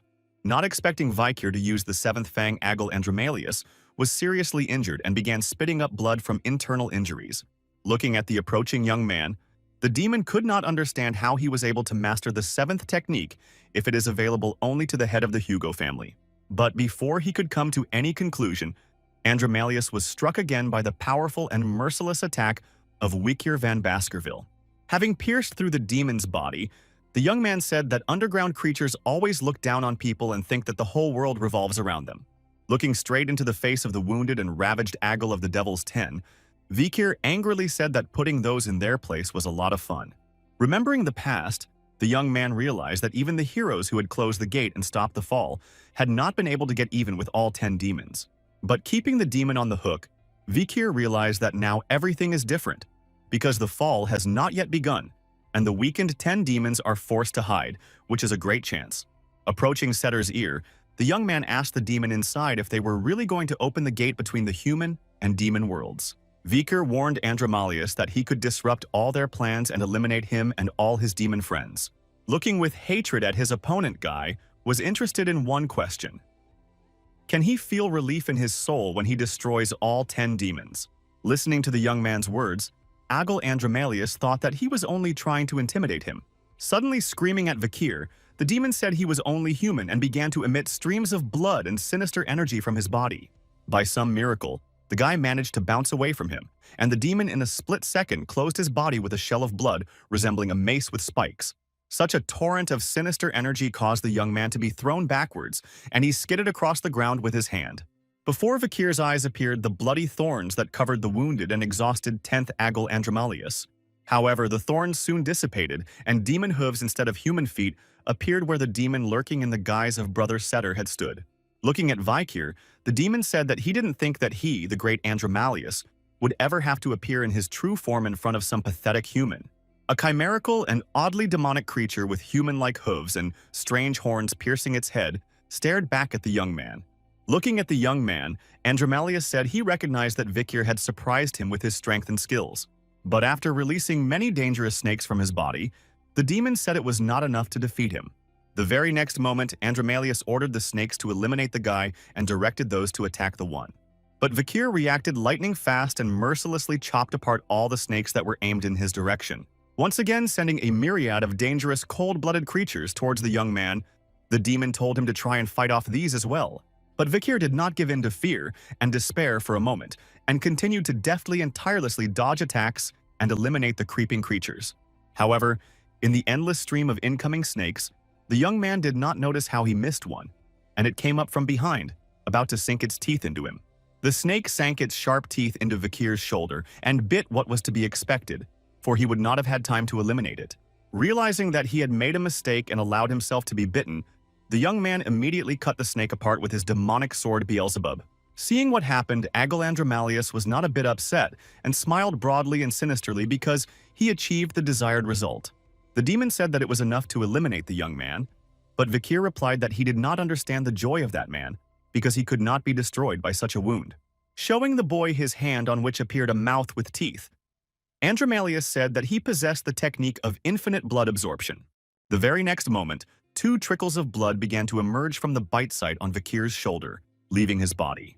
Andromalius began to slowly draw all the blood from the young man's damaged body to saturate himself, and at the same time to kill the annoying enemy. The demon was insanely pleased with himself because his ability to control blood gave him the ability to be invincible if his enemy was alive. However, as soon as Vikir loses all the blood filling his body, he will leave this world immediately, and Andromalius will be left in a favorable position anyway. Infinite blood absorption is the unique power of the 10th Andromalius, granting him immortality. Withdrawing blood from Vikir, the demon said that as long as there was a living organism around, it was enough to inflict even a small wound on it, and it would become immortal at the expense of its victim. After hearing the demon's story about his unusual ability, the young man grinned back at him without even a shadow of fear. This hurt Andromalius's ego, and he asked why Vikir was smiling, because with the loss of all his blood, he would soon leave this world. The young man replied that it was hilarious to watch a demon who didn't even realize what blood was being absorbed from his body. The next moment after the young man's words, Andromalius noticed how his eyes began to blur, and he felt a sharp indisposition. Having stopped sucking blood from Vikir's body, the demon himself began spewing blood from his mouth, not realizing what was happening to him. Bending over in hellish pain, Andromalius asked the young man what kind of unusual blood flowed in that one. Vikir replied that he would tell him now and brag a little. In addition to telling the story, the young man decided to visually show his opponent his unusual and rare ability by slashing his hand with the demonic sword. The blood from Vikir's hand gushed out, and when it soaked into the ground, a poisonous haze appeared on the spot. The demon immediately realized that the boy's blood was poisonous. However, this was not all the surprises the young man could surprise Andromalius with. And showing his hand, he said he had super fast regeneration. Watching the guy closely, the demon didn't understand how an ordinary person could have a regeneration ability of such a high level. It was also strange that Vikir possessed a poison capable of poisoning even a demon, for such venom is only found in such creatures as the spider of the red-black mountain and the nine-headed serpent of the land of the Titans. Another rare and unusual carrier of such poison was a huge jellyfish that lives at the very bottom of the Black Sea. Suffering from the poison spreading through his body and eating away at him, Andromalius kept trying to figure out how Vikir could have gotten such power. Watching the suffering of the demon, the young man asked why he stopped consuming his blood and assumed that it was not to his liking. After licking the remnants of blood off his finger, Vikir said that he had made sure that the eight-legged mistress's poison was a danger even to a demonic 10. Feeling the resentment of the mistress's soul in the demonic sword slot, the guy realized that she obviously wasn't a year old because Andromalius was still alive. However, Vikir now has no doubt that he is a top-level graduate, for he possesses the 7th Baskerville technique and the power of Beelzebub. Realizing that with such skills he could definitely defeat a dozen demonic agles, the young man continued to mercilessly attack the demon Andromalius. Receiving more and more injuries and wounds, the 10th Aggle realized that he was facing a very strong and dangerous opponent indeed. Looking at the brutal Vikir, the demon could not realize how he had acquired such overwhelming skills to become such a powerful warrior. But soon, Andromalius realized that the main task now was to survive. And to do so, he needed to restore mana at the expense of the barrier hiding the entrance to the cave. The very next moment, the Aggle dissolved his barium and replenished the reserve of his lost strength in the battle with the young man. Turning around, Vikir immediately noticed that his opponent had removed the barrier and was up to no good. With his mana restored, the 10th Aggle turned to another of his skills and commanded the water in the cave to turn to blood. Suddenly, the water in the cave rose up and froze above Vikir's head, gathering water currents and bubbling it, concentrated into a large water bubble. After that, the crystal-clear liquid began to turn red in color, gradually turning into blood at the demon's command. Seeing this, the guy realized that the 10th Aggle had such an unusual ability, and even being exhausted was still a demon of high rank. Once again, Vikir cut his arm and released the poisonous blood into the demon's bloodstream, telling him to stop because no tricks could help him. However, Aggle was not frightened by the words of the young man and replied that he had to disappoint him because nothing would happen if he poisoned the converted water. Looking at Vikir, Andromalius said that he had no intention of consuming all that converted blood and that it was created for a completely different purpose. Testing his depleted body, the 10th Aggle raised clots of blood into the air and gave the order for the Blood Knights to rise. Already in the next moment, blood clots began to fall to the ground, shattering to pieces. From the places where the blood had penetrated the ground, Andromalius's minions began to emerge, creepy Blood Knights. One by one, the knights rose up and surrounded the young man like locusts, clamping him in a vice and preventing him from leaving. After enlisting the support of his minions, the demon said that they still possessed the 6th Baskerville technique, and the young man's 7th technique would not save him from all of them. The Aggle Andromalius, looking angrily at Vikir, said that he would first destroy the young man and then eliminate everyone he loved one by one. Then the demon ordered the guy to repent for challenging a dozen Aggles and heard back that he really wasn't ready for that. But then Vikir remembered his conversation with Hugo when he had offered to ask for anything his son wanted, and he had taken the opportunity to do so. The boy held in his hand the whistle that his father had given his son to use in gratitude for Pomerian's return to the family.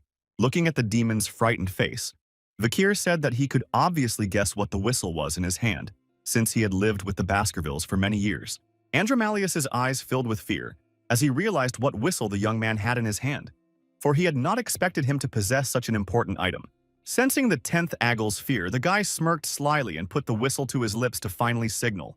In the next moment, the loud sound of the whistle blew throughout the cave, piercing everyone present. As soon as the sound engulfed the entire den, it broke through the entrance and echoed throughout the forest area, announcing danger and calling for help. And the desperate sound of the whistle reached its destination and alerted Hugo Le Baskerville himself that it was time to go to his son's aid. But Andromalius, not wanting to delay in his revenge, immediately ordered his Blood Knights to attack Vikir and eliminate him as soon as possible. Sensing the approach of the Aggle's minions, the young man said that this dark whistle gave him the right to summon all of the Order of the Baskervilles. Being in a dangerous position and a meter away from the Blood Knight's swords, Vikir added that this whistle gives another great advantage. Immediately after these words, the ceiling of the cave was pierced as if by a blade, and the demon's lair began to collapse, dropping stone shards on everyone standing there. An entire mountain was easily cut in half like a cake, and this was the main advantage of Whistleful Right to dispose of the entire family's combat power. Standing in the middle of the wreckage of the lair, the young man did not even flinch or move, despite the fact that stone shards and a storm of dust were flying at him. Unlike the boy, Andromalius covered his face from the flow of dust to be able to see what was happening and realize what was coming at him. At the call of the whistle, help arrived at this place, and skillful warriors prepared to bare their swords to eliminate all the evil in the area. Without making the warriors wait long, they began to cut through the remaining cover of the lair with their sharp swords to clear the field for battle. Watching what was happening, the 10th Aggle realized that his cave was finally collapsing, and soon he would face all his opponents. Soon half of the mountain was gone, which was unthinkable, because to break it requires a huge force. Hugo said he had never guessed why he had asked for permission to control the Baskervilles' forces, but now he realized that his son wanted to capture the infernal spawn. As always, having a cold expression on his face, Hugo still praised Vikir for his discretion and success in this matter. Without uttering a word, the young man bowed to his father in return. Andromalius realized the gravity of the situation behind him at that moment. The demon saw Hugo le Baskerville, as well as the eldest son of Osiris and all the Baskerville squad leaders. Before the eyes of the 10th Aggle, Andromalius appeared all the representatives of the Baskerville family, including all the hound dogs that surrounded the lair of the One. Raising his hand and drawing attention to himself, Hugo announced to everyone that he was declaring Vikir van Basker the owner of the Dark Whistle and commander-in-chief for the next 6 hours. Hearing the head's admonishment, Vikir immediately said to listen to him carefully and ordered everyone to wipe that wretched demon into powder. The very next second, one of the hound dogs swooped down on Andromalius and pierced his chest with its sharp sword. The other swordsmen followed the example of the first hound dog and rushed to attack the 10th Aggle, continuously thrusting their swords into it. Because of the incessant and merciless attacks of the Baskerville hounds, Andromalius was gradually losing his strength and experiencing hellish pain. But Vikir already knew the secret of this demon and warned everyone that this creature has the ability to regenerate through absorbing blood. The young man said that if any of the warriors are wounded, they must jump into the poisoned river of blood, as the demon will not recover from this blood. All hounds were told to strictly follow Vikir's orders so as not to play into the hands of the Aggle Andromalius and defeat him as soon as possible. With complete determination and steadfastness, the son of the head ordered the hounds not to get a single scratch or jump into the river of blood. All the hounds immediately obeyed Vikir's authority and continued to deliver powerful blows to this vile demon. Watching the battle, Boston Terrier said that the hounds were doing a good job, while Bro Homer expressed his surprise at the young man, who was a natural leader. But Hugo didn't pay attention to his brother's words, for he was worried that he hadn't noticed that his son Setter had turned into a demon right behind his back. Meanwhile, the 10th Aggle continued to confront the merciless opponents, fighting off those with the help of the dangerous snakes he had released from his body. But despite the agility and cunning of these cold-blooded creatures, the hounds chopped them into small pieces, showing their superiority over them. Having deprived Andromalius of help in the form of snakes, the fearless warriors of Baskerville reached him directly and proceeded to mutilate and pierce his flesh. His face contorted in wild pain, the demon thought he had greatly underestimated the Baskerville's hounds, for they continued to attack despite knowing of his power.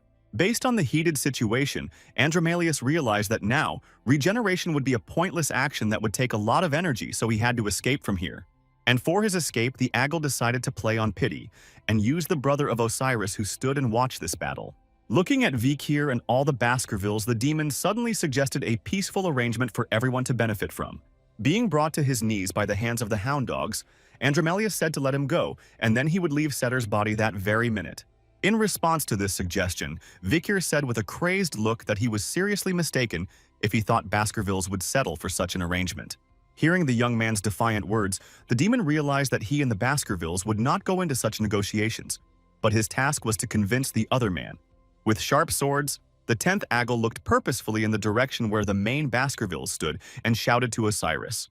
Looking at Hugo's eldest son, the demon asked him what he thought about it and if he could let the hounds kill his younger brother. Remembering that Osiris was the kindest of the whole Baskerville family, the 10th Aggle decided to press his pity so that he would have a chance to escape. Staring at the first heir to the head of the family, the demon told him that this was his last chance to save his brother Setter. But Osiris was silent in response. In the very next second, Osiris had already descended down to the scene of the battle and was heading towards Andromalius, consuming the body and soul of his younger brother.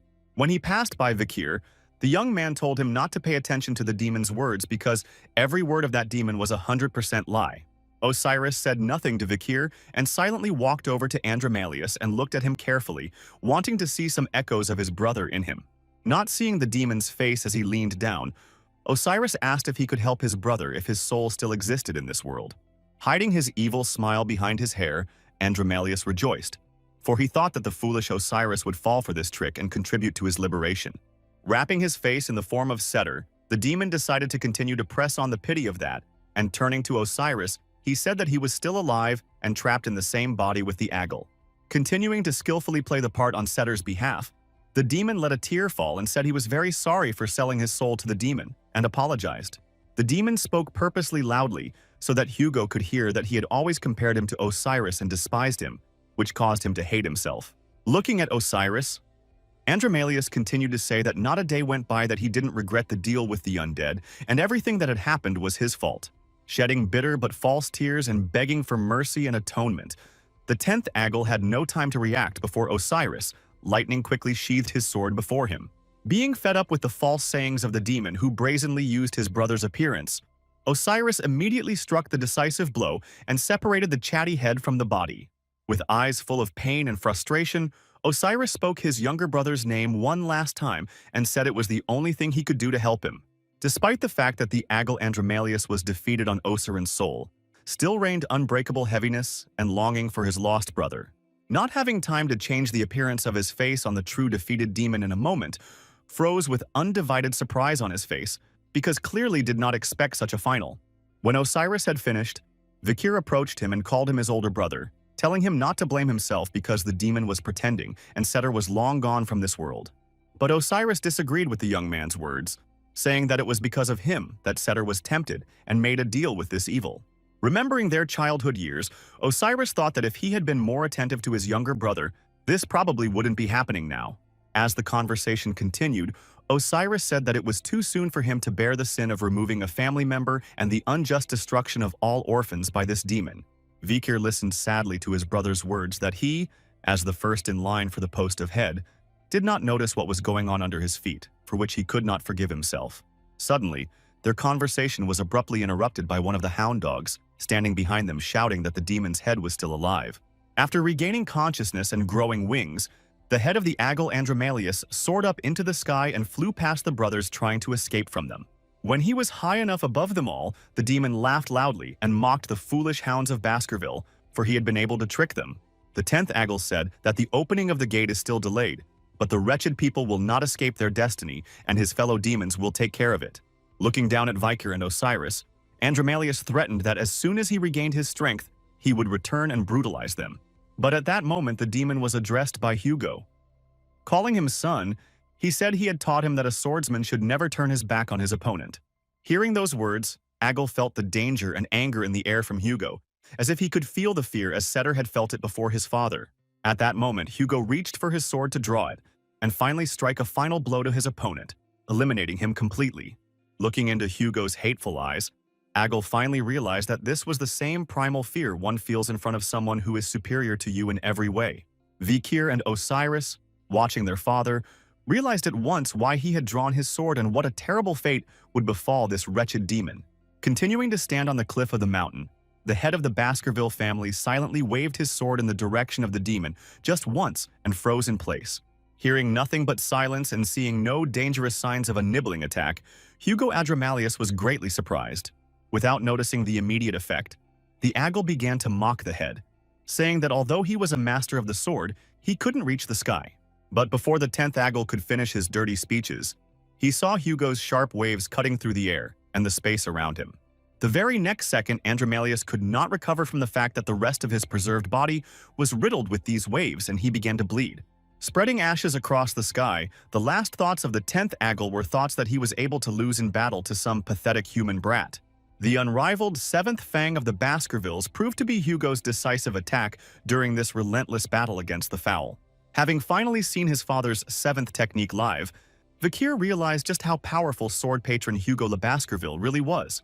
The power of the Swordmaster was that his attacks were so precise that they cut through space and were able to reach targets at a great distance. A few days later, in the squares of all the towns in the Baskervilles territory, an announcement was posted about the solving of the case of the disappearance of the children and some other incidents. The announcement referred to the investigation of the missing children case and the process of payments to be received by the victims' families in the near future. Despite the fact that about the arrival of the demon on Earth was not said, and words, this news shocked everyone, because the blame for this tragedy was pinned on the second son of the family. The woman was accused of poisoning her first wife, kidnapping her eldest daughter, poisoning the children's rooms of her descendants, and aiding and abetting her son in the theft of children. As a result, the court sentenced her to immediate execution on 1,642 counts. Surprisingly, the woman was not under the influence of a demon, but of her own free will helped her son and continued to call him until the end. In charge of the case was the heir to the chapter, Osiris, who personally organized and supervised the investigation and ordered the execution of all of Setter's henchmen. But Osiris also had an indispensable assistant to whom he temporarily delegated all his powers in urgent matters. This assistant turned out to be Vikir van Baskerville, who was rumored to be the main one in solving the crime and was also the only obstacle in unleashing the war with the barbarians. At first, there was growing excitement and discontent among the public, but the problem quickly resolved itself when people bowed to the young man's authority. Osiris and Vikir took no more than a week to resolve all the conflicts. But the news of the execution of the family's representative horrified many of the townspeople. Now it was clear to everyone that the Baskervilles laws applied to everyone, for even among the members of the family there were no exceptions and leniency. Having transferred the investigation of this case to his sons, the head in the meantime deepened into the education of his granddaughter, and talking to her, asked the girl if she noticed any changes in him. After a moment's thought, Pomerian pointed a finger at Hugo and said that the beard on his grandfather's face had disappeared, and he was now bald. While the head was asking his granddaughter what she thought about the change of his image, the two sons of the head were watching this nice conversation from the side. The light and kind atmosphere in their father's office made it seem as if there hadn't been any terrible incidents or demon attacks lately. Vikir thought that everyone connected to Setter had been eliminated, so there should be no trace of the hellspawn left in the Baskervilles territory. The young man also sent Sindavendi to get information about the high-ranking demons who served the Demon King himself, which did not please the girl. Suddenly, Osiris broke his brother's train of thought by saying that he had done well, and praised him, to which Vikir also praised his older brother. Then, Osiris said that it was time for the young man to go to the academy, since his departure had been postponed because of the turmoil with Setter. But Vikir replied that not everything was settled in the family. Osiris told his brother not to worry about it, especially since Hugo had ordered it himself, and these words surprised Vikir very much. The young man assumed that his father might be up to something wrong, because it would be more logical to use his abilities to fix the family's affairs. Noticing the young man's unease, Osiris said that Hugo was obviously worried that his youngest son might be drawn into the power race, startling Vikir once again. Mentioning that his father had never been able to express his feelings, Osiris said that lately he had begun to understand him and was sure that Hugo was worried about Vikir. Osiris told his brother to trust his words, for he was most like his father, and began to understand how he showed his feelings for others. Barrymore, meanwhile, was advising Hugo on how to braid Pomerian's pigtails, and he was trying hard, even though it was not an easy task for him. Soon the head was able to make the granddaughter a new hairstyle, and the granddaughter was very happy, because the efforts of the grandfather did not go in vain, and the pigtails came out just perfect. As Vikir watched this unusual scene unfold, he looked at the world through the lens of his past life. He had spent his entire previous life in the shackles of a collar, and in the rank of a common hound dog, constantly staring Hugo Le Baskerville in the back.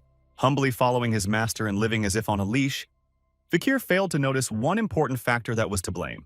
The young man did not notice that Hugo himself was on a chain, and that he was kept on a short leash by demons, and now the world he knew before was changing dramatically. The experience he gained with people new to him after his rebirth was invaluable and taught Vikir a great deal. Fate, which gave new and pleasant acquaintances, changed Vikir's outlook on this life and melted his heart a little. Even the despair that the young man had to feel from the meeting of unexpected events and twists of fate led Vikir to the place he was in now. And even the ruthless and cruel Hugo, who had made himself hated in his previous life, was now changing in front of his eyes due to the influence of all these factors. Now the face of the head began to express a sincere emotion from which it is clear that the accursed collar that has strangled him all these years has finally disappeared and no longer restrains him. Realizing all this, Vikir finally realized that Hugo, who deserved his merciless revenge, no longer existed in this world.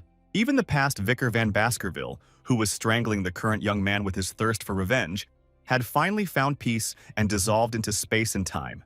Everything was changing in this life. Hugo had found his humanity, little Pomerian had finally returned to the family, and Barrymore was glad that the head was finally free from his shackles. Even Osiris, having been raised almost as a copy of his cruel and emotionless father, finally found himself and began to listen to his feelings. By realizing and accepting all these changes in this world, the current Vicar van Baskerville was finally able to release his past self from the sorrows and thirst for Hugo's revenge. After thinking it over, the young man turned to his brother Osiris and said that he would go to the academy, and the latter praised him for the right choice. However, Vikir couldn't let things go, so he decided not to let go of the iron shackles that had previously encircled his throat. Firmly grasping those cold iron chains, the young man realized that he could not yet rid himself of the collar that bound him in this life. The reason for this choice of Vikir was one huge unresolved problem that did not give the young man even think about a quiet life. And this reason was the same demons that had stealthily seeped into this world and stood on the other side of the chain, not letting the young man breathe easy. Thus, firmly grasping this chain, Vikir found a new purpose in this life and decided that his true revenge was just beginning. Deciding not to relax and as soon as possible to exterminate all the evil in this world, the young man soon took up the cause, going out to hunt for demons in the cover of night. As expected, Vikir had no trouble finding the demon minions who were doing their dirty deeds and with whom he engaged in battle. Not being able to eliminate the young man at once, one of the representatives of uncleanness shouted angrily and asked who his masked opponent was. Continuing to ask the young man how he knew he had made a contract with the uncleanness disfigured by the demon pact, the man rushed to attack Vikir again. Without answering his opponent's questions and unleashing his demonic sword, Beelzebub, Vikir, and himself questioned who he was now. The demon minion had no sooner approached the young man than he attacked with lightning speed and separated the monster's fingers from his flesh. After accelerating and jumping as high as he could, Vikir headed towards his opponent to deliver a decisive blow to him. In the next moment, the young man stabbed the monster in the face with his foot, trampling it into the ground, which cracked from the pressure. After defeating the demon puppet, Vikir headed away from that one and finally answered his own question by saying that he was now a nighthound. Bathed in the moonlight and with his face ajar, the young man said that now in this life he would bear the title of Avenger of Demons. Having determined his vocation in this life, Vikir finally went to the city of Venesior Water, where all crowds of people flock to because it is the capital of the great empire of rock. It is here, and today, should be held the ceremony of admission of the young man to the Colosseum Academy, which is the most prestigious educational institution. As is the tradition of the first day, recruitment for various clubs takes place here, and the heads of those clubs call inexperienced first-timers to their lavas. One such representative was just discussing the fierce competition for this year's newcomers, and all because the current freshmen are noted for their outstanding talent. There are two departments in this academy, and the first is the Ice Corps, where those who specialize in swords, spears, bows, and other weapons study. Future mages come to the Fire Corps, and for 4 years students receive a good general education and study their narpalism in depth. Students who have been studying for more than 1 year looked at the rosters and noticed that this year there were a few first years who particularly stood out. One such unusual student was tutor of the Don Quixote family, who became famous for his skillful spear skills. The next representative was Bianca from the Usher family, who was an excellent archer, and these two took the first places in the exam for which they stand above everyone else on the list. The third, fourth, and fifth places were shared by the triplets of the Baskerville family, known to all as the Ironblood family of swordsmen. But there is another student from the Corps of Fire, first-year Sinclair, who caught everyone's attention by placing first in the practical exam and second in the theory exam. And last on this prestigious list was the one who beat Sinclair in the theory exam, and that's young Vikir. Passing by the students, he heard that they do not willingly want to take such a nerd as him to the club, because the atmosphere of the club will be spoiled. This is exactly what Vikir wanted, not wanting to attract attention, and for the sake of it, he gave up his family name and acted as a commoner, but still got noticed because of the exam results. The idea to pass well the theory instead of practice turned against the young man, and for a quiet life in the academy, he will have to avoid attention by all means. Walking past the students' campaign stalls, Vikir suddenly stopped as everyone shrieked enthusiastically at the attention of one student. This student was Dolores herself, who was immediately surrounded by other students admiring the beauty and holiness of the girl. Dolores Moon. Quabadist was the president of the academy and vice president of the journalism club, and having a good status here, the girl asked everyone to calm down. As he watched the girl draw attention to herself, Vikir thought that she should be avoided because she might guess that he was the night hound. Taking advantage of the fact that the crowd had surrounded Dolores, the young man quickly left the square without noticing that the girl still had time to notice the new student in his face. Soon Vikir reached his dormitory and found the door of the room where he would be staying while studying at the academy. At that moment, another student came up to him and, realizing that the young man had also come to this room, said that now they would be roommates. Smiling sincerely and happy from the bottom of his heart, the cute green-eyed young man introduced himself to Vikir, saying his name was Piggy. The young man also introduced himself, and Peggy said he was glad to meet his neighbor. Looking at the boy, Vikir immediately knew that he remembered him well. In his previous life, when Vikir had only appeared at the academy as an assistant to the triplets, that kindly Piggy had always come to his aid and shared his food. Then Piggy was mocked and bullied by his horrible neighbor, and so began the young man's string of bad luck, and things ended badly for him. Entering the room, Vikir looked around and threw his backpack on the floor, then Piggy offered him any seat on the bunk bed. Looking at his roommate, the cheerful Piggy asked him if he would go to the student initiation after dinner. Peggy explained that it's not a mandatory event, but all the freshmen will be there, and if you don't get along with your peers and seniors, it's going to be tough. However, Vikir replied that he would not attend, which surprised his neighbor. A stunned Piggy asked him why he was not going. Worried about Vikir, his roommate said that in that case the older guys might not notice him and he would end up being a loner at Coliseum Academy. Not understanding his neighbor's choice, Piggy began to list all the advantages of going to the initiation of students, and Vikir remembered that he was always able to collect and analyze information. After listing all the famous students and their merits, and pointing out the benefits of such introductions, the young man was sure he had persuaded Vikir to go, and asked the latter's opinion. However, Vikir didn't change his mind and replied that he wouldn't go anyway, which shocked and puzzled Piggy. Saying that he wasn't going because he just didn't want to, Vikir wished Piggy to have fun at the event, and left the room to go about his business. Looking after his unusual neighbor, Piggy could not believe that he was not interested in popularity and did not want to make useful acquaintances in the academy. Vikir did not simply refuse to attend the feast, because he went out to hunt for demon minions under the cover of night. Soon the young man's target was found, and he watched three men who were discussing among themselves some illegal business regarding children. The criminals said that all the storerooms were full of children who were taken away at dawn to an unknown destination, and it was unclear what would happen to them. One of the men said that the children had probably been sent to the Quabadist orphanage, but the other advised him to keep his nose out of other people's business. Suddenly, their conversation was interrupted by a man sneaking up behind them and ordering them to shut their mouths and guard their positions if they wanted to get paid at all. This man, whose face was covered with scars and had an insane appearance, turned out to be a criminal nicknamed Meat Cutter, Ron Batiste. As he walked past the men, Ron said that they were a bunch of pathetic mercenaries with no mana who couldn't even stand up to him as an alumnus. Saying that there are only weaklings around and he has a desire to eliminate someone now, the criminal did not notice how someone crept up from behind and turned to him.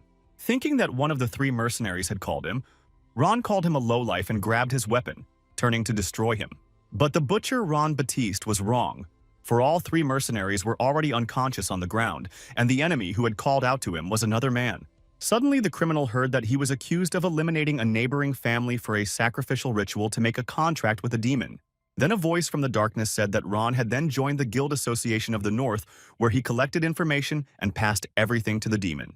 Eventually, after extracting information from the allied forces of humanity, Ron the Butcher revealed the location of the camp. When Ron heard this, he became furious and ordered the stranger to show himself. Sneaking up on the criminal and standing behind him, Vikir said that he was guilty of destroying a platoon of allied troops. Sensing the presence of the enemy behind his back, Ron Batiste, the Butcher, immediately rushed to attack him with his sharp sabers. With a crazed and soulless look full of confidence, the man thought he had eliminated a lowly opponent. But Ron Batiste was wrong, for the Night Hound was lightning fast and separated the criminal's hands from his body with his demonic sword. Realizing what had happened, the man fell to the ground and screamed, for the pain of losing his limbs was hellish and unbearable. Foreseeing his downfall, Ron Batiste said he knew nothing about humanity's allies and asked his opponent why he was doing this. Grabbing the man by the hair, Vikir said he knew the man had made a contract with the demon and ordered him to tell him the terms of their deal. Realizing the hopelessness of the situation, Ron Baptiste dared to speak about it. But as soon as he began to speak, his face immediately began to distort and deform. The very next moment, the perpetrator's face had swollen to the point where no open eyes could be seen, and it was ready to burst in 1 second. The head of Ron Batista, the butcher, burst like a balloon in Vikir's hand, and the man suffered an unenviable fate. Looking at what was left of the criminal Nighthound said that this demon's henchman didn't escape having his head exploded either. After that, the young man took out a notebook in which many names were written down, and some of them had already been crossed out in red ink. This notebook contained a blacklist of Vikir written by him, based on memories from his past life and on Cindevendi's investigations. On the pages was written all information about all known followers of demons who dared to betray humanity. Vikir realized that it was necessary to eliminate all traitors before the day of the fall, so that they would no longer help to carry out the plans of the undead. After the incident, the young man suspected that the demons had powers that caused 3 of their minions' heads to explode before he could eliminate them. It was then that Vikir realized that if it was a demonic force, then one of the demonic 10 devils who had made a contract with the traitors of humanity was hiding in the capital. That same evening, the young man made a real raid for the demon minions and ended up in the old bell tower of the city of Venetia. Heading for the exit, Nighthound left behind many breathless human bodies that dared to betray the human race. Hiding Beelzebub's sword in his hand, the young man calculated that the demonic minions he had encountered just this evening already numbered 29. Finding out that at the mention of demons their heads explode, Vikir concluded that this was one of the terms of the contract. Having never learned the whereabouts of the elite corps, the young man crossed off the names of those men who had fallen from the terms of the contract from his notebook and realized that it would be a long and painful fight. However, Vikir assumed such an outcome and had no hope of finding out anything during the first day and decided to return to the academy. Leaving the bell tower, Nighthound quickly and stealthily followed the city's rooftops in the direction of the Colosseum Academy. Having reached the walls of the educational institution, the young man cleverly jumped over the high fence and entered the territory of that undetected. After that, he climbed a tree near the windows of the academy and decided to see what was going on inside at this late hour. Seeing the huge number of students through the window, Vikir realized that they were obviously still holding their freshman initiation and feasting. Figuring out the situation, the young man jumped down from the tree and deftly landed on his knee, then stood up and dusted off his clothes. Putting on his goggles, Vikir decided to join the event to protect himself from suspicion and not ruin his cover for the academy. Entering the banquet hall, the young man saw a lot of students who were having fun and chatting among themselves, enjoying various treats. Vikir then turned his attention to his troubled triplet brothers, who were unrestrainedly and synchronously gulping down drinks, amusing everyone around them. President Dolores also came to the celebration and was immediately surrounded by students expressing their sympathy and honor. Tutor Don Quixote also honored the event with his presence and enjoyed his drink in a friendly manner. Bianca, an archer from the Usher family, was kindly chatting with the older students and pouring them drinks to show her respect for them. Looking at everyone, Vikir realized that he was in the center of the maelstrom of student life, in which he wanted to remain unnoticed. However, in all this crowd of students, the young man's attention was very much attracted by 2 people he was watching closely. Turning his gaze to Bianca and Tutor Vikir, thought that he had not previously been aware that they were the same age. In a past life, these 2 were great heroes who led humanity to victory together. Kimu Morg during the fall. A member of one of the 7 great families of the Azure Spearmen and the genius of Don Quixote, Tutor La Mancha took command standing on the front lines. Bianca Faux Usher, a member of one of the 7 great families from the Mystic Archers family, has also stood out for her accomplishments and has slew countless demons. But besides these 2, Vikir recognized many more familiar faces from his past life who had been at the front in the battle against the undead. Diving into nostalgia, the young man realized that earlier he would not have thought that he could meet these people again in such a relaxed atmosphere. When he noticed another student pestering the first year, he recognized Carmus Morg and realized that he had also entered the academy.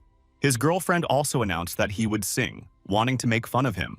Looking at Piggy, Vikir realized that the one was surrounded by pathetic offenders and student onlookers who wanted to laugh at the one singing.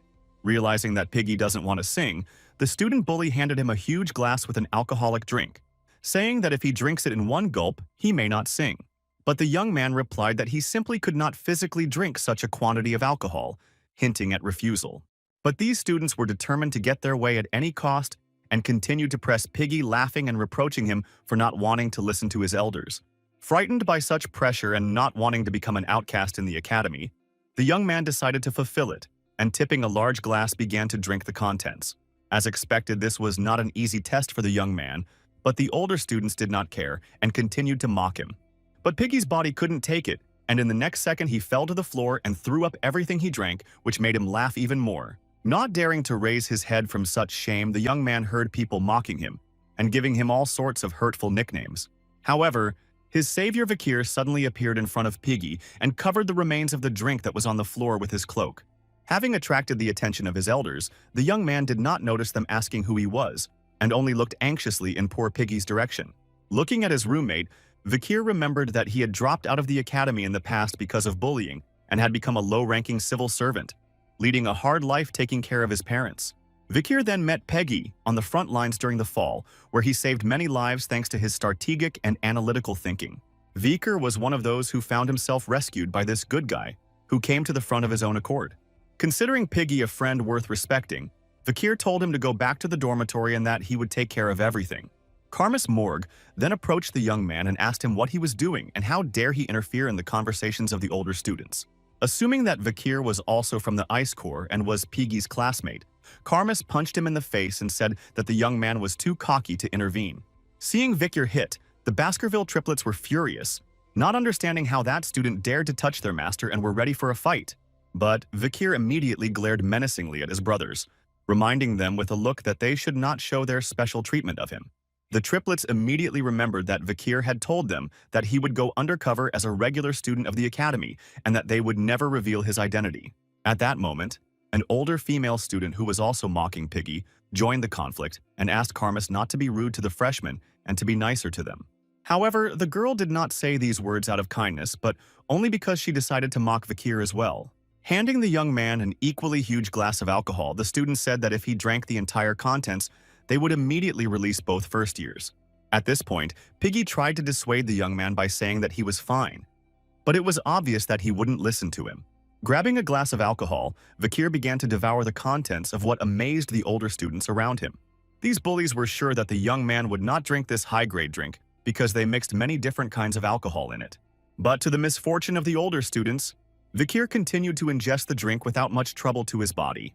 Having emptied the glass, the young man ostentatiously put it on the table, making it clear that their nefarious shenanigans had not worked, and he had won.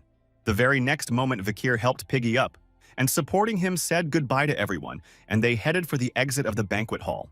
But Morg wasn't willing to let the firstborn go so easily, and grabbed Vikir by the shoulder and ordered him to stop. After this careless act of Karmas, Tudor immediately felt an ambiguous and strong aura that shocked him. Bianca also felt strong negative waves that pierced through the entire banquet hall. It was at that moment that Vikir turned to see Karmas stopping him and asked him with a piercingly angry look what reason he had for stopping them. The piercing stare and pressure made Morg freeze in place, and an unpleasant shiver ran through his body and his face contorted with immense fear. And at this very tense moment, President Dolores came up to them and asked them what kind of mess they were making. The abusers started making excuses that the freshman was sick, and they just wanted to take care of him, but not believing their words. Dolores said not to be so cruel. Vikir was at this time escorting a grateful Piggy to their dorm room, trying to avoid talking to Dolores. The Baskerville triplets, who were watching, were proud of Vikir's deed, bowing before his bravery and courage. Bianca and Tudor, meanwhile, were very puzzled, for they reflected that they could not have been mistaken in their recent sensations. However, Sinclair was pleasantly surprised by Vikir's act and obviously felt sympathy towards the one. Looking after Piggy and the caring Vikir, the girl realized that she had finally found a good person in this academy. Shortly after the initiation of the first-year students, the academic season at the Acamedia was opened, and with it began the classes of the Fire and Ice Corps, which are held together. These academy policies are needed to increase focus among students and to maintain rivalries within a confident elite. One of the instructors was Professor of Battle Theory Wency Morg, who had just finished his lecture on barbarian culture. The professor asked the students if they had any idea where the barbarians' citadel might be, based on the areas where they had been seen before. Trying to remember where the Balix pandemonium with the Imperial Tudor warriors had taken place, Don Quixote had no clear answer that he could provide to his teacher. Reasoning that all battles were fought at low altitudes, Bianca Asher speculated that the barbarian fortress might be somewhere on high ground. Extending her hand upward, Sinclair excitedly said she knew the answer and revealed her desire to tell Professor Wency Morg about her speculation. Immediately recognizing such a good and responsible student about whom the rumor was going around, the professor said that she should start answering. The girl immediately began to present her thoughts based on the Academy's data, saying in which mountains there were close battles between the barbarians and the Empire's army. However, while Sinclair was answering the professor's question, Vikir was obviously not listening to her and was in his own thoughts, not paying attention to everyone around him. The young man thought about the fact that last night all 29 people reeked of demonic stench and everyone's heads exploded. Speculating that this could be the ability of an Aggle hiding in the capital, Vikir could only think of one thing. Deciding to give the Sindavendi another scouting assignment, the young man didn't notice Piggy frantically turning to him and trying to get his attention. Forgetting that he was in an academy classroom, Vikir loudly asked Piggy what he wanted, which interrupted the lesson and drew the attention of the professor and students. Wency Morg immediately responded by saying that he thought the Ice Corps was inferior to the Fire Corps in many ways, since there was a student who dared to sleep in the first class.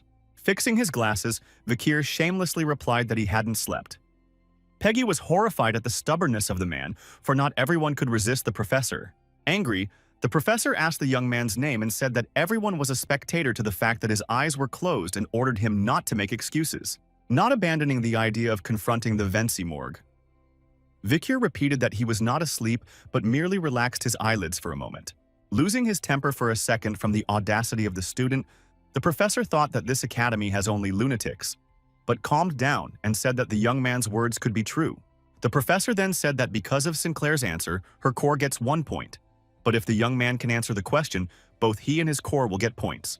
Pointing a finger at Vikir, Wency Morg threatened that if he made a mistake, they would all get negative points for it. Vikir replied that it wasn't fair, but the professor told him to answer where the battles between the Balax and the Empire took place and where the barbarian citadel was located. Sinclair thought it was a difficult question to answer because information on the Balax was hard to find. Bianca, on the other hand, speculated that the whole corps would be affected by Vikir. The young man thought for a moment and lowered his head to determine what answer to give the professor regarding the Balax dear to his heart.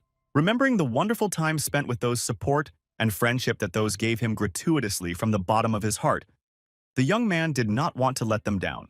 Raising his head, Vikir confidently began to talk about the location of the Balak tribes and where they had fought the Imperial troops. The young man told interesting and unobvious information that shocked everyone in the audience, both the professor and all the students. After revealing the secret of the Balak's location, Vikir thought that after Akemen's betrayal, they had moved their camp to another place so they would be safe. Amazed by the student's excellent answer, Wency Morg couldn't understand how he could know the theses from a thesis that hadn't even been defended yet. Noticing the young man's name, the professor remembered that this was the student who had won first place in the theory exam. Then the professor said that Vikir gets 10 points and the Ice Corps gets 1 point. The students of the Ice Corps became wary and looked towards the young man. However, Wency Morg decided not to give in and said that he had fallen asleep in his class, and for that he was taking off 10 points. Vikir replied that it would not happen again. At this point, Sinclair looked at the young man thinking that she hadn't even noticed that the name Vikir was such a common name. But looking closely at her fellow student, the girl realized that this was most likely the Vikir she was thinking of. Tutor also looked at the young man, reasoning that now he had found out who in their corps was the best in theory, which would not help him in practice. Zababall is a sports game in Academy in which there are 20 people in each team and points can be gained if the ball hits the opponent's goal. It is forbidden to use mana or weapons in this game, but you can score a goal in any other available way. It was tutor student Don Quixote who was the shining star and master of Zababall at Coliseum Academy. While the girls on the tribunes were cheering Tutor and shouting that he was the best player, Bianca was thinking that this game was barbaric. When the game started, Tutor immediately took possession of the ball and rushed towards the opposing team's goal where the Baskerville triplets stood in his way. Keeping the defense of the brothers as always in one voice, said that the one cannot get through directly, and that he has a lot of self-importance. Noticing the famous troubled trio of the Baskerville Tutor family, Don Quixote was not frightened at all and was full of confidence in his abilities. Saying that a face-to-face battle with such fools was not in his plans, Tutor deftly bypassed all three brothers and moved on. But one of the brothers did not want to give up so easily and reappeared in front of Tutor, telling him that he would not pass and ordering him to give him the ball. With a sly smile, Tutor did not hesitate, and prepared his hand to concentrate his strength in it and rebuff his opponent. In the next second, the young man struck the Baskerville offspring with a powerful attack to the stomach that sent him flying backwards. Pushing the guy out of his way, Tutor told all three brothers that he would not lose in this game, as he is the best player. As the young man continued his way to the opponent's goal, the fans in the stands were discussing what a strong and incredible player Tudoy was, and praising him. Rapidly approaching the goal, Tutor thought that there was no point in studying theory, because if you were a real fighter, only your strength mattered. Suddenly, Vikir was standing at the gate, clearly not wanting to participate in this game so as not to draw too much attention to himself. Seeing the Zabibol star, Vikir got angry at the triplets for telling them not to transfer Tutor to him and decided to just step aside. However, Tutor clearly wanted to test Vikir and snuck up on him in hopes that the guy not only reads books, but also takes time to train. But the young man's plan failed, for Tutor flew upwards at full speed and his opponent remained standing. While above the ground and not yet landed, Tutor realized that things had not gone as he had expected, and his eyes began to close as he began to lose consciousness. Watching this, Bianca and Sinclair sitting next to her were shocked by what was going on, because they didn't expect the best player in Zabibol to lose to the newcomer Vikir. Soon, Tutor completed his somersault in the air and landed loudly on the ground, falling on his back behind his playmate. Turning around and looking at the boy, Vikir thought he was trying his best to stay out of the way and wanted to stand back, but Tutor was the first to get on him. Continuing to stand not far from the Zabibol star, Vikir tried to quickly think of how to act in this situation to ward off the suspicions of the students. The only thing on the guy's mind was the thought of falling to the ground too, showing everyone his weak side. Once on the ground, Vikir decided to pretend he was hurt from Tutor's attack, and calmly and without much emotion said he was hurt. Zabibol star. Tutor Don Quixote, meanwhile, was still lying on the ground and slowly began to regain consciousness. The young man was surrounded by teammates worried about his friend's condition, and suddenly, he came to his senses and opened his eyes. Looking at his comrades hovering over him, Tutor couldn't understand how he had found himself on the ground, what had happened, or if he had fallen asleep in the middle of the match. But in the next moment, the boy remembered how he'd bumped into Vikir, wanting to tease him by pushing him in the shoulder. Looking up at the young man before him, Tutor couldn't understand how he could have blacked out from his encounter with this rookie. Angry at the absurdity of the situation, the Zabibol star decided to double-check everything and face Vikir again. Soon the game resumed and all the players of the teams took their positions to finally continue playing and determine the winner. Having caught the ball at the start of the game, Tutor was still not satisfied with the situation and decided to face Vikir again. The boy looked ahead of him and again saw the embittered Baskerville triplets, behind whose backs lurked the nerdy Vikir. Seeing what was happening on the field, Bianca did not understand what was going on, because the players were not directed at the opponent's goal, but seemed as if they were going to have a fight. Tutor, who had possession of the ball, clearly did not want to run towards the opponent's goal, but headed towards the triplets and Vikir. By shouting the names of the triplets and Vikir, Tutor clearly announced that he was coming at them and posed a great threat. The enthusiastic brothers were as confident as ever, and replied with one voice that there was no way the boy could get through them.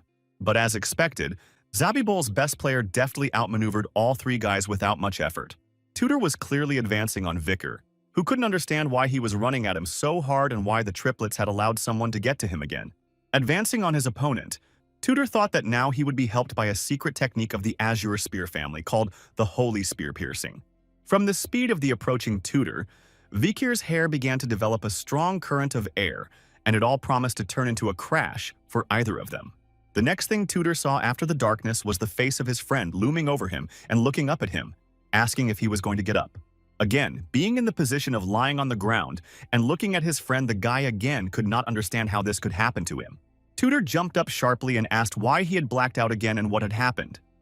His friend replied that he should calm down. A friend of Tutor's said that after a confrontation with Vikir, the guy flew away from him at the same speed as he flew into him. This friend's name was Sancho, and he understood why Tutor was so interested in Vikir. Heading for the field, the boy said that this time he was going to go for the trainee.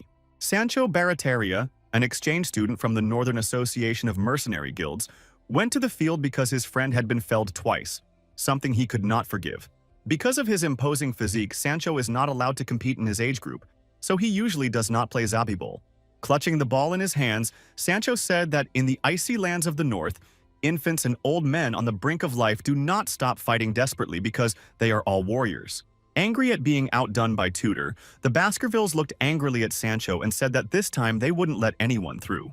But even this time the brothers were wrong, because Sancho Barataria was clearly not going to give up and was much stronger and stronger than Tutor Don Quixote. The very next moment, all three brothers were knocked down like a balloon, knocking down Skittles and flew past Vikir, who Sancho was aiming at.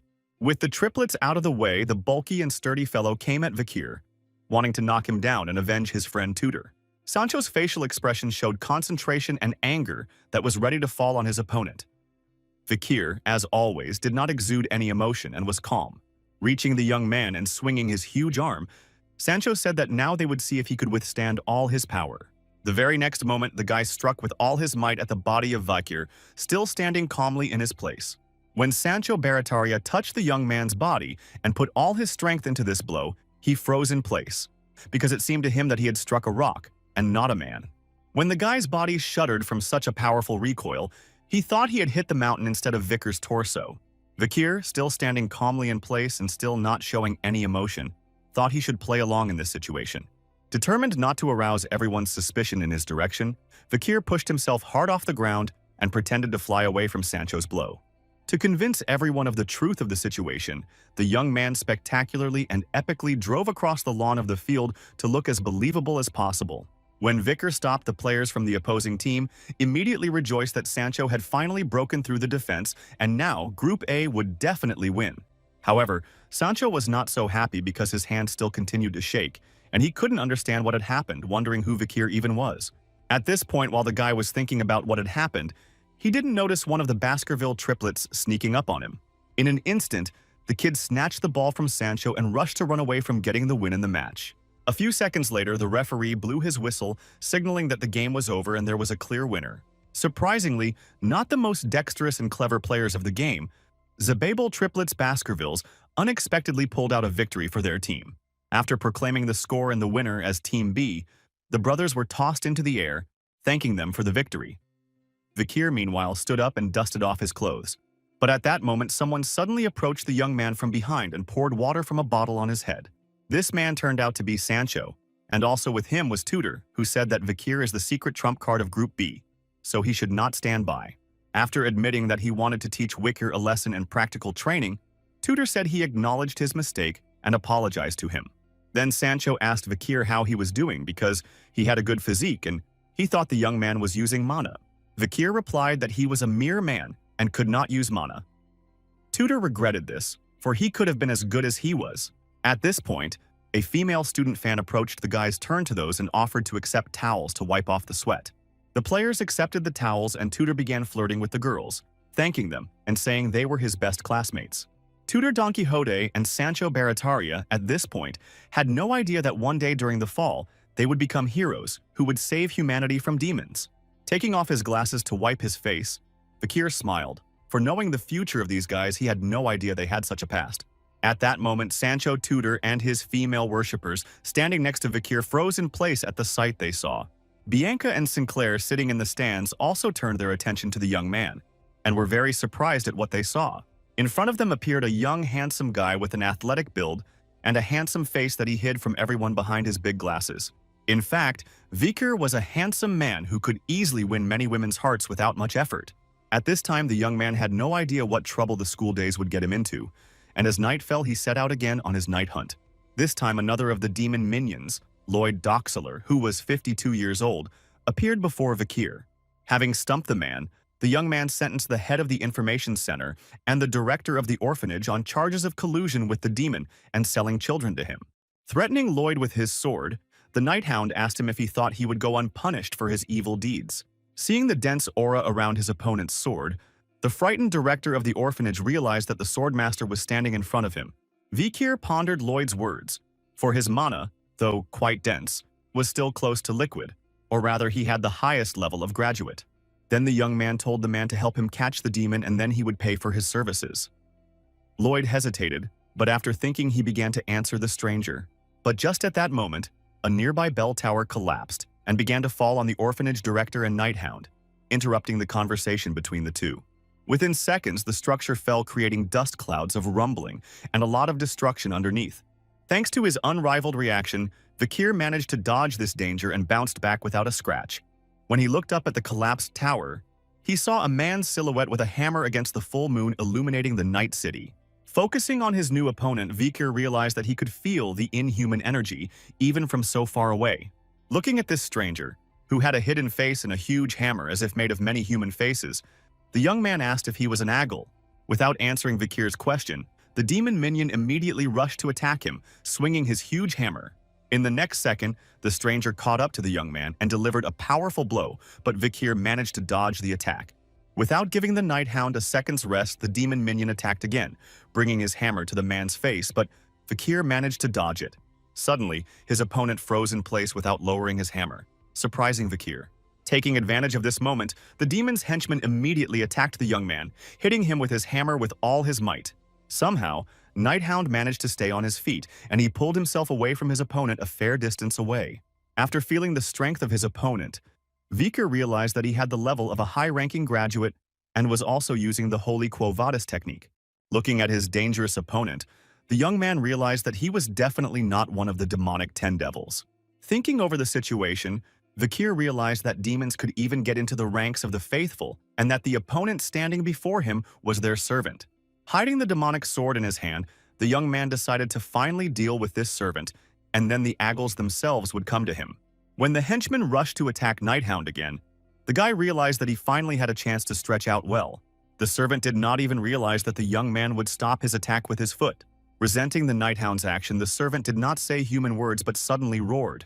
The young man, in the meantime, seized the moment and clenched his hand into a fist, preparing to strike him in the body. Already in the next moment, Vikir began to deliver countless precise and merciless blows to his opponent. When the demon's servant's fortitude faltered, the Nighthound was able to hit him so hard that he flew straight into the building and punched the wall with his body. Sliding to the floor, the henchman miraculously managed to stay on his feet and prepared to fight the hound and further tightly gripped his hammer with his hand. It didn't take long for Vikir to come upon himself either. And jumping into the hole in the punched wall, he saw his opponent standing in front of him. The enraged and creepy demon minion lunged at Nighthound, once again swinging his hammer. But he didn't have time to attack first as the young man outpaced him and impaled one of the servant's hands with the demonic sword Beelzebub. The Nighthound then lightning quickly sidestepped him and crept up from the back, preparing to strike again.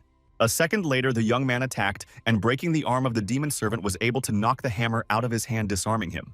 Using the gravity of his body and the speed of his flight, Vikir jumped over the man on the fly and grabbed the man's clothes in flight. Thanks to this method and his strength in such a not-so-huge body, the Nighthound threw the servant and he flew away. The demon's minion failed to land successfully, and his torso was pierced through by a metal bar sticking out of the rubble of the building's wall. While the man sat motionless and made growling noises, Vikir leisurely made his way towards the one. As he approached the servant, the young man saw the name Ephibo carved on his chest and visible from beneath his torn shirt. Looking at the man, Vikir asked who is the Lord of the One and who treated him like that. The servant growled again in response, letting Vikir know that his speech seemed to be under Ephibo's control as well. Reaching out to the man, Vikir said that torture is good because you can do without words. Tearing the body of the enemy with a metal bar, Hound said that he would cut him into small pieces, because the body itself gives a lot of information. Turning to the man named Ephibo, Vikir asked if he would mind proceeding with the procedure. But at that moment, the young man heard cries for help through a hole in the wall of the building from under the rubble where the tower with the bell had collapsed on the director of the orphanage. Deciding not to leave the demon's servant for long, Nighthound rushed to the rubble and lifted one of the slabs to reach the injured man. Seeing the frightened Lloyd Doxler in front of him, the young man said that he was lucky to be alive in such a massacre. Looking at the man, the Hound said that he obviously knew what he had to do if he wanted to live, so he had to tell everything he knew about the demon. While listening to Lloyd's pleas for mercy, Vikir didn't notice a man approaching them and watching from the roof of one of the buildings. The terrified director of the orphanage shouted that he would tell him everything and started talking about his safe in the office of the head of the orphanage. However, at this moment, a demon mark appeared in the eye of the person who was watching them and manifested the presence of that person. Vikir immediately felt the demonic power and turned to the roof where the unknown man was standing and noticed how he instantly disappeared to avoid being seen. However, distracted by the demon itself, Nighthound didn't notice other creepy faces starting to come out of Lloyd Doxler's mouth. When the young man turned his gaze back to the man, a sudden green glow appeared in front of him. It was as if all of the man's faces were a detonator, and the next moment caused an explosion of incredible force.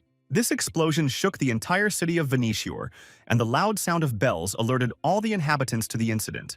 The people who came out into the night streets of the city immediately saw the city guards quickly heading to the scene of the disaster. Upon reaching their destination, the guards saw the terrible damage to the infrastructure and the huge puffs of smoke left by the explosion. The guards were followed by Saint Dolores, who asked what was going on and if there were any casualties.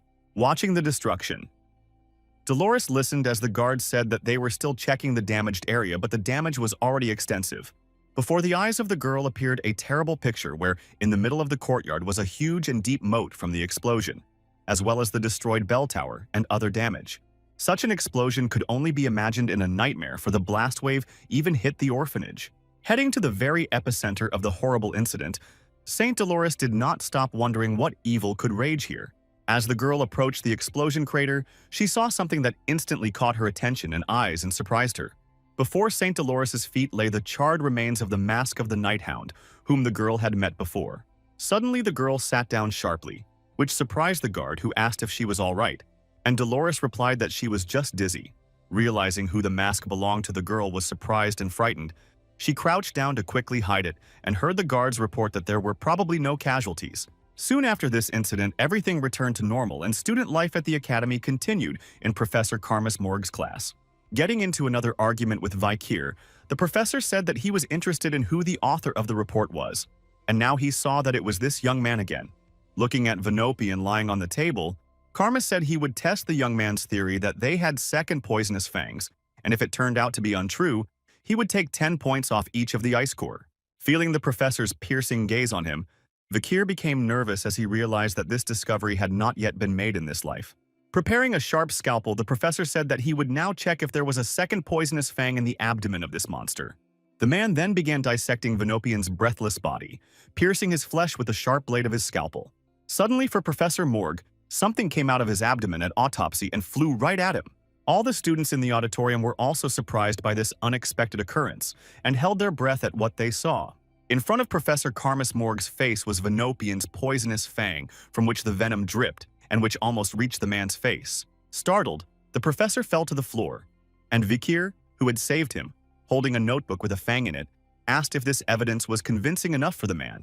Looking at the second poisonous fang, Karmas couldn't believe that an ordinary student had made a discovery that explained the many mysterious human casualties caused by this monster. After giving everyone in the ice building 10 points, the professor asked the young man to come to his lab after class to learn more about the study. Saying that he would go to the professor, Vikir began to walk up to his seat, and the students began to whisper that the guy was really cool because he was good at sports and studies. But the main thing that the students said about the young man was that he was actually very handsome but hid it behind huge clumsy glasses. However, Vikir didn't hear what was being said about him because his head was completely occupied with thoughts of last night and the explosion. Only thanks to his skill of fast regeneration, the young man managed to survive because his body was half torn by the powerful explosion. Even though all the tissues, muscles, and skin recovered quickly, it was still insanely painful and unpleasant for the guy. When Vikir fully regained his normal appearance, he was very angry because Ephibo had disappeared, and the only find was the ledger in the orphanage director's safe. This book contained the whereabouts of children who were sent to be brutally slaughtered, namely to be eaten by demons. Since these locations were in no way related to each other, the possibility that there is more than one Aggle in the capital cannot be ruled out. Vikir also remembered the suspicious guy he had only glimpsed that night on the roof by moonlight. And although the young man could not see the face of this stranger, but he clearly saw the same uniform that he himself wore at the Colosseum Academy. From this we can conclude that one of the demonic 10 is right in this academy and could be any of the students. Colosseum Academy publishes a popular metropolitan newspaper whose influence is enormous. Each new issue sells out instantly and is authored by the Lucian Journalism Club. And the president of the Lucian Club is Saint Dolores Quobadist herself, who is a third-year student and personally came to welcome the newcomers. Having said that it was not easy to get into Lucian, Dolores praised everyone for their persistence and effort in applying, and suggested that we move on to introductions.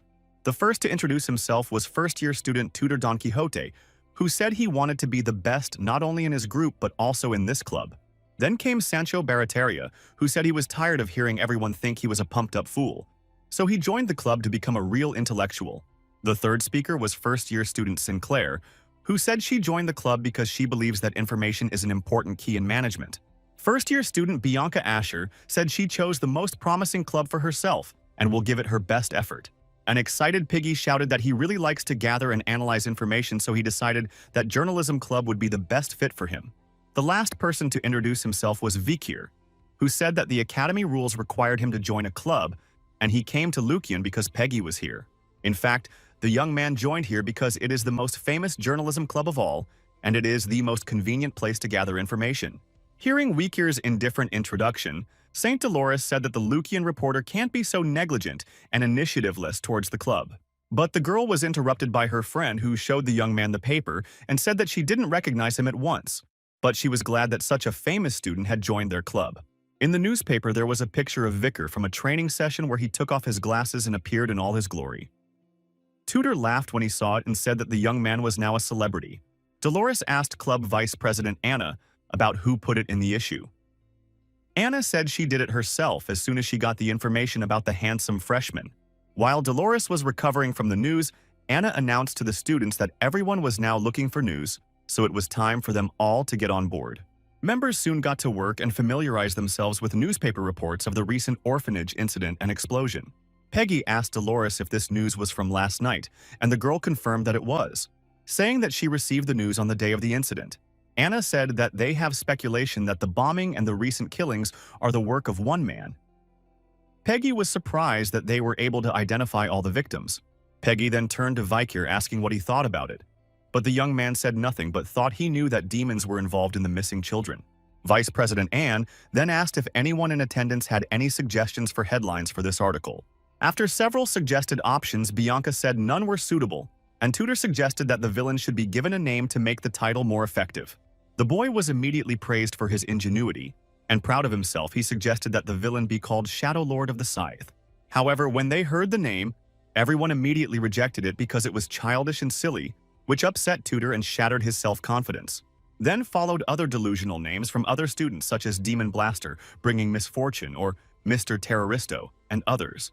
Dolores alone took no part in this heated discussion, thinking of last night's incident, and accidentally whispered the name Nighthound. She remembered the mask she'd picked up yesterday and was obviously sure it belonged to this man. But there was still the question of what the guy had left there. When the girl met him, the humility of the man said that he did not care about money or honor because he diligently treated the slum dwellers. Nighthound was sincere about his feelings and was devoted to the poor people with all his soul, trying to help everyone he could. So Dolores decides that he stole one of the tears for a good cause, but the question arises why he appeared at the orphanage and whether he could be responsible for the victims of the director and the orphans. The girl was sure that the one she had seen earlier was not an evil man, and if the Nighthound had committed a crime, there were probably good reasons for it. But Dolores's whisper reached the boys, and when they heard the name Nighthound, they took it as a name for the villain, saying it gave them the creeps. The female half of the Lucian Club also supported this option, saying that the name Nighthound would be used in the title of the article. When Dolores heard it, she was horrified that she had said the name out loud. Anna had suggested a title for the headline, and it sounded like the Nighthound who had plunged the capital into terror. But Dolores replied that the headline had to be solely true, and the information was not yet proven. Tudor, meanwhile, asked Vikir's opinion of the villain. The young man replied that he hadn't given it much thought, but the thought flashed through his mind that he hadn't expected the saint to suggest the name Nighthound. But suddenly Tudor loomed over the boy and put his arms around his neck, asking his opinion on whether the hound was a villain or not. Determined to get this over with, Vikir replied that in this situation it was obvious that the Nighthound was not on the side of good and was therefore a villain. Tudor agreed with Vikir's opinion, but their conversation was interrupted by Saint. Dolores loudly slamming her hand on the table. Looking at the guys, the girl asked how they could be so sure that the Nighthound was not on the side of good and was a villain. Tudor's hands began to tremble from such an unexpected and assertive question. But Vikir was not frightened, but looked at the saint with great interest. Looking at the young man, Dolores asked him to explain himself and answer why he was so sure of his words. Without hearing a reply, the girl said that Vikir's words were not supported by evidence and reporters could ruin a person's life with one careless statement. However, Tudor objected, saying that the soldiers of the guard had proof. But Dolores replied that it was not proof, but only the unfounded speculation of the knights. The question of the bodies of the orphanage children found in the basement remains open, as well as other details for which there is no explanation to accurately blame the Nighthound. Everyone was surprised that in this situation, Saint Dolores remained neutral. even though it was an orphanage under the patronage of her family. Then the girl ordered to edit the headline of the article to objectively reflect what had happened, to which Anna replied that they would not be able to write anything like that. Dolores replied that when they had found out everything, and if he was a villain, they would ruthlessly go through his person, revealing all his crimes. After these words, Vikir realized that Dolores continues to believe in the Nighthound, but if he makes a mistake, she will not stop to punish him. At this tense moment, a student suddenly burst into the office of the Lucian Club and immediately turned to Saint Dolores. The guy said the club's mentor, Wansi Morg, is looking for a girl to rewrite an article saying the Nighthound is a villain. Dolores said she'd go talk to him. When the girl left the office, Tutor said that Dolores solved all questions, to which Vikir replied that she was the same then. But Tutor did not understand what he meant. The current Dolores was no different than she had been before the rebirth of Vikir, and who had led an army of holy knights on the front lines during the fall. Then the saint did not spare her strength and did not let the knights cool off, directing them to save people, thus maintaining faith in the salvation of the world. She always said that if a demon appeared in her time, they would immediately rush to help and save people. Smiling, Vikir thought that the girl might consider his actions to be the fruit of evil and immorality, but still she was trying her best to get to the truth. Remembering the girl from his past life and seeing how she tries in this one fighting for truth and justice, the young man was sincerely grateful to Saint Dolores for everything. Soon the day was over and a new day came, which was announced by gramophones placed on poles throughout the academy. Peggy reluctantly opened his eyes, realizing that everyone had been signaled that it was time to get up and start a new day. Barely rising from his bed, the young man heard good morning wishes from his roommate Vikir, but it had no encouraging effect on him. Rubbing his eyes, Piggy also wished his neighbor a good morning before he noticed that he was already warming up and full of energy. Waking up at the academy is at 6 a.m., and after the bell rings, students go to practice and do morning exercises and jogging to finally wake up. After exercise, students go about their business, some go to sleep, some to shower, and some run straight to the cafeteria for refreshments. A sleep-deprived Piggy was walking and complaining about the training, instead of which he would rather sleep. Vikir replied that physical activity promotes brain activity. Tutor said that with Vikir's lack of empathy, it would be difficult for him to communicate with girls, and suggested that he try to empathize with Peggy. Tutor then asked if everyone was free this weekend to walk around town. Piggy said he was free and would like to buy a book. Sancho said he would like to go to a restaurant. Vikir was then asked about his plans, and he said he was going to be busy because he would be volunteering this weekend. Everyone was surprised to hear this and said that the young man has too much work, including punishments from Professor Venci, who dislikes the boy. After listening to his friends, Vikir moved on and told the others to go have fun in town without him. Following the young man further, the boys said that volunteering sounds like an interesting activity, and that they would not leave a friend behind and would go along with him. Looking at Vikir ahead of him, Tutor said he felt a strange feeling, for when the young man was near, he instinctively reached for him as if he were his older brother. Vikir is a quiet man, but he has incredible charisma, and such people are always considered natural leaders, even among mercenaries. After hearing Tutor's words, Piggy also thought that Vikir was incredible, because he was a very kind man who had saved him at the initiation. The young man was also able to attract to himself such popular students as Tutor Don Quixote and Sancho Barataria, who deigned to befriend him.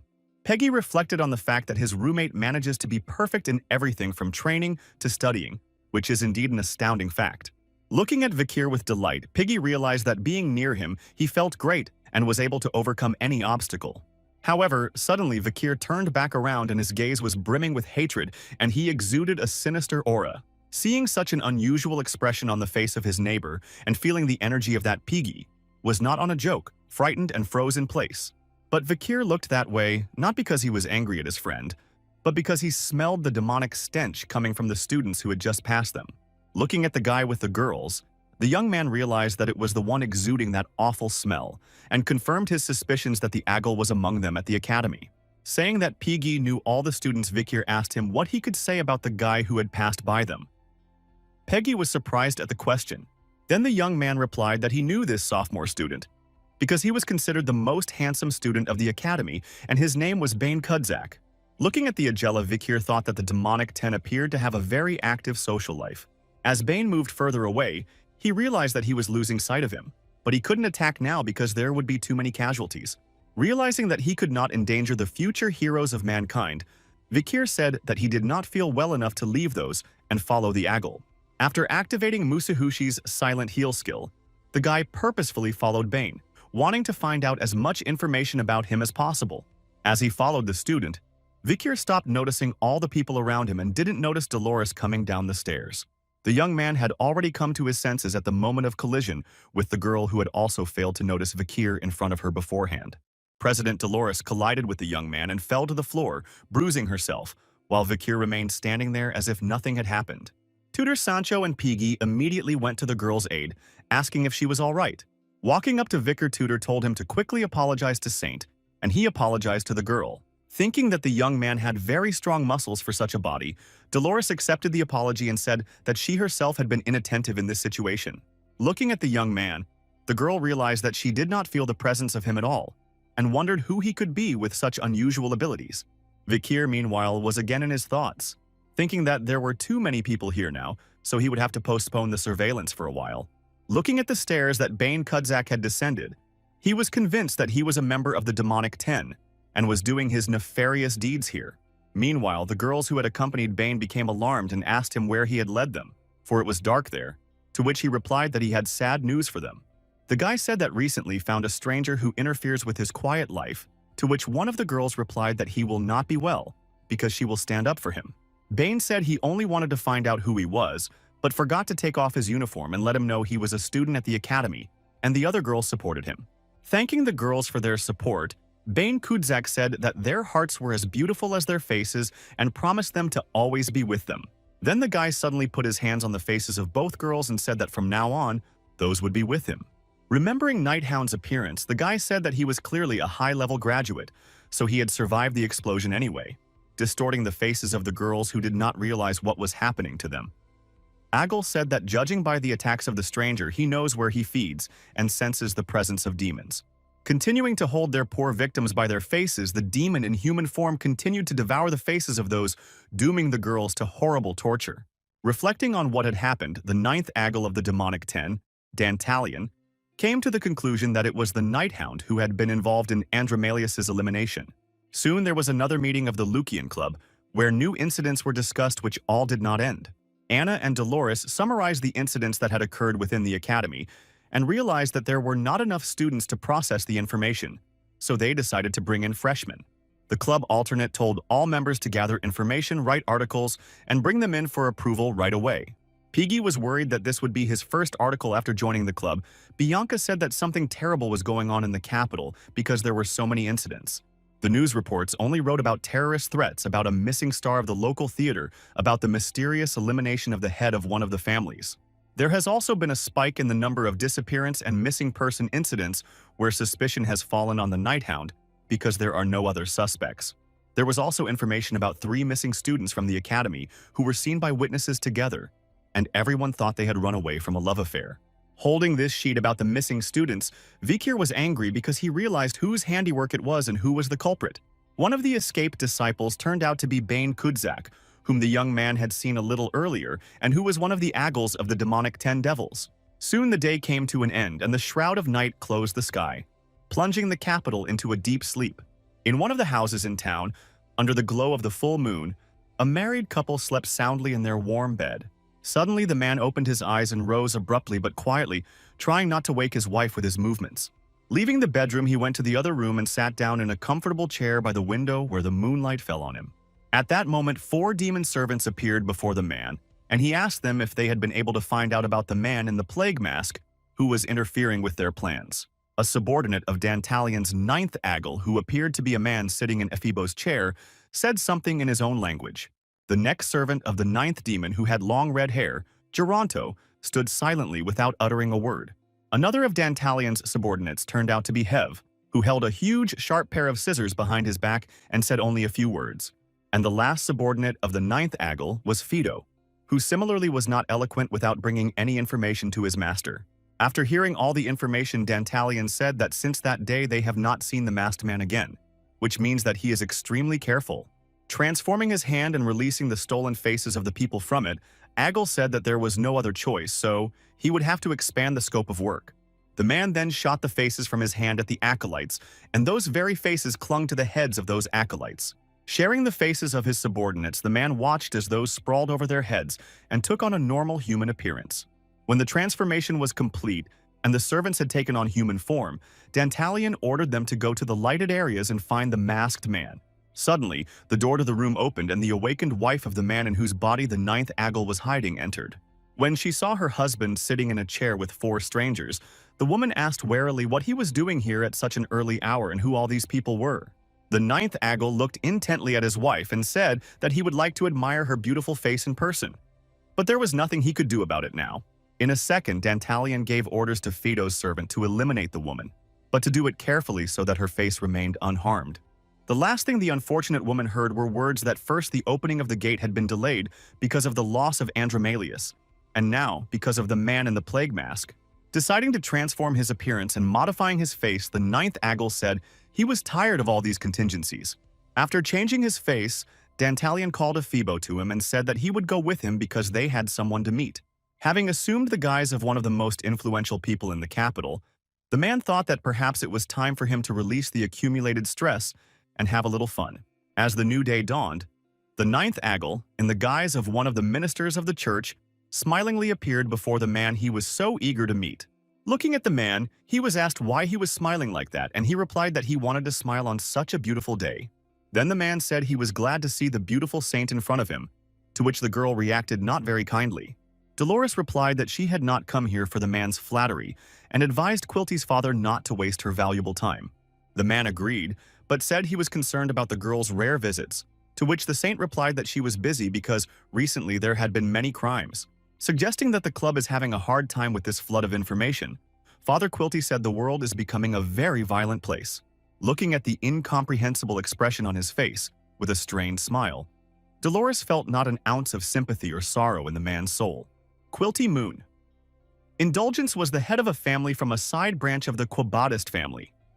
He helps the Quabadist family by distributing resources to hospitals, orphanages, monasteries, but supports the campaign to forgive the sins of the rich.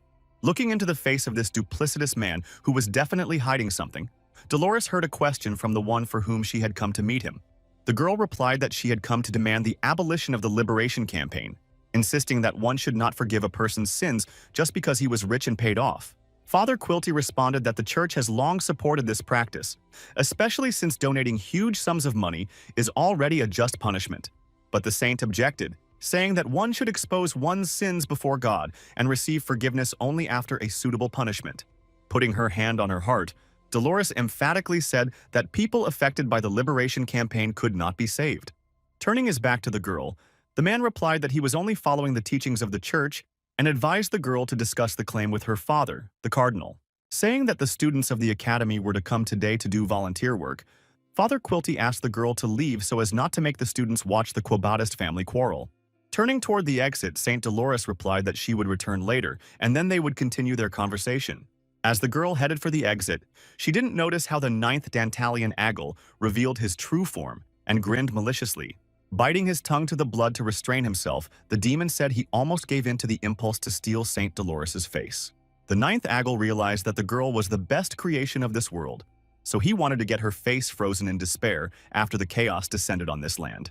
Mad with impatience before the approaching fall of the world, Dantalion said to open the gate as soon as possible. At the same time, Vikir arrived at the doorstep of the orphanage to help with volunteer work and to look for any information regarding the Aggle. Sindavendi, who delivered the information about the orphanage, said that the orphanage was listed in Andromalius's reports, so it was most likely connected to the Devil's demonic 10. Also, this orphanage belongs to the Quabadist family, and if demons hide in the families of Ironbloods and Saints, that means they can hide in other families as well. While musing over the fact that he wanted to use volunteering as an excuse to study the students, Vikir didn't hear the guys ask about the orphanage. Hugging the young man, Tudor boastfully said that he had good friends willing to volunteer with him, to which Vikir coldly replied that he had not called them here. Thinking over the situation, the puzzled young man realized that things were getting too tense and could take unforeseen turns. Soon, the academy began a golden 10-day vacation when students can both go together to the imperial capital and relax at home with their families. However, not all students are enjoying their long-awaited vacation because Vikir and his friends have gone to help out at the orphanage as volunteers. Walking down the corridor of the Indulgence family orphanage, Tudor said that this place was called the largest orphanage in the capital of the empire for a reason. Pointing to the portrait on the wall, Piggy said that the director of this house is the founder of an orphan relief fund and a guest lecturer at Colosseum Academy. Father Quilty is the head of the Indulgence family of the maternal branch of the Quabadist family, and obviously has influence not only in the Moon Church. Speaking of the Church of the Moon, apparently many people already knew that the man had differences and inconsistencies in religious views with Saint Dolores.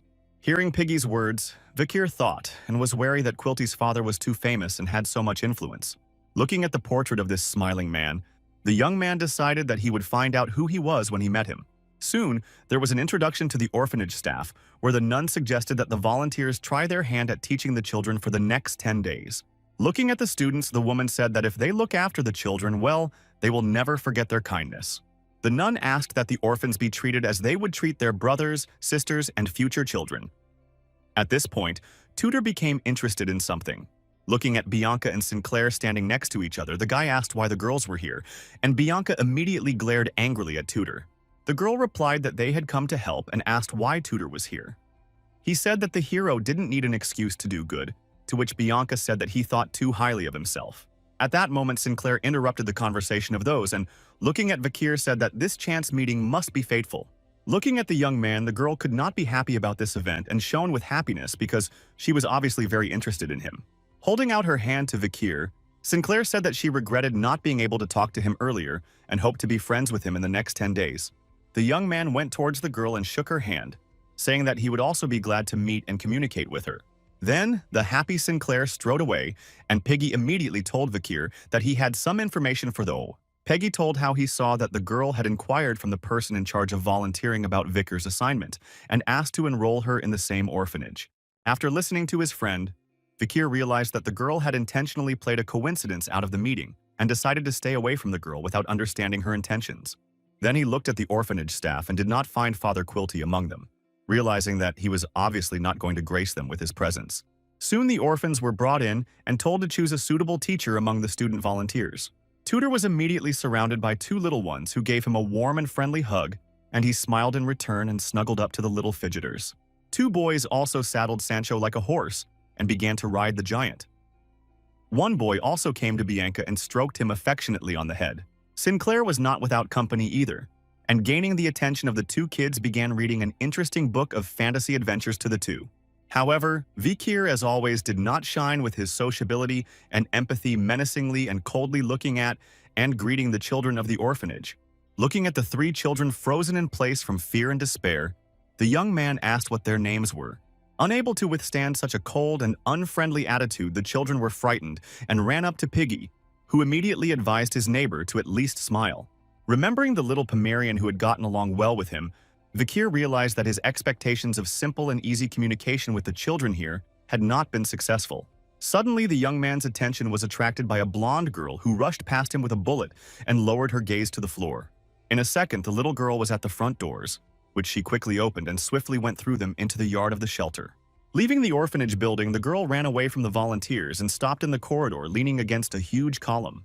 The expression on the little girl's face clearly showed the sadness and sorrow caused by the unknown circumstances, for she stood silent. However, she was disturbed by Vikir standing on the other side of the column, who said that he too was stuffy among the people, which frightened the girl. Looking at the little girl, the young man said that if he didn't pay enough attention to the others, they would think very badly of him because he came here to help.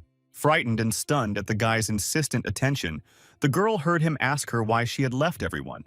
But the little girl didn't make contact with the young man and defiantly turned away from him without saying a word. Vikir realized that this approach didn't work either. Remembering Iyain, Vikir realized what he should do, for she had advised that if a child did not make contact, he should smile sincerely. Deciding to try this method, the young man knelt down in front of the girl and, after reading the name on the pendant, asked if it belonged to the little girl. And to finally succeed, Vikir decided to take Ian's advice, and looking at the little girl, smiled warmly at her. However, the beautiful smile of the young man could not melt the heart of little Perry, and she ran away from him with all her might. Only Vikir thought about his smile being so bad, as his thought was refuted by saying that the girl didn't run away because he disgusted her. It was Saint Dolores who said that she had seen everything, and that she had not realized that the rudeness in the young man hid so much kindness. The girl said that Perry's heart was already wounded, and so she closed it to others, and as a result she developed aphasia and lost her voice. Then the young man asked what exactly had happened, and Dolores said that the girl had been born here and had met many volunteers over the past 30 years. At first, she was introduced to people in a friendly way, but after a day, they stopped talking to her because of her busy schedule. And then Perry got tired of getting attached to people and grieving over the disappearance of those people. After listening to the story of the saint and looking into the dark corridor where the little girl had fled, the young man realized how much sorrow had fallen on the fate of this child. But suddenly, out of the pitch darkness of the corridor, appeared the feet of a man walking straight toward him and the girl. At that moment, Vikir was overcome with immense terror and realized that this was no ordinary man, but the one he had been searching for all this time. The young man, frozen in place by surprise, didn't hear Dolores say that Perry had reacted to the boy and that he could look after the little girl if he wanted to. But instead of reacting to the girl's words and answering her, Vikir suddenly grabbed Saint and covered her mouth to keep her quiet. At last, Father Quilty emerged from the dark corridor with a man who told the clergyman that they rarely saw each other because they were busy. Father Quilty replied that this is because there has been a recent increase in the number of parishioners who wish to repent of sins for a fee. Then the man said he also wanted to purchase the exemption, and Father Quilty asked how long he needed it for. Quilty's companion replied that he wanted to buy liberation for 1,000,000 gold pieces because he decided to punish his escaped slave Varvar and eliminated him without calculating his strength. Hiding behind the column, Vikir whispered to the girl to be quiet, and they continued to hear that on top of that, the man had also burned down a village of farmers along the way out of spite. However, while the young man was listening to the conversation, he noticed something and was horrified by the conclusions he had drawn. The smell coming from Father Quilty was the same as that of the student at the academy. The clergyman, meanwhile, had accepted his companion's offer and decided to forgive him his sins for a handsome sum. Looking at Father Quilty's face, Vikir was sure it was the same Aggle he had met at the academy, but now he had a different look. Concentrating on Quilty and talking about God's forgiveness if he paid the church, the young man didn't notice how he cut off all Dolores's air supply and she began to suffocate. As the man thanked Father Quilty for his leniency and help, Saint began to break free from the shackles of Vikir as there was no air left at all. The girl wriggled to get out, but Vikir, who hadn't noticed that he had cut off her air supply, whispered that if she moved, they would be seen. This is exactly what happened to the boy and girl, and their conspiracy was discovered by one of Quilty's servants who loomed over them and stared at them intently.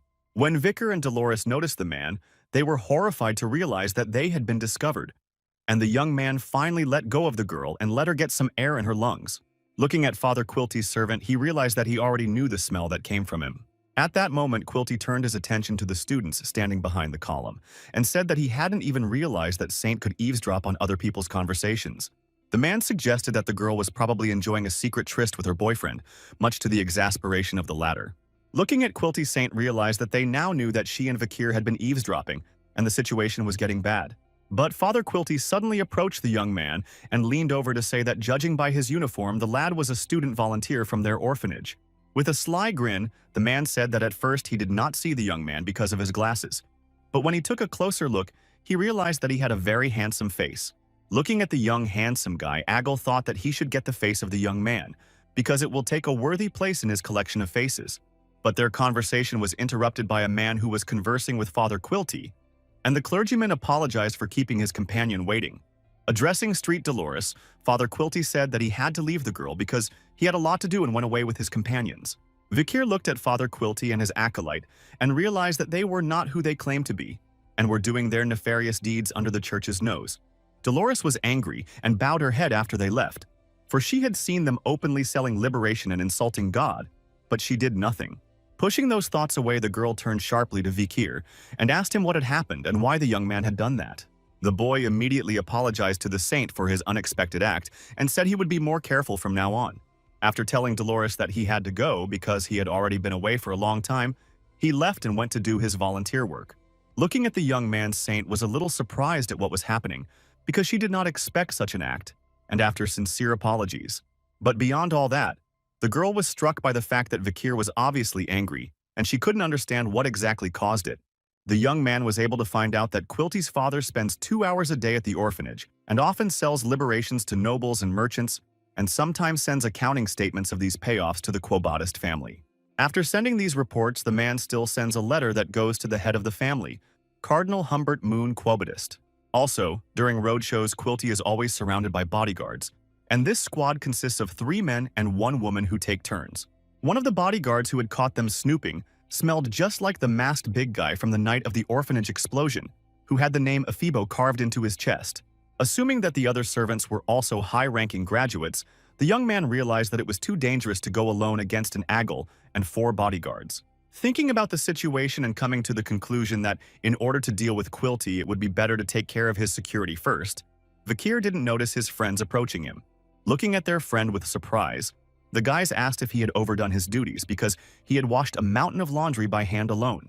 After seeing the young man's efforts, the boys said that they had been willing to help out with their sleeves for points and would now work harder to become an example like Vikir. Putting their hands up and shouting that they would follow Vikir, the boys finally managed to get his attention and he turned to look at them. Realizing that he had gotten too caught up in his thoughts and had done a lot of work, the young man thought that wandering around during the day was problematic anyway, so now he needed to do a good job. At the same time, an amateur zabibol match was taking place on the orphanage's sports field among the local boys who were tirelessly chasing the ball. The game was watched by little Perry, who was sitting under the cool shade of a tree and was hesitant to approach the boys to play with them. Concentrating on the match and not taking her eyes off the children, the girl didn't notice how a man approached her and sat down nearby. But Perry immediately turned her attention to her neighbor when she heard a bouncing sound from a ball that was bouncing near that one. This man was Vikir, who sat down not far from the girl and took out a ball and played with it to attract her attention. Noticing Perry's gaze filled with interest in the ball, Vikir remembered that the Balak children liked to play it too. Holding this ball in his hand, the young man thought that no one was in a hurry to hatch from this egg of the mistress, and having kept it just in case, he did not expect to find such a use for it. When Vikir let go of the ball again and it bounced off the ground again, Perry was finally fascinated by the toy and couldn't take her eyes off of it. Trying to hold back her emotions, the girl's face contorted in an incomprehensible grimace, directly saying that she really wants to play with this bouncy ball. The next moment, Vikir gave the toy to the girl, and when he saw her run to play, he realized that Perry had finally taken the bait and made contact with him. But that's when the guy was caught off guard by a Sinclair student telling him that she guessed he was actually a kind guy. Looking at the young man and smiling warmly at him, the girl added that he obviously hides kindness behind his rudeness and coldness. Sinclair then made her way to Vikir sitting under a tree, and the latter asked her the reason she had come to him. Leaning over to the young man, Sinclair said she wanted to get to know him better, and although she was a year younger than him, she hoped he wouldn't mind an informal conversation.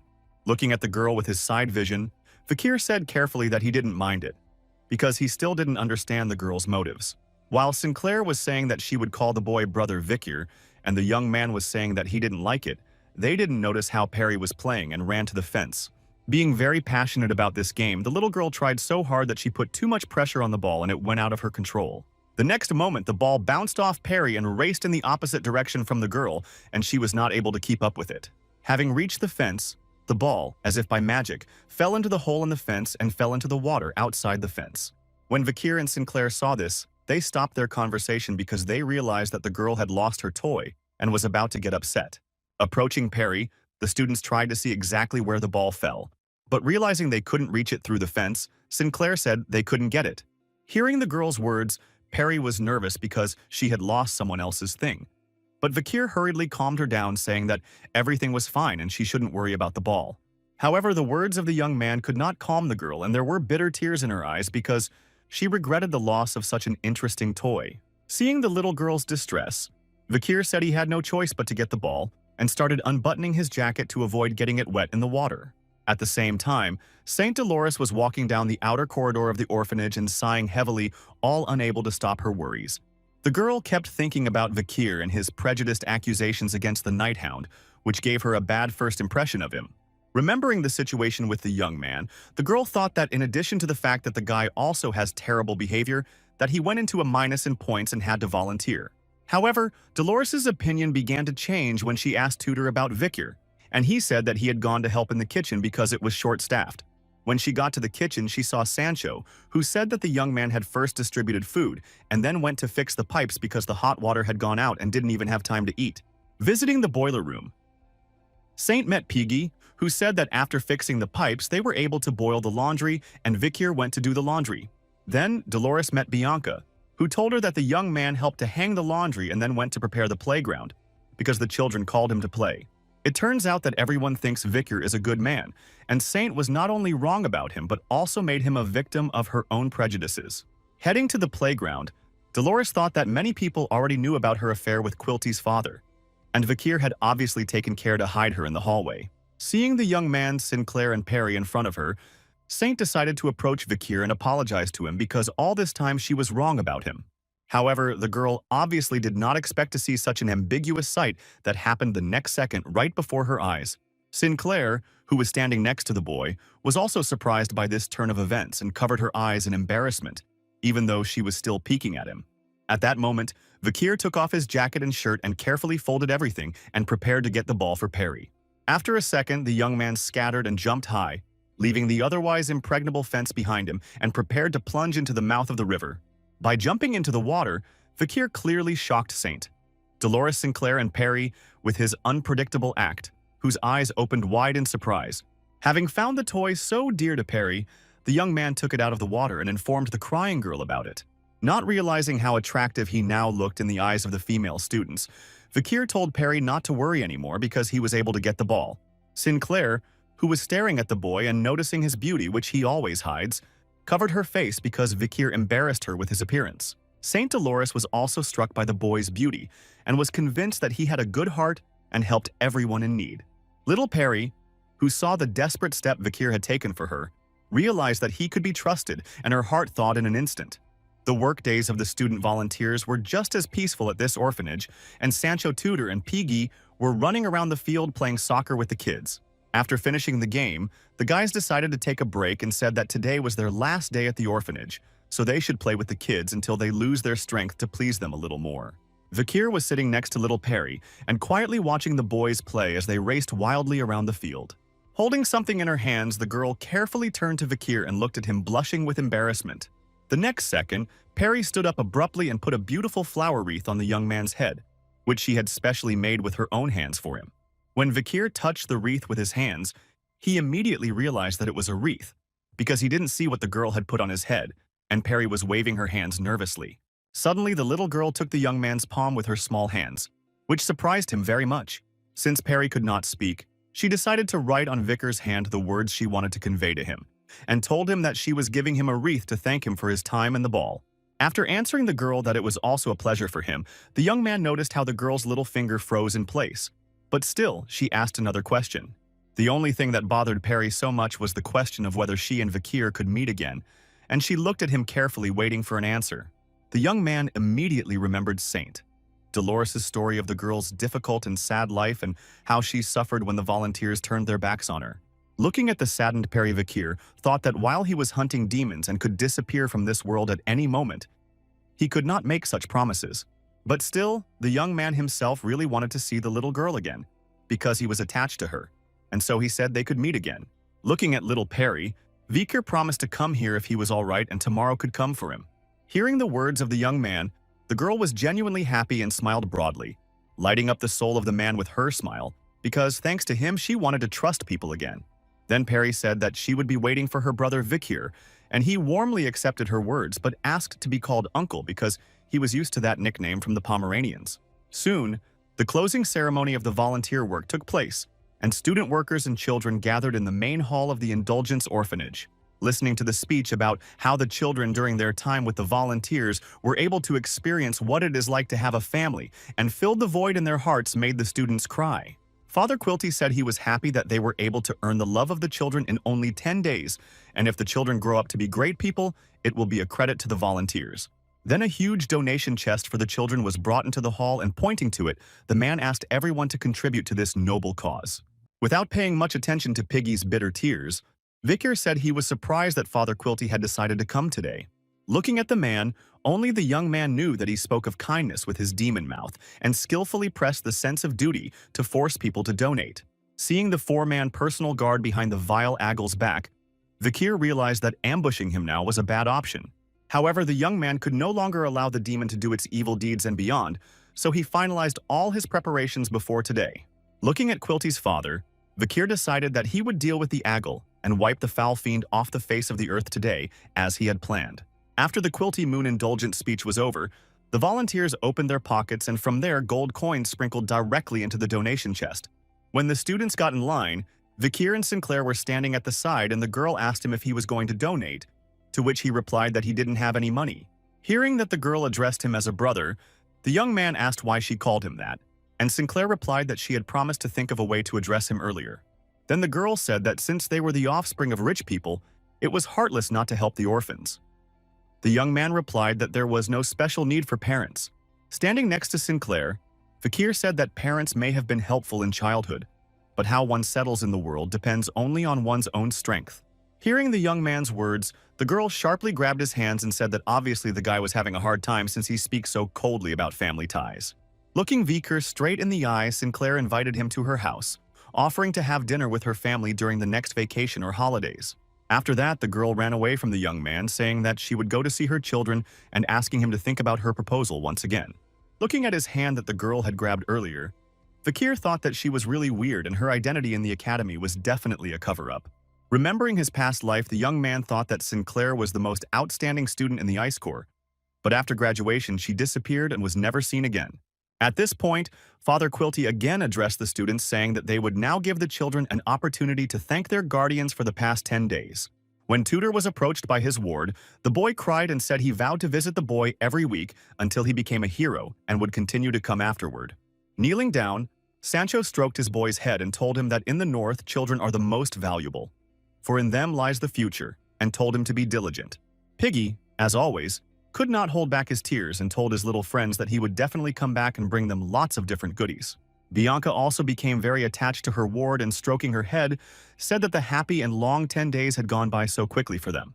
However, Vikir remained standing in place in complete incomprehension because his ward little Perry did not show up and did not come to say goodbye to him. The young man began to turn around and look in all directions to find the girl, but his search was unsuccessful. But before the lad suddenly appeared Saint Dolores, who was also bidding farewell to her young friends, and at the same time stroking their heads. Stealthily approaching from the back and addressing the president of the club named Vikir took her by surprise, because once again she had no time to notice the presence of the young man. When Dolores heard that the boy wanted to ask her a question, she realized that for some unknown reason she kept remembering the day when he jumped into the river to get the ball. When the girl turned to Vikir, he asked her if she had seen Perry because he still couldn't find the girl. She looked around her and said that obviously Perry wasn't here now, but she had seen her at the shelter this morning. After hearing this, the young man was seized with panic and fear because he assumed that the girl could be another victim of the vile Aggle. Alarmed at what was happening, Vikir immediately left Dolores, apologizing for leaving so abruptly before he could even talk to her. As he left the orphanage hall, the thought of the Aggle who might have attempted to take this child's life still lingered in his mind, and he looked toward Father Quilty. At that very moment, it seemed to Vikir that everyone present had disappeared, and he and the Aggle were left alone, as if he recognized his hidden identity as the Night Hound. Looking at Quilty Moon Indulgence's face, the young man immediately noticed his vile and sly smile and eyes filled with hatred and thirst for the blood of innocent children. Vikir fully felt the anger he felt for this Aggle, and realized that if he laid a finger on Perry, he would destroy him with extreme cruelty. Soon, this difficult day came to an end, and the moon shone again over the capital of the empire, illuminating the night streets and penetrating the windows of the houses. Exhausted from such an emotional day, the boys slept in their beds in the dormitory, and Tutor mumbled in his sleep saying he wasn't saying goodbye to the children. However, one of the students did not sleep, and leaving his soft bed, he went hunting again under the cover of night, deciding to fulfill today's plan. At this time in the Indulgence Orphanage, namely in the 4th building of the children's dormitory, there were also those who were awake. 4 servants and at the same time bodyguards of Aggle Dantalion paced the grounds of the building carrying out their master's orders. When they reached the central corridor, the servants went in 4 different directions to go around the shelter and check it for security. Suddenly, behind one of Aggle's servants who was called a Phoebo, there was a night hound who crept up completely silently using the silent heal skill. But the man still noticed someone's presence and turned back sharply to find out who was there. But there was no one there. Out of nowhere, Hound appeared in front of Phoebo a second later and, startling him with his appearance, said he had a question for him. While the young man was asking where the children who had been taken away for demon fodder were locked up, Dantalion's servant had already swung at him and was ready to strike. In the next second, Phoebo rushed to attack, swinging his weapon at Vikir, but he continued to stand still without moving. But the Aggle's servant didn't even have time to touch his opponent before he realized that his severed head was in the Night Hound's hand in a matter of seconds. After a moment, the consciousness in Phoebo's eyes left him, and Vikir said that it was foolish to ask questions of a puppet who only knew how to make growling noises.